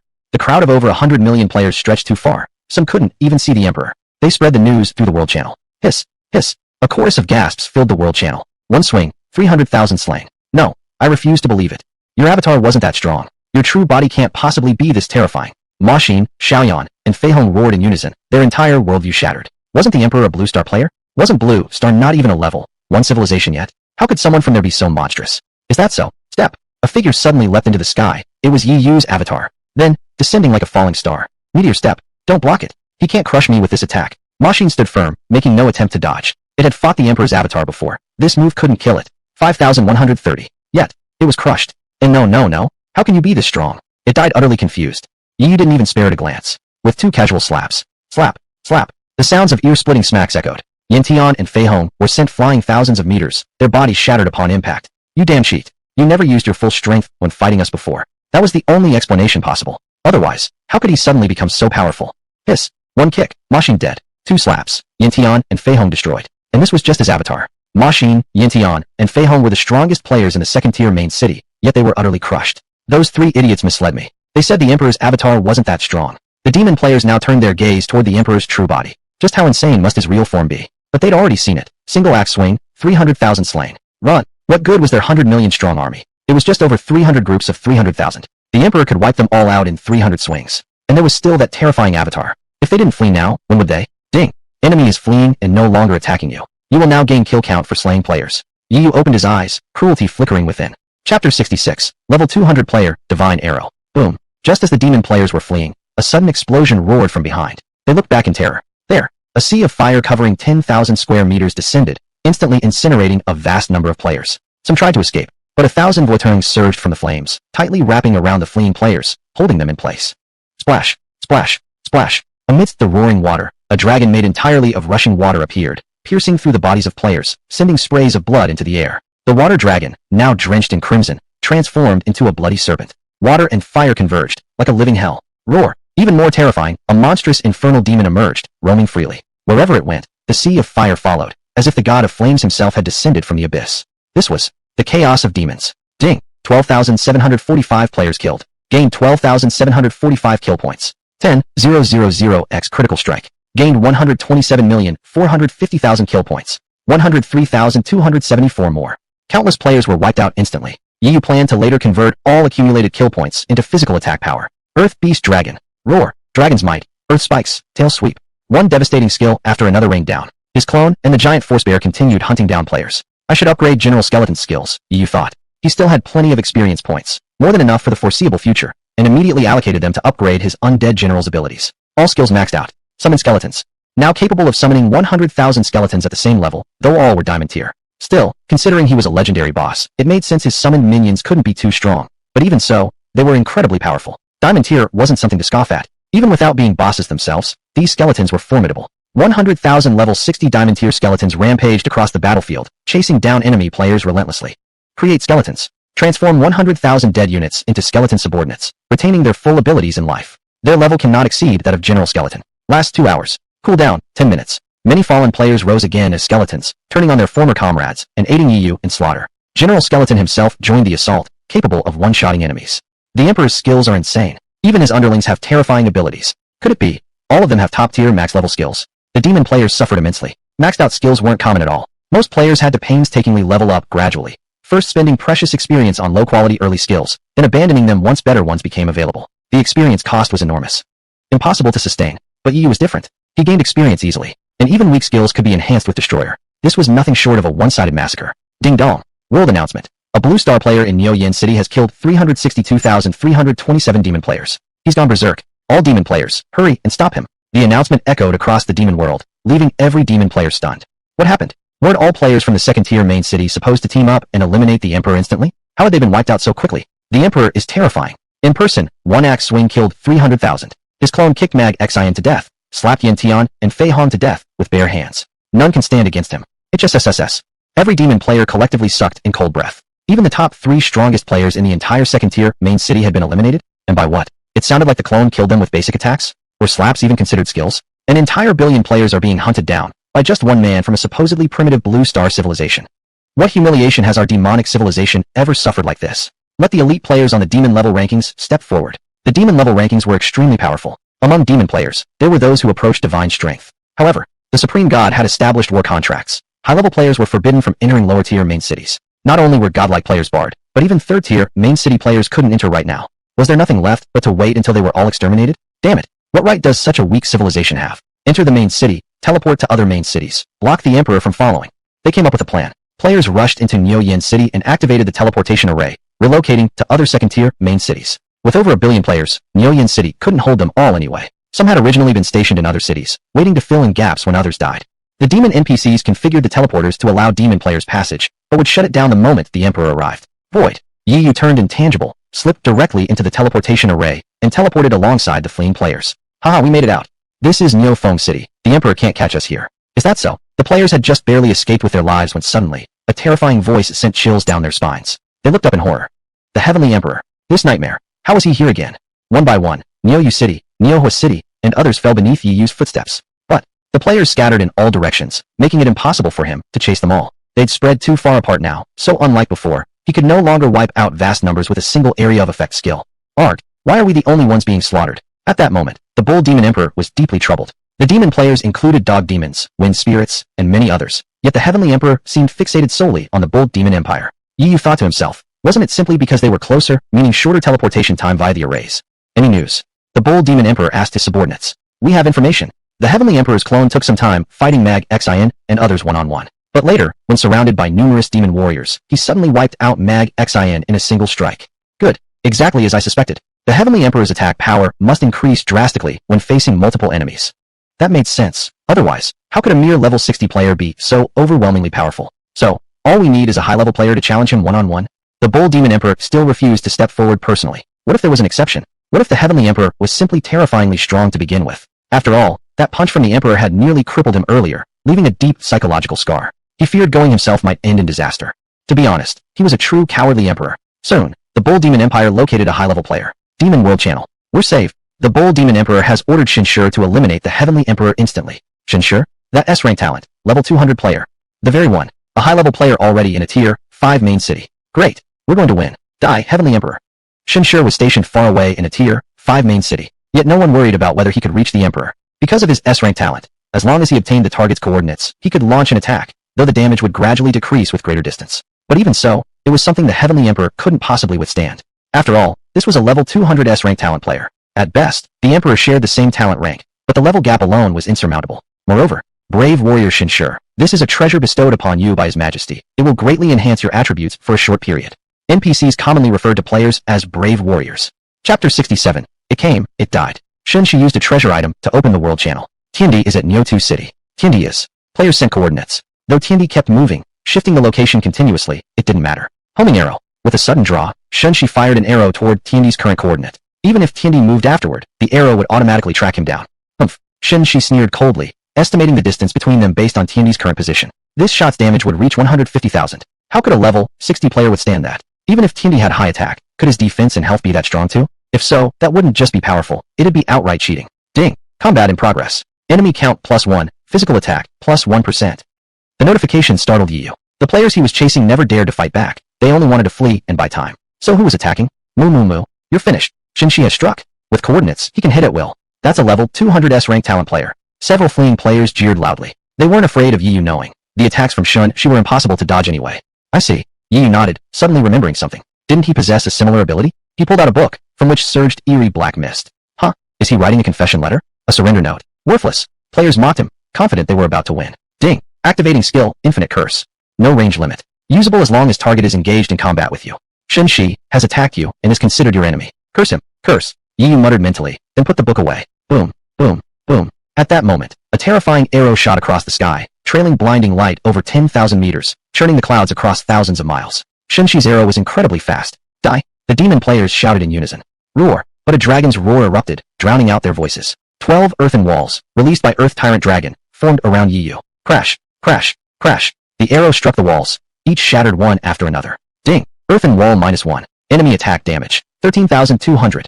Earthen wall -1. This was the power of Earth Tyrant Dragon. After 12 walls broke, the terrifying arrow finally weakened, disintegrating into nothingness. Hiss. What kind of insane defense is this? The demon players' scalps tingled with shock. Was Tiandi's mount seriously this overpowered? Then, they were all killed by Yi Yu. Well done. Yi Yu patted the Earth Tyrant Dragon's head. His own defense wasn't high, and today's 2 uses of block fatal strike, one for clone, one for original body, had already been expended. But having a mount meant using it was natural. Impossible. No way. Shenshi felt his arrow vanish and staggered up in disbelief. He was a level 200s rank talent player. Attacking Tiandi was already beneath his dignity. The artifact bestowed by Bull Demon Emperor had greatly empowered him. He should have killed Tiandi for sure. Yet this. Players who witnessed it were dead, but could still speak in the world channel from Resurrection Space. They quickly spread the news. Impossible. How can someone be this terrifying? The entire demon faction reeled in shock. Even god-tier demon players, on the verge of divinity, denied it outright. Unrivaled offense, unrivaled defense. Such perfect abilities had never appeared on any low-level player before, let alone such a being originating from a trash civilization. I get it. It must be because the distance weakened the attack. That's why he survived. Shenshi tried to convince himself, but that strike already dealt 150,000 damage. How could a level 60 player block it? Brave warrior, our emperor has granted another item allowing you to enter a lower-tier main city, but it comes at a great cost. You will forever be capped at level 500. An NPC spoke. NPCs always addressed players as brave warriors. Someone as terrifying as Tiandi must be eliminated. Give it to me. Shenshi made his decision. Even if he could never go beyond level 500, he would kill Tiandi. A person like this growing stronger would be a disaster for demonic civilization. Once the invasion begins, and they swallow Blue Star civilization, demonic civilization will rise dramatically. If he contributed greatly, the rewards might compensate for this loss.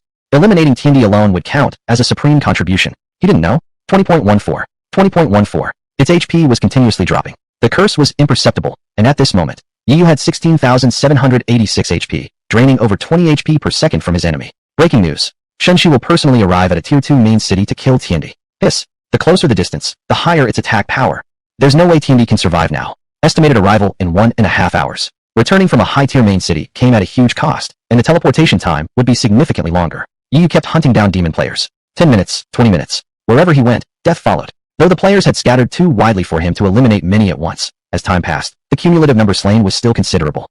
You're doomed to die. Shenshi is coming. But the demon players were now extremely arrogant. Is that so? Yi Yu shook his head. Before then, let me wipe you all out first. No-2 City. Yi Yu arrived here. Suddenly, the teleportation array violently fluctuated. Demon players had been constantly reporting Tiandi's location through the world channel, and now She had finally arrived. Die! An overwhelming aura swept across the sky like a tidal wave. Shenshi stepped out from the teleportation array, drawing his bowstring taut. Creak, creak, creak. The walls of the Tier 2 main city began crumbling apart. They couldn't withstand the force of this single strike. With just 2 seconds of charging, this attack would reach maximum damage. To ensure Tiandi's certain death, Shenshi unleashed his most powerful technique. As for whether he might be attacked during the charge-up, he didn't even consider it. With a massive 108,776 HP and 102,452 defense, could Tiandi really one-shot him? If so, that'd be nothing short of miraculous. The demon players watched eagerly. With this arrow, Tiandi was surely finished. Ugh! But suddenly, Shenshi spat a mouthful of blood, collapsing instantly with a deathly pale face. The confusion in his eyes revealed his final, unanswered question before dying.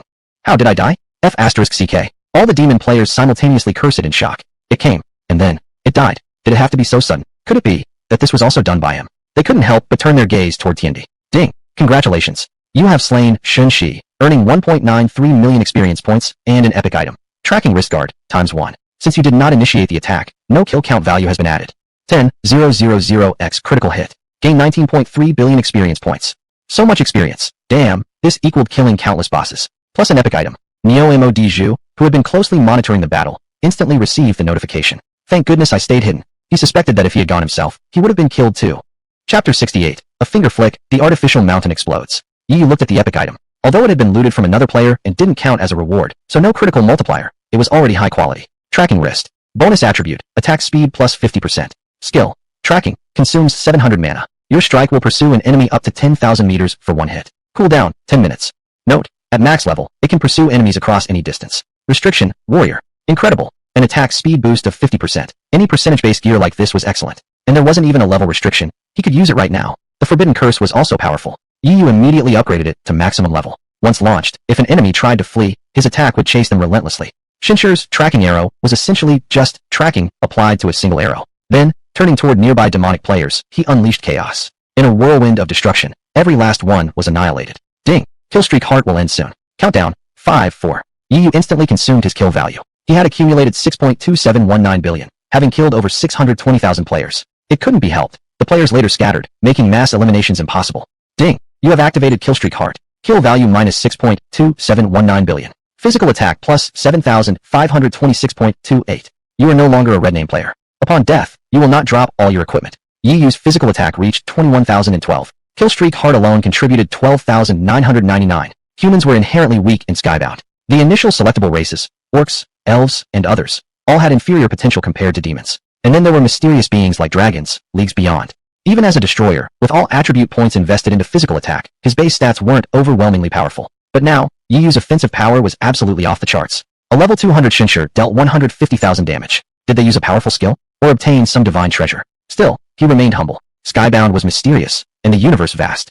True Chengda, strong ones, were confident they were unrivaled, but never underestimated any foe. For instance, this slaughter dungeon likely wasn't unique. Players from other civilizations might have cleared their own versions and obtained fragments of the God of Slaughter's power. But without 10,000-fold criticals, what they gained couldn't compare to Yi Yu's haul.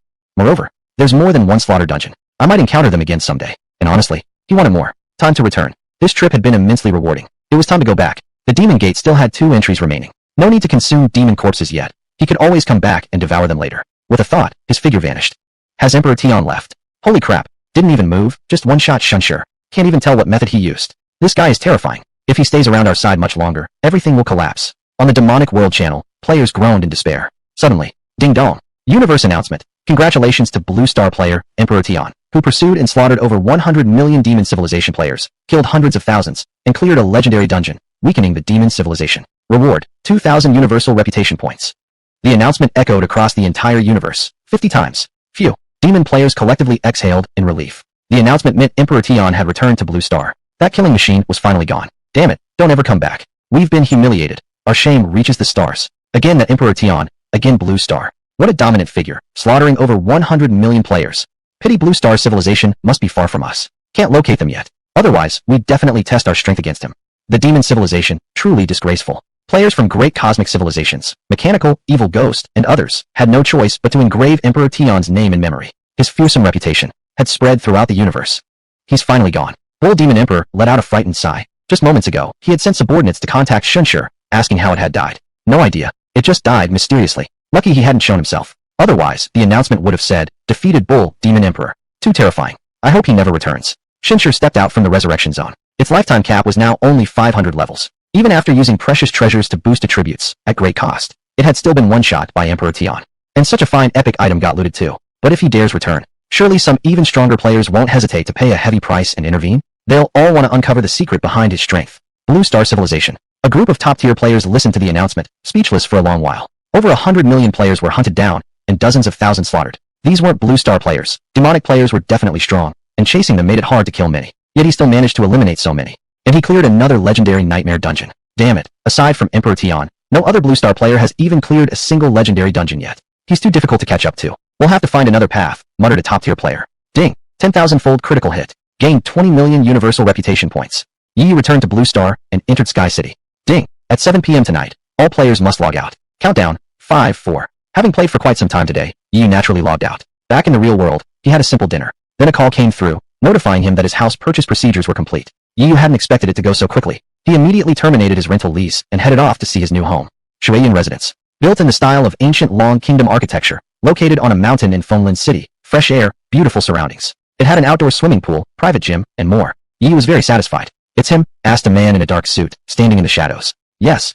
Exquisitely dressed, bearing dignified aura. Quite extraordinary. The suited man's expression remained calm as he murmured, but above all else, he shouldn't have ruined my plan.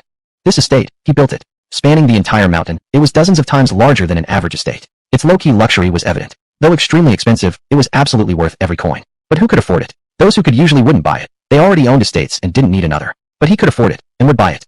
He'd sell the estate he built himself, with money returning to him through legal channels, thus making his illicit earnings impossible to trace. As the kingpin of the underworld, this was exactly how he operated.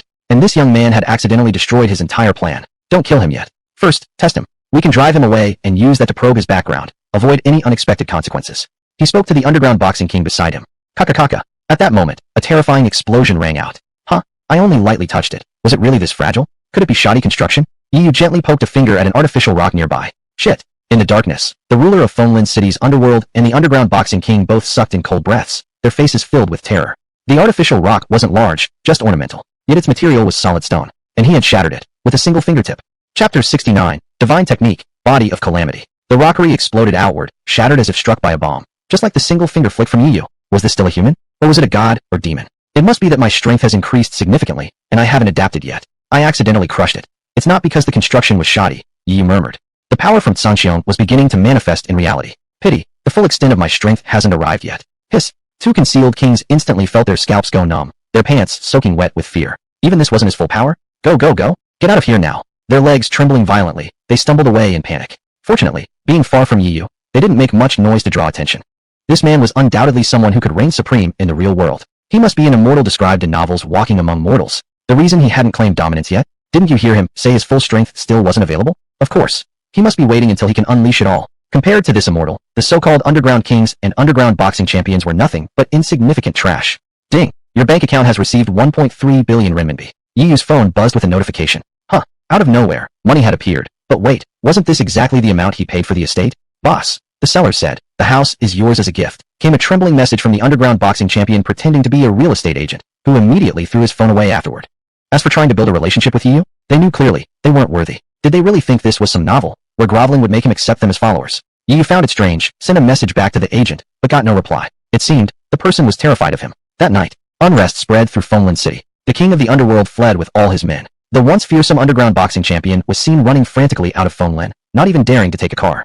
The next day, Yu woke up from his soft, fluffy bed. The estate's automated systems activated instantly. The windows opened automatically, letting in fresh air, while security alarms ran continuously in the background. Should the estate be invaded, the alarm would sound, and he'd sense it even inside Sanxiong. No need to worry about someone attacking my body while my consciousness is in the game. This was precisely why he bought the estate. After finishing breakfast, he sat on the plush sofa as the Sanxiong jade emitted a glow. Ding! You have entered Sanxiong. It's time to do my class quest. He found Bai Ming. Uncle Master, I'd like to claim my class quest. Just a moment. What did you say? Bai Ming shot up in shock. Could it be you're already level 40? Level 40 was the maximum cap for the first job advancement of Destroyer. No way. Your level surpasses mine. Level 60? What the hell? How did you do it? The level cap is 40, and you've somehow reached level 60? And in such a short time too. You've skyrocketed past me. He, a cultivator who had trained for years, had only reached level 50. Don't call me Uncle Master anymore. Just call me Bai Ming. Alright. Seeing how insistent Bai Ming was, Yu didn't push further. But how could he know? His first job advancement reward had triggered a 10,000-fold critical hit, raising both the level cap and upgrading the class itself into a critical hit version. Bai Ming released a streak of white light. Ding! Quest received. Destroyer's second job advancement. Objective: slay 10 platinum tier monsters and 1-star rank boss. Time limit: 1 day. Failure penalty: cannot level up. Compared to the first advancement, the difficulty had increased dramatically. But to Yu, it was nothing special. I have to leave. It's time I found my own path to growth. Stunned and deeply motivated, Bai Ming hastily turned to leave. Truthfully, he'd been qualified for advancement long ago, but certain matters had held him back. The third job advancement quest is beyond my authority to issue. You should head to secondary capital city, Fatin City. I can introduce you to the one who gives out those quests. Yu watched as Bai Ming left, vanishing through a teleportation array to another capital city. A star rank boss. Outside Tianqing City, there were no sightings of star rank bosses. Under normal circumstances, Tier 1 cities only hosted bosses up to diamond rank. Fortunately, he owned an imperial capital. The necropolis passage within it likely held the boss he needed. Clearing the curse would also unlock the capital city and allow upgrades to his troops. Yu couldn't help but reflect. Across the vast cosmos, there were countless civilizations. Though he himself was invincible, conquering each civilization one by one would eventually become tiresome. Having a loyal army under him would make many tasks far easier. Would alien civilizations attack him instead? In the boundless universe, where could mercy possibly exist? Just like Yu, he wouldn't act as some naive do-gooder. Competition for resources was an instinct hardwired into all living beings. For this reason, he needed to prepare. All soldiers, he shouted aloud. Hail the city lord! Hail the city lord! All soldiers of Tianqing City assembled, gazing at their sole master with reverence. Follow me. Yu was ready to take them to the necropolis passage to test their capabilities. He would train them up to serve him well. For instance, when he launched an assault on some alien civilization, his soldiers could guard Blue Planet in his stead. Huiwei Imperial Capital. Ding! You have entered the necropolis passage. He withdrew the soldiers into the city lord seal, then released them once more. Entry into the necropolis passage required 10,000 kill count points. His soldiers had never killed players before, and thus lacked kill count, so this was the only way in. As for Yu, he entered through void form. HSSSS. The moment they arrived, eerie roars echoed around them, but the monsters remained invisible. Yu drew out the mirror of light, and unleashed a magnificent radiance. Light's radiance. Yu had maxed out this skill. It illuminated invisible units across 3,400 square meters. Death Chi. Level 15. Magic attack. 323. Defense, 203. HP, 501. Skills, Death Chi Corrosion, Death Words, Death Body. Description, a monster native to the Necropolis civilization, capable of opening and extending the Necropolis passage. Honestly, utterly trash, but immune to physical damage, and crucially involved in expanding the Necropolis passage. It was likely the Necropolis civilization placed them here specifically to extend the passage continuously, seeking opportunities to invade the Blue Planet civilization. City Lord, leave it to us. For the City Lord, charge. The soldiers rushed forward. Yi was a warrior and currently lacked magical damage output. He could have summoned Earth Savage Dragon, but with soldiers present, these weaklings were theirs to handle. All soldiers were above level 20. Even the weakest were Iron rank, with 1,000 golden rank troops among them. Their stats completely overwhelmed these monsters. Many were mages, and they quickly wiped out the beasts. Ding! As the NPC master, all rewards from NPC kills go to you. Ding! Congratulations! You obtained 43 iron grade items, 1,356 clusters of Death Chi, and 23 silver coins. 10,000-fold critical hit. You may choose either 13,560,000 clusters of Death Chi, or 1,356 clusters of Calamity Chi. This, Death Chi, was not the monster itself, but an actual gaseous substance. Death Chi. Description, collect 10 million clusters to synthesize the skill, Body of Death. Nice. Frankly, you coveted the Body of Death from Death Chi. Immunity to physical attacks, even if only for 1 second. Calamity Chi. Description, collect 10 million clusters to synthesize the skill, Body of Calamity. Immediately view details. Body of Calamity. Description, consumes 1,000 mana. Transform into a Calamity body, becoming immune to physical damage while converting your physical attacks into magic damage for 1.5 seconds. Cooldown, 1 hour. Note, skill level +1 increases duration by 1.5 seconds, up to level 80. This is what a divine technique looks like. Yi Yu's eyes sparkled with delight. Within 2 minutes. Immune to physical attacks, and physical strikes converted into magical attacks. Don't underestimate just 2 minutes. For someone as powerful as him, that was plenty of time to accomplish great things. In Sanxiong, there were physical attacks, magic attacks, poison attacks, curses, and more. Poison attacks belonged to the support class apothecary, a rarely chosen path. Curses were even rarer. Physical attacks? Nearly half of all players and NPCs possessed only this attribute. Yet Yi Yu could now become completely immune. Chapter 70, Knight's Honor. Ding. You have selected quality critical hit and obtained 1,356 units of ailment aura from the 1,356 core. Yi Yu naturally chose this one. He also scored a critical hit yielding 43 platinum grade items. After glancing through them, he found nothing suitable for himself and temporarily stored them away. I need 10 million units, still not enough. As soon as he spoke, numerous Death Chi monsters surged out from the darkness. Were these Death Chi creatures really respawning this quickly? Perfect. Kill. The soldiers charged forward once again. Ding. As the master of NPCs, the gains from your NPC's monster kills are attributed to you. You have obtained 45 black iron grade items and 1,378 units of Death Chi. Critically hit X10,000. Obtained 45 platinum grade items and 1,378 units of ailment aura. Notification sounds rang intermittently. Yi Yu realized that the Death Chi monsters were spawning nonstop. Each black iron grade monster provided 1 unit of Death Chi. And ahead, there were still many more Death Chi monsters. It wasn't going to be difficult to gather the full amount after all. Let's move forward and take a look. He led his troops onward. Perhaps stronger monsters ahead could yield even more Death Chi. SSSSHH. Sure enough, a group of stronger Death Chi monsters rushed in. Death Chi. Level 20. Magic attack 1,728. Defense 593. HP 892. Skills Death Chi Corrosion, Words of Death, Body of Death. Description, a monster native to the undead civilization, capable of creating and extending undead passageways. Same skills as before, but now it was bronze rank and level 20. Kill. The soldiers swiftly eliminated the enemies as usual. Ding. Obtained 43 bronze grade items and 2,712 units of Death Chi. Critically hit X10,000. Obtained 43 diamond grade items and 2,712 units of ailment aura. The rewards were far richer. Leaving aside equipment, each bronze Death Chi monster dropped 2 units of Death Chi. Compared to killing black iron monsters, this would allow him to gather much faster. Keep going. He advanced further and encountered silver rank monsters, level 25. By now, the soldiers struggled slightly, but each silver rank monster dropped 3 units of Death Chi. Then came gold rank level 30 monsters, each dropping 4 units. Lord City Master, we can't hold them back anymore. At this point, the soldiers couldn't withstand the monsters indefinitely. They were only around level 20 plus, with the highest grade being gold. Yi pondered. He could let his mount fight, or even fight personally. But if he had to step in for such minor monsters, wouldn't that be a waste of time? His time shouldn't be wasted on trivial matters like this. You fight monsters on my behalf, and I won't treat you poorly. In recognition of your contributions, I grant you all an enhancement. From now on, serve me well, Yi said calmly. The soldiers froze in shock. What did this mean? Only those who had previously been enhanced by him realized what was about to happen. They excitedly told their comrades, whose faces filled with astonishment. Could the city lord really possess such miraculous power? Meanwhile, Yi had already activated his privilege. Ding! You have selected quality critical hit. Black iron grade soldiers upgraded to platinum, bronze grade to diamond, silver grade to double diamond, gold grade to starry rank. Boom! An explosive surge of energy erupted from the soldiers as their power skyrocketed. Except for the previous 600 soldiers already enhanced, everyone else received upgrades. Starry rank soldiers, 400. Diamond rank, 11,000. Platinum rank, 1,000. This represented an enhancement of innate talent. Their stats soared, and their growth upon future level-ups would far exceed previous rates. Such miraculous power. Even gods might not be capable of this. Thank you, Lord City Master. We'd gladly go through fire and water for you. Each regarded Yu as a deity, loyalty at 100, utterly incapable of betrayal. Now facing the current gold rank monsters. Total domination. Ding. Critical hit X 10, 000. You have obtained 5,223 units of ailment aura. Yu received additional rewards. The soldiers' morale soared as they pressed forward, encountering level 40 platinum rank monsters. Still utterly crushed. After all, they were all starry rank now. Level difference no longer mattered. High grade meant they could fight above their level. Each platinum rank monster provided 5 units of ailment aura, and nearby, monsters were plentiful and continuously respawning. Yet Yu still felt the gathering speed too slow. Dark Knight. A massive skeletal general appeared, legendary rank, level 60. It swung a bone staff. Swish swish. 100,000 level 60 diamond rank skeleton monsters emerged instantly, annihilating countless death chi monsters. Their numbers were overwhelming. They became an incredible surprise force under Yu's command, far fiercer than the Tianqing City soldiers. But the Tianqing City soldiers had higher base grades, and once they grew stronger over time, they would surpass the skeletons.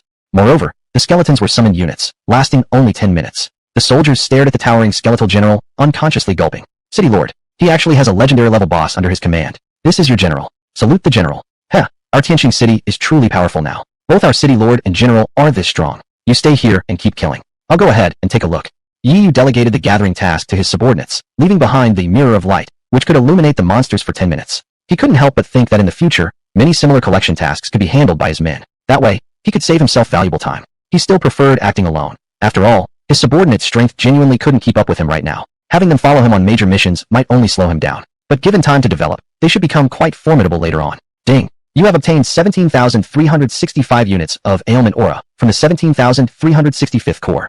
Amidst the delightful notification sounds, he strode forward. Ahead, there were also death chi monsters. They were invisible. Without the illumination of the Mirror of Light, the creatures couldn't be seen. Ding. Enemies plus 1,643, physical attack plus 1,643%. Yet the alert from War Without End would inform him whenever enemies attacked.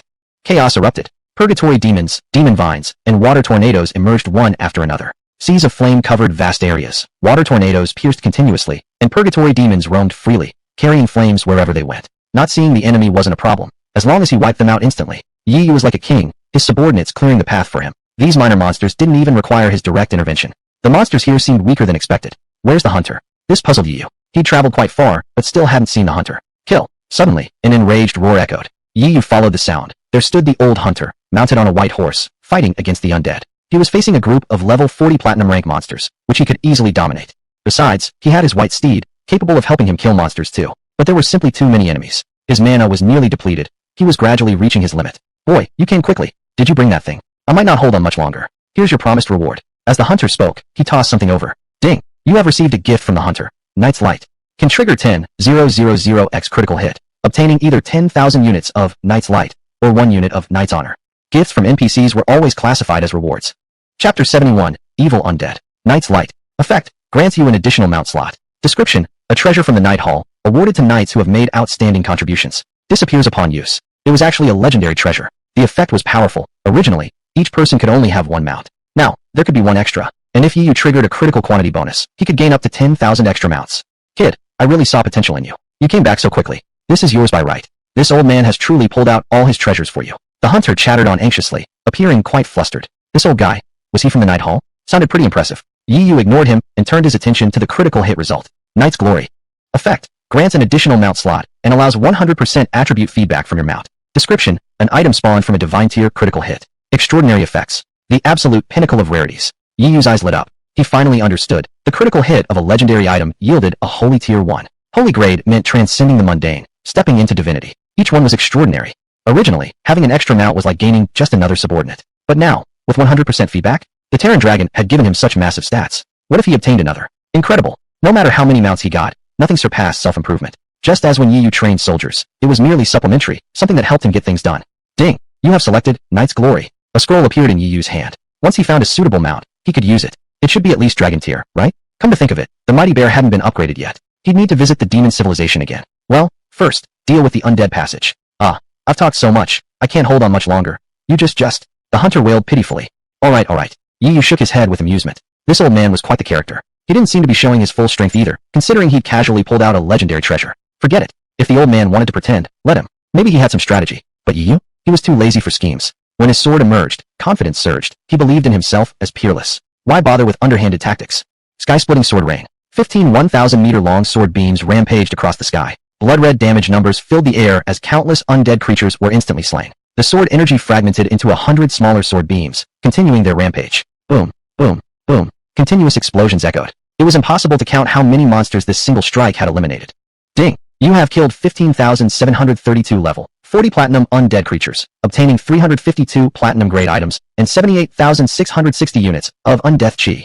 10,000-fold critical hit. Obtained 352 legendary-grade items and 78,600 units of calamity chi. Huge gains. These monsters were invisible too, but the hunter's white horse possessed an illuminating skill, allowing him to fight them. Now, he stared at the ground piled high with corpses. Gulp. His Adam's apple bobbed repeatedly. How long had it been? That low-level player from the Shinso village had instantly wiped out so many undeath creatures that once troubled him. No way, you're already level 60? Same level as him. Damn. He'd expected the Emperor to grow strong eventually, but never imagined he'd reach this level in such a short time. Average, average. Yu smiled and waved it off. So modest. The hunter shook his head and handed over some items. I see you're collecting undeath chi. You probably need this. I've gathered quite a bit here. Consider it my thanks for saving my life. All of it's yours. You're probably trying to craft Forbidden Curse, Death Body, right? It's indeed good. Grants 1 second of physical attack immunity. But its max level experience cost is astronomical, and the effect only lasts 1 second. To be honest, 1 second isn't very useful. Ding! You have obtained 5.95 million units of undeath chi. 10,000-fold critical hit converted it to 5.95 million units of calamity chi. Though this old man was a bit of a clown, he knew how to make friends. That much. Yu studied the old hunter closely. Clearly, the man had made great sacrifices here. Sai, no choice. If these undeath creatures spread, the undead passage will rapidly expand. Once it reaches a certain size, elite experts from the undead civilization could enter the Blue Star civilization. The old man's eyes burned with anger. Foreign civilization beings would suffer stat penalties upon entering. Though Blue Star was weak, enemies weakened too, it could still hold the line. But the undead passage allowed undead creatures to enter without weakening. Then, the problem became enormous. And these undead creatures are inexhaustible. I suspect they're artificially created by the undead civilization. Luckily, they don't spawn at very high levels, so we can keep eliminating them. The only issue is, they respawn too fast. The old man was level 60, originally more than capable of wiping out the undeath creatures, but their endless numbers had drained his energy, which was why he could no longer hold on. He couldn't help but glance at the Emperor. If the Emperor were here, no matter how many monsters appeared, they wouldn't last a moment against him.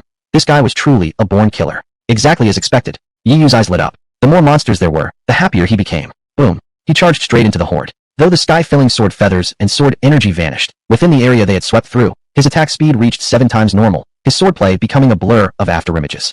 No sooner did a wave of undead spawn than it was annihilated. His soldiers were still fighting outside, killing monsters one after another. Calamity chi continuously accumulated. This killing speed is impressive enough to show strength, yet not so overwhelming that it arouses suspicion. After all, the Emperor is only level 60. The undead civilization won't grow wary. The old man drank a blue potion to recover, murmuring inwardly. There was no need for him to intervene here anymore. Hearing battle sounds nearby, he decided to go check it out. For our city lord, kill. For our master, kill. He saw a group of powerful soldiers. Legendary level bosses. 100,000 platinum tier skeleton warriors, along with star tier soldiers. The lowest among them was gold tier. He stared in utter shock. Who do you serve? The great Emperor Yiyu. Gulp. Even a typical high-level main city couldn't field an army like this. The Emperor already wielded such terrifying power. Not only was he overwhelmingly strong himself, but his subordinates were equally fearsome. Truly, one should look differently upon a man after just 3 days apart. Here he was, a level 60 player, feeling like a useless bystander. Even one of the Emperor's foot soldiers was level 60. Should I finally unleash my full strength and give this kid a real shock? The old man mused. You've kept astonishing me non-stop. It's about time I return the favor. What a character. So mischievous, yet entertaining. Of course, he wasn't some cheap weakling hiding his strength out of fear.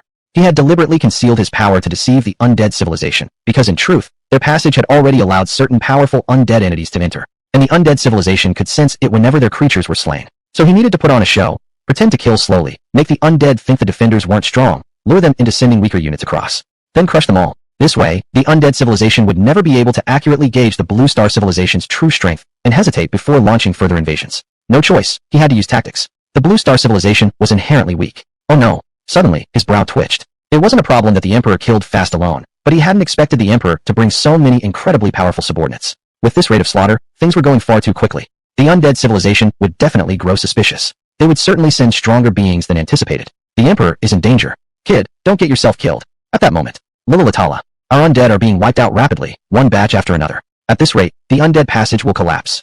Powerful undead beings roared furiously within the undead civilization. The undeath creatures were their creation. Capable of opening a passage, their only flaw was that they weren't very strong, and when killed, they dropped undeath chi, which could be used to craft the skill book, Forbidden Curse, Death Body. Of course, they knew of this weakness. But they didn't care, it only granted 1 second of immunity anyway. Yet, if the passage closed, that they did care about. Opening a passage required immense conditions. They had spent centuries striving toward it, and now, seeing hope at last, all they needed was to release more undeath creatures. Once the passage expanded, they could launch a full-scale invasion. But now, I'll go myself. Excellent. It's evil undead Mosin. The passage is too small for us all to pass. But his power is more than sufficient. After all, he's a level 300 player with an A-tier talent. Chapter 72, a sword that pierces through civilization. Give me a batch of undead creatures. I'll kill the people on that side and extend the channel using the undead. Mosin stepped into the necrotic passage. On the side of the necrotic civilization, numerous powerful undead beings waited in anticipation for his triumphant return. Judging from the speed at which enemies were slaughtering undead creatures over there must have been a level 200 expert, possibly accompanied by some followers. But Mosin was level 300, and with an A-rank talent, he should be able to handle it. Buzz. In front of Yu, at the end of the necrotic passage, the air suddenly began trembling violently. So it's finally coming? Knowing that the hunter had been holding back, he'd already guessed someone powerful from the necrotic civilization would come through. The hunter must have deliberately slowed down his killing pace to make the necrotic civilization let their guard down, sending weaker enemies first. It wasn't a bad strategy, but Yu didn't like it. He had intentionally killed quickly precisely to lure out strong opponents. What fun was there in fighting trash? Only high-level foes might drop good loot. He was truly excited. So this is the aura of Blue Star Civilization, a thriving land full of life. I shall drape it in the light of death. A wave of darkness descended as Mosin emerged from the passage. Ding dong. World announcement. A creature from the necrotic civilization has entered Huiwei Imperial City, triggering the special event, Necrotic Invasion. Players are urged to resist the invasion. Rewards will be granted based on contribution. The world announcement echoed repeatedly. Players across Blue Star were stunned. Not long ago they suffered an invasion from the demon civilization, and now the necrotic civilization was attacking too? Was Blue Star Civilization really so passive? Because they were too weak, they kept getting targeted. It's happening in Huiwei Imperial City, that dungeon near Tianqing City before. Emperor Tian is guarding that place. Big brother, say something, do you need our help? Many Blue Star players wanted to assist Emperor Tian. Some hoped to participate and earn rewards, but others genuinely wanted to help. After all, no one liked constantly being invaded where they lived. It was extremely frustrating. For example, the Dragon Guild. Right now, Zhengyang contacted Yu. Emperor Tian, do you need assistance? Just say the word, and every single member of our Dragon Guild will head over immediately. No need. Yi refused. He looked at the monster before him. This wasn't something ordinary players could interfere with. Evil undead Mosin.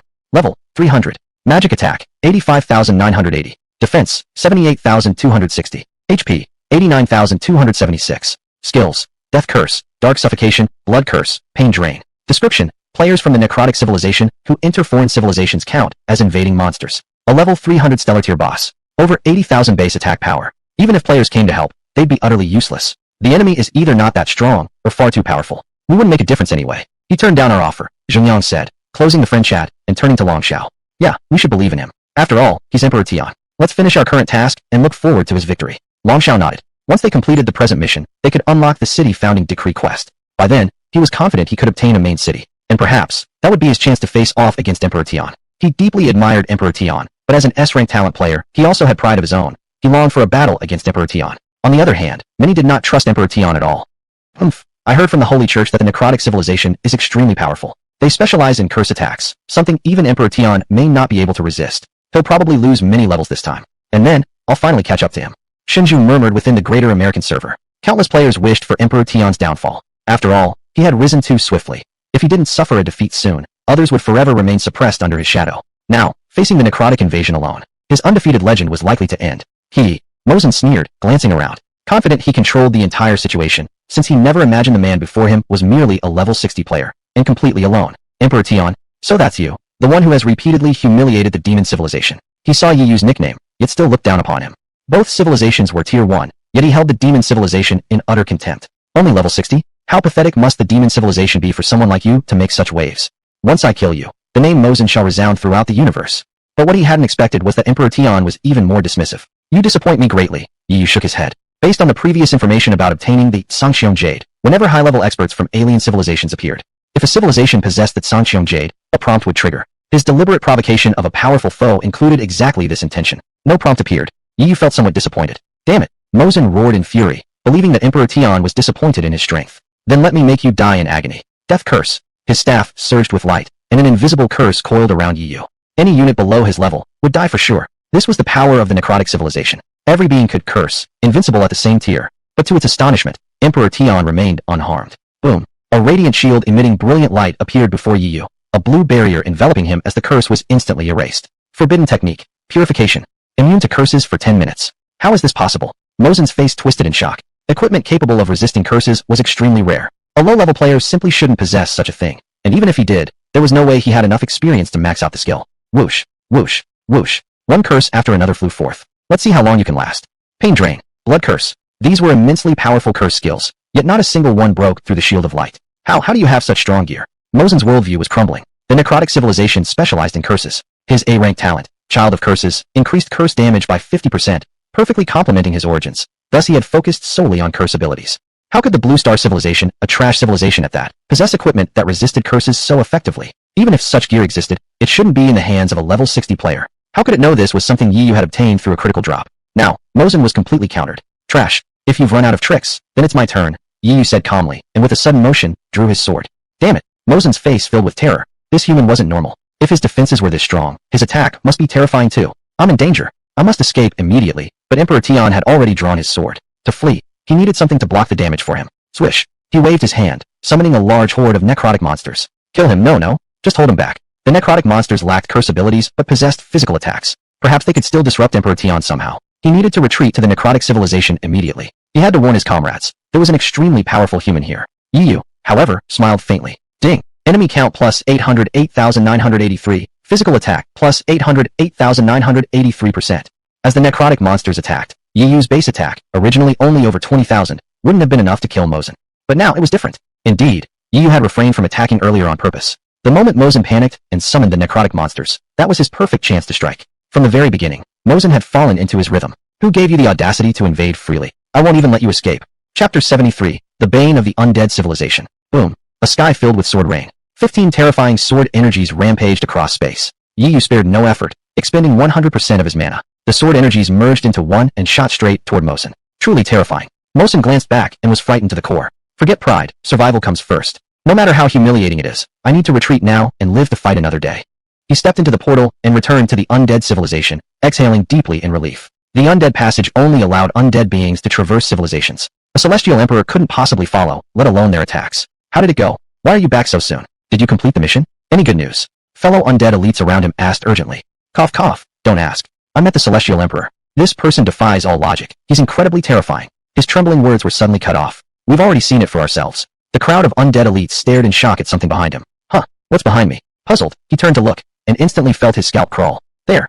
Rumble. An astonishing sword energy had actually crossed through the undead passage, charging violently toward him. He recognized this energy well. It was the very same strike unleashed by the celestial emperor earlier. Hiss. All the undead elites gasped in unison. This sword had crossed from Blue Star civilization into the undead civilization itself. A sword that transcended civilizations.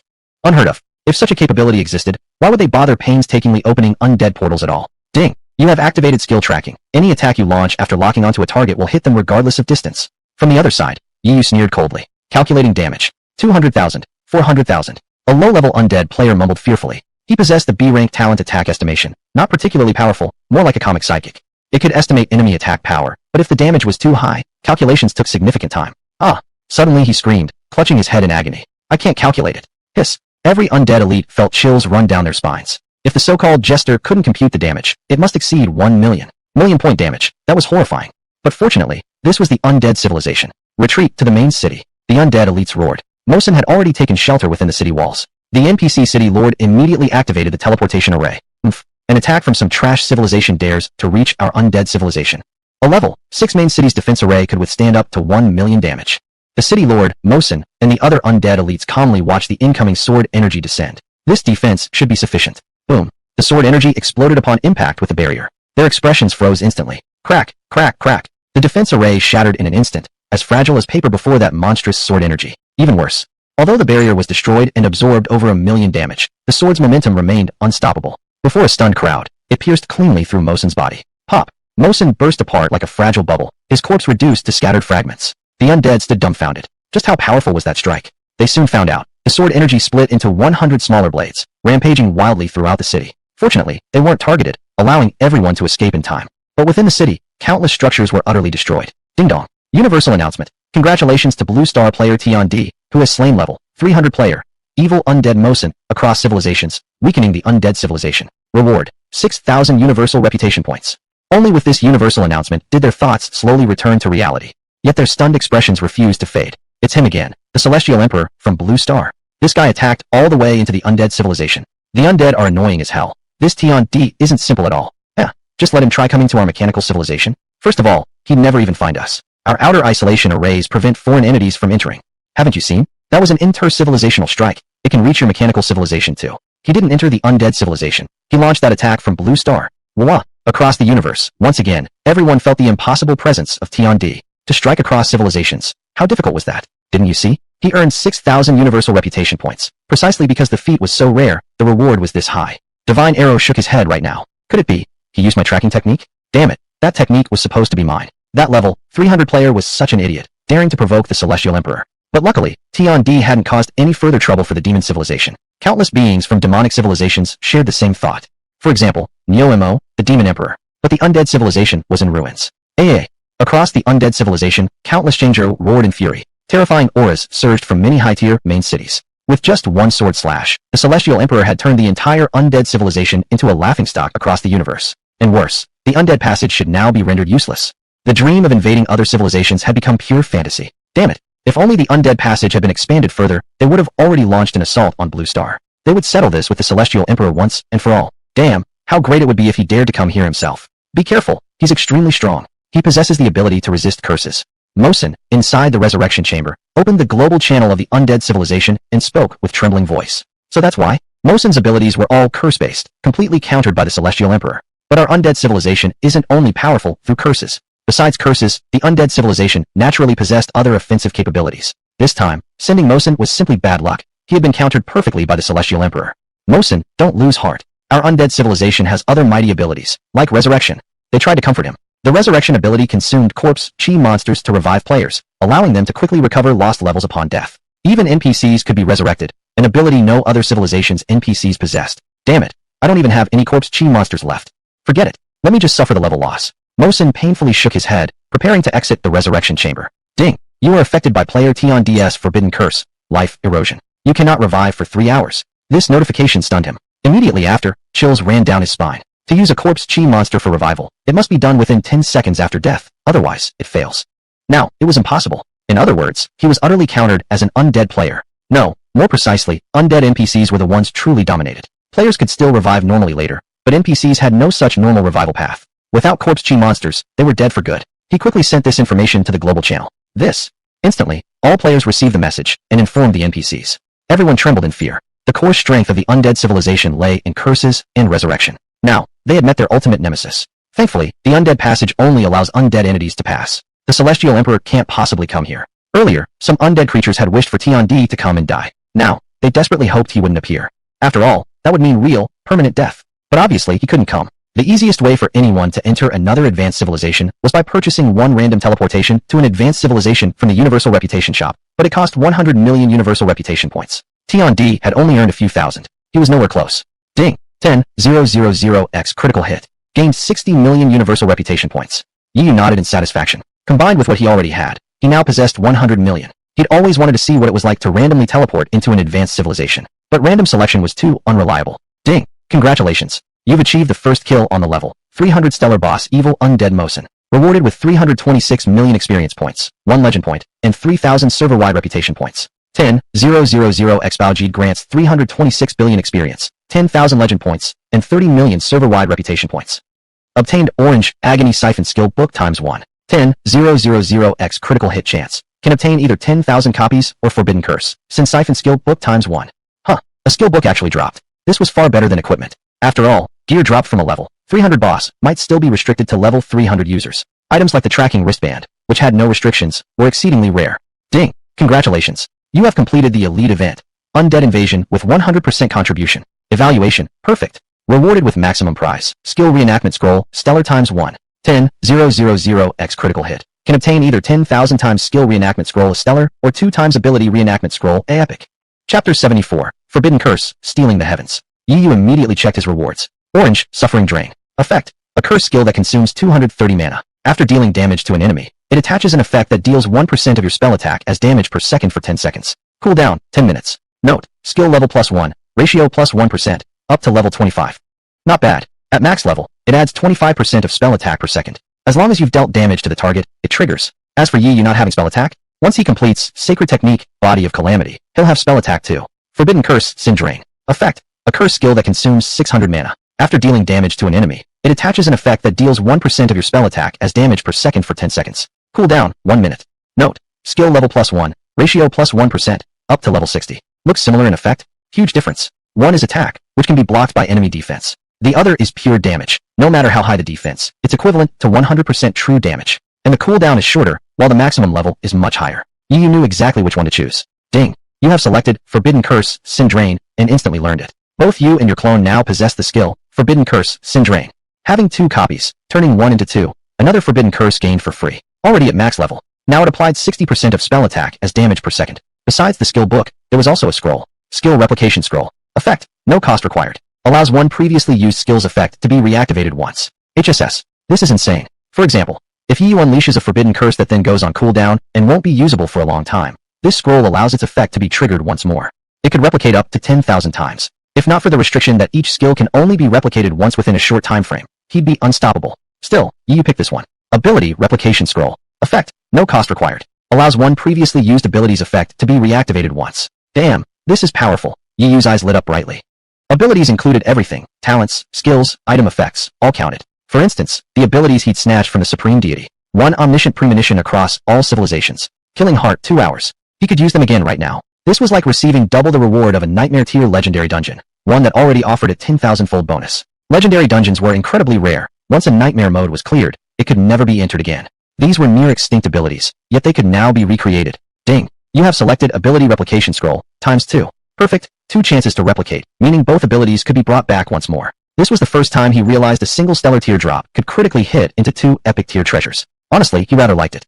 How exactly to use them could be decided later. For example, with Killing Heart, 2 hours, he could exploit a bug, gain massive killing points early, convert them into attack power, eliminating any pressure caused by the 2-hour time limit. Ding dong. World announcement. Congratulations to player, Emperor Tion, for being the first to slay the 300-level stellar tier boss Evil Lich, earning 1 legend point. World announcement. Congratulations to player, Emperor Tion, for completing the special event A Lich Invasion, with 100% contribution, receiving. Truly enviable. Let us celebrate his achievement. At this moment, 2 different world announcements began cycling repeatedly. A 300-level stellar tier boss. How could he even kill that? Still saying he's not cheating? God damn it. How can anyone surpass him? Players worldwide once again felt their hearts shaken like a raging sea. Wait, check the level leaderboard quickly. What the hell? Emperor Tion, level 8. 80. Ding. Congratulations. You have completed the Destroyer's second advancement quest. You may now upgrade Destroyer to level 60. 10,000-fold critical hit. Allows Ascendant Destroyer to be upgraded to level 80. Ascendant Destroyer was significantly stronger than Destroyer, so the level gain wasn't excessively high, but still, more than enough to shock the world. Ding. Your level has increased by 20. You've gained 100 free attribute points. Please allocate. Your clone's level has increased by 20, gaining 100. Your Greater Terran Drake's level +20, Mighty Bear's level +20. Everyone now level 80. Another terrifying leap in power. Players like Divine Lord and Amaterasu, top S-rank talents, couldn't help but look skyward with tears in their eyes. We're barely at level 26, yet he's already level 80. How is this even possible?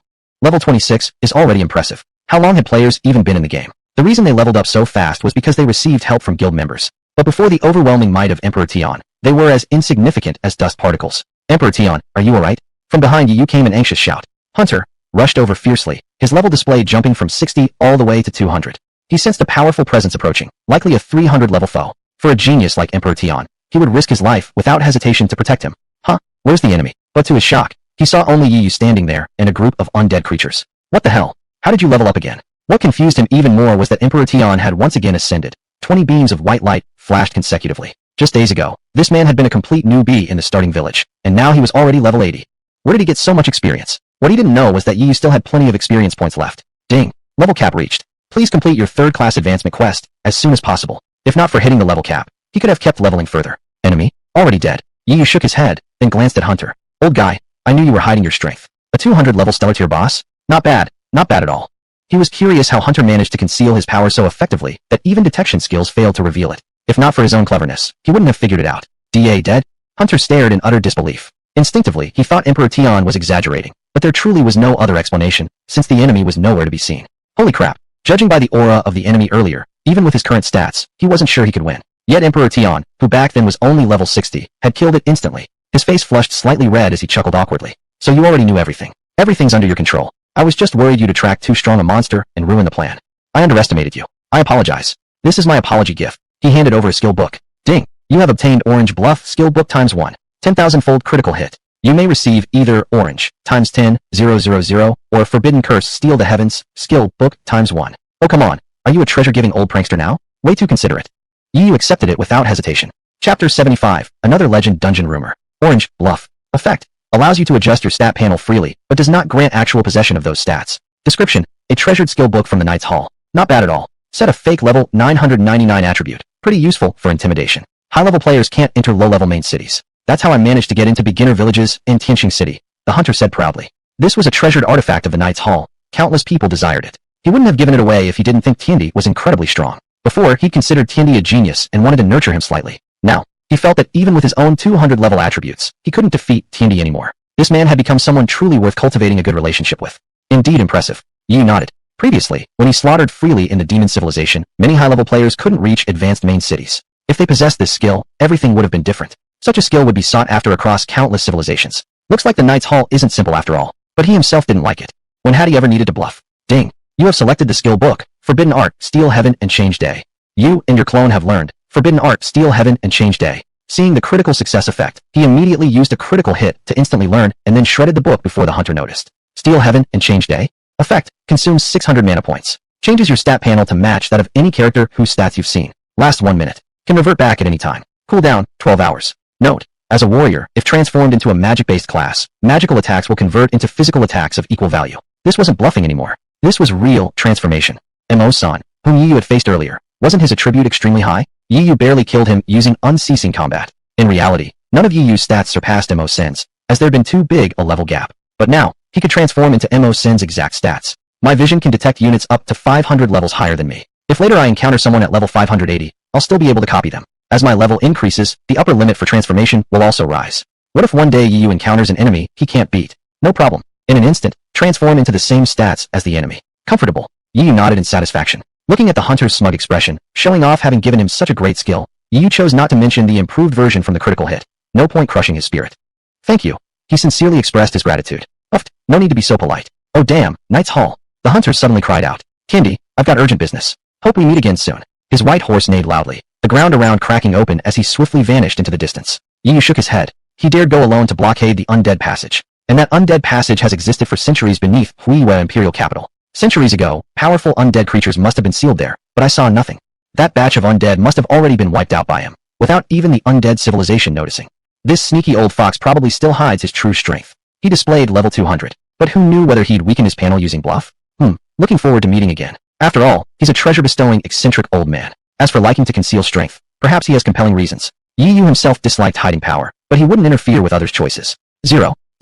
Yu glanced at the zeros appearing on his body. Damage from corpse, chi monsters attacking. Since they couldn't pierce his defense, he'd ignored them. Aside from their special abilities, these monsters were utterly insignificant. Boom. Quick slaughter yielded calamity chi. His subordinates kept killing outside as well. The massacre lasted 3 hours, during which Yu even logged out briefly to eat.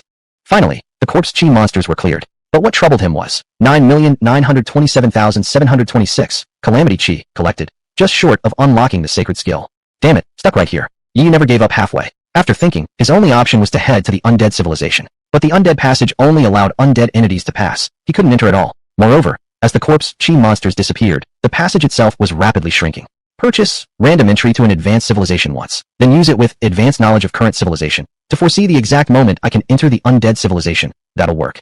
Yu winced at the cost, but reasoned. The undead civilization was an advanced civilization. There should be plenty of treasures there. Whatever he spent, he could reclaim many times over.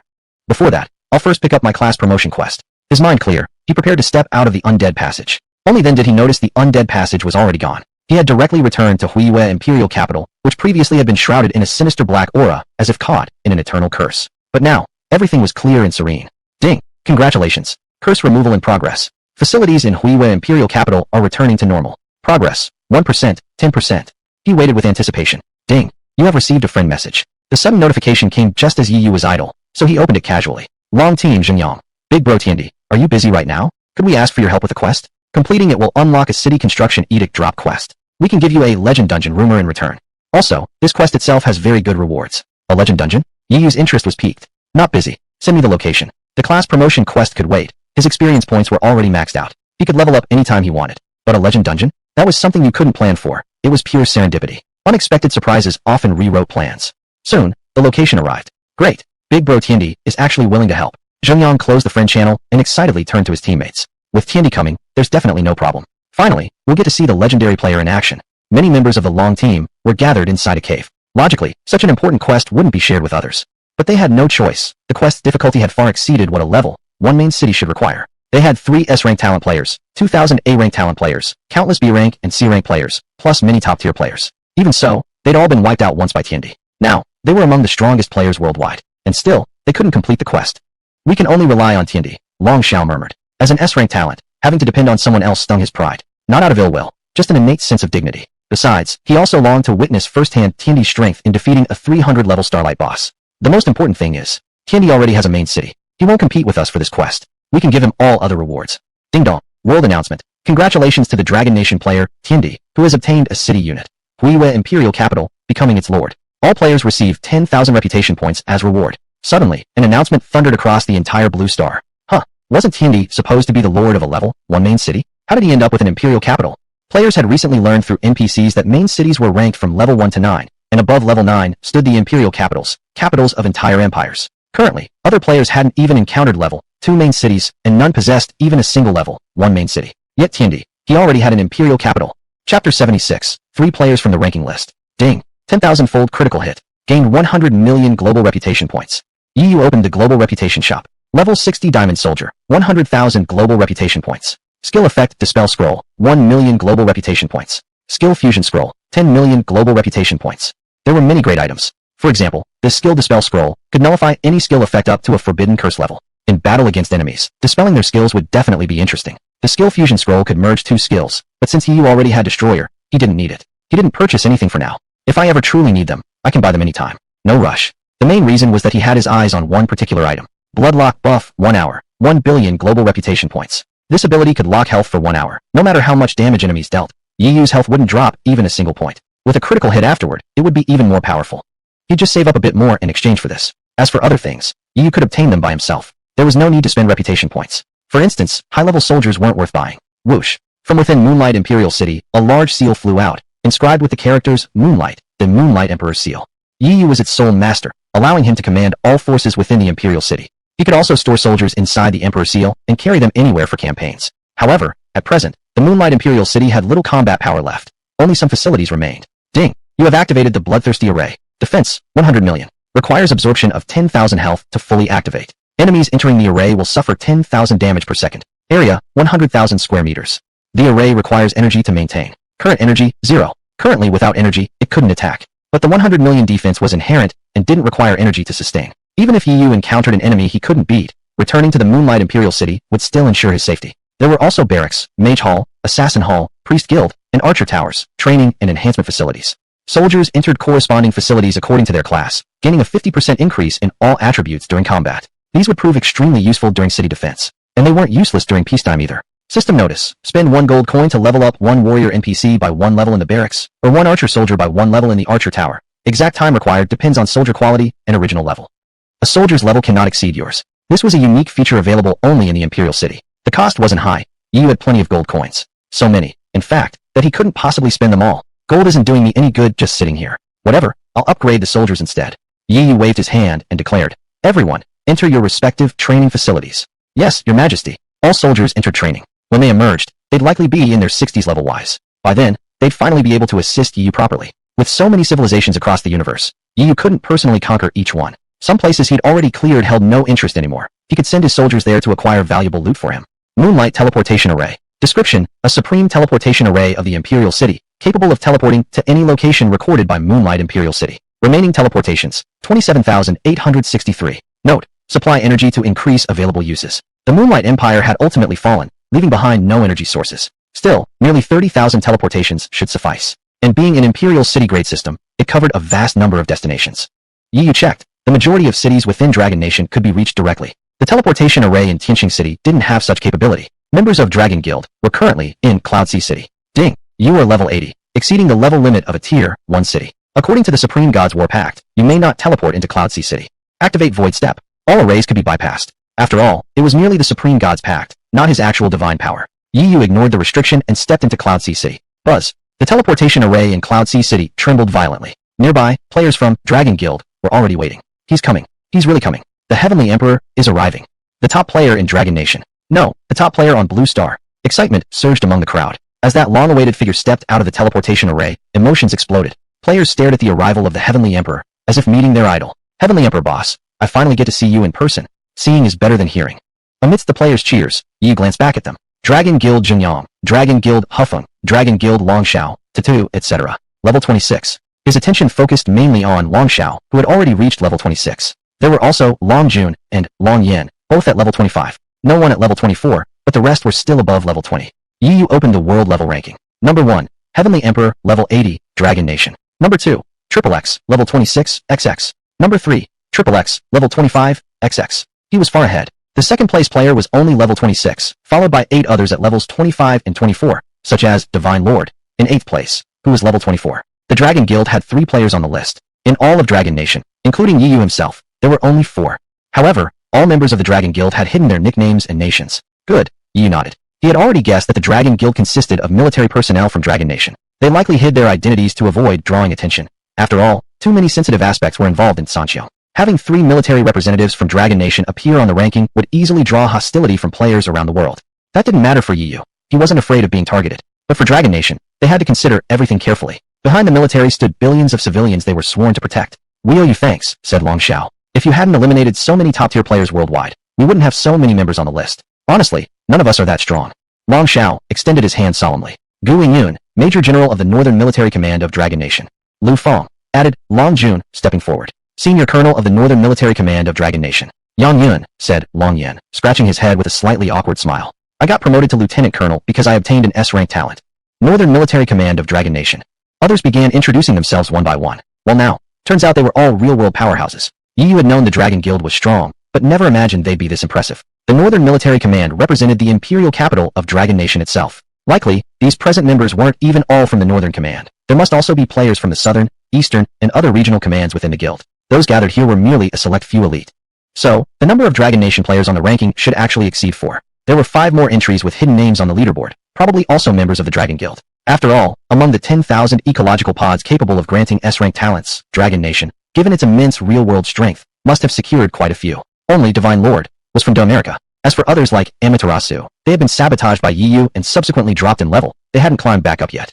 Those who had been tricked might eventually catch up later. But right now, 9 players from Dragon Nation were ranked. As a fellow Dragon National, Yi Yu couldn't help but feel a bit proud. Moreover, Long Xiao, Long Jun, and Long Yen probably all possessed S-rank talents. We trust you, which is why we're being completely honest, Long Xiao murmured. Besides, I think with your intelligence, you must have already figured out who we really are. The Heavenly Emperor had deceived players across the entire globe. Yet, deep down, he understood things clearly. Alright, Yi Yu nodded. I am Tian Di, just an ordinary person. Members of the Dragon Guild stared silently. What a massive humble brag. You call yourself ordinary? Yi Yu didn't elaborate further. Without Sanqiao, he truly would have been an average man. He said calmly, let's talk about the mission now. Chapter 77, The Humility of the Second Best. The tasks are chained. Only the final link remains. Just killing monsters. The monster was located in the wilderness outside Yanhai City. An instance. Entry was limited to 10,000 players, so Long Group mobilized exactly 10,000 members into Yanhai City. They thought it would be simple to clear. After all, Long Xiao was ranked 2nd on the level leaderboard. Long Jun and Long Yen were 5th and 7th. As for 4th and 6th, those spots also belonged to Long Group, though the players were from the Southern and Western military divisions, currently assigned to other missions. And if even these 3 couldn't succeed, adding more high-level players wouldn't help much anyway. This force should have been strong enough. But unexpectedly, they still failed. The boss there spawns countless minions. There are just too many monsters, they said, turning hopeful eyes toward Yi Yu. Now that they brought the strongest player on Blue Star, surely there wouldn't be any problems? Still, having already failed once, they were cautious. Based on their previous failure, they analyzed carefully. The key issue is mana depletion. As long as the boss isn't killed, it keeps summoning minions. But the boss itself can't be burst down easily, so we need to stock up on more mana potions. Their current supply of mana potions wasn't nearly enough. They immediately prepared to purchase more. No need. Yi Yu shook his head, stepping forward directly. Just tell me the location. I'm in a hurry. He still needed to go claim his class quest as soon as possible. Bro, you can't do this. That boss is extremely tough. We've experienced it firsthand. You really need to prepare properly. Members of Long Group tried to stop him one after another. 3 top-ranked players had already failed. How could one person recklessly charge in without preparation? Trust me, Yi Yu didn't turn back, leaving only that single sentence echoing through the air. We do. The Long Group members looked at each other, then nodded firmly. Let's go. Long Xiao led the group forward. Might as well witness Emperor Tian's strength with our own eyes. And even if he fails, we can always try again afterward. After all, He was Emperor Tian. Of course he'd be confident. Just like how Long Xiao himself had charged in confidently before, only to fail miserably. He knew persuasion was pointless now. As for clearing it in one go, that would be ideal, but utterly impossible, too absurd to believe. Xiaoling, are you coming? Long Xiao turned to 222. The instance limits entry to 10,000. I'll pass. Let Emperor Tian take my spot. Rabbit shook her head. She never wanted to personally witness Emperor Tian's overwhelming power again.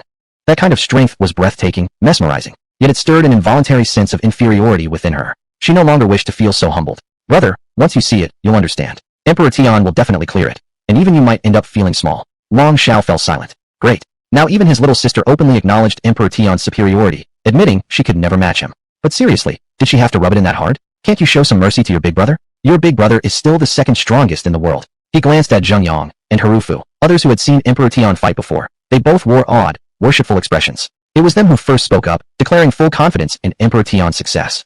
Long Xiao didn't feel jealous. He just found it hard to accept that the gap could possibly be that vast. Fine, let's go see it for ourselves. Big bro Emperor Tian, this time we'll give you all the rewards. We just want to ride your coattails for a completion. Players chatted with Yu along the way. Dark Cavern. Half an hour later, they arrived at the task instance. Above the entrance floated difficulty options. Easy, hard, nightmare. Our mission requires clearing nightmare difficulty, Long Xiao murmured. It was simply too difficult. That's why we failed. We even voluntarily left the instance, forfeiting all contributions. This time, we'll handle the ads. You focus on the boss. With this strategy, it should be fine. But to their surprise, Yu shook his head. To be honest, I think I could clear it alone. But if you guys want to come along and watch, that's fine too. With that, he stepped straight into the instance. I think I could clear it alone. Those words lingered in everyone's hearts. Holy shit. How can this guy be so reckless? Quick, go help him. Long Xiao panicked. The monsters inside were powerful. Emperor Tian acting alone was far too impulsive. Ding. You have entered Nightmare, Dark Cavern. Rewards will be distributed based on individual contribution upon completion. Before him stretched a pitch-black cave, thick with decay and a pungent, foul stench. A swarm of monsters surged forward instantly. Corrupt Earthworm. Level, 25. Magic attack, 1838. Defense, 1482. HP, 1592. Skills, corrosive soil, slowing mucus. Description, must be eliminated quickly, or you'll experience just how troublesome they can be. That's it. Yu sneered dismissively. Rat-a-tat-tat. The corrupt earthworm spat out globs of mucus and foul soil. Feeling a wave of disgust, Yu didn't even bother engaging them. Instead, he casually waved his hand. Annie, come out and play. Roar. Skeleton General erupted forth with a thunderous roar, raising his hand and summoning 100,000 skeleton soldiers. Swish, swish, swish. Each skeleton wielded a bone blade capable of being thrown. The blades dealt 100% physical damage and then returned to their owner's hand. Their individual attacks weren't powerful, but their base stats were overwhelming. 1,583. 1,590. Blood splattered midair as the bone blades flew back into the skeleton's grips. By then, every single corrupt earthworm had already been annihilated. Ding! You have killed 12,249 corrupt earthworms, earning 455 silver tier items, 23 silver coins. With 10,000x critical multiplier, you may claim either 4.55 million silver tier items, or 455 platinum tier items, and 230,000 silver coins, or 2,300 gold coins. Hurry, help Emperor Tian. At that moment, members of Long Group entered the instance. Fully prepared for battle, warriors raised their swords and shields, mages' staves shimmered with spell light, healers stood ready to restore health. But what they saw froze them in shock. What the hell? Less than 1 second, and already wiped? They'd fought these corrupt earthworms before. They had won, eventually, but those worms carried the skill, corrosive soil, dealing 1% HP damage per second, and slowing mucus, which inflicted crowd control effects. That was why they proceeded so cautiously, relying on healers to stabilize health and tanks to absorb damage. Even with 3 S-rank talent players leading the charge, 10,000 players cooperating, it had taken them over half an hour. And Emperor Tian? Less than 1 second? No way. He didn't even attack. It was those skeletons.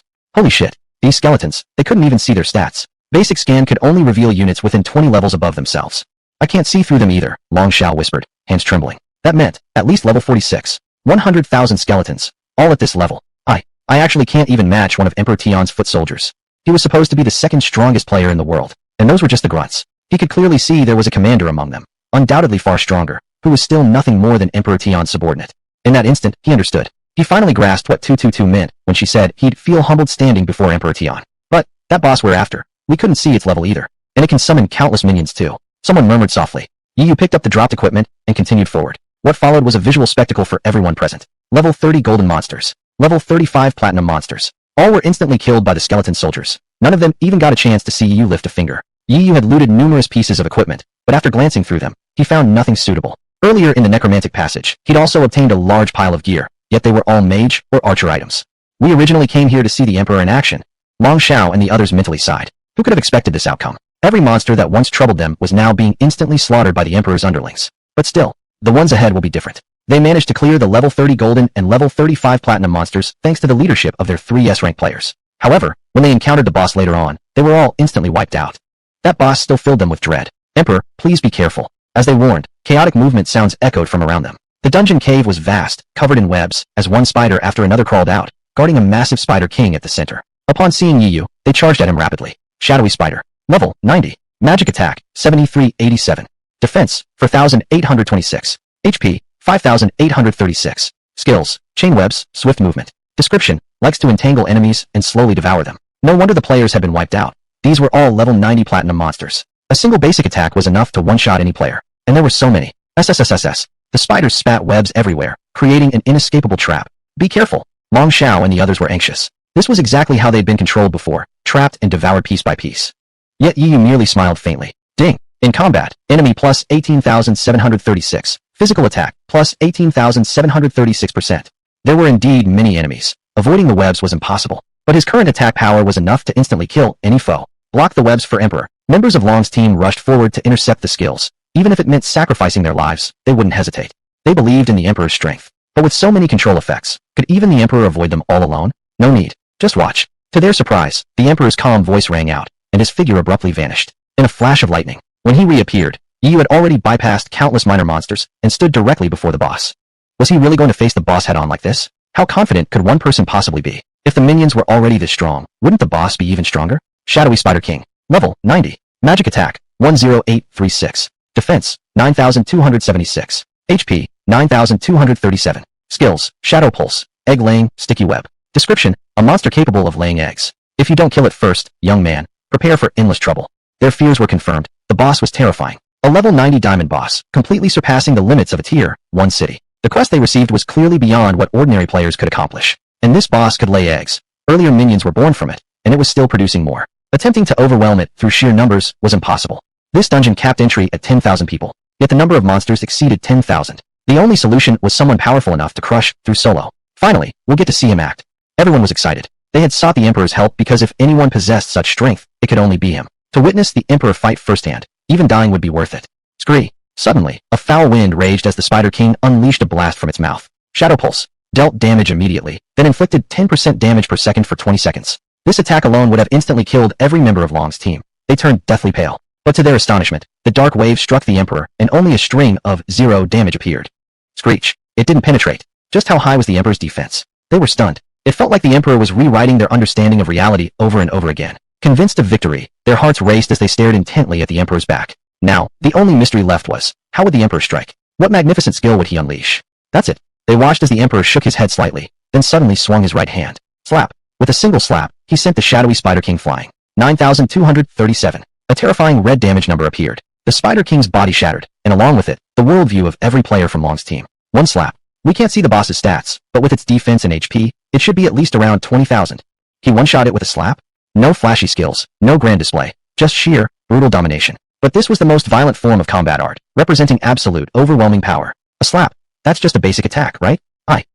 Tens of thousands of players stood with their mouths agape, speechless and mentally overwhelmed. Especially Long Xiao, Long Jun, and the third S-rank player. These were people ranked high on the leaderboard. They knew the Emperor was strong, but never imagined he'd be this monstrous. A boss that could instantly kill them, was itself instantly killed by the Emperor's basic attack. Is he even human anymore? Boom. A terrifying sea of flames descended as the Hellfire Demon emerged. Over 1,000 demonic vines thrashed wildly, and a water dragon surged freely, rampaging through the lesser monsters. Spiderwebs were instantly incinerated by fire. Chaos of demons unleashed. Countless monsters were wiped out in an instant. Oh my god, what terrifying skill was that? The players were already numb. They stared dazedly at the Emperor, feeling as though they existed on entirely different planes of existence. Even the 3 S-rank prodigies now felt a deep sense of insignificance. In the blink of an eye, every single monster was dead. Ding. Combat summary. Gained 4.12 million XP. 822 platinum tier items. Lucky gem diamond. X1. 689 silver coins. 10,000x critical reward. Can obtain 41.2 billion XP. 8.22 million platinum tier items, or 822 legendary tier items. 10,000 diamond chests, or 1 epic chest. 6.89 million silver coins, or 68,900 gold coins. Yiyu's gains were enormous. Combined with what he'd obtained earlier, he had already accumulated a mountain of excellent gear. He could have dozens of legendary items by now, yet after glancing through them, he found they were all for mages or assassins, none suitable for a warrior. That was troubling. My recent luck seems bad. Yiyu thought he could drop the word seems. Damn, Terrible RNG. Immediately, he checked the other item. Lucky Gem Diamond. Effect. Each day, freely choose 1 hour during which your luck stat increases by 10. Description. Activate simply by placing it in your inventory.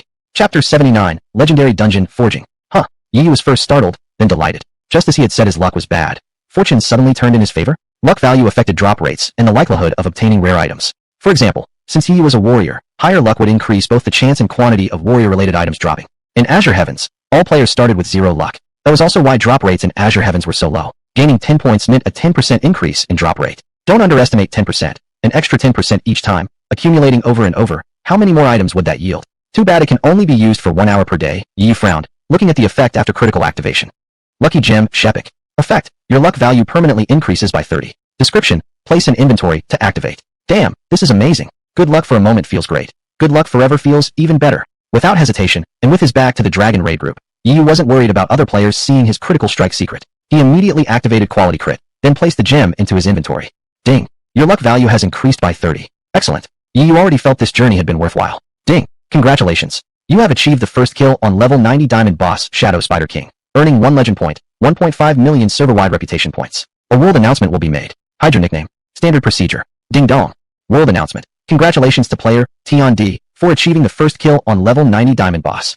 Yi received 10,000 legend points and 15 million server-wide reputation. All players across the server were numb to it now. Tion D had already solo killed a level 300 Starlight boss before. This person seemed invincible from the start. Defeating a level 90 Diamond boss was tough for others, but for him, it was just ordinary.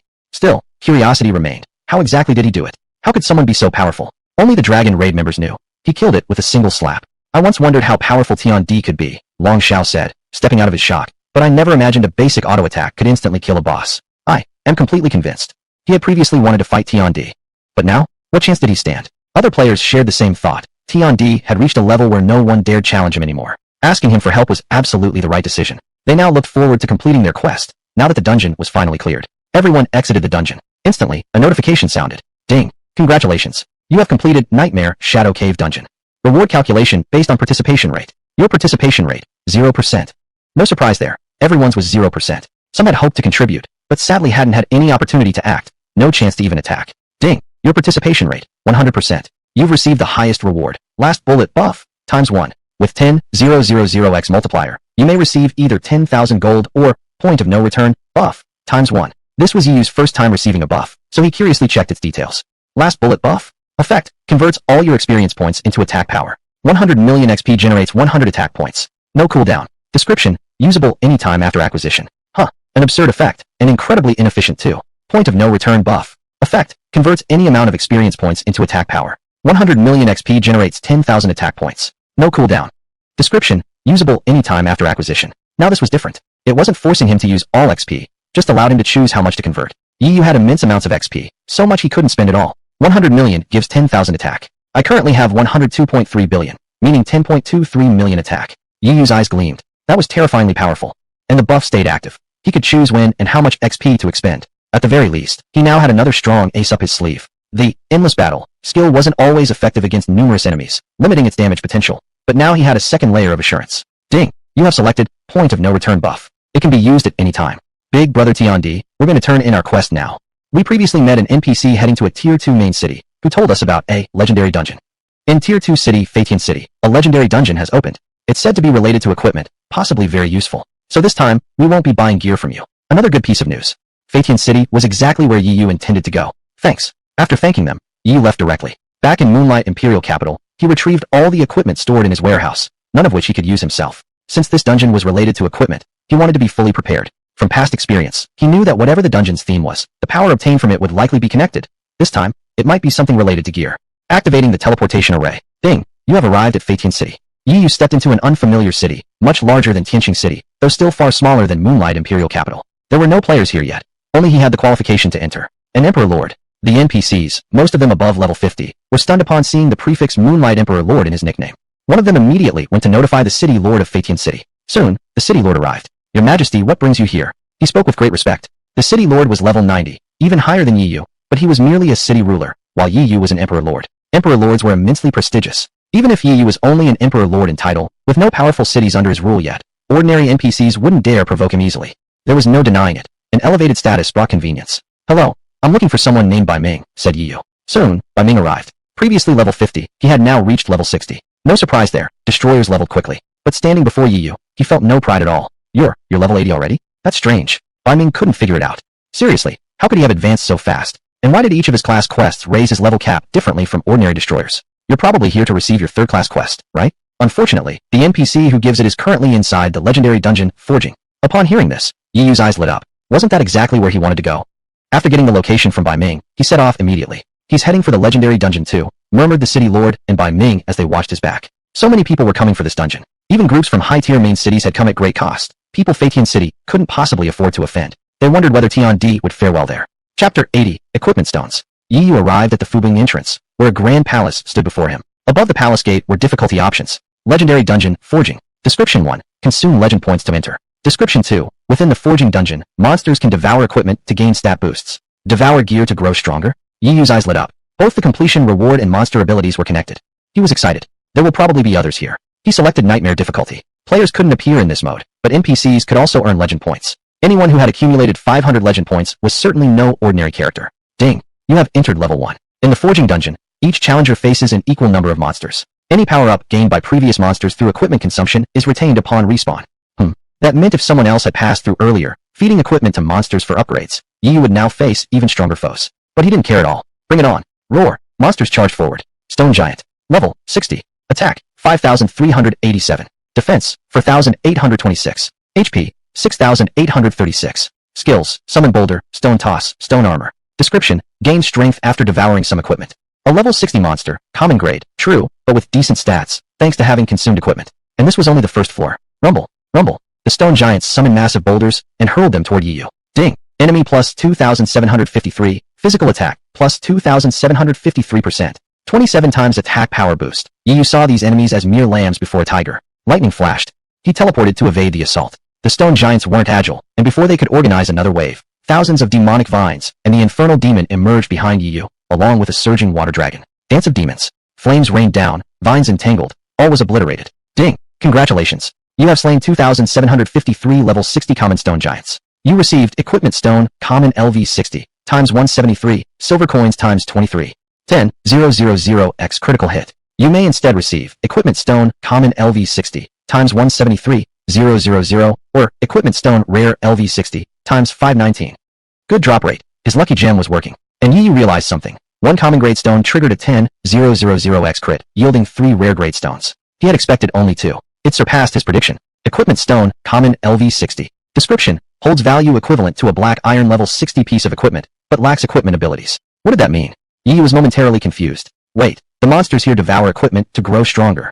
His eyes suddenly sparkled. These stones are perfect for them to consume, even though they lacked functional abilities. A common LV 60 equipment stone held the value of a black iron LV 60 item, more valuable than consuming a regular common LV 60 piece. Equipment stone, a rare LV 60. Description, holds value equivalent to a platinum level 60 piece of equipment, but lacks equipment abilities. Exactly as he suspected, the value of each stone was 1 tier higher than its actual grade. Ding. You have selected equipment stone rare LV 60, times 519. If I clear this dungeon, I might obtain the ability to grow stronger by devouring equipment. These stones will be extremely useful. Yu felt relieved. He had brought plenty of extra gear, which turned out to be the right decision.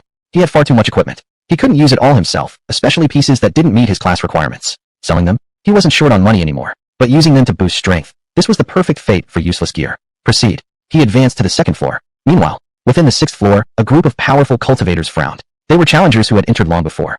This dungeon was unique. Whenever a later challenger cleared a floor, earlier arrivals received a notification, allowing them to decide whether to leave behind gear for monsters to consume, thus increasing the difficulty for those coming after. When Yu entered the 1st floor, they noticed. When he cleared it and moved to the 2nd, they were instantly informed again.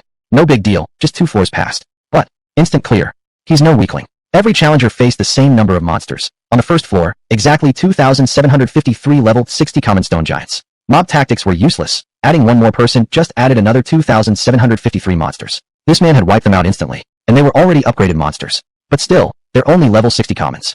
At this speed, we could do the same. Huh? Cleared again instantly. They gasped in surprise. In mere moments, Yu had already cleared the 2nd floor. Ding! 10,000x critical hit. You have obtained equipment stone epic LV 60, times 193. The 2nd floor had 2,973 level 60 black iron monsters. Yu released his mount, the Earth's Savage Dragon, which used Spike Trap, clearing the floor instantly. He used a mount because he wanted to see if having an extra unit would spawn more monsters. More monsters meant more drops. Unfortunately, it didn't work. Mounts counted as his subordinates, not separate challengers. That means there's a limit to how many equipment stones one person can obtain in this dungeon. Good thing he had the 10,000x critical hit effect. He could still get far more than others. Third floor, 3027 level 60 bronze monsters, still cleared in an instant. Ding, 10,000x critical hit. You have obtained equipment stone diamond LV60 times 194. Huh, he cleared it again instantly. This is already the third floor. We weren't even that fast when we went through. The group of powerful cultivators finally sensed something unusual. As monster rarity increased, killing speed should have slowed down significantly. Yet this man's pace remained unchanged. This was complete domination. A true powerhouse had arrived. Surely, the upcoming floors wouldn't stop him either. The dungeon had 8 levels total. 4th floor with level 60 silver monsters, 5th floor gold, 6th platinum, and 7th floor diamond tier monsters. The levels weren't particularly high. These challengers were all well above them in level. But here, every monster had devoured equipment and gained stat boosts. We must reach the 7th floor quickly. This guy is too terrifying. We can't let him catch up. Soon, they advanced into the 7th floor. Meanwhile, the 4th and 5th floors were instantly cleared by Yu. Just as expected, this man was overwhelmingly strong. Could he possibly clear the 6th floor just as fast? That floor had nearly 3,000 level 60 platinum monsters. After consuming equipment, each one possessed stats comparable to a level 90 platinum class enemy. Nightshade, come out and play. What they didn't know was that Yu hadn't even lifted a finger himself. The legendary boss, Skeleton General, stepped forward and summoned 100,000 level 80 diamond skeleton soldiers, wiping out all monsters with an overwhelming swarm tactic no ordinary player could replicate. Ding, 10,000x critical hit. You have obtained equipment stone legendary LV60 times 203, equivalent to epic grade gear. Chapter 81, worth equivalent to a sacred artifact. 7th level, 1003 Changjia. Each of them was fending off 2,977 level 60 diamond monsters. They were all powerful, but the creatures here were no pushovers either, making it impossible to eliminate such vast numbers in a short time. A latecomer has passed the 6th level. A voice echoed through the instance dungeon. Upon hearing this, everyone present gaped wide-eyed. Their eyes bulged like copper bells. All of them came from Tier 3 main cities, each above level 100, having paid a steep price just to enter a Tier 2 main city. Higher tier players couldn't come here without even greater costs. In truth, they looked down on anyone from Tier 2 cities. Hiss. Yet this individual was so strong that they collectively sucked in their breath in shock. But the next moment, their eyes lit up with sudden greed. He was only one person. With so many of them here, killing him shouldn't be difficult, right? Moreover, clearing this instance might grant the power to enhance stats using equipment and equipment stones, though everyone could only obtain a limited number of stones. But they could steal them, kill him, and his equipment stones would become ours. Of course, the key was stopping him from clearing the instance. Otherwise, even if they gained mountains of equipment stones, they'd still lose their chance. The various experts exchanged glances, silently agreeing on the same thought. This guy is too dangerous. Gang up on him now. Only one burly man stood frowning deeply. At level 90, he was the weakest among them, yet he refused to join their conspiracy. Still, he didn't intervene. He decided to watch for now. He's coming. Everyone suddenly spoke in unison as a figure stepped through the entrance of the 7th floor. Unbelievably handsome, cold-faced, and imposing. What? Level 80? He's only level 80. Well, the one they'd feared and dreaded for so long turned out to be just an insignificant level 80 weakling. Wasn't every single one of them capable of utterly dominating him? Only the burly man remained puzzled, furrowing his brow. Why does he radiate such a sense of destruction? At that moment, those who had initially planned to attack suddenly began whispering among themselves. Don't make a move yet. This person isn't actually strong. He must have used some bizarre technique to one-shot monsters earlier. Probably something specifically countering these instance monsters. Watch carefully how he acts. We can learn from it. Agreed. They now regarded Yu with utter disdain. Yu glanced coldly at them, then smirked faintly in contempt. Roar. Due to his arrival, a fresh wave of monsters spawned in. These enemies could only be dealt with by him. Anyone else attacking would deal 0 damage, a unique rule of this instance. Green Armored Beetle. Level, 60. Attack, 15,258. Defense, 16,259. HP, 18,366. Skills, Bloodthirsty Poisonous Bite, Hard Shell Armor, Rapid 9-Strike Assault. Description, Absorbed equipment to gain attribute enhancements. Swish, swish, swish. The green armored beetles flapped their wings, charging at Yu at high speed. Their sharp claws became blurs, executing the rapid 9-strike assault that delivered 9 attacks in an instant, while Bloodthirsty Poisonous Bite inflicted toxin damage over time. Ding! Plus 2,977 enemies. Physical attack, plus 2,977%. Yu heard the system prompt. The other experts were barely holding their ground against the beetles, relying solely on defensive skills to mitigate damage, occasionally gulping healing potions to restore health. It was tough going. If not for being level 100 or above, and top-tier elites who reigned supreme in their respective Tier 3 main cities, they'd have been overwhelmed long ago. Now they watched curiously. How would Yu deal with the monsters? Could he really one-shot them again? Roar! Suddenly, a draconic roar thundered out. The Earth Savage Dragon, previously stored within Yu's mount space, abruptly appeared and unleashed Dragon Asia. Ding! Under Dragon's Might, enemies are confused for 3 seconds. Every single green-armored beetle fell into chaos, flailing aimlessly mid-air, their initiated rapid 9-strike assault forcibly halted. It's a dragon. The legendary Dragon's Might. But its level isn't high, the effect won't last. The beetles will recover soon. Everyone stared in shock. No wonder he'd one-shot monsters before. It was because the dragons might temporarily control them, allowing swift eliminations. Confusion was an extremely potent crowd control skill. But these were diamond rank beetles. They wouldn't stay confused for long, and their stats were extremely high. Even if the beetles stood still, could an 80-level character like Yi really one-shot them? Clang. Suddenly, a sharp sword-drawing sound rang out. Yi slashed forward with his blade. Boom. 15,000-meter-long sword beams tore through space in wild fury. Across the horde, crimson gore erupted skyward. 18,366. All instantly slain. But there were too many monsters. The 15 sword beams were long, capable of hitting numerous targets, slaughtering a third of the monsters. Yet unfortunately, many still remained untouched. What was truly shocking was what happened next. The 15 sword beams suddenly split apart, transforming into 100 shorter beams, each 2,000 meters long. Though their individual power was greatly diminished in Yiyu's hands, backed by his absurdly high attack stats, they were still devastating. 18,366. 18,366. Crimson filled the air. Bodies rained down from above. Gulp. Another instant kill. Across the battlefield, countless throats swallowed hard. Everyone trembled in disbelief. No one had anticipated this. He wasn't just killing them instantly because of the dragon's control. His raw attacking power alone was unfathomable. And he was only level 80. Coach, I wanted to learn his techniques. But how?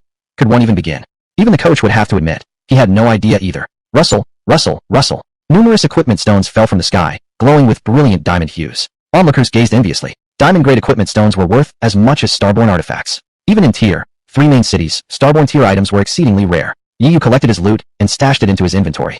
Ding! You obtained equipment stone diamond 60 times 206, 1,097 silver coins. 10,000 times critical hit. Obtained equipment stone epic 60 times 206, 1,097 gold coins. He immediately checked. Equipment stone epic 60. Description: possesses the value of a level 60 sacred artifact, but lacks actual equipment functionality. Just as he'd suspected. Worth equivalent to a sacred artifact, 206 of them.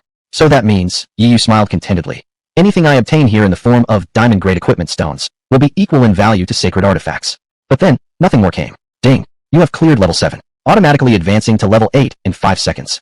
He would soon move on to level 8. Moreover, on level 7, each player could only kill 2,977 diamond rank monsters. The remaining diamond monsters targeted by others were now unattackable by Yiyu. Obtaining any further diamond-grade equipment stones was impossible.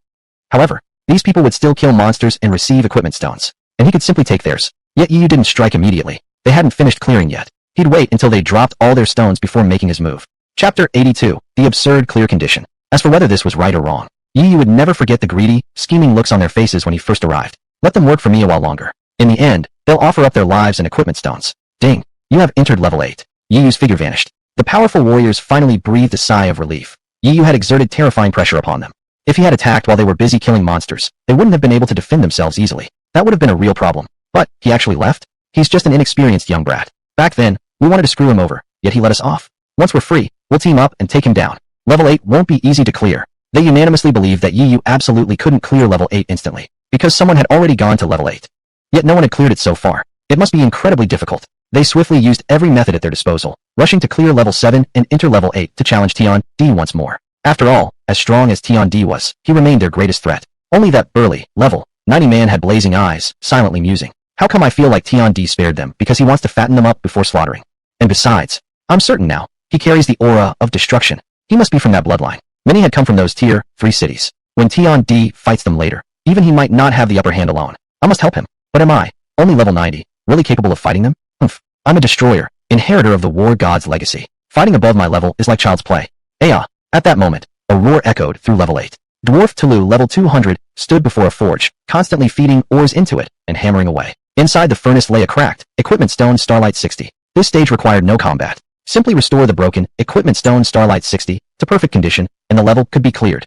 Every dwarf was a natural blacksmith, excelling at repairing equipment and treasures. When Tulu heard news of the appearance of the legendary dungeon forge, he immediately rushed here. Entering a tier 2 city at level 200 came at a great cost, but he didn't hesitate. He sensed the clearing condition must involve forging. It was literally tailor-made for him. And indeed it was. He was the first to enter the dungeon. Upon learning that monsters gain power by consuming equipment, he became even more excited. As a dwarf, he possessed plenty of gear, so he tossed numerous pieces into the dungeon for the monsters to devour, creating trouble for those who came after. Sure enough, the second wave of 1,003 powerful cultivators progressed far slower than he did. Now he could calmly remain in level 8, continuously experimenting with ways to repair the equipment stone. But recently, one player entered level 1 and cleared level 1. One player entered level 2 and cleared level 2. Suddenly, a monster level player showed up. Each time, instantly entering and instantly clearing. Damn, Didn't I feed all that equipment to the monsters, making them stronger? Then how could this freak clear so quickly? As soon as someone enters level 8, my repair time will shorten. He glanced at the furnace. He tried every method, adding new ores, using secret dwarf techniques, but all ended in failure. The equipment stone. It wasn't available outside. It was a specialty of this forging dungeon. He didn't know how to fix it. Give me time, and I'll find a way, he roared furiously, still full of confidence. But at that very moment, ding! One player has reached level 8. Current repairer's time reduced by half, to 1 hour. Yeah, only 1 hour left? This was way too tense. He angrily turned and glared at Yu, who had just entered. This is all your fault. Half of the time, I demand you give it back. Why did you come to level 8? Huh. Yu froze for a second, then looked up at the sky. A massive countdown timer floated there, 3600 S, steadily decreasing. Was that the remaining time the dwarf had to complete his task? Thinking it through, he understood. Clearing level 8 was time limited. Originally, there should have been 2 hours left. The dwarf alone had all that time. But after Yu entered, half was taken from the dwarf and given to Yu. Ridiculous. Yu sneered sarcastically. His fault. Weren't the dungeon monsters strengthened because this shady dwarf had dumped equipment for them to consume earlier? Was taking half his time really excessive? Besides, the dungeon isn't his private property. Why shouldn't I be allowed to enter? With his fiery temper, Yu was about to slap the dwarf twice. Ding! System notice. Within this level, the player currently repairing the equipment stone is protected by the aura of the supreme god, god of forging, and cannot be attacked. The god of forging. Another new supreme god. Yu would definitely pay him a visit later. But first, he had to clear the level. Ding! System notice. If the previous repairer fails within this level, the next player may proceed with the repair. Successfully repairing the equipment stone clears the level and grants the reward. Well now, this was the strangest clearing condition Yu had ever encountered. And he had to wait until the previous player finished, or failed, before he could even begin. He'd arrived late because he'd received the information later than others, so entering the dungeon relatively late, he had no choice but to wait. Internally, he pondered. Repairing an equipment stone? He had no idea how either. That was usually a blacksmith's job, and he'd never learned any forging-related skills. Even if he had, it might not have helped. Didn't you see how Dwarf Tulu was going berserk, screaming? Yeah, how do I fix it? Tried so many methods, and none of them worked. Tulu was nearly driven to despair. His greatest pride was his forging ability. He was certain he'd pass this level easily. But reality kept slapping him in the face, shattering his arrogance until he was on the verge of madness. Then, half an hour later, ding! One player has entered level 8. Current repairer's time reduced by half, to 15 minutes. The powerful cultivators from level 7 Lushir arrived at level 8 one after another. Each newcomer arriving split the remaining time equally. In the end, above every player's head appeared a countdown timer reading 1.8 S. Everyone who wanted to clear the level now had less than 2 seconds to do it. At this point, Tulu completely broke down, collapsing onto the ground in agony. One player, clearing failed. The announcement echoed throughout the dungeon. They broken equipment stone Starlight 60, before him vanished, reappearing directly in front of Yu. According to the entry sequence for level 8, after Dwarf Tulu's failure, the next repairer is Yu. Begin repair? Chapter 83 Sorry, I cheat. Yu hesitated for a moment. Once he agreed to repair it, time would start ticking. If he didn't finish the repair within 1.8 seconds, he'd never get another chance. But he was a warrior. No way. Is this level actually about repairing things? How the hell are we supposed to play this? The NPCs who had just entered the 8th floor were also baffled. They were all experts, highly skilled in combat, but when it came to repairing items, they weren't exactly proficient. Some of them did have the secondary profession blacksmith. They possessed certain skills for mending treasures. But, is that the dwarf blacksmith Master Tulu? The master who can forge even Starlight tier artifacts. Damn, the one who failed just now was him. After we entered, the repair time was averaged out. That means Tulu had plenty of time before us, yet still failed. Hiss, dwarves were naturally gifted in forging. A master blacksmith among dwarves had spent so long and still hadn't succeeded. What chance did these amateurs have? Some people are even worse off than us. They turned their gaze toward the Heavenly Emperor. How could someone as powerful as him possibly have spared the effort to learn blacksmithing? Everyone's energy was limited. If he excelled in combat and simultaneously mastered blacksmithing, that would be utterly unbelievable. It must be true. Look at him. He hasn't nodded yet. They looked over. The Heavenly Emperor remained hesitant, completely different from his usual decisive self. Heavenly Emperor, why don't you hurry up? Since you clearly can't make it, just give the rest of us a chance sooner.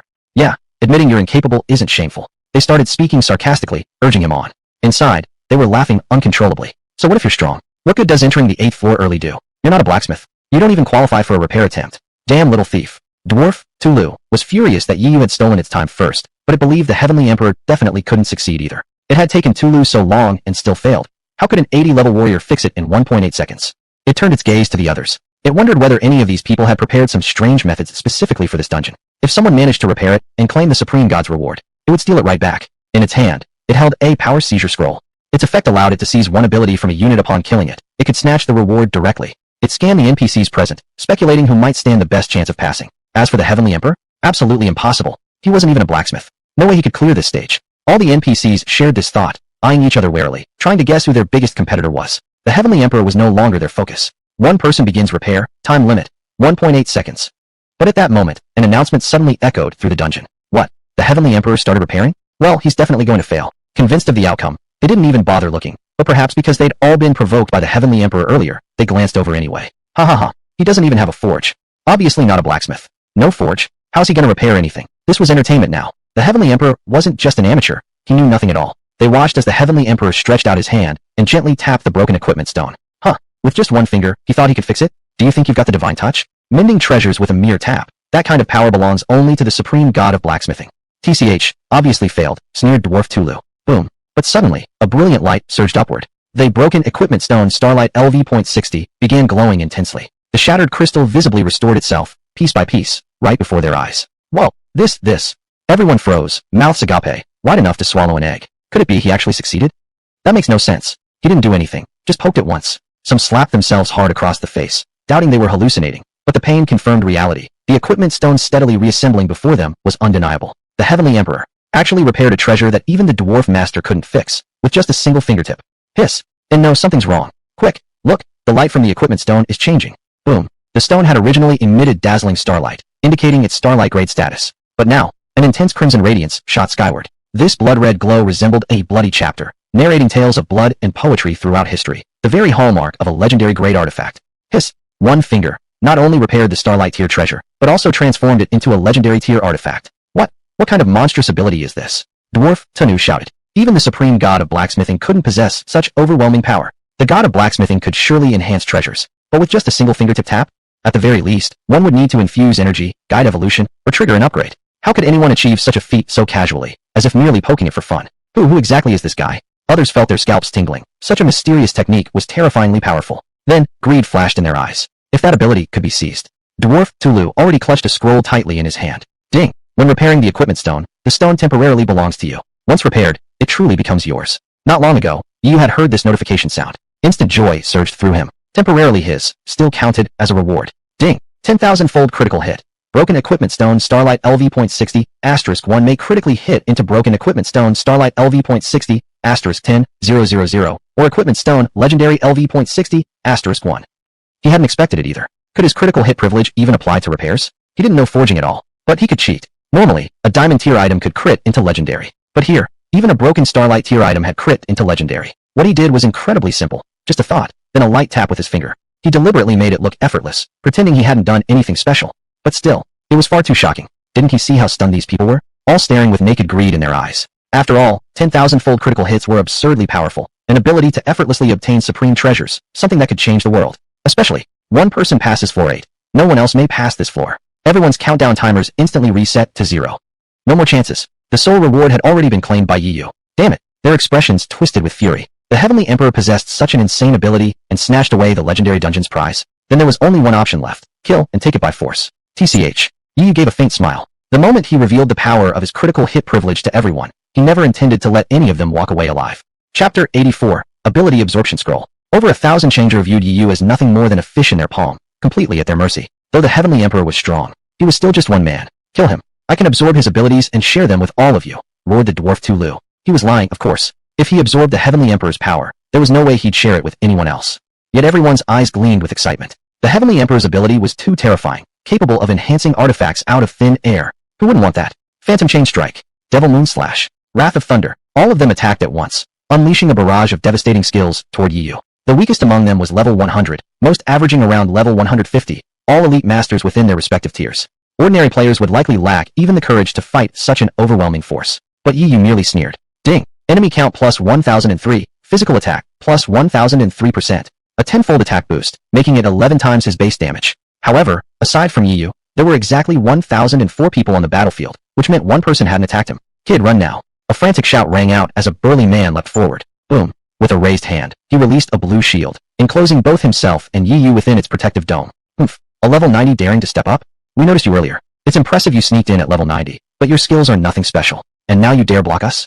The Challenger scoffed. Their combined attacks should easily shatter this man's pitiful shield. But something shocking happened. The shield remained completely unscathed. This was an avalanche of skills, wielded by users averaging level 150, all top-tier experts in their class, possessing high-grade abilities with immense destructive power. And yet, they were blocked by a nobody's shield? TCH. The burly man shook his head contemptuously. He was a destroyer. Sure, his level was low, but he had accumulated countless skills, using Destroyer to eliminate useless ones and birth new, powerful ones, all max-leveled. Opponents are all high-level experts? Huh. Every destroyer excels at fighting above their tier. Being invincible among peers wasn't even worth bragging about. He entered this instance not for personal gain, but to protect Phaetian City, preventing these high-ranked city elites from causing chaos. Thus, he had concealed his strength earlier, observing their true intentions. Now, however, he had no choice but to reveal himself. The Heavenly Emperor possessed the Destroyer class and that artifact-enhancing ability beyond mere genius. As a senior destroyer, he had to protect him. Run, he urged the Heavenly Emperor behind him once again. But what made him freeze in surprise was this. Thanks, Yu said, patting his shoulder with a gentle smile. But actually, there's no need. White ink, level 90. That was the name of the burly man. Yu had already noticed him earlier, though he didn't mention it. He saw that the man wanted to hide his power, so Yu happily went along. He was Bai Ming's older brother, and the one who could grant Yu his third-class job advancement quest. For stepping forward to protect him, Yu truly felt moved. But was it really necessary? Since when had he ever needed protection? White ink blinked in confusion. Sure, he was slightly higher leveled than the Heavenly Emperor, but having played longer, he'd accumulated numerous skills. The Heavenly Emperor probably didn't have nearly as many, did he? Don't worry, just give me the job quest, Yu said calmly, stepping directly out of the shield. Hiss, stepping out of the protective barrier on purpose. Was this guy really that confident? Good lad, got guts. White ink burst into hearty laughter. Regardless of Yu's actual strength, that innate confidence was something he deeply admired. Ding, White ink offers you the Destroyer third-class advancement quest. Accept. Accept. Yu glanced at the details. Quest details. Defeat 100 diamond rank enemies, 10 star tier enemies. Time limit, unlimited. Failure penalty, unable to level up further. Perfect. Right here on the battlefield were enemies who matched the criteria. Dwarf Tu Lu was a star tier boss. Others included Lei Shua, level 150 star tier, Seiyu a level 162 star tier, and several diamond rank foes. Make it quick. I'm in a hurry, Yu said, turning to face the enemies. Humph, daring to come forth and die? Brave indeed. Your wish shall be granted. The Galshgru mocked coldly, launching another fierce assault. Swish. At that moment, White ink stepped in front of Yu once more. I'll hold off the others. You shouldn't have to face them all at once. But watch out. That dwarf Tu Lu is dangerous. At least block some of them for him. As for Tu Lu, this 200 level expert, Bai Mo felt he couldn't hold out long. He could only rely on the Heavenly Emperor to face him directly, and use this chance to gauge the Heavenly Emperor's true strength. Yi didn't stop him. The enemies had already attacked him, and still harbored hostility. Even if Bai Mo blocked them now, Endless Battle hadn't been cancelled. It continued boosting his attack power.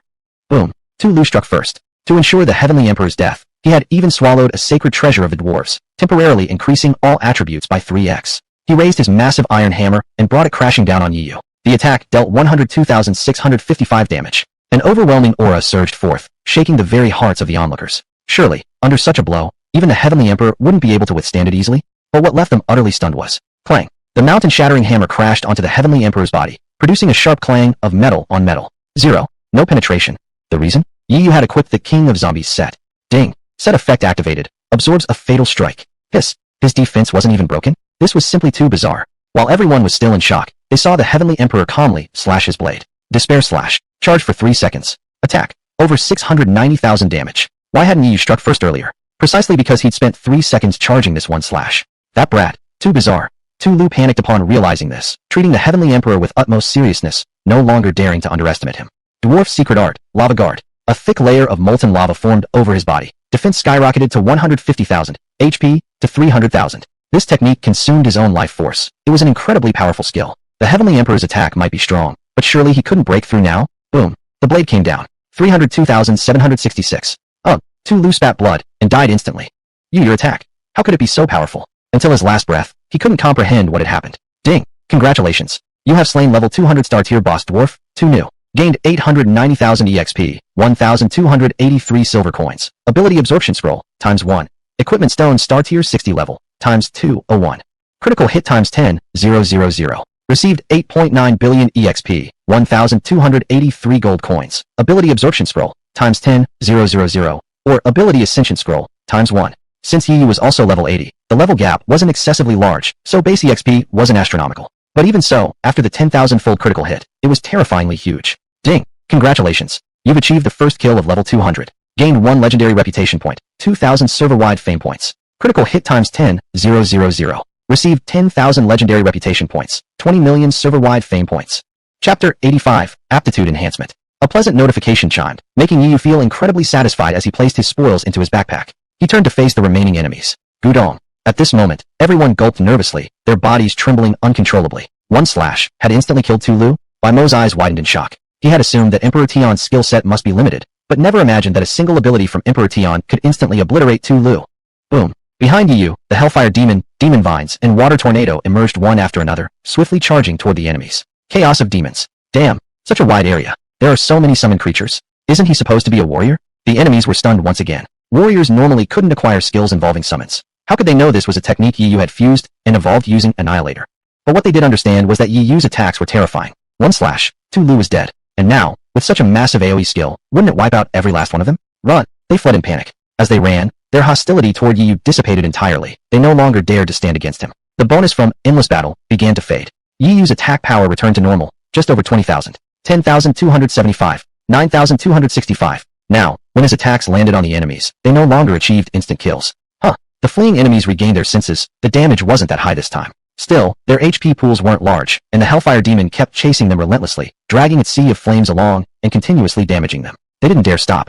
They kept running, terrified by Yi Yu's onslaught. Boom! Yi Yu soared into the sky. His increased movement speed at elevation allowed him to easily catch up. The shoes beneath his feet flashed with light as he suddenly plummeted from above. Meteor soaring step. 15,258. One kick, crushing an enemy to death. His attack power is really not strong anymore. We have a chance.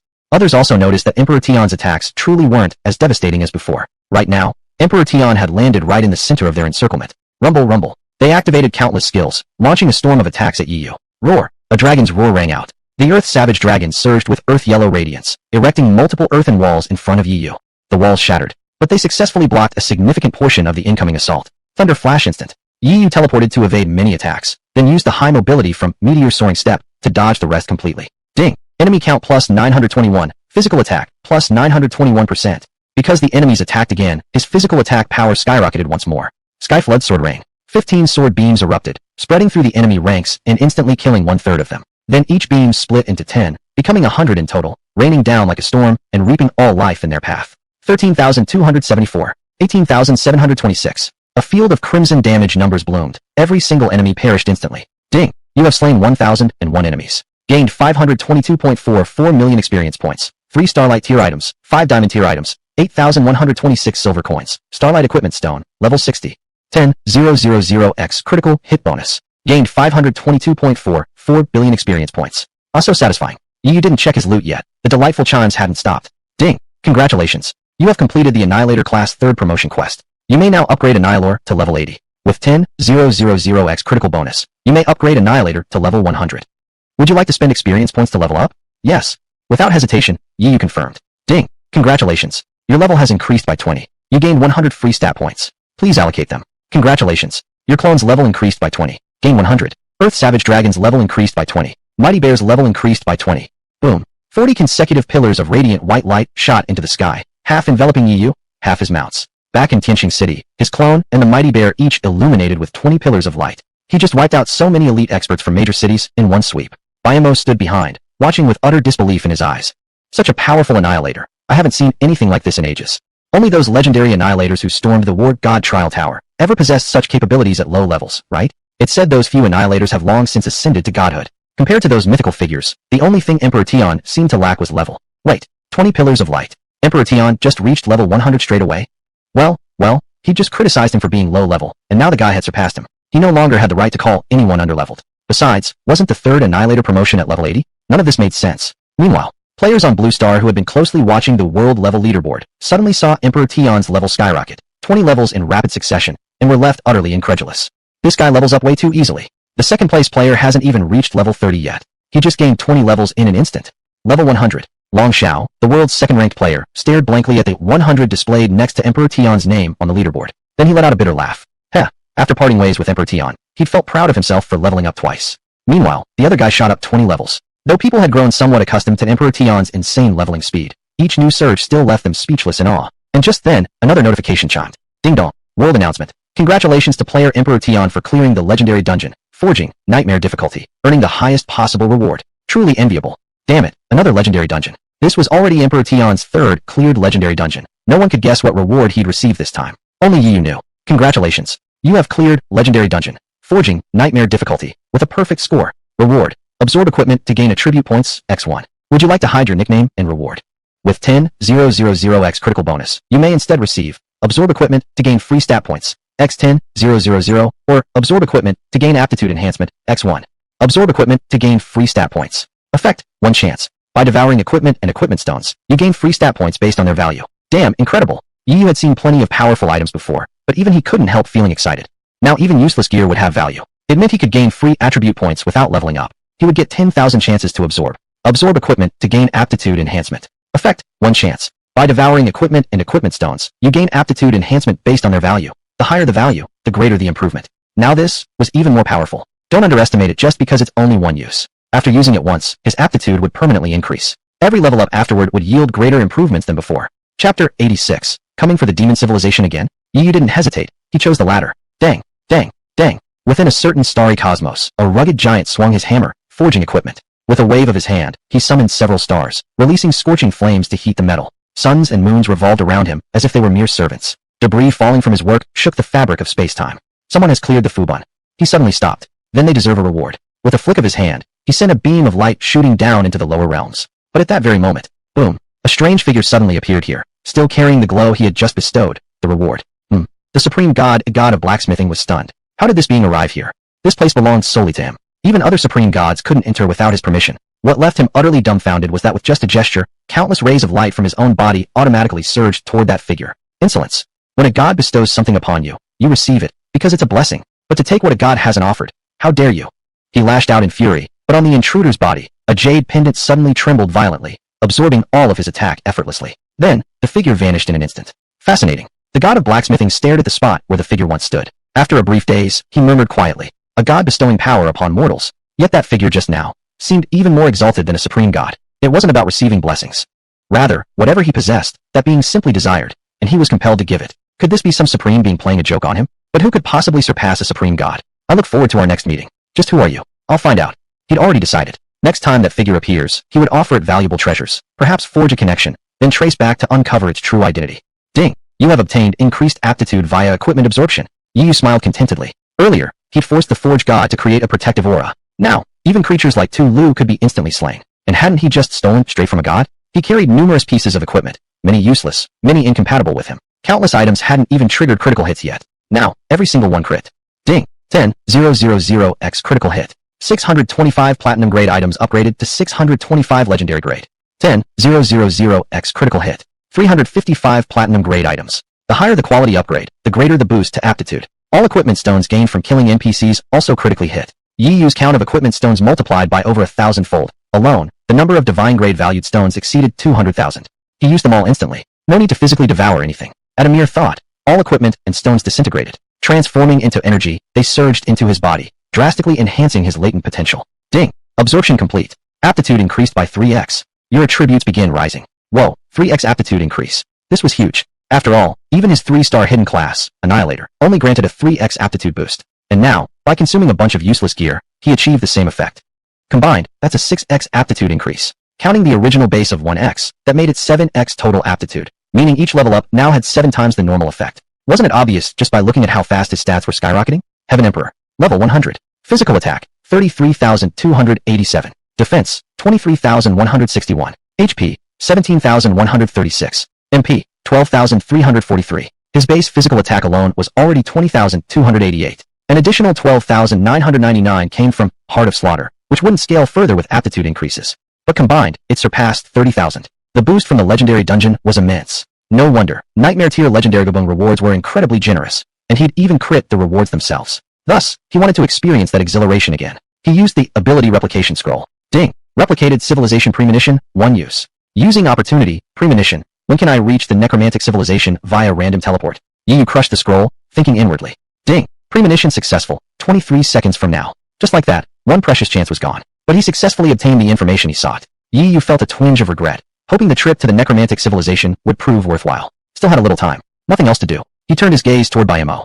Bayamo, why are you staring at me? From the desire deep within the Heaven Emperor's eyes, he understood. This man truly possessed the heart of a supreme warrior, unwilling to rest for even a moment, always striving forward on the path to greater strength. But, I'm no longer qualified to give you quests. You've already surpassed my level. Tier, 3 main city, Luminant City. There's a senior of mine there. I can introduce you and give you a class promotion quest. But that person's whereabouts are unpredictable. I'll have to go find him. Fine. Yu nodded. Thank you. No need for thanks. It's what I should do. Bayamo smiled slightly, as if wanting to say something, but ultimately decided against it. He thought that the Heaven Emperor might now be ready to try the War God's Trial Tower. But first, they had to find that man.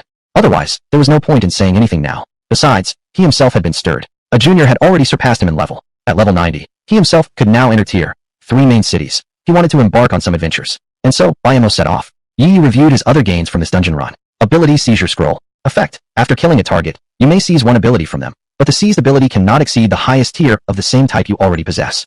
Impressive. This even allowed the theft of innate talents. That meant, if someone had a Saint tier skill, he could steal it. If someone had an SSS rank talent, he could steal that too. Yi himself could steal SSS rank talents. But others probably didn't possess talents of such caliber. And whatever was seized wasn't considered a reward, so it couldn't critically hit. Even if I get 10,000 scrolls and steal 10,000 times, that wouldn't be bad, he murmured, turning his gaze toward the crit-affected version. Ability Ascension Scroll. Effect. After killing a target, you may seize one ability from them, but the seized ability cannot exceed the highest tier of the same type you already possess. Upon seizure, the ability's tier will automatically increase by 1 level.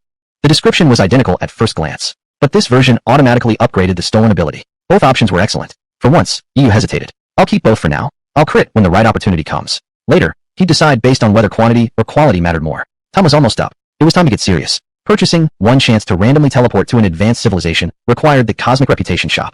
Blue Star Civilization was only level 0.72. Players couldn't access the Cosmic Reputation Shop here. So, the pitch black Demon Gate opened, and Yu stepped through. Ding! World announcement. Chapter 87. I'm just messing around. Demon Civilization. Having suffered 2 devastating blows from the Celestial Emperor, the demons were both in turmoil and furious. What gives? Why are you always coming after us? Do we look easy to bully? If he dares come again, I'll take action myself. Certain players on the demon rank list muttered, eyes flashing with cold light. He must pay the price. And what's the secret behind his insane ability to fight across levels? If it's some kind of treasure. They were particularly intrigued by the Celestial Emperor's abilities, curious, captivated. If they could seize it. Ding! World announcement. Blue Star life forms have entered Nyoguang City, Darklight Plains, triggering special event Blue Star, Human Invasion. Players are instructed to stop the human invasion. Rewards will be distributed based on contribution. The world announcement suddenly blared. It had to be the Celestial Emperor. Who else could it be? Countless demon players who had been lying in wait were instantly stirred into action. Nyoguang City was a Tier 3 main city. For high-level demon players to enter, the cost would be enormous. But never mind. The cost be damned. Player rank 12,834 on the demon list. Mobilize. Our city has 80 level, 300 players. Launch now. Shock. Demon Saint, an S-tier talent player at level 900 from the Holy City, who's been in seclusion for so long, is rushing toward Nyoguang City. What? Demon Saint going to a Tier 3 city? That's going to cost him terribly. This trip might destroy his chance to become a god forever. He's got a short fuse. He can't take it anymore. The crowd seethed with fury, upheaval spreading like wildfire. Even some players on the verge of godhood couldn't contain themselves. By breaking the Supreme God's War Pact, their cost was even higher than ordinary players. They risked losing their divinity forever. But one reason was rage. They refused to be humiliated again and again by some trash civilization. And the second, the Celestial Emperor likely possessed a divine artifact. If they seized it, maybe the loss could be repaid. Why is it always the cities of the Bull Demon Empire again? Yu murmured softly on the Darklight Plains as he opened his Cosmic Reputation Shop. Ding! You have spent 100 million Cosmic Reputation points to purchase one chance to randomly teleport to an advanced civilization. Only 23 seconds remained. He needed to leave quickly, but since he was classified as an invader, he could only escape after either being killed by demons or killing them first. Celestial Emperor. He's here. The Celestial Emperor is here. Come quick. By now, the demon players on Darklight Plains had already spotted Yu. They charged forward shouting. After all, they were from a Tier 3 main city, all above level 90. They wouldn't be easily crushed, right? Even if they got utterly slaughtered. No matter. They just needed to stall the Celestial Emperor briefly and broadcast his location in the World Channel. The Celestial Emperor is at Go. With precise coordinates, elite demon players immediately surged forward. Meanwhile, back with Yu. At the sight of enemy players, he pulled out his Despair Blade and began charging for 3 seconds. Boom. A single slash dealt nearly 100,000 damage, instantly eliminating one demon player. Hiss. The Celestial Emperor is still this strong. Unbelievable. He can one-shot even Tier 3 main city players. No worries, higher tier players are on their way. The remaining demon players froze, shocked by that deadly blow. They huddled together, too afraid to advance further. Inwardly, they prayed the top-tier reinforcements would arrive soon and teach the Celestial Emperor a harsh lesson. But what made their eyes bulge wide was the Celestial Emperor's figure vanishing. Ding! You have slain a demon player. You may now leave the demon civilization. Hearing the system prompt, Yu simply disappeared. Where's the Celestial Emperor? Where did he go? I sacrificed half my permanent stats, traveling all the way from a Tier 8 main city, just to impale this human's head atop our demon civilization's grand hall. To proclaim once and for all, we demons are not to be trifled with. A group of powerhouses rushed in swiftly. Arrogant auras raged around them. Full of confidence, they surveyed the battlefield. Why do we only see our own people? Where's the Celestial Emperor? The Celestial Emperor left. The Nyoguang City players said blankly. F***CK. F***CK. Inside every high-level demon roared 10,000 mental curses. King Hell. Goddammit. Demon Saint, level 900, clutched his head and cried aloud. Damn it. He gave up his path to godhood just to come here and kill the Celestial Emperor. And the Celestial Emperor was gone? Who could have predicted it? The seemingly invincible Celestial Emperor leaving this quickly? Was he scared? Impossible. The Celestial Emperor was such an arrogant man. Once, he'd even stolen a treasure inside the Bull Demon Imperial capital and faced off against the level 999 Bull Demon Emperor himself. Though the full details were never revealed, no one knew that the Celestial Emperor had gravely wounded the Bull Demon Emperor. But the Celestial Emperor? He's never afraid of trouble. Who'd have thought? He just left. He came to the demon civilization, not to do anything serious, purely just messing around. Who in their right mind would have believed this before? Well, tell me, doesn't that make you furious? Damn it, this is driving me insane. Demon Saint was so enraged he felt like vomiting blood. He opened the Cosmic Channel, a feature identical to the World Channel, but enabled real-time communication across the entire universe. However, only high-level players whose home civilizations had reached level 1 could access it. The Celestial Emperor is utterly deceitful. What happened? Spill it. Across the universe, a swarm of elite players immediately asked, as the Celestial Emperor had triggered several world announcements and now entered their radar. Demon Saint suspected the Celestial Emperor might repeat his trick again to fool others. Would he let the Celestial Emperor have his fun? No way. Not even at the cost of exposing his own embarrassment. He told the whole story.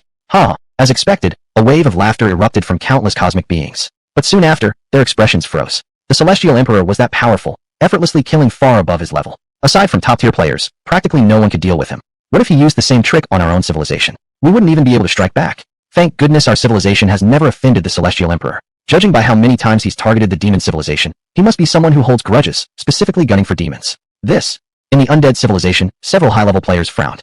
They had offended the Celestial Emperor. But judging from how he kept invading the demon civilization, perhaps the undead wouldn't be next for now. If the Celestial Emperor does come, should we act? It was truly a tough call. After all, it'd be easy to get tricked. Phew. Yi returned to the Blue Star civilization, took a deep breath, and his eyes gleamed strangely. Just now, did he catch sight of numerous high-level demon players rushing in? Must have cost them dearly. This time he only came to buy something. Why such an overreaction? If time hadn't been tight, he'd actually wanted to stay in the demon civilization a bit longer. After all, the demon gate only had one use left, requiring demon corpses to recharge, and the giant power bear still hadn't leveled up.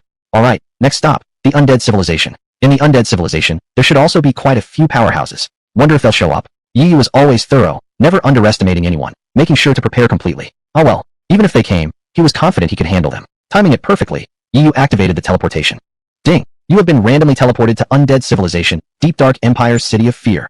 Chapter 88. He's off to wreak havoc on another cosmic civilization again. This Demon Saint is such a joke. Yeah, getting played like a puppet by the Heavenly Emperor. If it were me, I'd never fall for that. The elite warriors of the Undead Civilization shut off the Cosmic Channel. In the World Channel, they began chatting freely among themselves. If the Heavenly Emperor comes to the Undead Civilization, then I'll... Before the sentence could finish. Ding dong.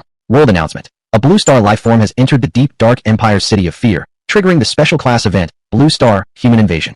Players are urged to resist the human invasion. Rewards will be granted based on contribution. The world announcement blared out suddenly, exploding like a bomb in the deep sea, sending shockwaves through every undead being. Blue Star Invasion. Such familiar words, but before, it was the demon cultivation civilization under threat, something they could laugh at from afar. Now that it had reached their own doorstep, laughter was nowhere to be found. Could it be the Heavenly Emperor? For God's sake, please don't let it be him. Damn it. Didn't we all say he's vengeful and petty? He should have gone after the demon cultivation civilization first? Why come here? That can't be right. He only stayed in the demon cultivation civilization for a brief moment. Why would he suddenly target us? Blame that idiot who invaded Blue Star in the first place. Damn, we really shouldn't have attacked Blue Star back then. The Heavenly Emperor, the very bane of the undead civilization. Even their strongest abilities, curse and resurrection, were perfectly countered by him. His arrival here was nothing short of a nightmare. Where are those high-level experts just bragging a moment ago? Weren't they saying they'd intercept him if the Heavenly Emperor actually showed up? The top-tier forces of the undead civilization fell silent. How could they go? What if they ended up like the Demon Saint, humiliated and made fools of? They'd only been talking big. None of them truly expected the Heavenly Emperor would actually appear. It probably isn't him. He barely spent any time in the demon cultivation civilization. Why switch targets so abruptly? Even if it is him, maybe he'll just stay a short while, like last time. They could only comfort themselves with such thoughts. But how could they know? Yu had come this time to complete the missing pieces of Holy Technique, Body of Calamity. He wouldn't leave until his objective was fulfilled. At this moment, Yu stood outside the City of Fear. This time, he hadn't been teleported to the wilderness. He appeared right outside the city gates. The City of Fear was a Tier 3 main city. Player and NPC levels range between 90 and 150. Upon reaching level 150, one could advance to Tier 4 main cities. Levels 90 to 150 were already considered quite powerful, at least for players from the Blue Star civilization. That was certainly true. Within the City of Fear, there were 300,000 combined NPCs and players. That kind of force, if deployed against Blue Star civilization, could utterly dominate its players. Top-tier guilds would be helpless before them. Form up. Yet now, they were frantically mobilizing in panic. Because, standing just outside the city gate was a figure they'd never seen before. Black hair flowing, lips curled in a confident smirk, a tall and imposing figure radiating terrifying power. Like an unfathomable abyss or an unmoving mountain, merely standing there sent chills through the undead ranks. Who are you? They took combat stances. Archers knocked arrows, mages charged spells. Arrow towers and magic artillery turrets activated automatically. Yi didn't respond, because he was busy chatting. Unlike the tense undead, he remained completely relaxed. Dragon Guild Zhengyang. Hey Heavenly Emperor, the city founding edict quest has started. It's a server-wide race for a single edict dropped in the Long Kingdom server. Dragon Guild is determined to claim it this time. But since everyone on Blue Star is competing, we need to prepare thoroughly. If we run into trouble later, could we possibly ask for your help? Don't worry, we'll make sure it's worth your while. Yi had always had positive experiences trading with the Dragon Guild. If it didn't interfere with his own plans, he wouldn't mind lending a hand. But, sorry, I'm in the undead civilization. After replying, Yi closed the friend chat. Zhengyang stared blankly at the message. So the Heavenly Emperor isn't going after the demon cultivation civilization this time? Instead, he's moving on to a new target? He shared the message with others in the Dragon Guild. What? He's going after the undead civilization now. Incredible. We're still fighting over scraps on Blue Star, while the Heavenly Emperor is already out here conquering entire cosmic civilizations. To them, alien civilizations capable of invading Blue Star seemed formidable. But to the Heavenly Emperor, they were nothing more than trash to be crushed and trampled. Is the gap really that huge? Long Xiao let out a bitter chuckle. Just moments ago, when the city founding edict quest launched with a world announcement, he had felt proud. Finally, he too was involved in an event grand enough to trigger a global alert. Yet here, the Heavenly Emperor was already waging war across the cosmos. Compared to that, Blue Star's world announcements seemed insignificant. Baka, we must get that city founding edict. Having a level 1 city of our own as players changes everything. With the city founding edict, the dominance of our big rice nation will finally begin. Watching the excited messages flood the Blue Star World channel from players of various nations. While they're dreaming of that, the Heavenly Emperor already has an imperial capital. Talk about dominating Blue Star. While you're still fighting over crumbs, he's already waging war on the undead civilization, no doubt bringing suffocating pressure upon them right now. That's right. Step. Yi strode forward without hesitation. Each step he took felt like striking the weak point of every undead being. Because, the Heavenly Emperor.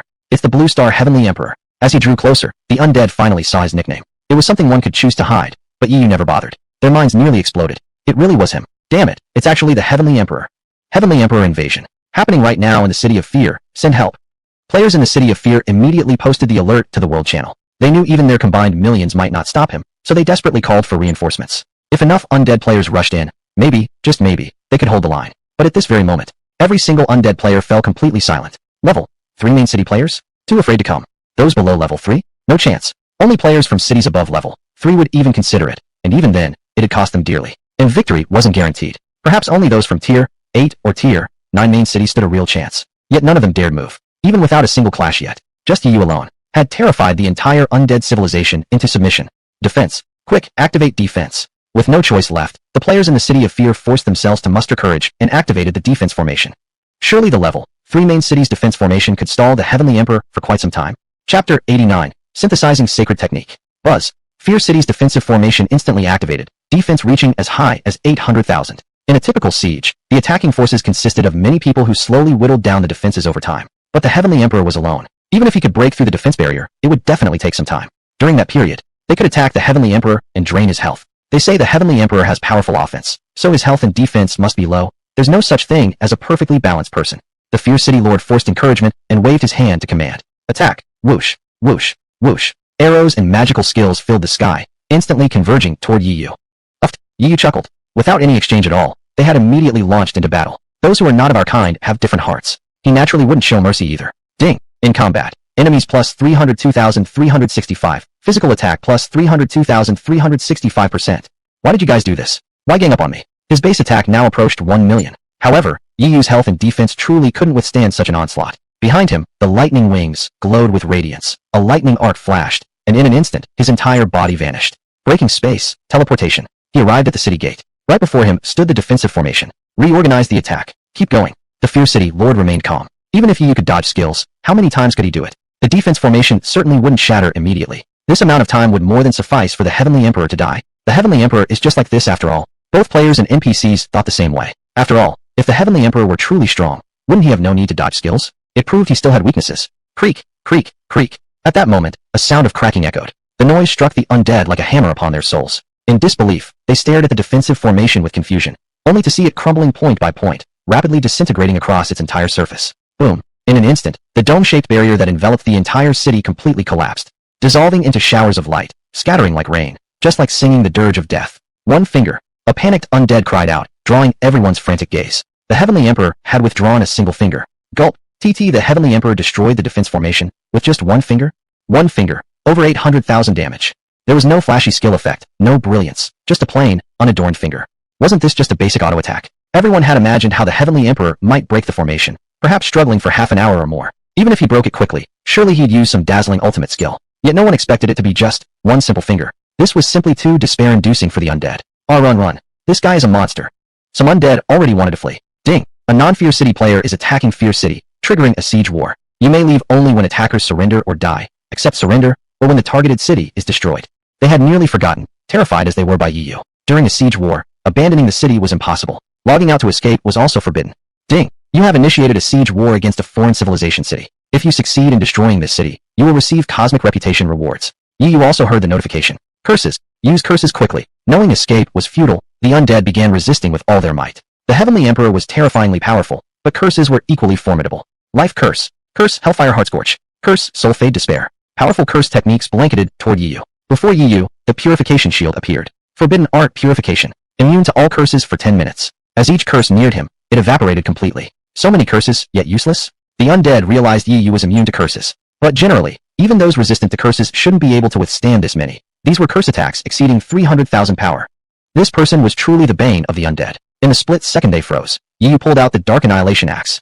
Flash of Dark Annihilation. Ding! Actively reduced physical attack by 95%. Range increased by 1,900%, covering 96,900 square meters. One swing, and death descended. Though the undead were spread widely apart, not all were killed. But, ding dong, world announcement. The Blue Star Entity, Heavenly Emperor, has massacred Fear City, killing 150,276 players and NPCs. Who can stop him? Still, half their numbers were wiped out. The world announcement enraged every undead being. Too outrageous. A mere creature from a low-level civilization dared to come alone, single-handedly launching an assault on an entire city. Yet all they could do was curse silently in their hearts. One strike slaughtered over 150,000. Indeed, the Heavenly Emperor was terrifying beyond measure.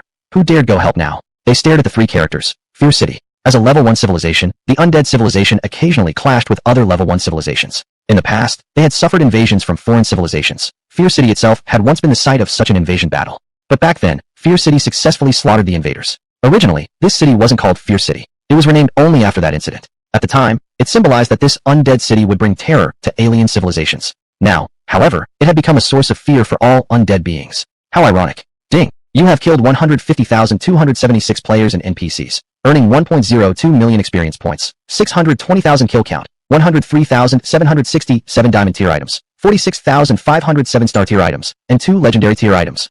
10,000-fold critical hit. Yu gained significantly. However, many of those he killed were lower in level than him, and even those higher weren't by much, so the experience earned wasn't overwhelming. Moreover, kill count could only be obtained by killing players. Yet, equipment dropped by players couldn't benefit from 10,000-fold criticals, while those dropped by NPCs could. Yu collected everything into his backpack to sort through later. Overall, the results were quite satisfying. Yu could still reproduce abilities like Heart of Slaughter and Absorb Gear for aptitude. Both kill count and gear were resources he needed. But more importantly, ding! You have obtained 89,642 Death Chi, triggering a 10,000-fold critical, gaining 89,642 Calamity Chi. Every undead creature's inventory contained Death Chi. Death Chi could be used to create Death Chi constructs, which served in undead resurrection rituals. Yu had looted some of it, not everything, but enough to meet his objective. Ding! Congratulations! You have collected 10 million Calamity Chi, synthesizing the skill book, Sacred Technique, Calamity Body.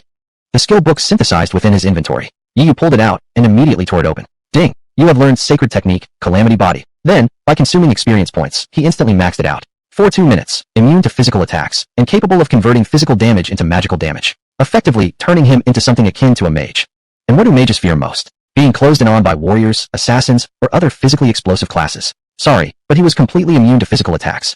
Chapter 90, One Man, Annihilating a City. Yu cleaved through half of them in one strike. How could the undead not fall into chaos at such a sight? Yet, they were no less than an advanced civilization. They quickly devised a strategy. Did you notice? All his attacks are physical. He's a warrior. It was obvious. The guy wielding an axe couldn't possibly be anything else.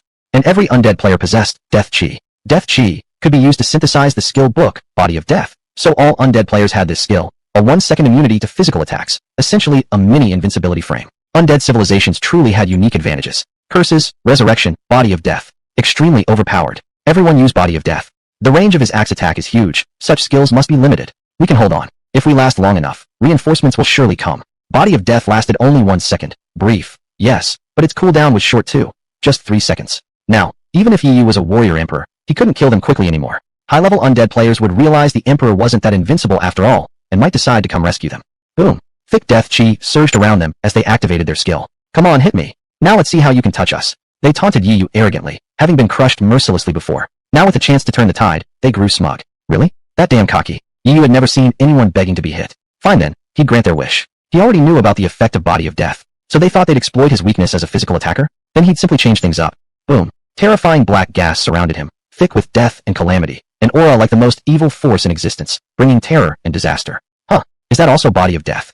Well, the Emperor killed so many Death Chi monsters earlier. He probably synthesized the Body of Death skill book. The undead stared in surprise at first, then shrugged indifferently. After all, that skill did nothing except nullify physical damage. What good was using the same ability they had? Ding. While under Calamity Body, you are immune to physical attacks for 2 minutes, and can convert physical attacks into magic attacks. This effect can be cancelled anytime. Sorry, but Yu's version was vastly different from theirs. Ding. You have converted your attack type to magic damage.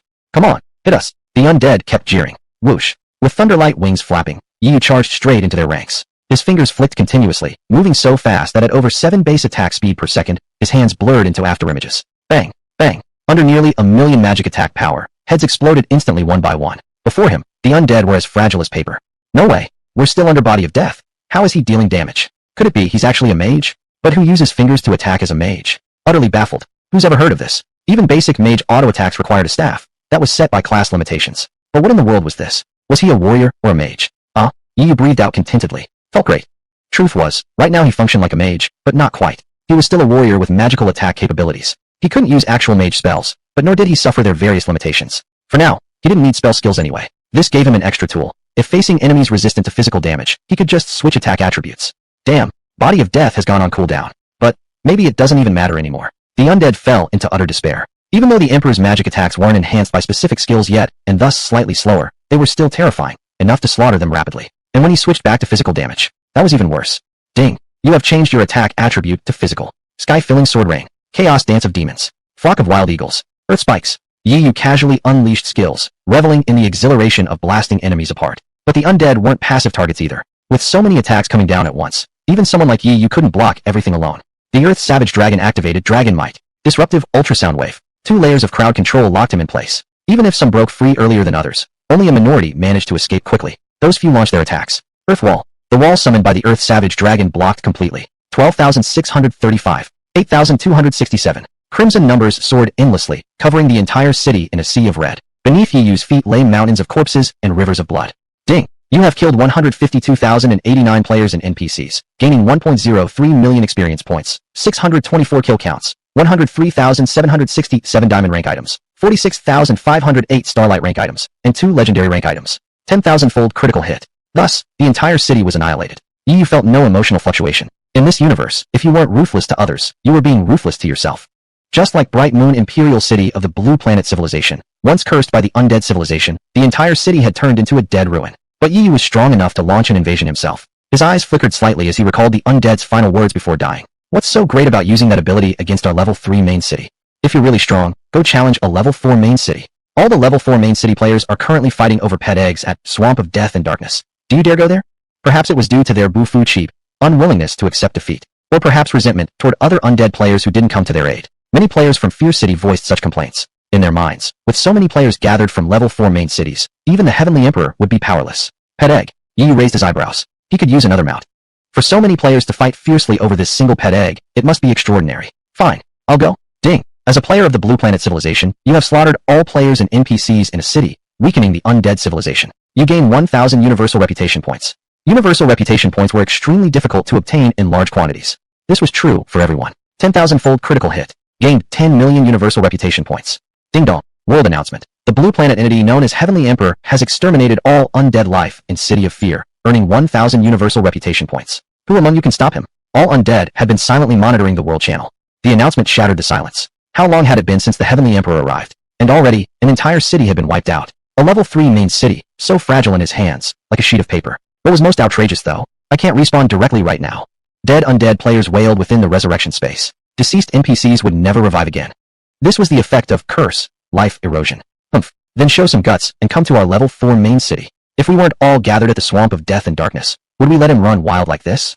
Chapter 91. 1,000 Mechanisms Mirror, Swords return as one. Players in a Tier 4 main city were still quite confident. After all, to enter a Tier 4 main city, one had to be at least level 150, with the highest reaching level 250. They had just heard it too. Tion D, level 100. Although he was strong in cross-level combat, could he really surpass such a huge gap and face so many undead? The real reason was this. In the dead dark marsh, a powerful monster from the undead civilization had awoken. This monster possessed a pet egg, in infant form, and they all sought to claim that egg. Otherwise, they wouldn't have hesitated to enter Fear City at any cost. How could Tion D underestimate the undead civilization? If only he could come. Pity that someone at level 100 doesn't even qualify to enter a tier 4 main city. At this moment, Yu arrived at the teleportation array in Fear City and activated it. Destination selected, Dead Dark City. He didn't know where the Dead Dark Marsh was. After all, the news about the pet egg had been purely accidental, with no prior preparation. Choosing a city with the same prefix, he decided to gamble on luck. System prompt. Your level does not meet the requirement for entering a tier 4 main city. Void. Transcending all formations, Yu successfully passed through the teleportation array and arrived at Dead Dark City. Here, there wasn't a single person in sight. Looks like I came to the right place. There was only one explanation for this situation. All players and NPCs within the city must have gone to the Dead Dark Marsh. Normally, NPCs acted aloof, assigning tasks to players while staying behind to reap the rewards. Even the NPCs had been drawn away, so much so that not even guards remained. This proved the pet egg must be extraordinary. The problem is, not a single undead in sight. I can't even grab someone to ask where the Dead Dark Marsh is. Yu felt somewhat irritated. He decided to set it aside for now and check his loot instead. He'd obtained many pieces of equipment, but given his high standards, only 2 items caught his attention. Detection lens. Level 90. Bonus attribute. Vision extended by 1,000 meters. Bonus skill. Detect. Consumes 70 mana. Detects traces within 30 meters for 3 seconds. Cooldown, 10 minutes. Note. Skill level +1 increases detection range by 10 meters, up to level 15 maximum. Requirement. Level 90. Description. Equipment crafted by the mechanical civilization, purchased by an undead NPC. This lens wasn't actually a mirror. It was a pair of glasses. Yu hadn't expected to see something like this in Sancho. Made by the mechanical civilization. Indeed, the universe was vast. Some cosmic civilizations wielded incredible power, crafting equipment capable of breaking past the traditional boundaries of gear and Sancho. What interested Yu most was the detect ability. Detection was usually a skill exclusive to assassins, but these glasses allowed any class to possess this capability, though the detection skill itself isn't very strong. Ding! Critical hit X10, 000. Obtained 1000 mechanisms mirror, X1. Since this dropped from killing an NPC, it could naturally trigger a critical drop. 1000 mechanisms mirror. Level 90. Bonus attribute. Vision extended by 10,000 meters. Bonus skill. 1000 mechanism strategy. Consumes 400 mana. Detects traces within 300 meters. Predicts enemy movements. Lasts 1 hour. Cooldown, 10 minutes. Note. Skill level +1 increases detection range by 100 meters, up to level 50 maximum. Requirement. Level 90. Description. Forged by Tion D's critical strike. Golden skill. Range greatly increased, and it now included an additional ability. Predict movement. Filled with futuristic tech aesthetics, Yu immediately put the glasses on to test them. This clarity is unreal. He could now see everything within a 10,000 meter radius. His vision stretched far beyond normal. The base attribute alone was impressive. He quickly activated the skill. First, he used experience points to max it out. Flash. A halo of light spread from the glasses. Yu looked down and noticed numerous footprints appearing across the city, tracks belonging to undead creatures, which he couldn't previously perceive. Now, not only could he see them, he could automatically determine where they had gone. They've all gone there. Yu turned his gaze westward, toward a location roughly 300,000 meters away. That should be where the Dead Dark Marsh was. He removed the glasses and smiled contentedly. With this ability, pursuing enemies in the future would be effortless. Just standing still, he could grasp 1,000 mechanisms and command victory from afar. I just said I didn't know where the Dead Dark Marsh was, and then this lens appears. He felt that his lucky gem must have taken effect. 10 points of luck weren't added in vain. One more item dropped by a player. It can't trigger a critical drop. Heart-controlled sword. Level 100. Bonus attributes. Physical attack plus 2,000. Attack speed plus 30%. Bonus skill. Sword mastery. Consumes 500 mana. Controls the sword with the mind. Within a 200-meter range, the sword attacks at will, lasting 1 minute. Cooldown, 2 minutes. Note. For every skill level increase, range extends by 200 meters. Duration increases by 10 seconds. Maximum level 50. Restriction. Level 100. Warrior. No need to look any further. Incredibly powerful. Adds a direct 2,000 physical attack. Most players from Blue Star don't even have that much base attack. Truly worthy of being a legendary item at level 100. And it allows sword control in combat, meaning the sword detaches from the warrior's hand and becomes a ranged weapon. Isn't this far superior to archers? After an archer fires 1 arrow, they must reload, draw the bow again, and each shot consumes mana. But with mind-controlled swords, continuous attacks are possible without pause. Yu glanced at his current 60-level diamond tier weapon, the droplet sword. It was time to replace it. Though the droplet sword, as skill, Rain of Swords, was excellent. I'll dismantle it. Acting on thought. Ding. You've spent 10,000 gold to remove Rain of Swords from the droplet sword and fuse it into the heart-controlled sword.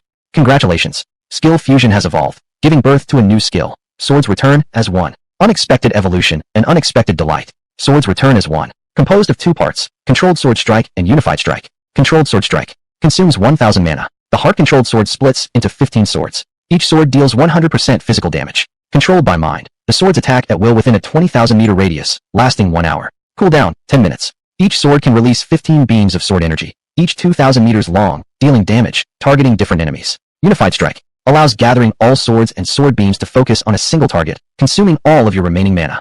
Hiss. Terrifying. Even Yu, who had seen countless powerful items, couldn't help but exclaim in awe. After seeing its effects, he immediately used experience points to max it out. This was insane. Thank goodness he was the owner. Within 20,000 meters, 15 swords attacking freely for a full hour, and each could unleash 15 sword beams. Granted, when targeting different enemies, once a beam hits target A, it cannot strike A again. It would move to targets B, C, etc., so the attacks were scattered. But Yu's attack power was immense. One hit, instant kill. Even if not killed instantly, no problem. There was still Unified Strike, capable of concentrating all damage.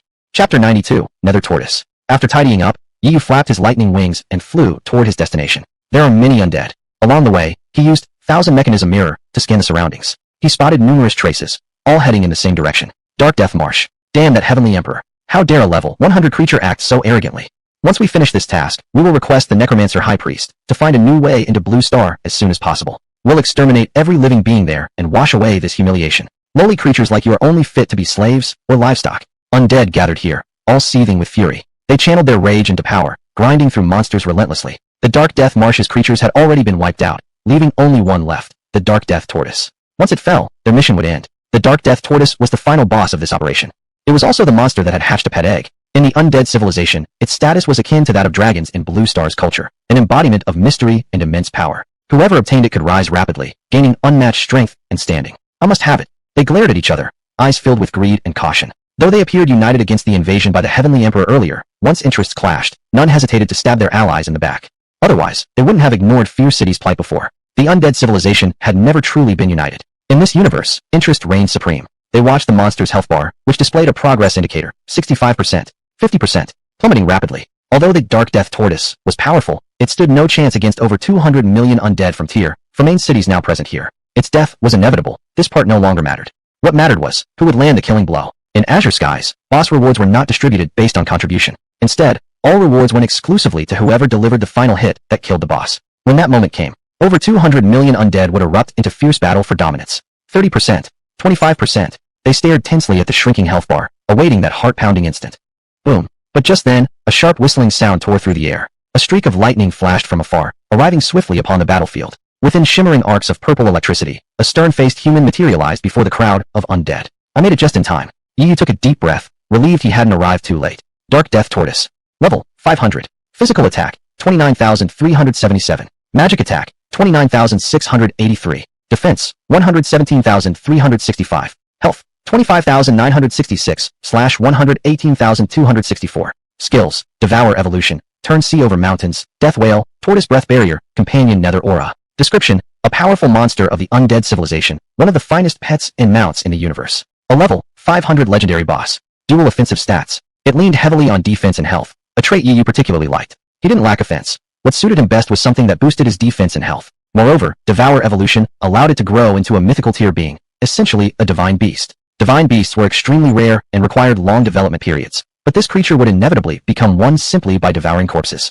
And it carried Nether Aura. Nether energy could be synthesized into Death Body, used to create undead constructs and open necrotic pathways. This was precisely why the Dark Death Tortoise was so prized in undead civilization. 110,000 defense. Among the undead players present, basic attacks couldn't even pierce its armor, but some possessed strong armor-piercing skills. By combining efforts to reduce the tortoise's defense, they managed to overcome it.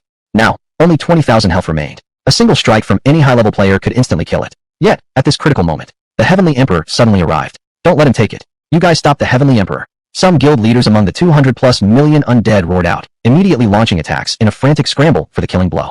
The purpose of the Heavenly Emperor's arrival was obvious. Every remaining undead entity turned their attacks toward Yu. At this moment, they were perfectly united. The fate of the Dark Death Tortoise was too important. Under no circumstances could it fall into the hands of a blue star creature. Ding! Combat alert. Enemies plus 238,625,587. Physical attack plus 238,625,587%.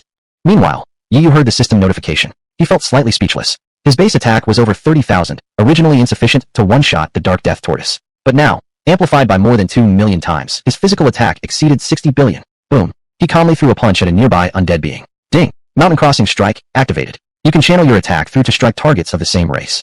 He was attacking undead creatures, and the Dark Death Tortoise was also an undead creature. At this moment, the top players among the undead had rushed before the Dark Death Tortoise, launching a barrage of attacks, all hoping for that stroke of luck, vying to land the killing blow. But suddenly, a single fist shot forth from Yi Yu's position, piercing through space and landing directly upon the tortoise's head.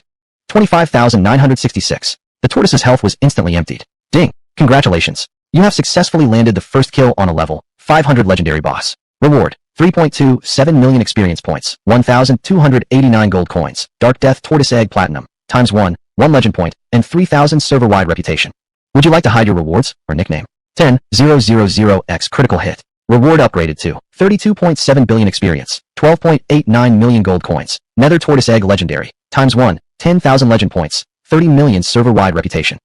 No wonder it was a level 500 legendary boss. The rewards were incredibly faux. Yi Yu mentally claimed his rewards into his inventory. Don't hide. He thought for a moment. Might as well leave it public. Who was that? Who threw that punch? Was it you? Not me. The elite undead players looked around at each other in confusion, trying to figure out who had stolen the kill. They were all high-tier players from tier, from main cities, familiar with one another. They knew each other's skills, what they looked like, their animations and effects. But that punch, none of them understood it. It seemed like a basic attack, a normal hit. Impossible. Even with their advanced abilities, a regular attack could never instant-kill the nearly dead Dark Death Tortoise. The atmosphere grew strange. This bizarre turn of events caused the undead to momentarily forget about the Heavenly Emperor altogether. Even those who had attacked Yi Yu moments ago now lowered their skills. The fate of the Dark Death Tortoise was far more important. Ding dong. World announcement. Congratulations to the Blue Star entity, Heavenly Emperor, for achieving the first kill on the level 500 legendary boss, Dark Death Tortoise. Reward: Dark Death Tortoise Egg Platinum, ×1, 1 legend point, 3,000 server-wide reputation. Suddenly, the world announcement blared, repeating 50 times across every screen. Across the entire undead civilization. Silence. Chapter 93, My Royal Flush, I've got plenty more. The death of the Death Shadow Tortoise and the drop of a pet egg silenced all undead creatures. In truth, this battle had been fought among the undead of tier 4 main cities. But even tier 5 and higher level undead were watching closely, because Death Chi was an essential resource for undead beings, and this resource wasn't infinite. The Death Shadow Tortoise could generate Death Chi endlessly, essentially limitless supply. It could open necrotic passageways to invade other civilizations. Any ambitious undead being seeking advancement through conquest desperately wanted one of their own to obtain the Death Chi turtle. That's why players from tier 4 main cities had all received direct orders from high-tier undead. Die trying, capture the Death Shadow Tortoise. Were it not costly for them to travel personally to tier 4 cities, they would have gone themselves long ago. But if they couldn't get it themselves, that was fine too, as long as it remained in undead hands. But, snatched by Heavenly Emperor? King Beatty, how could a blue star creature take the Death Shadow Tortoise?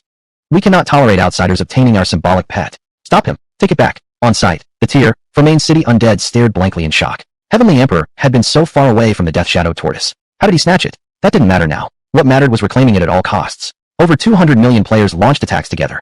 Boom. A terrifying barrage of skills rained down, a scene enough to crush anyone into despair. Ding. As a player of the Blue Star Civilization, you have killed an undead player before. Would you like to leave the undead civilization now? You could have left long ago. He'd already obtained his target, leaving mid-zero losses. But since when had he ever backed down? Lightning flash, instantaneous teleportation across great distance. Because the undead's attacks were clustered, he narrowly avoided them all at once. However, lightning flash went on cooldown immediately, leaving him unable to dodge again momentarily. Then, he drew out the Abyss Annihilation Axe. The best defense is offense. Ding. Actively reduce physical attack by 95%, increase attack range by 1900%, now covers 96,900 square meters. Even with over 600 billion damage reduced by 95%, what difference did it make? Axe light surged, instantly engulfing more than 90,000 square meters. Black radiance swept everything away. Amidst flying blood, countless undead were slaughtered. Undead stood densely packed, at least 4 per square meter. This single strike wiped out 380,000 undead. Gulp. Terrifying. He can still instantly kill beings in a tier 4 main city. These undead witnessed Heavenly Emperor's true might for the first time. Every single one chilled to the bone. So he wasn't just powerful against tier 3 cities? He'd simply never faced tier 4 ones until now. This man, was he practically synonymous with invincibility? 200 million undead wouldn't last more than a few dozen swings from him. How could this fight continue? Wait, look quickly. His status panel. Damn, over 600 billion attack. Yi Yu is level 100. The undead here surpassed his level, meaning they could see his stats. Previously, the creatures Yi Yu killed either died instantly or fled in panic. None stayed around long enough to check his attributes. Seeing it now was utterly devastating. 600 plus billion attack. HSSSS. Is he even human anymore? He could literally become a god at this point. This was absurd. So really, was this guy truly unbeatable? Wait, look again. Ding. In combat, enemy count minus 382,082. Physical attack increased by plus 382,086%. Because Yi Yu had slain 380,000 enemies, his physical attack dropped by over 3,800 times. Though still horrifying, it did decrease. His attack power is dropping. The undead present, who had qualified for tier 4 main cities and thus formed the backbone of the undead civilization, weren't stupid. They instantly recognized something unusual. I get it.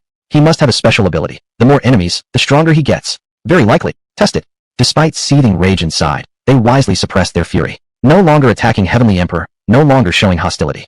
Ding! Enemy count. 0. Physical attack, plus 0%. Yi Yu's attack stat plummeted rapidly, returning to normal. Endless Battle, indeed had this weakness. And the undead weren't foolish, they seized on it immediately. Haha, it dropped. Only 30,000 attack. This must be his actual base stat. Still scary, sure, but manageable now. The undead creatures range between level 150 and 250, and among them were elite experts. Some even possessed comparable attack power. Now that they saw it clearly, their fear of Heavenly Emperor faded.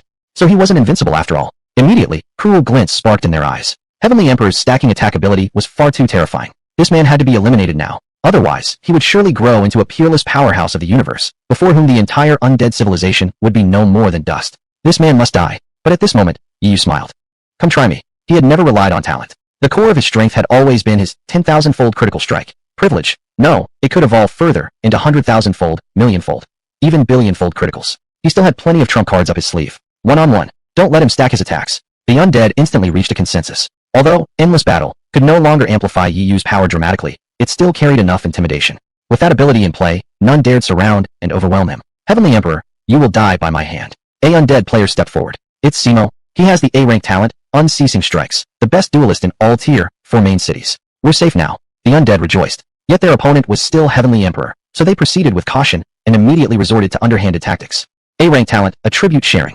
B-rank talent, Defense Boost. Skill Darklight Sanctuary. Every undead with support-type talents or skills poured their buffs onto Simo. Ordinary Undead Simo. Level, 250. Magic Attack, 118,726. Defense, 137,255. HP, 257,543. Skills, Dark Wave Beam, Lightstep Teleport, Thunderflare Radiance. Extremely powerful. Though only level 250, his stats rivaled those of a level 500 powerhouse.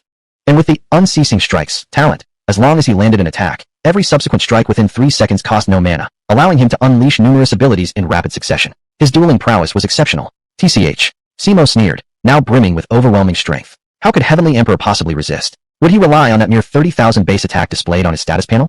Surrender the pet egg. He didn't attack immediately. If he killed Heavenly Emperor now, there was no guarantee the pet egg would drop. And if Heavenly Emperor revived back in the Blue Star civilization, reclaiming the egg would become impossible. Getting him to surrender it voluntarily was the safest option. I can consider not torturing you. Alright, Yi replied calmly. I won't torture you either. I'll just kill you instantly. Ding. Activating. Fight to the death buff. Consuming 4 billion experience points to deliver 400,000 attack damage. Yi Yu had more than enough experience. Though 4 billion wasn't trivial, it wasn't much to him either. The 400,000 attack was skill-based damage, independent of his base stat, so it couldn't be seen from his status panel. He slapped toward Simo. Simo shook his head disdainfully. With Heavenly Emperor's paltry 30,000 attack shown on his panel, he couldn't even break through his defense. Sure, Heavenly Emperor probably had some good skills. But what kind of high damage skills could a level 100 player possibly have? This slap would be nothing but a tickle. But I don't like being hit by you. He swiftly leapt aside, dodging Yi Yu's palm. Or so he thought. Yi Yu's hand followed relentlessly. Ding. Tracking activated. Target player. Simo. Slap. A heavy blow crashed onto Simo's face. 257,543. The red damage number appeared. Simo collapsed instantly. Chapter 94, Bountiful Rewards. Ding. Congratulations. You have slain Simo and obtained 1.26 million experience points. Legendary item. Thunderglow Staff X1. 10,000X critical hit. Gained 1.26 billion experience points. Spent 400 million experience points. Gained 1.26 billion. This round was definitely worth it. Meanwhile, on the battlefield. Hiss. How can he still deal such insane damage? He one-shot Simo? That's not right. His displayed attack power hasn't changed at all. He only has around 30,000 attack. The undead creatures were utterly confused. I get it. Our earlier assumption was wrong. It's not that his attack increases as enemies grow in number. There must be some other reason. His displayed stats are fake. That was the only explanation possible. Heaven Emperor's attack power couldn't be measured by surface-level stats. One could only say, it was extremely high. Retreat. They fled in panic. As for Xiangyu, who had time to care about him now, they were fighting for their lives. Swish. A sharp sound of a sword being drawn rang out. Before Yi Yu, a heart-controlled sword appeared, rapidly splitting into 15 identical swords. Each released 15 sword beams that shot toward the enemy with blinding speed. Sword Dominion Unification, Sword Strike. Within a 20,000 square meter area, 225 sword beams launched continuous attacks for a full hour, and the range moved along with Yi Yu's movements. Counterattack. The undead immediately fought back. If a single basic attack from Heaven Emperor could instantly kill Simo, activating his skills would be even more deadly. As for attacking him increasing his strength, that was just speculation, never proven, and had already been disproven moments ago. Ding. Enemy count plus 238,243,504. Physical attack plus 238,243,504%. Yi Yu's attack power surged back instantly, wiping out enemies in one blow. So it's true. He used this trick again to deceive us. He clearly possesses immense inherent offensive power, yet he deliberately displays false, fluctuating stats to fool others. Surely he's trying to make enemies avoid swarming him. Let's swarm him anyway, otherwise we won't even have a chance to survive. Wu-de-bu-soa, the undead truly were clever. Cleverness backfiring on itself. There was no way around it. Yi Yu's attack was simply too bizarre, leaving the undead completely unable to grasp the truth. Chaotic Divine Wave. Disrupts enemies for 1 second. Unable to move. Dragon's Aura. Confuses enemies for 2 to 3 seconds. Unable to move or attack. Using these two control skills, Yi Yu prevented the undead from launching effective attacks. By the time the controls wore off and the enemy launched their assault, Roar, the Earth Savage Dragon roared. A series of earthen walls materialized before Yi Yu. Only after breaking through them could the enemy reach him. Dark Knight is willing to die for Master. The skeleton general appeared, raising his hand to summon 100,000 level 100 diamond soldiers. Though these units were somewhat outdated now and diamond-grade monsters weren't as fearsome as they once were, the skeleton troops successfully absorbed massive amounts of damage for Yi Yu. After all, they could resurrect upon death. To reach Yi Yu, they first had to break through his summoned army. After all, with over 200 million troops attacking in unison, the damage output was devastating. Yi Yu didn't dare let his guard down. Moreover, Yi Yu had frost wrist guards, lightning flash, and flight ability to protect himself. In short, his survival capabilities were now exceptionally strong. More than enough to allow him to walk through millions like treading on flat ground. Run, run, run. We simply can't win. The undead scattered in all directions, fleeing wildly. Chaotic dance of demons. The infernal demon descended, unleashing a sea of raging flames. Over 1,000 demonic vines restrained the enemy, while a waterspout chased after fleeing targets. The infernal demon constantly maneuvered across the battlefield, the inferno shifting with its position. Flock of Stormhawks. Yi Yu continuously activated skills. Thanks to the enormous mana pool provided by his mount, he had more than enough resources to sustain his abilities. This person's skills, how terrifying. The undead finally witnessed firsthand. The Heaven Emperor's skills were overwhelmingly powerful. Well, of course, they were skills enhanced by the Annihilator.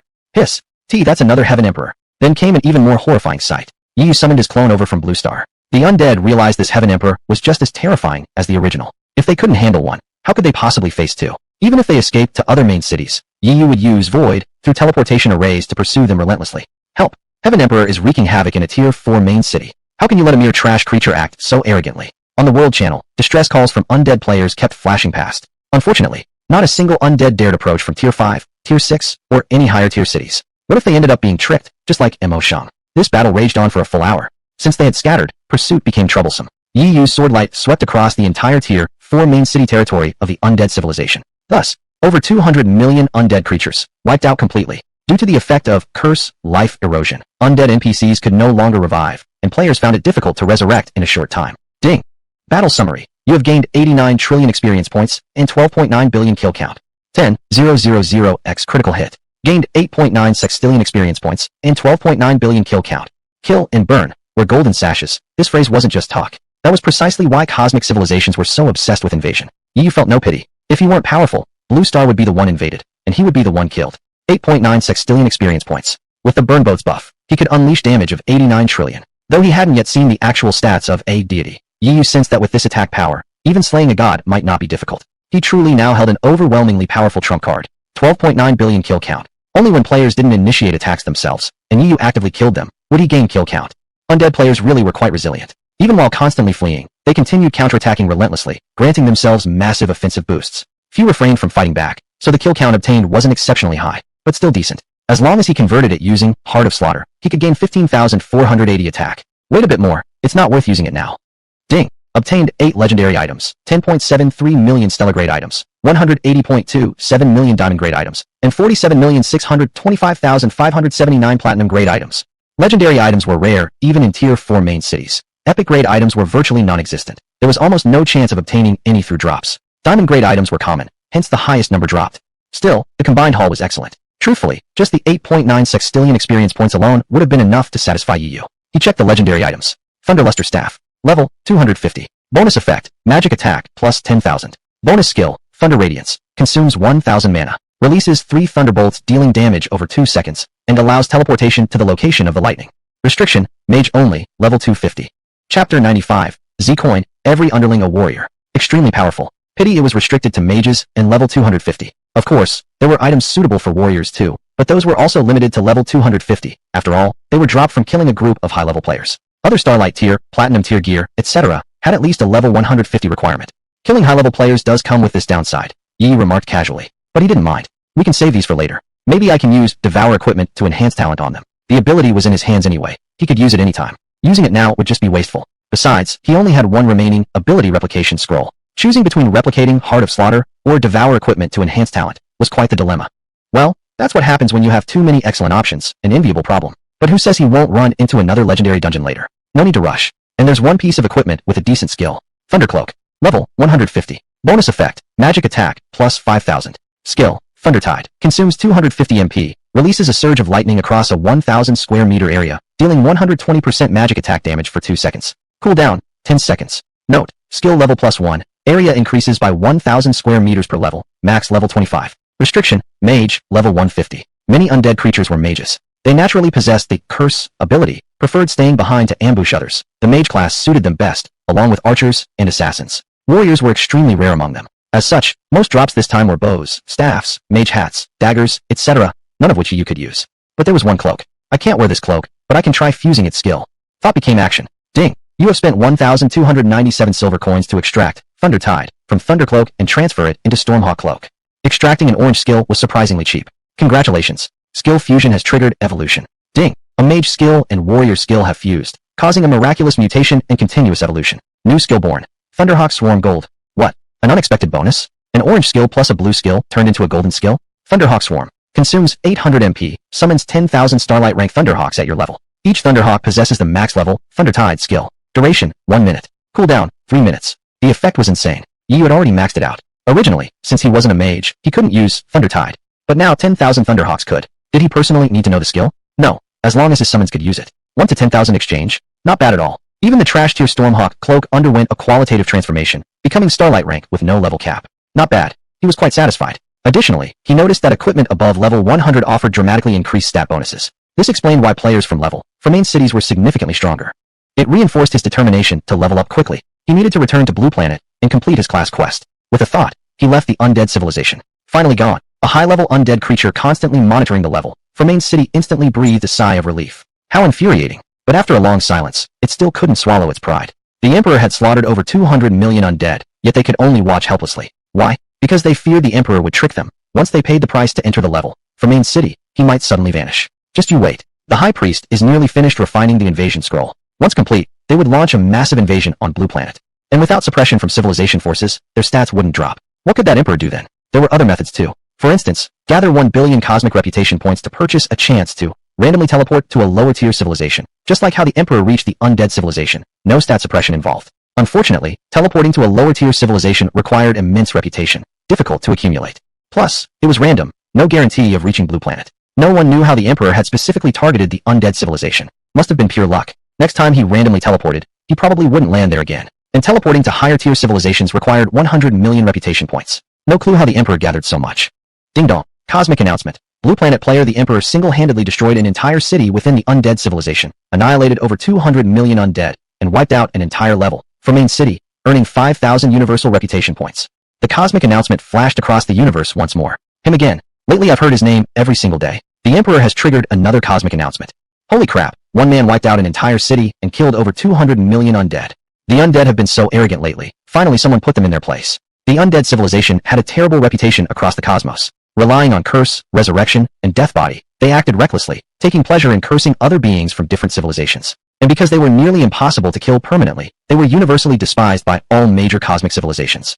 Right now, everyone was ecstatic. An Emperor finally entered the spotlight of the entire universe. A level 4 main city was considered the backbone of a tier 1 civilization. An Emperor single-handedly annihilated it. This guy? He should be called Demon Emperor or Slayer Emperor. He's pure carnage. Never provoke him. For the love of gods, don't come near our demon civilization.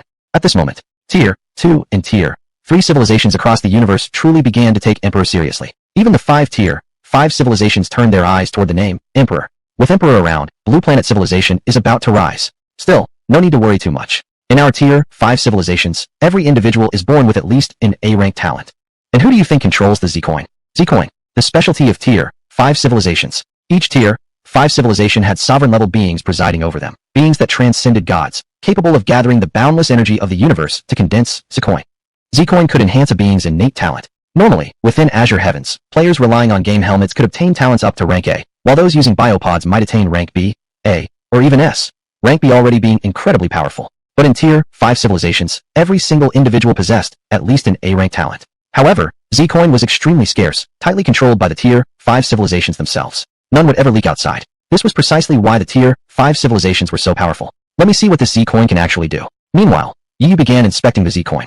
Z-coin. Effect. Grants an A-rank talent to any unit that does not already possess an A-rank or higher talent. Description 1. Created by sovereigns through supreme means, gathering the energy of the universe. Description 2. Critically dropped by the Emperor.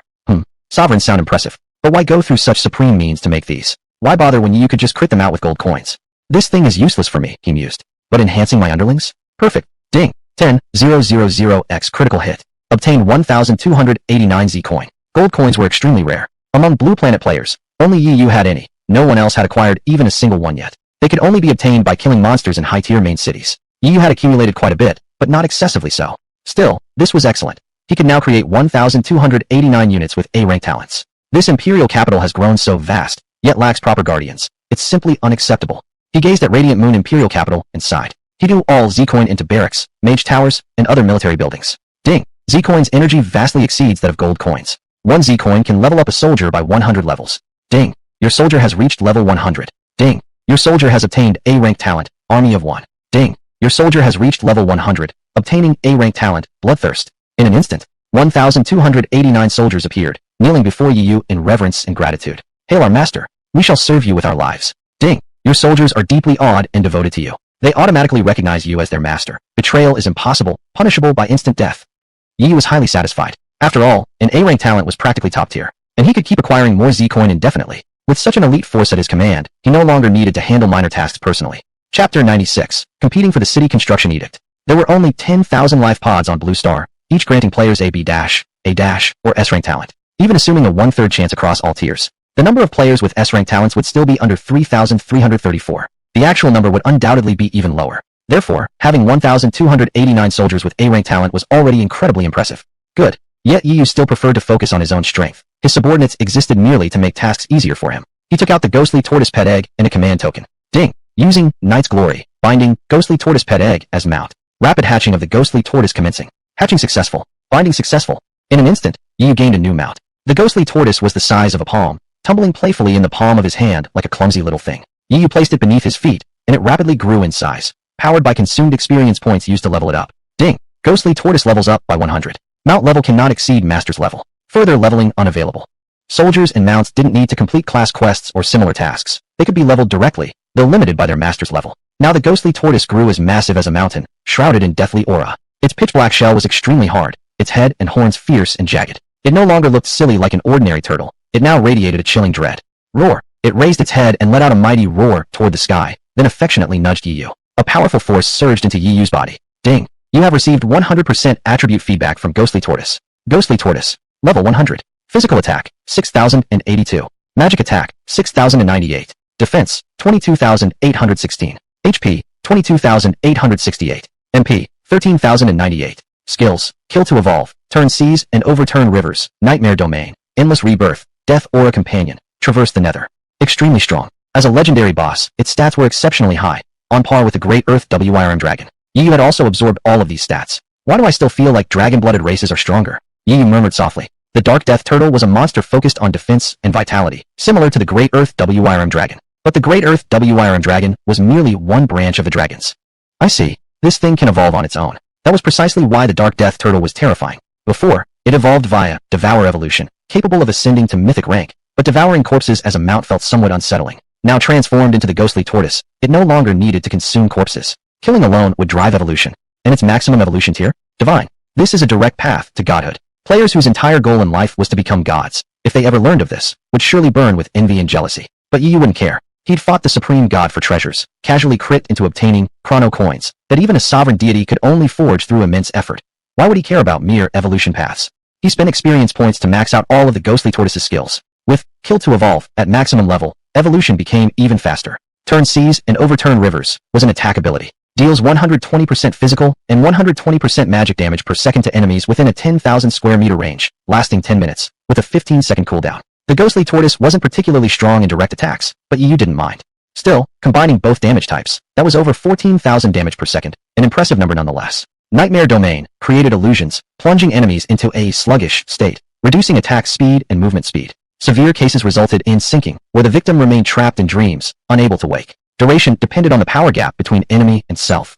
This is great. Never expected this thing could use illusions. Effectively, this added another crowd control skill. Endless rebirth. So long as the ghostly tortoise's HP doesn't fall below 10%, it instantly restores to full health. Holy shit, this is insane, Yi Yu exclaimed, stunned. Unless someone brought its health down below 10% in a single blow, it was practically unkillable.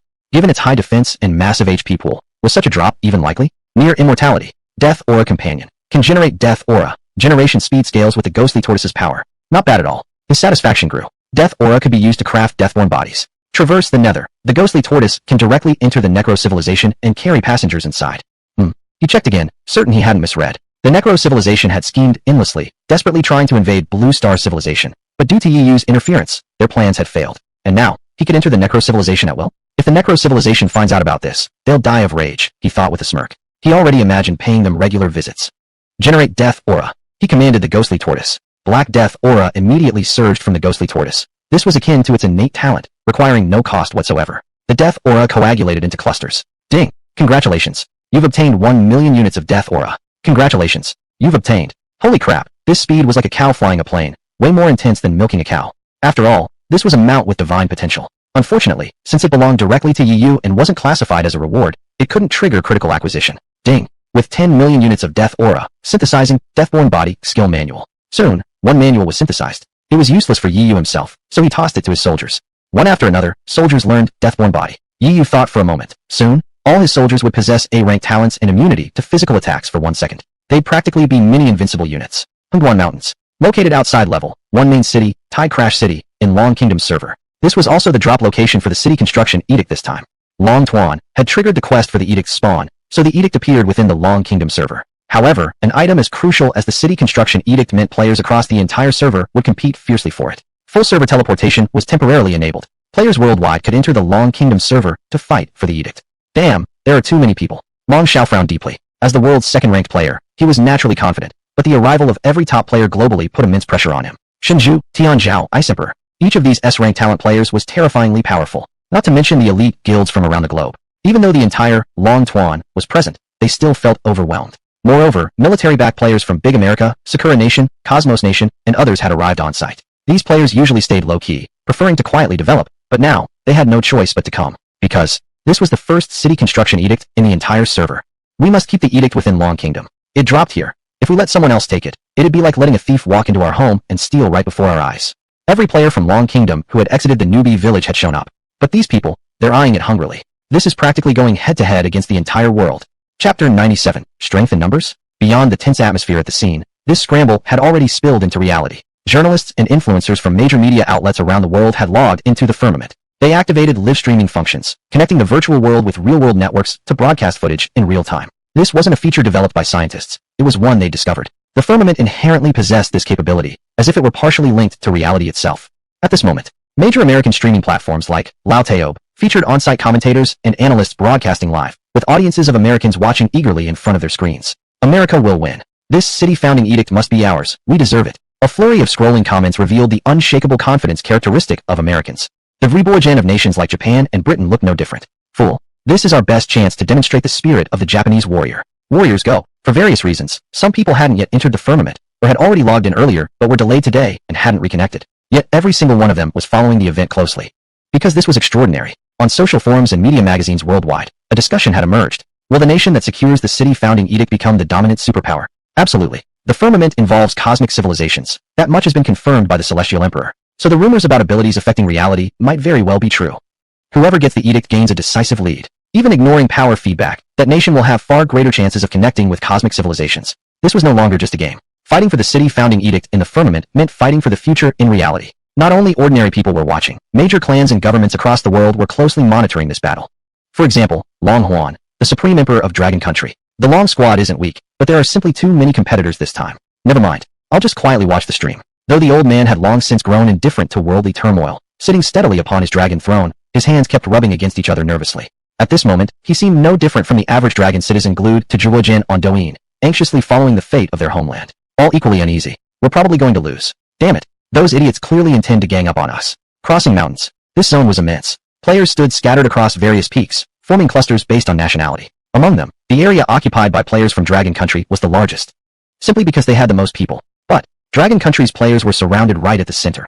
Enemies encircled them from all directions, their eyes revealing undisguised cruelty. There are too many Chinese players. If we fight here, the Dragon Country might use their overwhelming numbers to sneak in and claim victory at the end.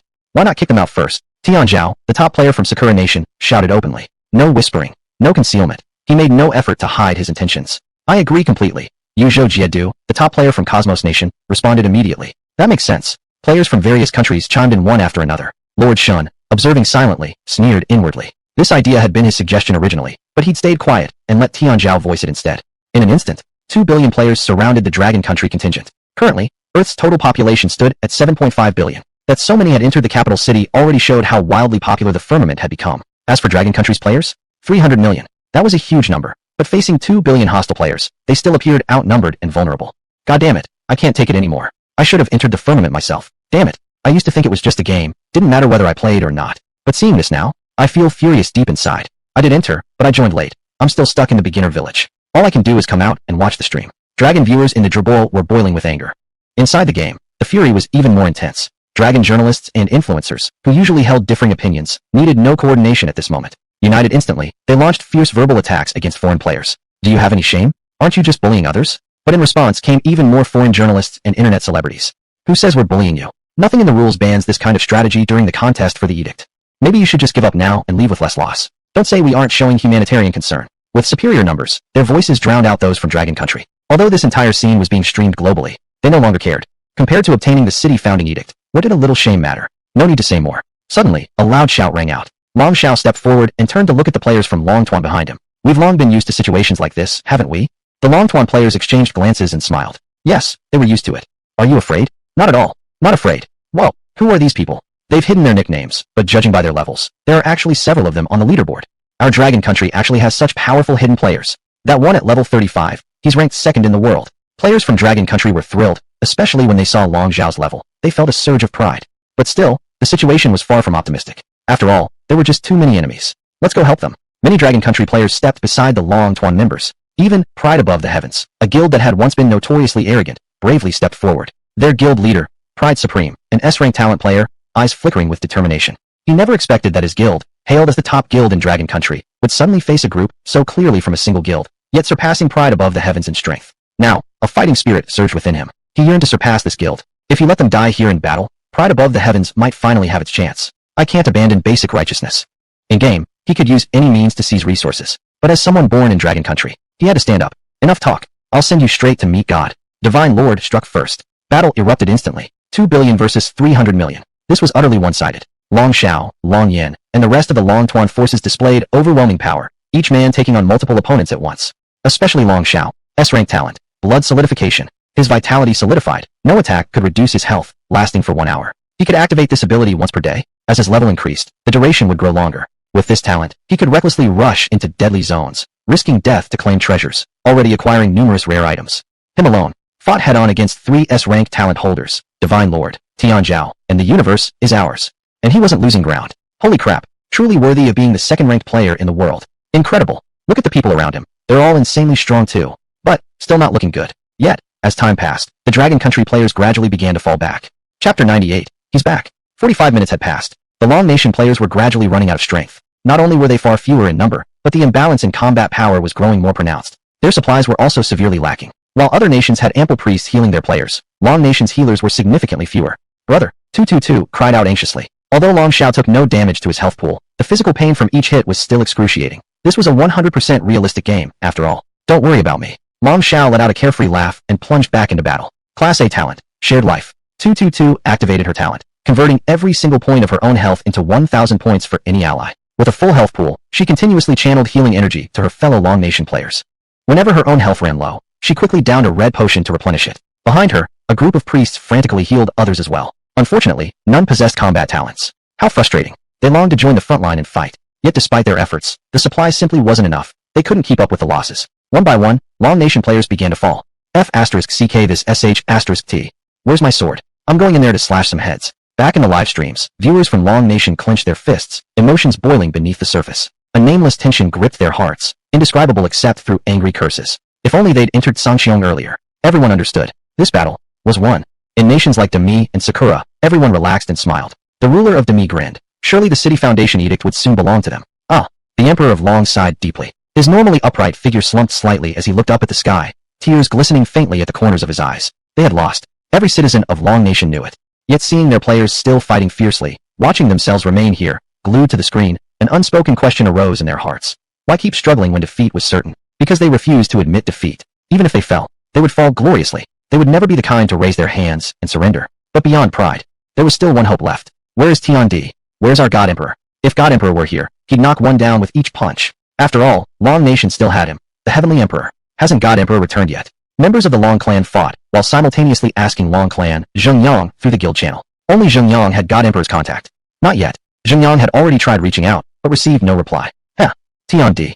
At that moment, rulers of Demi, Sakura, and other nations shook their heads with mocking smiles. They fully understood why Long Nation's players continued resisting, because of the existence of Tiandi. But this time, with 20 billion players gathered, even though Tiandi had crushed countless Blue Star players before, could he possibly dominate over this many? That wouldn't be invincible. That would be an impossible, terrifying myth. All players on site thought the same. Fine, even if God Emperor comes, victory isn't guaranteed. We're fighting because once we step forward, we can't back down. We can't let Long Nation become a laughingstock. But Tiandi hasn't arrived yet. It's better for him to preserve his strength and not risk leveling down in such a chaotic battle. Such thoughts formed in the hearts of every Long Nation player. Ding dong. Universe announcement. Blue Star player Tiandi has single-handedly destroyed an entire city within the undead civilization, slain over 200 million undead entities, wiped out a level 4 capital city, and earned 5,000 universal reputation points. Suddenly, the universe-wide announcement rang out. Across the entire Blue Star server, this notification echoed like thunder. Like a divine voice sweeping across the heavens, it struck every player on Earth. Tiandi had triggered another universe announcement. The undead civilization, wiped out over 200 million undead, cleared a level 4 capital. The rulers of Demi, Sakura, and others immediately stood up in shock. A level 4 capital? What even was that? Most Blue Star players hadn't even reached level 1 capitals yet. Though the undead civilization was unheard of before, its level must clearly surpass Blue Star's current civilization. Even individual undead units should logically be stronger than ordinary Blue Star creatures. And yet, Tiandi had annihilated over 200 million of them alone? Then what about these 20 billion Blue Star players? The Emperor of Long suddenly raised his hand in excitement, then slowly lowered it, letting out a long breath. Across global live streams, the once blanketing snowfall of comments suddenly turned completely white. No one spoke. All humanity stared dumbfounded at their screens. In-game reporters could barely articulate what was happening. Had that person returned and slaughtered so many undead? Gulp. Foreign players abruptly halted their attacks. Everyone gulped hard, their throats dry. Many top-tier players trembled uncontrollably as memories flooded back of the time he had slaughtered hundreds of thousands of elite players. That man was their living nightmare. While they were fighting desperately over the City Foundation edict on Blue Star, Tiandi had gone off again to conquer another universe civilization. And now, of all times, he had returned at this decisive moment. Then, don't panic. We've got so many people this time. Tiandi can't possibly dominate us all. They forced themselves to stay confident. After all, Tiandi was someone who scared them just by name. This is hilarious. The moment God Emperor's back, they're already losing their souls from fear. Meanwhile, the Long Nation citizens laughed in delight. Yet, they didn't beg Tiandi to come. With so many enemies present, even he might not withstand it. The people of Long Nation despised moral coercion. Protecting Tiandi's strength and reputation was far more important right now. Should we still ask God Emperor for help? Inside the Long Clan Guild, members discussed. Let's ask. But remember, we're only requesting assistance, not demanding he do anything. Ding dong. You've received a friend request from Long Clan Zheng Yang. After gathering some death energy, Yu heard the notification chime. He opened it. Big brother, at Hengguan Mountains, a City Foundation Edict spawn quest is underway. Enemies are besieging Long Nation players. Could you please intervene? We will offer. He didn't finish reading. It was unnecessary. If the Long Clan was asking for his help, they must have prepared something valuable in return, something truly worth his involvement. But he didn't care to read further. I, Yu, am also a son of Long Nation. As a citizen of Long Nation, there were certain fundamental principles one simply had to uphold. How could he stand by while enemies attacked his people at their doorstep? To him, this was merely a trivial matter. He turned to his newly upgraded soldiers. Follow this lord, we're heading out. He stored the soldiers inside the Imperial Seal of Radiant Moon. Normally, level 100 troops couldn't enter a level 1 capital city. But these soldiers belonged to Yu. Activating Void, the teleportation array sent him directly to Storm City. Wings flared. He rapidly descended upon the Hengguan Mountains. Chapter 99. Rest assured, I won't attack you. Yu's figure was quickly spotted by the players. After all, among Blue Planet players, he was currently the only one who could fly. Heaven Emperor has arrived. All eyes turned to him. Livestream cameras from influencers and reporters alike focused on the Heaven Emperor, broadcasting his striking silhouette across global live streams and media screens. The center of the world's attention. Everyone understood, this was the decisive moment. Heaven Emperor, let's settle old scores and new ones together. God Lord, Amaterasu, and others trembled in their bodies, yet angrily spoke up. The backing of 2 billion players gave them courage. Remember, protect the Heaven Emperor. Formulate our battle strategy around him. Long Tuan and others rushed to stand beneath Yu. All Dragon Nation players followed suit. Even the forces of Pride over Heaven, who had once been brutally crushed by Yu, now formed a protective formation around the Heaven Emperor. Pride Supreme's gaze upon him was extremely complex, because he knew Dragon Nation could only win with the Heaven Emperor, but unexpectedly. You can all attack me at once, Yi Yu said, gazing down at the 2 billion players with disdain. But honestly, I have no interest fighting people I've already humiliated before. Rest assured, I won't attack you. Wait, what? Wasn't the Heaven Emperor here to fight? Though they felt insulted deep down, the thought of him not actually attacking brought instant relief to the hearts of the 2 billion players.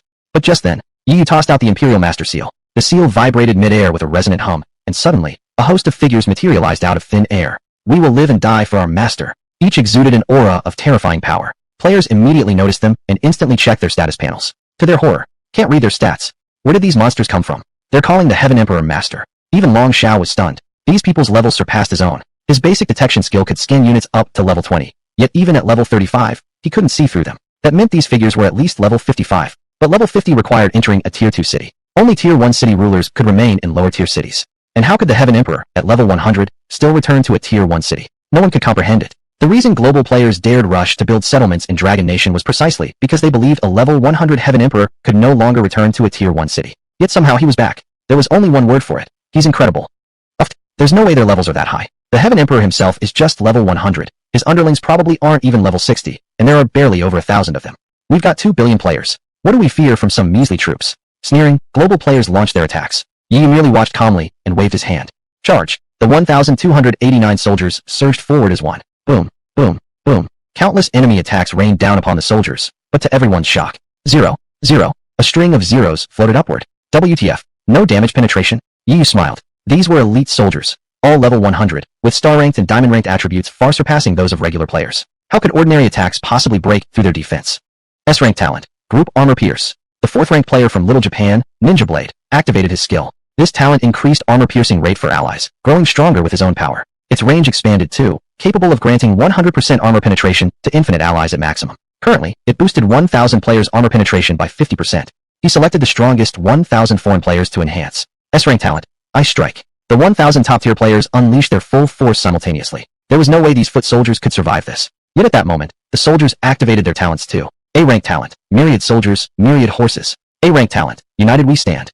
Though most were only A-rank talents, there were many, and due to being soldiers, most were team-based abilities. Of course, individual talents existed too, such as Bloodthirsty, restoring 30% of health from damage dealt to enemies. In short, the combined assault of 1,000 elite players vanished like mud sinking into the sea, utterly ineffective. Kill. One soldier charged straight toward Godlord. Godlord immediately activated his defensive skill. The soldier threw a punch. 6,573. Godlord dead. To be fair, Godlord had fairly high HP for his level. He was only level 32, so his stats weren't bad at all. But still, he couldn't withstand even a single punch from a level 100 soldier. Boom. Crackle crackle. One by one, the soldiers struck. Fists, kicks, sword slashes, axe smashes. Some fired arrows, cast spells, while others vanished into shadows and reappeared to slit throats with daggers.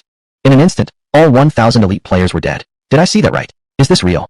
One of Heaven Emperor's foot soldiers can actually dominate top-tier players. Players stood frozen in shock. Whoosh, whoosh, whoosh. The soldiers flickered through space, leaping straight into the midst of the 2 billion players, slaughtering mercilessly. What kind of existence did we even provoke?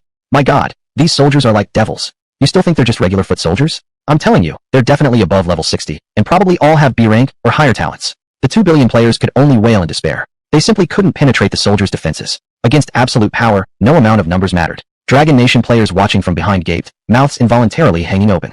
Humph. They had just been thinking about protecting the Heaven Emperor, about helping out his soldiers, and now, they needed to protect him? This scene, of course, was broadcast live to audiences around the globe. Haha, I'm dying laughing. All those top global players can't even stand up to one of Heaven Emperor's underlings. Dragon citizens' brows relaxed completely. What does it mean to be awesome? This is what awesome means. He doesn't even need to lift a finger. Over 1,000 minions effortlessly crushing 2 billion players. Good, good, good. The Dragon Emperor slammed his desk in excitement, shouting 3 good S in a row, every trace of prior frustration vanishing. Some Dragon Union members had already fed strength back from Sangqiong into reality. That's why Dragon Nation valued city construction orders so deeply. Now victory was secure. I must call an emergency meeting. The Heaven Emperor is extraordinary, truly a pride of our nation. If he's willing to reveal his real identity, we need to discuss how best to honor him. Meanwhile, foreign players turned deathly pale, terrified. Foot soldiers beating down the world's strongest players? Then just how terrifying must the Heaven Emperor himself be? Why don't we have a player on par with the Heaven Emperor in our country? Leaders of Great America, Sakura Nation, and others sighed bitterly. Chapter 100, The Power of the Emperor. The foreign journalists and online celebrities on the scene were too embarrassed to keep streaming, simply too ashamed. In contrast, the reporters from Long Kingdom were ecstatic, pointing their cameras toward the soldiers with broad grins and sparkling eyes. It could be seen that the 2 billion players were now counterattacking. Warriors were best suited for frontline combat, so the warriors among the 2 billion players desperately blocked the soldiers, trying to create a stable environment for mages and archers behind them to deal damage. Death Body. But all the soldiers activated their Death Body ability. Although it only granted 1 second of immunity to physical attacks, for beings as powerful as them, 1 second was more than enough to accomplish much. It had already been difficult for players to penetrate the soldiers' defenses. Now it became nearly impossible. Roar. Suddenly, a terrifying roar echoed across the battlefield. From within the Hungduan Mountains, a massive monster emerged. Ding dong. World announcement. The City Charter drop mission has officially begun. Whoever defeats the Mountain Golem will obtain the City Charter. As the announcement rang out, players everywhere grew excited. Seeing the monster, the 2 billion players felt hope despite being crushed by the soldiers moments ago. As long as someone could secure the City Charter, this battle wouldn't be a total loss. Players from Long Kingdom also felt tempted, but they glanced at Tiandi. It was because of Tiandi that Long Kingdom players had survived the global assault in the first place. This City Charter should naturally belong to the Tiandi Elder. They had no intention of making a move. Kill. The 2 billion foreign players, however, thought otherwise. They quickly rushed toward the monster. After all, there were only about 1,000 soldiers, too few to block such an overwhelming number of players. Still, deep down, fear lingered, because none of them could see the monster's stats. Mountain Golem. Level 100. Physical attack, 23,071. Defense, 25,725. HP, 49,269. Skills, Petrification, Mountain Collapse, Ground Slam. Description, formed over eons, a mountain itself has transformed into this monstrous entity. Its hide is incredibly thick. Clang, clang, clang. Player attacks struck the Mountain Golem's rocky body, producing metallic sounds, yet strings of 0 floated upward. No penetration. Hiss. What level of monster was this? Only Yu knew, and even he hadn't expected this creature to be on his own level. It completely surpassed the tier appropriate for a level 1 main city. Rumble, rumble, rumble. With an enraged howl, the Mountain Golem caused the Hungduan Mountains to crack apart. Countless shards turned into bullet-like projectiles, piercing through player bodies. Blood rapidly spilled across the land. 8,265. 7,286. One-shot kills, all one-shots. Stone fragments filled the air. Not a single player could withstand even a moment against this barrage. They tried to dodge, but the ground suddenly split open. Unable to fly, their bodies lost balance instantly, let alone run away. This is terrifying. What the hell kind of monster is this?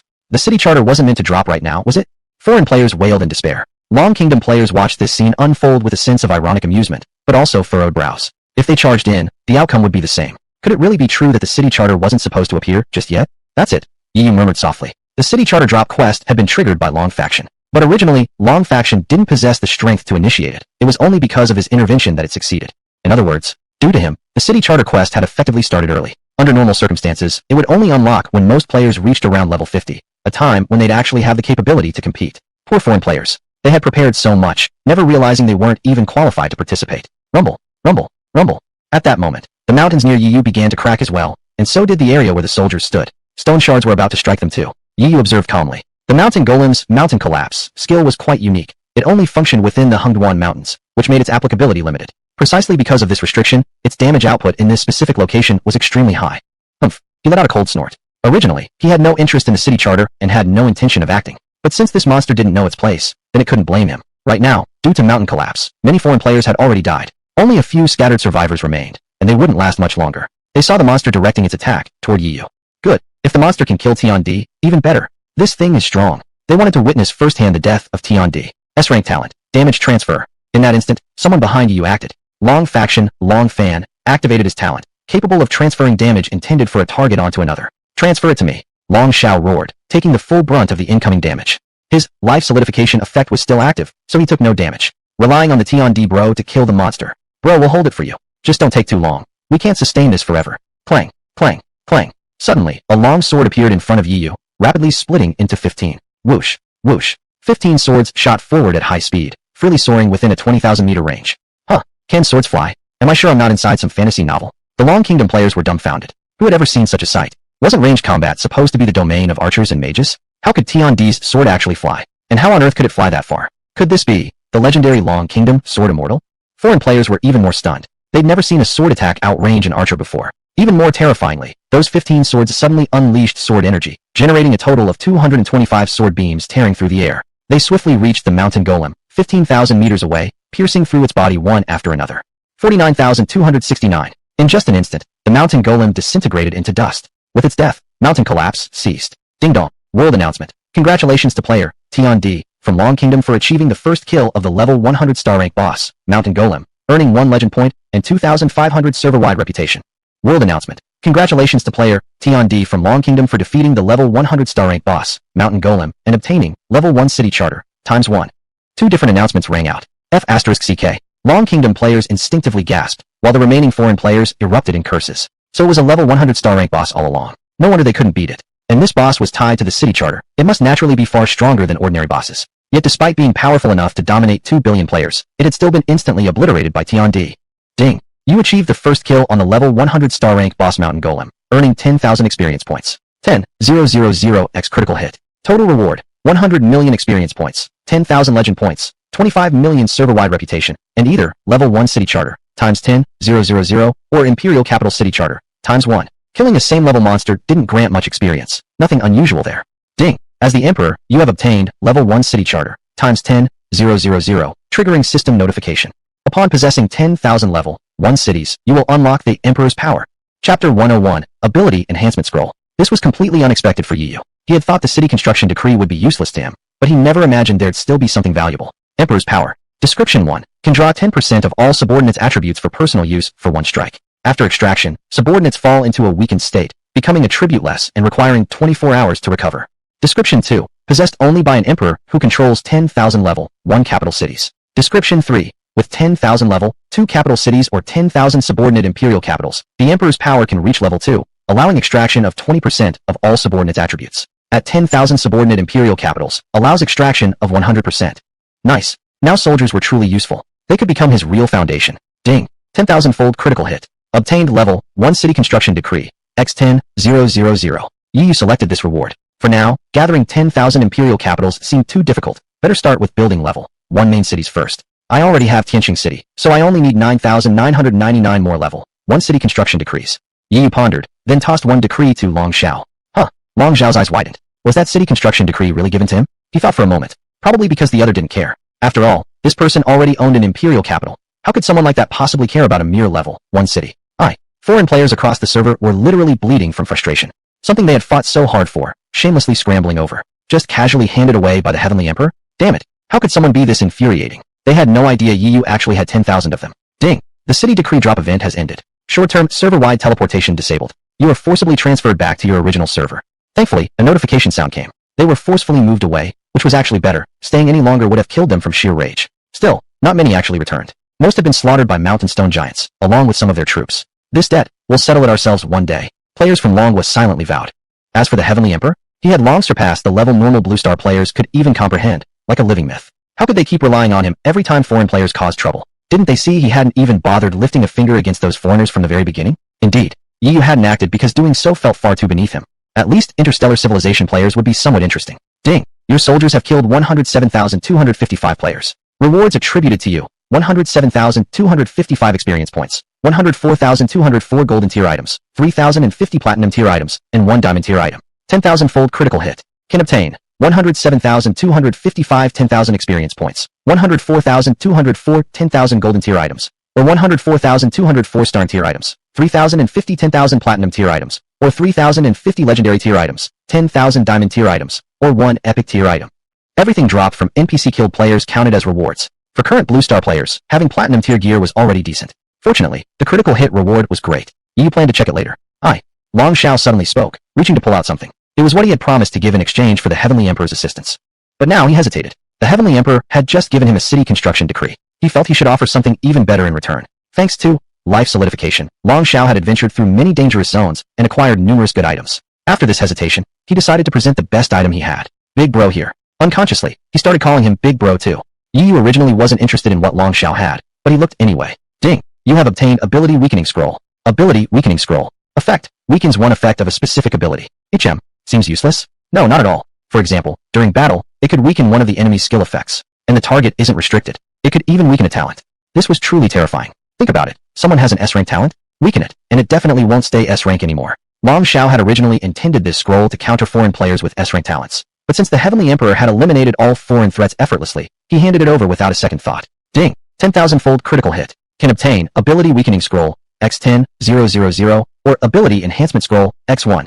What? Never expected this counted as a reward either. Long Xiao sought help from Yu, and Yu succeeded. Technically, it qualified as completing a mission, thus eligible for reward. 10,000 Weakening Scrolls. Just thinking about it was exhilarating. Ability Enhancement Scroll. Effect. Enhances one effect of a specific ability. But when Yu saw the result of the critical hit, he instantly chose the latter. This thing was insane. He held the scroll, opened the data panel, and clicked on 10,000-fold critical hit privilege. Ding. As the sole privilege in the Tsangxiong world, it is only related to the Tsangxiong jade. External items cannot enhance it. Please complete the Tsangxiong jade collection quest as soon as possible.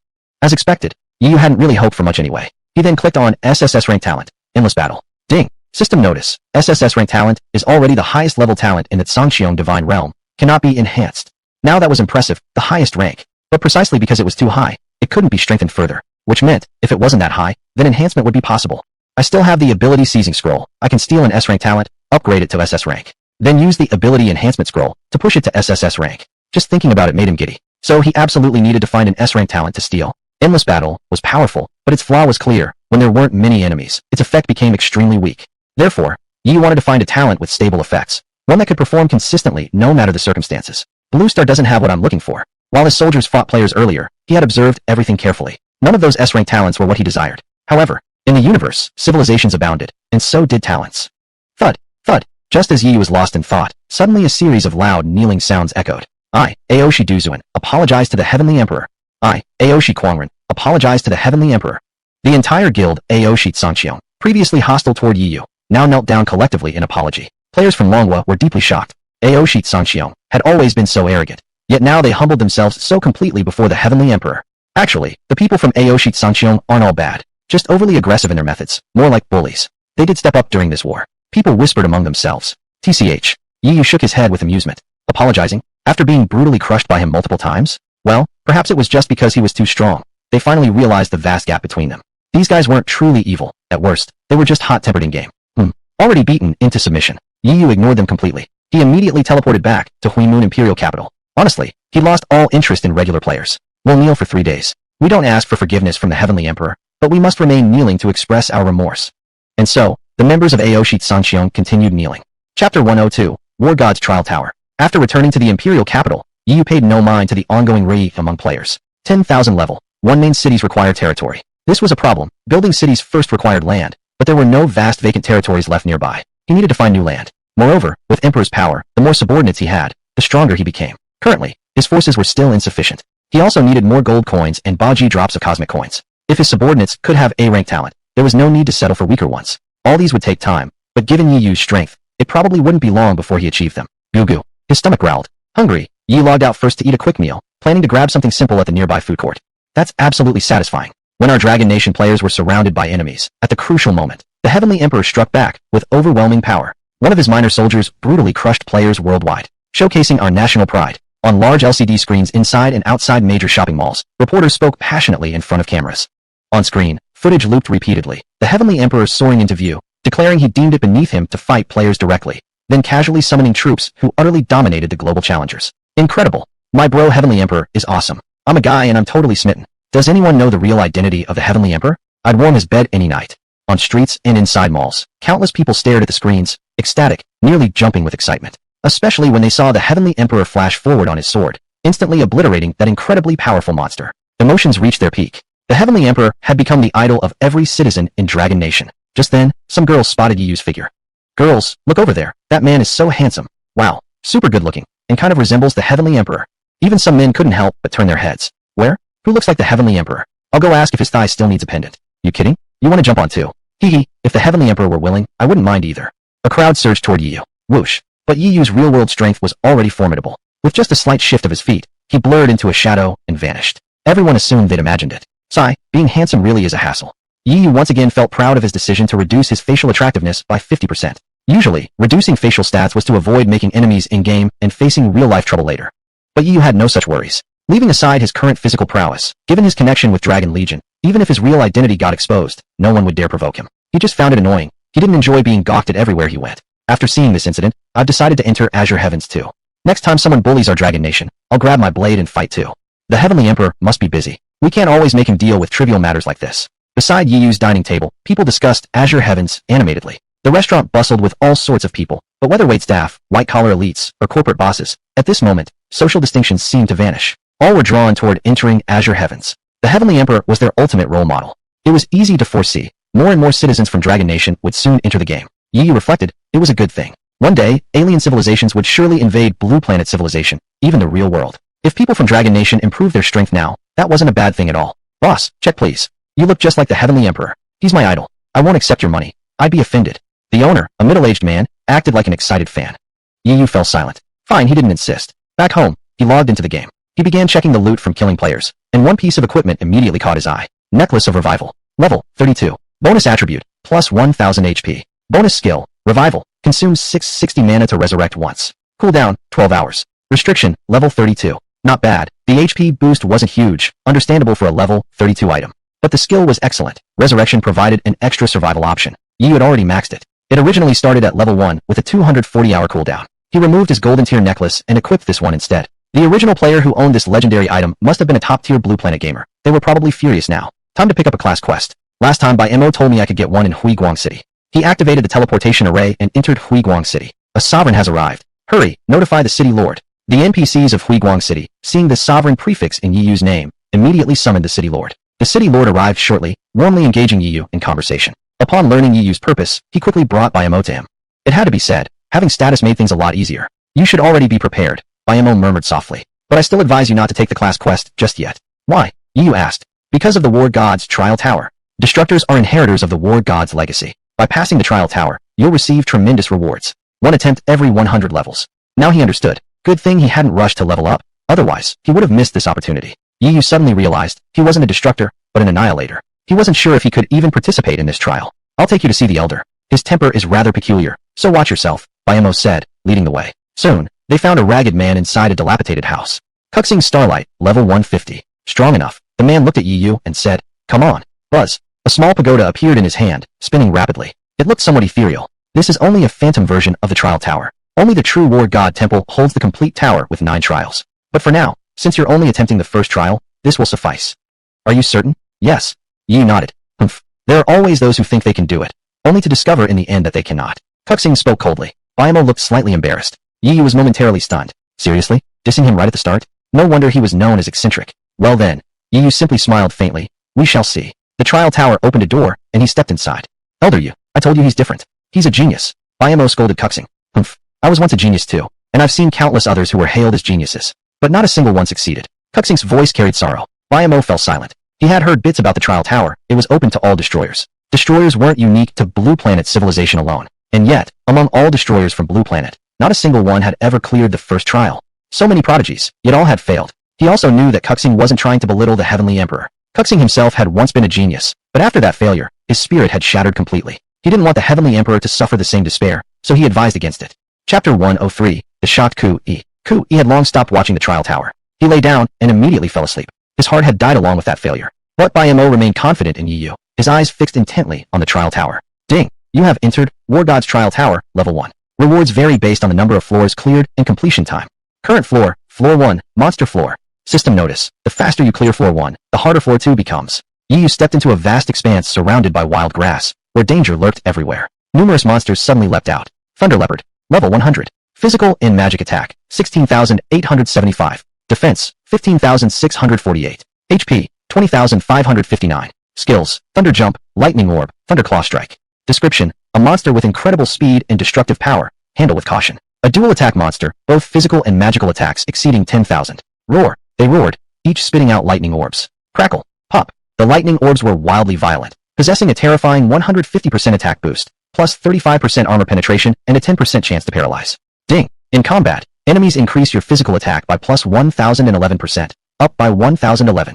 Yet at this moment, Yiyu's attack surged tenfold. Lightning flashes shimmered across his body. Flash of thunderlight. Since all monsters focused their attacks on him, he instantly teleported, leaving every strike hitting empty air. But he couldn't keep dodging forever. The monsters were already preparing their next wave of skills. Evading all attacks again would be nearly impossible.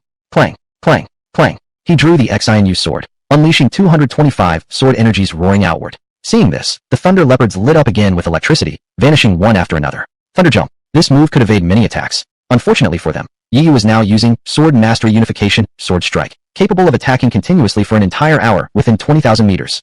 Sword lights rained down like waterfalls. The Thunder Leopards might dodge 3 times, but not 4. Each sword stroke ended a life instantly. Puffed. Blood sprayed through the air. In moments, all the Thunder Leopards collapsed. Ding! Congratulations. You obtained Star's Shining Grade Lightning Staff. X2, 183 gold coins, and orange, thunder jump, skill book X1. With a 10,000x critical hit, you may obtain Star Shining Grade, Lightning Staff, X20,000, or Epic Grade, Thundertide Staff, X4, 1,830,000 gold coins, or 183 Cosmos coins, or Forbidden Curse, Thunder Leap, skill book X1. 1-star shining item turned into 2 epic items, so maximum critical drops only go up to epic grade. You needed to find the next piece of Azure Jade as soon as possible to unlock divine or sync tier drops. This epic grade item was magic equipment. He didn't even bother inspecting it. What surprised him was that it actually dropped 183 gold coins, which immediately crit into Cosmos coins. That meant gaining 183 Class A talents. This is better. Thunder Leap, Forbidden Curse. Effect. Within 1,000 meters, leap consecutively 3 times to any position you choose. Cooldown, 1 minute. Note.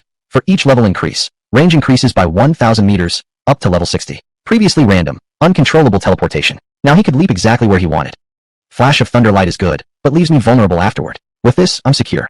He chose this skill and tore the skill book apart. Ding. Congratulations. You and your clone have learned Forbidden Curse, Thunder Leap. He spent experience points to max it out. Now capable of 3 consecutive leaps within 60,000 meters. The more enemies Yu faced, the better he felt, but when there were too many, safety became uncertain. Being able to evade repeatedly made everything much easier. Meanwhile, outside, snore, snore. Ku Yi's snores echoed. He seemed deeply asleep. It lit up. It lit up. He passed the first floor. Bayamo suddenly cried out in shock and excitement. The first floor of the trial tower had just lit up brightly. Quick look. He shoved Ku Yi. Don't bother me while I sleep. Ku Yi rolled over, basking in the sun, muttering softly.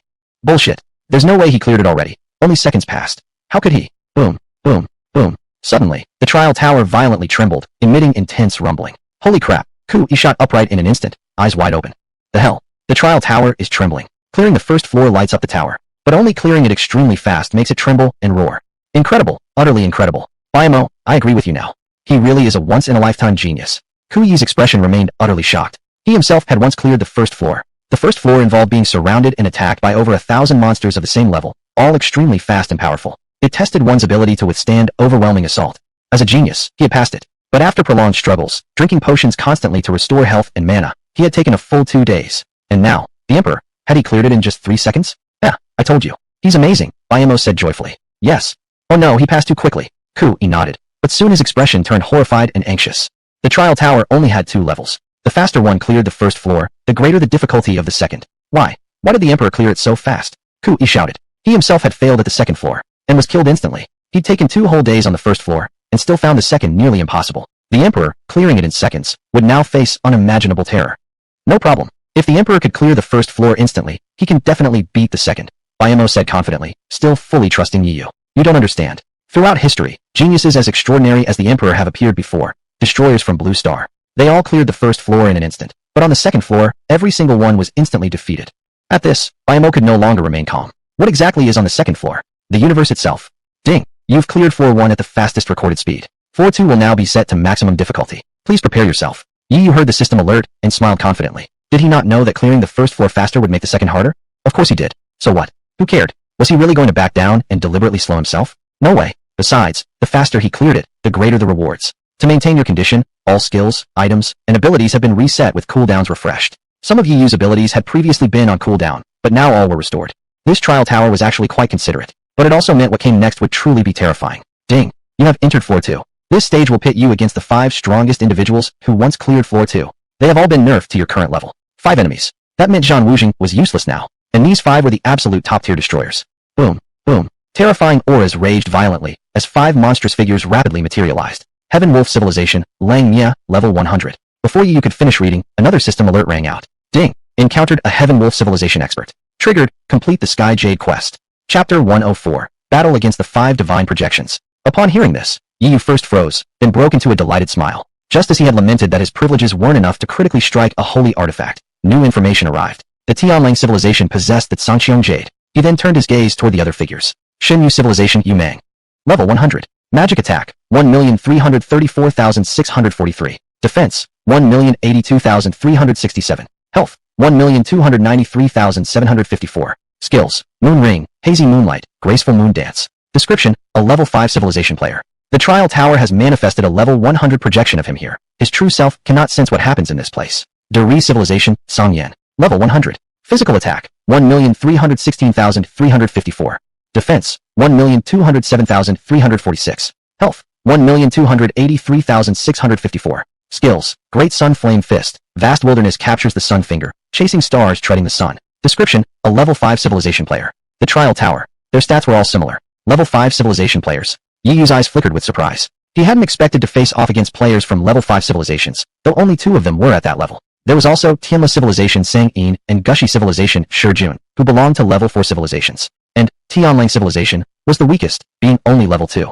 But even level 2 was still far above anything Yi Yu's Blue Star could claim. His home planet, Blue Star, was merely a level 0.72 civilization. This meant that players from Blue Star received vastly fewer resources than those from higher-tier civilizations. Their growth rates and progress would naturally lag far behind those from advanced civilizations. Therefore, these 5 opponents had already ascended to godhood. And worse, they were all destroyers, armed with numerous powerful skills. Ding! System notice. To ensure fairness, the 5 divine projections at level 100 cannot use skills above the holy tier or any secret techniques in this trial. Talent abilities are unavailable for both challengers and divine projections. Well now, this was called fair. It was indeed an advantage that they couldn't use forbidden level or higher techniques. And neither side could use talents. Given that Yi Yu currently only faced 5 enemies, his talent, Endless Combat, wasn't particularly useful anyway, so disabling it made no real difference. Disabling their talents too? That worked in his favor. But still, these were deities. Even reduced to level 100, they remained beings transcending mortals. Attack in the millions, defense in the millions, health in the millions. If they fought at full strength, just how terrifying would they be? Was this the power of gods? No wonder every living being dreamed of becoming one. What exactly is the second trial? Bayamo asked again. In the universe, countless civilizations exist. A level 1 civilization may already possess creatures approaching divinity, some even capable of matching gods. Level 2 civilizations each have their own gods. Even higher civilizations may have divine generals or divine kings. Our Blue Star civilization has never produced a single god. The second trial will pit you against projections of cosmic civilization beings, those who once cleared the trials. The faster you clear the first trial, the more likely you are to face divine projections. At this, Bayamo trembled from head to toe. Perhaps Ku-Yi had fallen into despair precisely because he encountered projections of cosmic entities, got utterly crushed, and gave up ever since. Ku-Yi silently shook his head. If he alone had lost to such a projection, he might not have felt so defeated.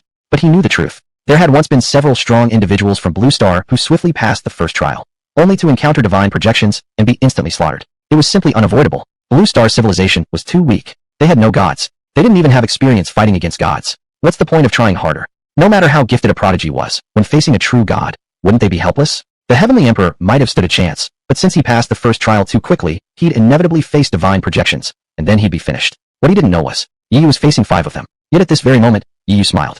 I was just worried about lacking good stat transformations, and now the opportunity comes knocking. He possessed Forbidden Technique, Steal Heaven, and Swap Day, allowing him to transform his stats into any he'd previously seen. What better data could there be than that of a god? Gods were undoubtedly high-leveled. Yi Yu could view stats of beings no more than 500 levels above himself, but normally, he wouldn't be able to see through a true god stats. Now, however, he faced 5 level 100 divine projections. This was a golden opportunity. He could transform into a level 100 god's attributes. Even if it lasted only 1 minute, he could reuse it afterward. Yes, the cooldown was a long 12 hours, but with attack, defense, and health all reaching 1,000,000, wouldn't ordinary beings fall with a single punch? The 5 newly arrived divine projections now noticed Yi Yu. They possessed intelligence. So we've encountered someone capable of triggering the trial of 5 divine projections. Previously, I myself only triggered 1. He doesn't seem to be from our civilization. There's no need to let him keep his secret techniques. Kill him. The 5 divine projections stirred with killing intent. Divine beings were inherently cold and indifferent. And the fact that they had encountered this person, the Heavenly Emperor, proved that he was extraordinarily talented, someone who might one day catch up to them.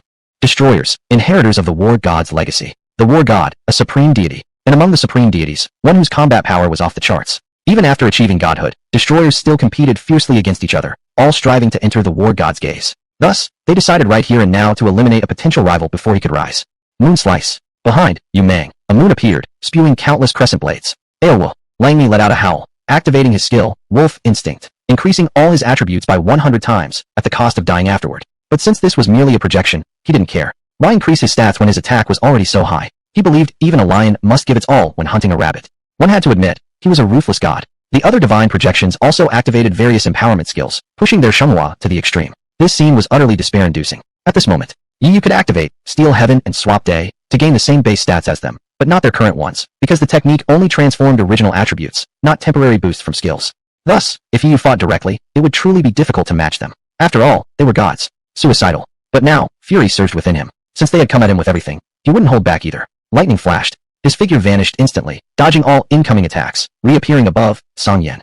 Ding! You have activated the Break the Cauldron buff. Consume 25 trillion experience points. Your next strike will deal 2.5 billion damage. After buffs, Song Yan's combined defense and health exceeded 2.4 billion. Slap. Yet with a single backhand from Yu, minus 1,282,356,235. Song Yan instantly vanished. What? Only a stunned cry remained, echoing in midair. One hit, slaying a god. This isn't right. How can such a low-level being possess such insane attack power? Each of the remaining divine projections gasped in shock. Don't worry. It must be some special ability. These kinds of tricks always have strict limitations. He definitely can't use it again. Confidently, one divine projection darted beside Yu, preparing to strike. Slap. But Yu, Zhao Yi ready, swung another palm. Minus 1,242,354,562. The Break the Cauldron buff had no such restrictions. Chapter 105, The Title of Godslayer. Another divine phantom perished, and this scene utterly shattered the pride of the remaining godly apparitions. There were only 5 of them to begin with. With 2 slaps from the Celestial Emperor, 2 were already gone. Next, it's your turn. Yu smiled cruelly. He had instantly eliminated Song Yan and Sang Yan first, as both possessed numerous mobility skills that made them difficult to pin down. Thus they needed to be killed immediately. The rest? He could take his time. Stone transformation. Jun, eyes filled with terror. As a creature born of the giant stone civilization, his movement speed was inherently slow, and he naturally lacked many displacement abilities, making him fear being instantly slain by the Celestial Emperor. But he was tough-skinned and meaty. At this moment, he activated his skill, Defense 3 billion, Vitality 3.6 billion. Wasn't the Celestial Emperor's attack power only around 2 billion? That wouldn't work. Thunderleap. Suddenly, lightning surged across the Celestial Emperor's body as he vanished once more, instantly reappearing above Jun and delivering a brutal kick downward. Ding! You have consumed 66 trillion experience points. The all-or-nothing buff will deal 6.6 billion damage. Yu had 89 billion experience points. Spinning was no issue. Bang! One kick, and Jun was pulverized, dying instantly. Moondance Flutter. Full Moon Eye. Yu Meng turned pale with panic, activating his evasion skill allowing 10 consecutive aerial blinks. Ha ha ha. You don't have many mobility skills either, right? Under my Moon Eye, I can see your trajectory. How can you even hit me? Trying to avoid Yu's attacks through constant movement. Is that so? Yu smirked slightly. Void State. Transforming into a state of nothingness. Yu Meng could no longer detect him. Then, using Thunder Leap, Yu appeared beside Yu Meng. Tell me, how would you like to die? The sudden voice sent chills through Yu Meng's scalp. Chaotic ultrasound. But he was forcibly immobilized for 1 second, unable to blink away. No, you can't kill me. I'm a god. How could a mere mortal dare? Slap. A single backhand, and he was dead. Yu turned toward his final opponent. Woo! Lang Yi lifted his head and howled to the sky. He felt the Celestial Emperor left him for last for some reason. Indeed. Sanqiong Jade, Yu said calmly. What was that? Lang Yi was momentarily confused. In that case, you have no reason to exist. The Thunder Leap still had one final dash charge, used now on Lang Yi. Thus, the 5 divine phantoms, all dead. If Lang Yi knew about the Sanqiong Jade, his reaction earlier wouldn't have been like that. It seems the wolf deity civilization does possess the Sanqiong Jade, but it's not on him, Yu murmured. He wasn't worried about Lang Yi's true self learning about the Sanqiong Jade. Phantoms within the Trial Tower shared no connection with their real counterparts. They were merely manifestations of energy. Ding! Congratulations. You have defeated 5 level 100 divine phantoms, earning 238,000 experience points. With a 10,000x critical bonus, total received 23.8 billion experience points. As expected, only experience points. After all, they were just energy constructs. And despite being at equal level, the EXP gain per kill was relatively modest. This battle alone had cost him nearly 200 trillion experience points. Did he lose out? Yu didn't care. He still had 89 billion experience points. Ding! Congratulations. You have defeated 5 level 100 divine entities, earning the title Godslayer Pseudo and 500,000 global reputation points. A world announcement will be issued. Would you like to hide your name and rewards? The title? That meant he hadn't lost after all, maybe even gained. Yu immediately chose not to conceal anything. Ding dong. World announcement. Congratulations to player, Celestial Emperor, from Dragon Nation, who has defeated 5 level 100 divine entities, earning the title Godslayer Pseudo and 500,000 global reputation points. Let us celebrate this achievement. Players worldwide had just been thoroughly crushed by the minions of the Celestial Emperor. Everyone was speculating how terrifying the Celestial Emperor himself must have become. Then, this world announcement arrived. Fuck, god slaying? Baka, is this real? He actually killed gods. The game's only been live for days. How is he already slaying gods? By now, people had grown numb to the Celestial Emperor triggering world announcements. Even universe-wide ones no longer shocked them. But slaying gods? How could that be compared? Even if these were just level 100 deities, they were still gods. Wait, just level 100? Somehow, they didn't feel qualified to use the word just. As for the rewards given to the Celestial Emperor, envy flared in their hearts. So much reputation. And a title too, though they couldn't see its actual effects. Godslayer Pseudo. Description 1. Earned by killing gods. However, since you slew level 100 gods rather than deities of their original rank, you may only obtain the pseudo version. Description 2. While wearing this title, non-divine beings who encounter you will have their attributes reduced by 10%. Pretty damn good. Anyone below godhood faces a 10% attribute penalty when encountering Yu. Innate suppression. But 10% doesn't seem like much. Ask any player out there. Who wouldn't want this? Even if it's the pseudo version, it's still incredibly powerful. Ding! 10,000x critical hit. Acquired the Godslayer title. Since duplicate titles are useless, the system directly upgraded the quality via critical hit. Godslayer. Description 1. Obtained by slaying gods.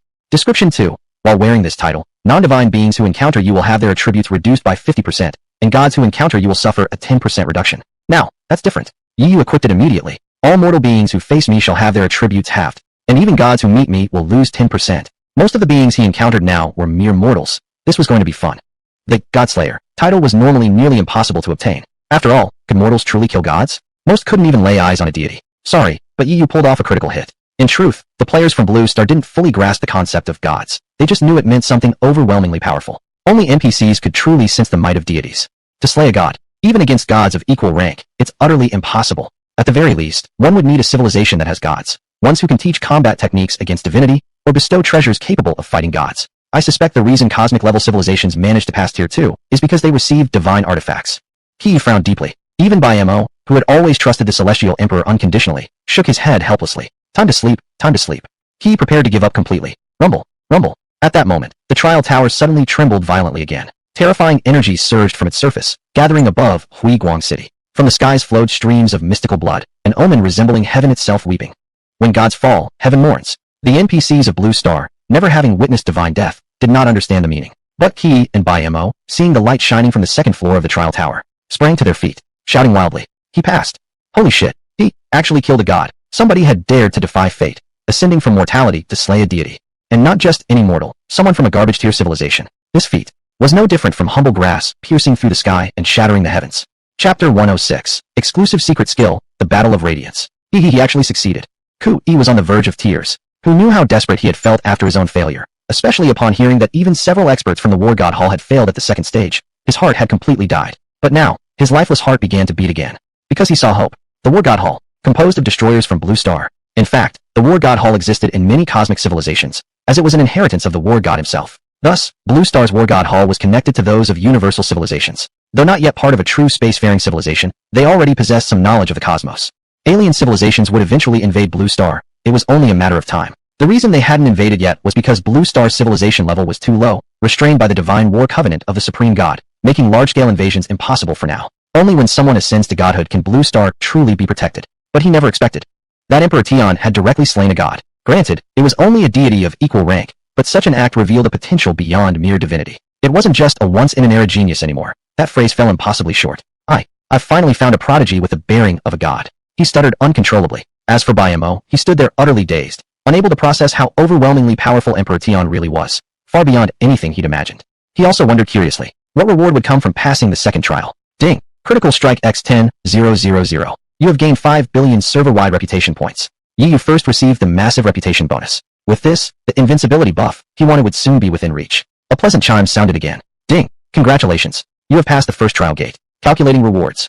Completion time, 8 seconds. Fastest record in history. Perfect rating achieved. Receiving maximum rewards. Yi was satisfied. He did have other methods to fight the 5 divine phantoms, but those would have been much slower. He had sacrificed vast amounts of experience points just to clear it quickly. Ding! You have obtained Destroyer Secret Skill, Destruction Rebirth. Critical Strike X10,000.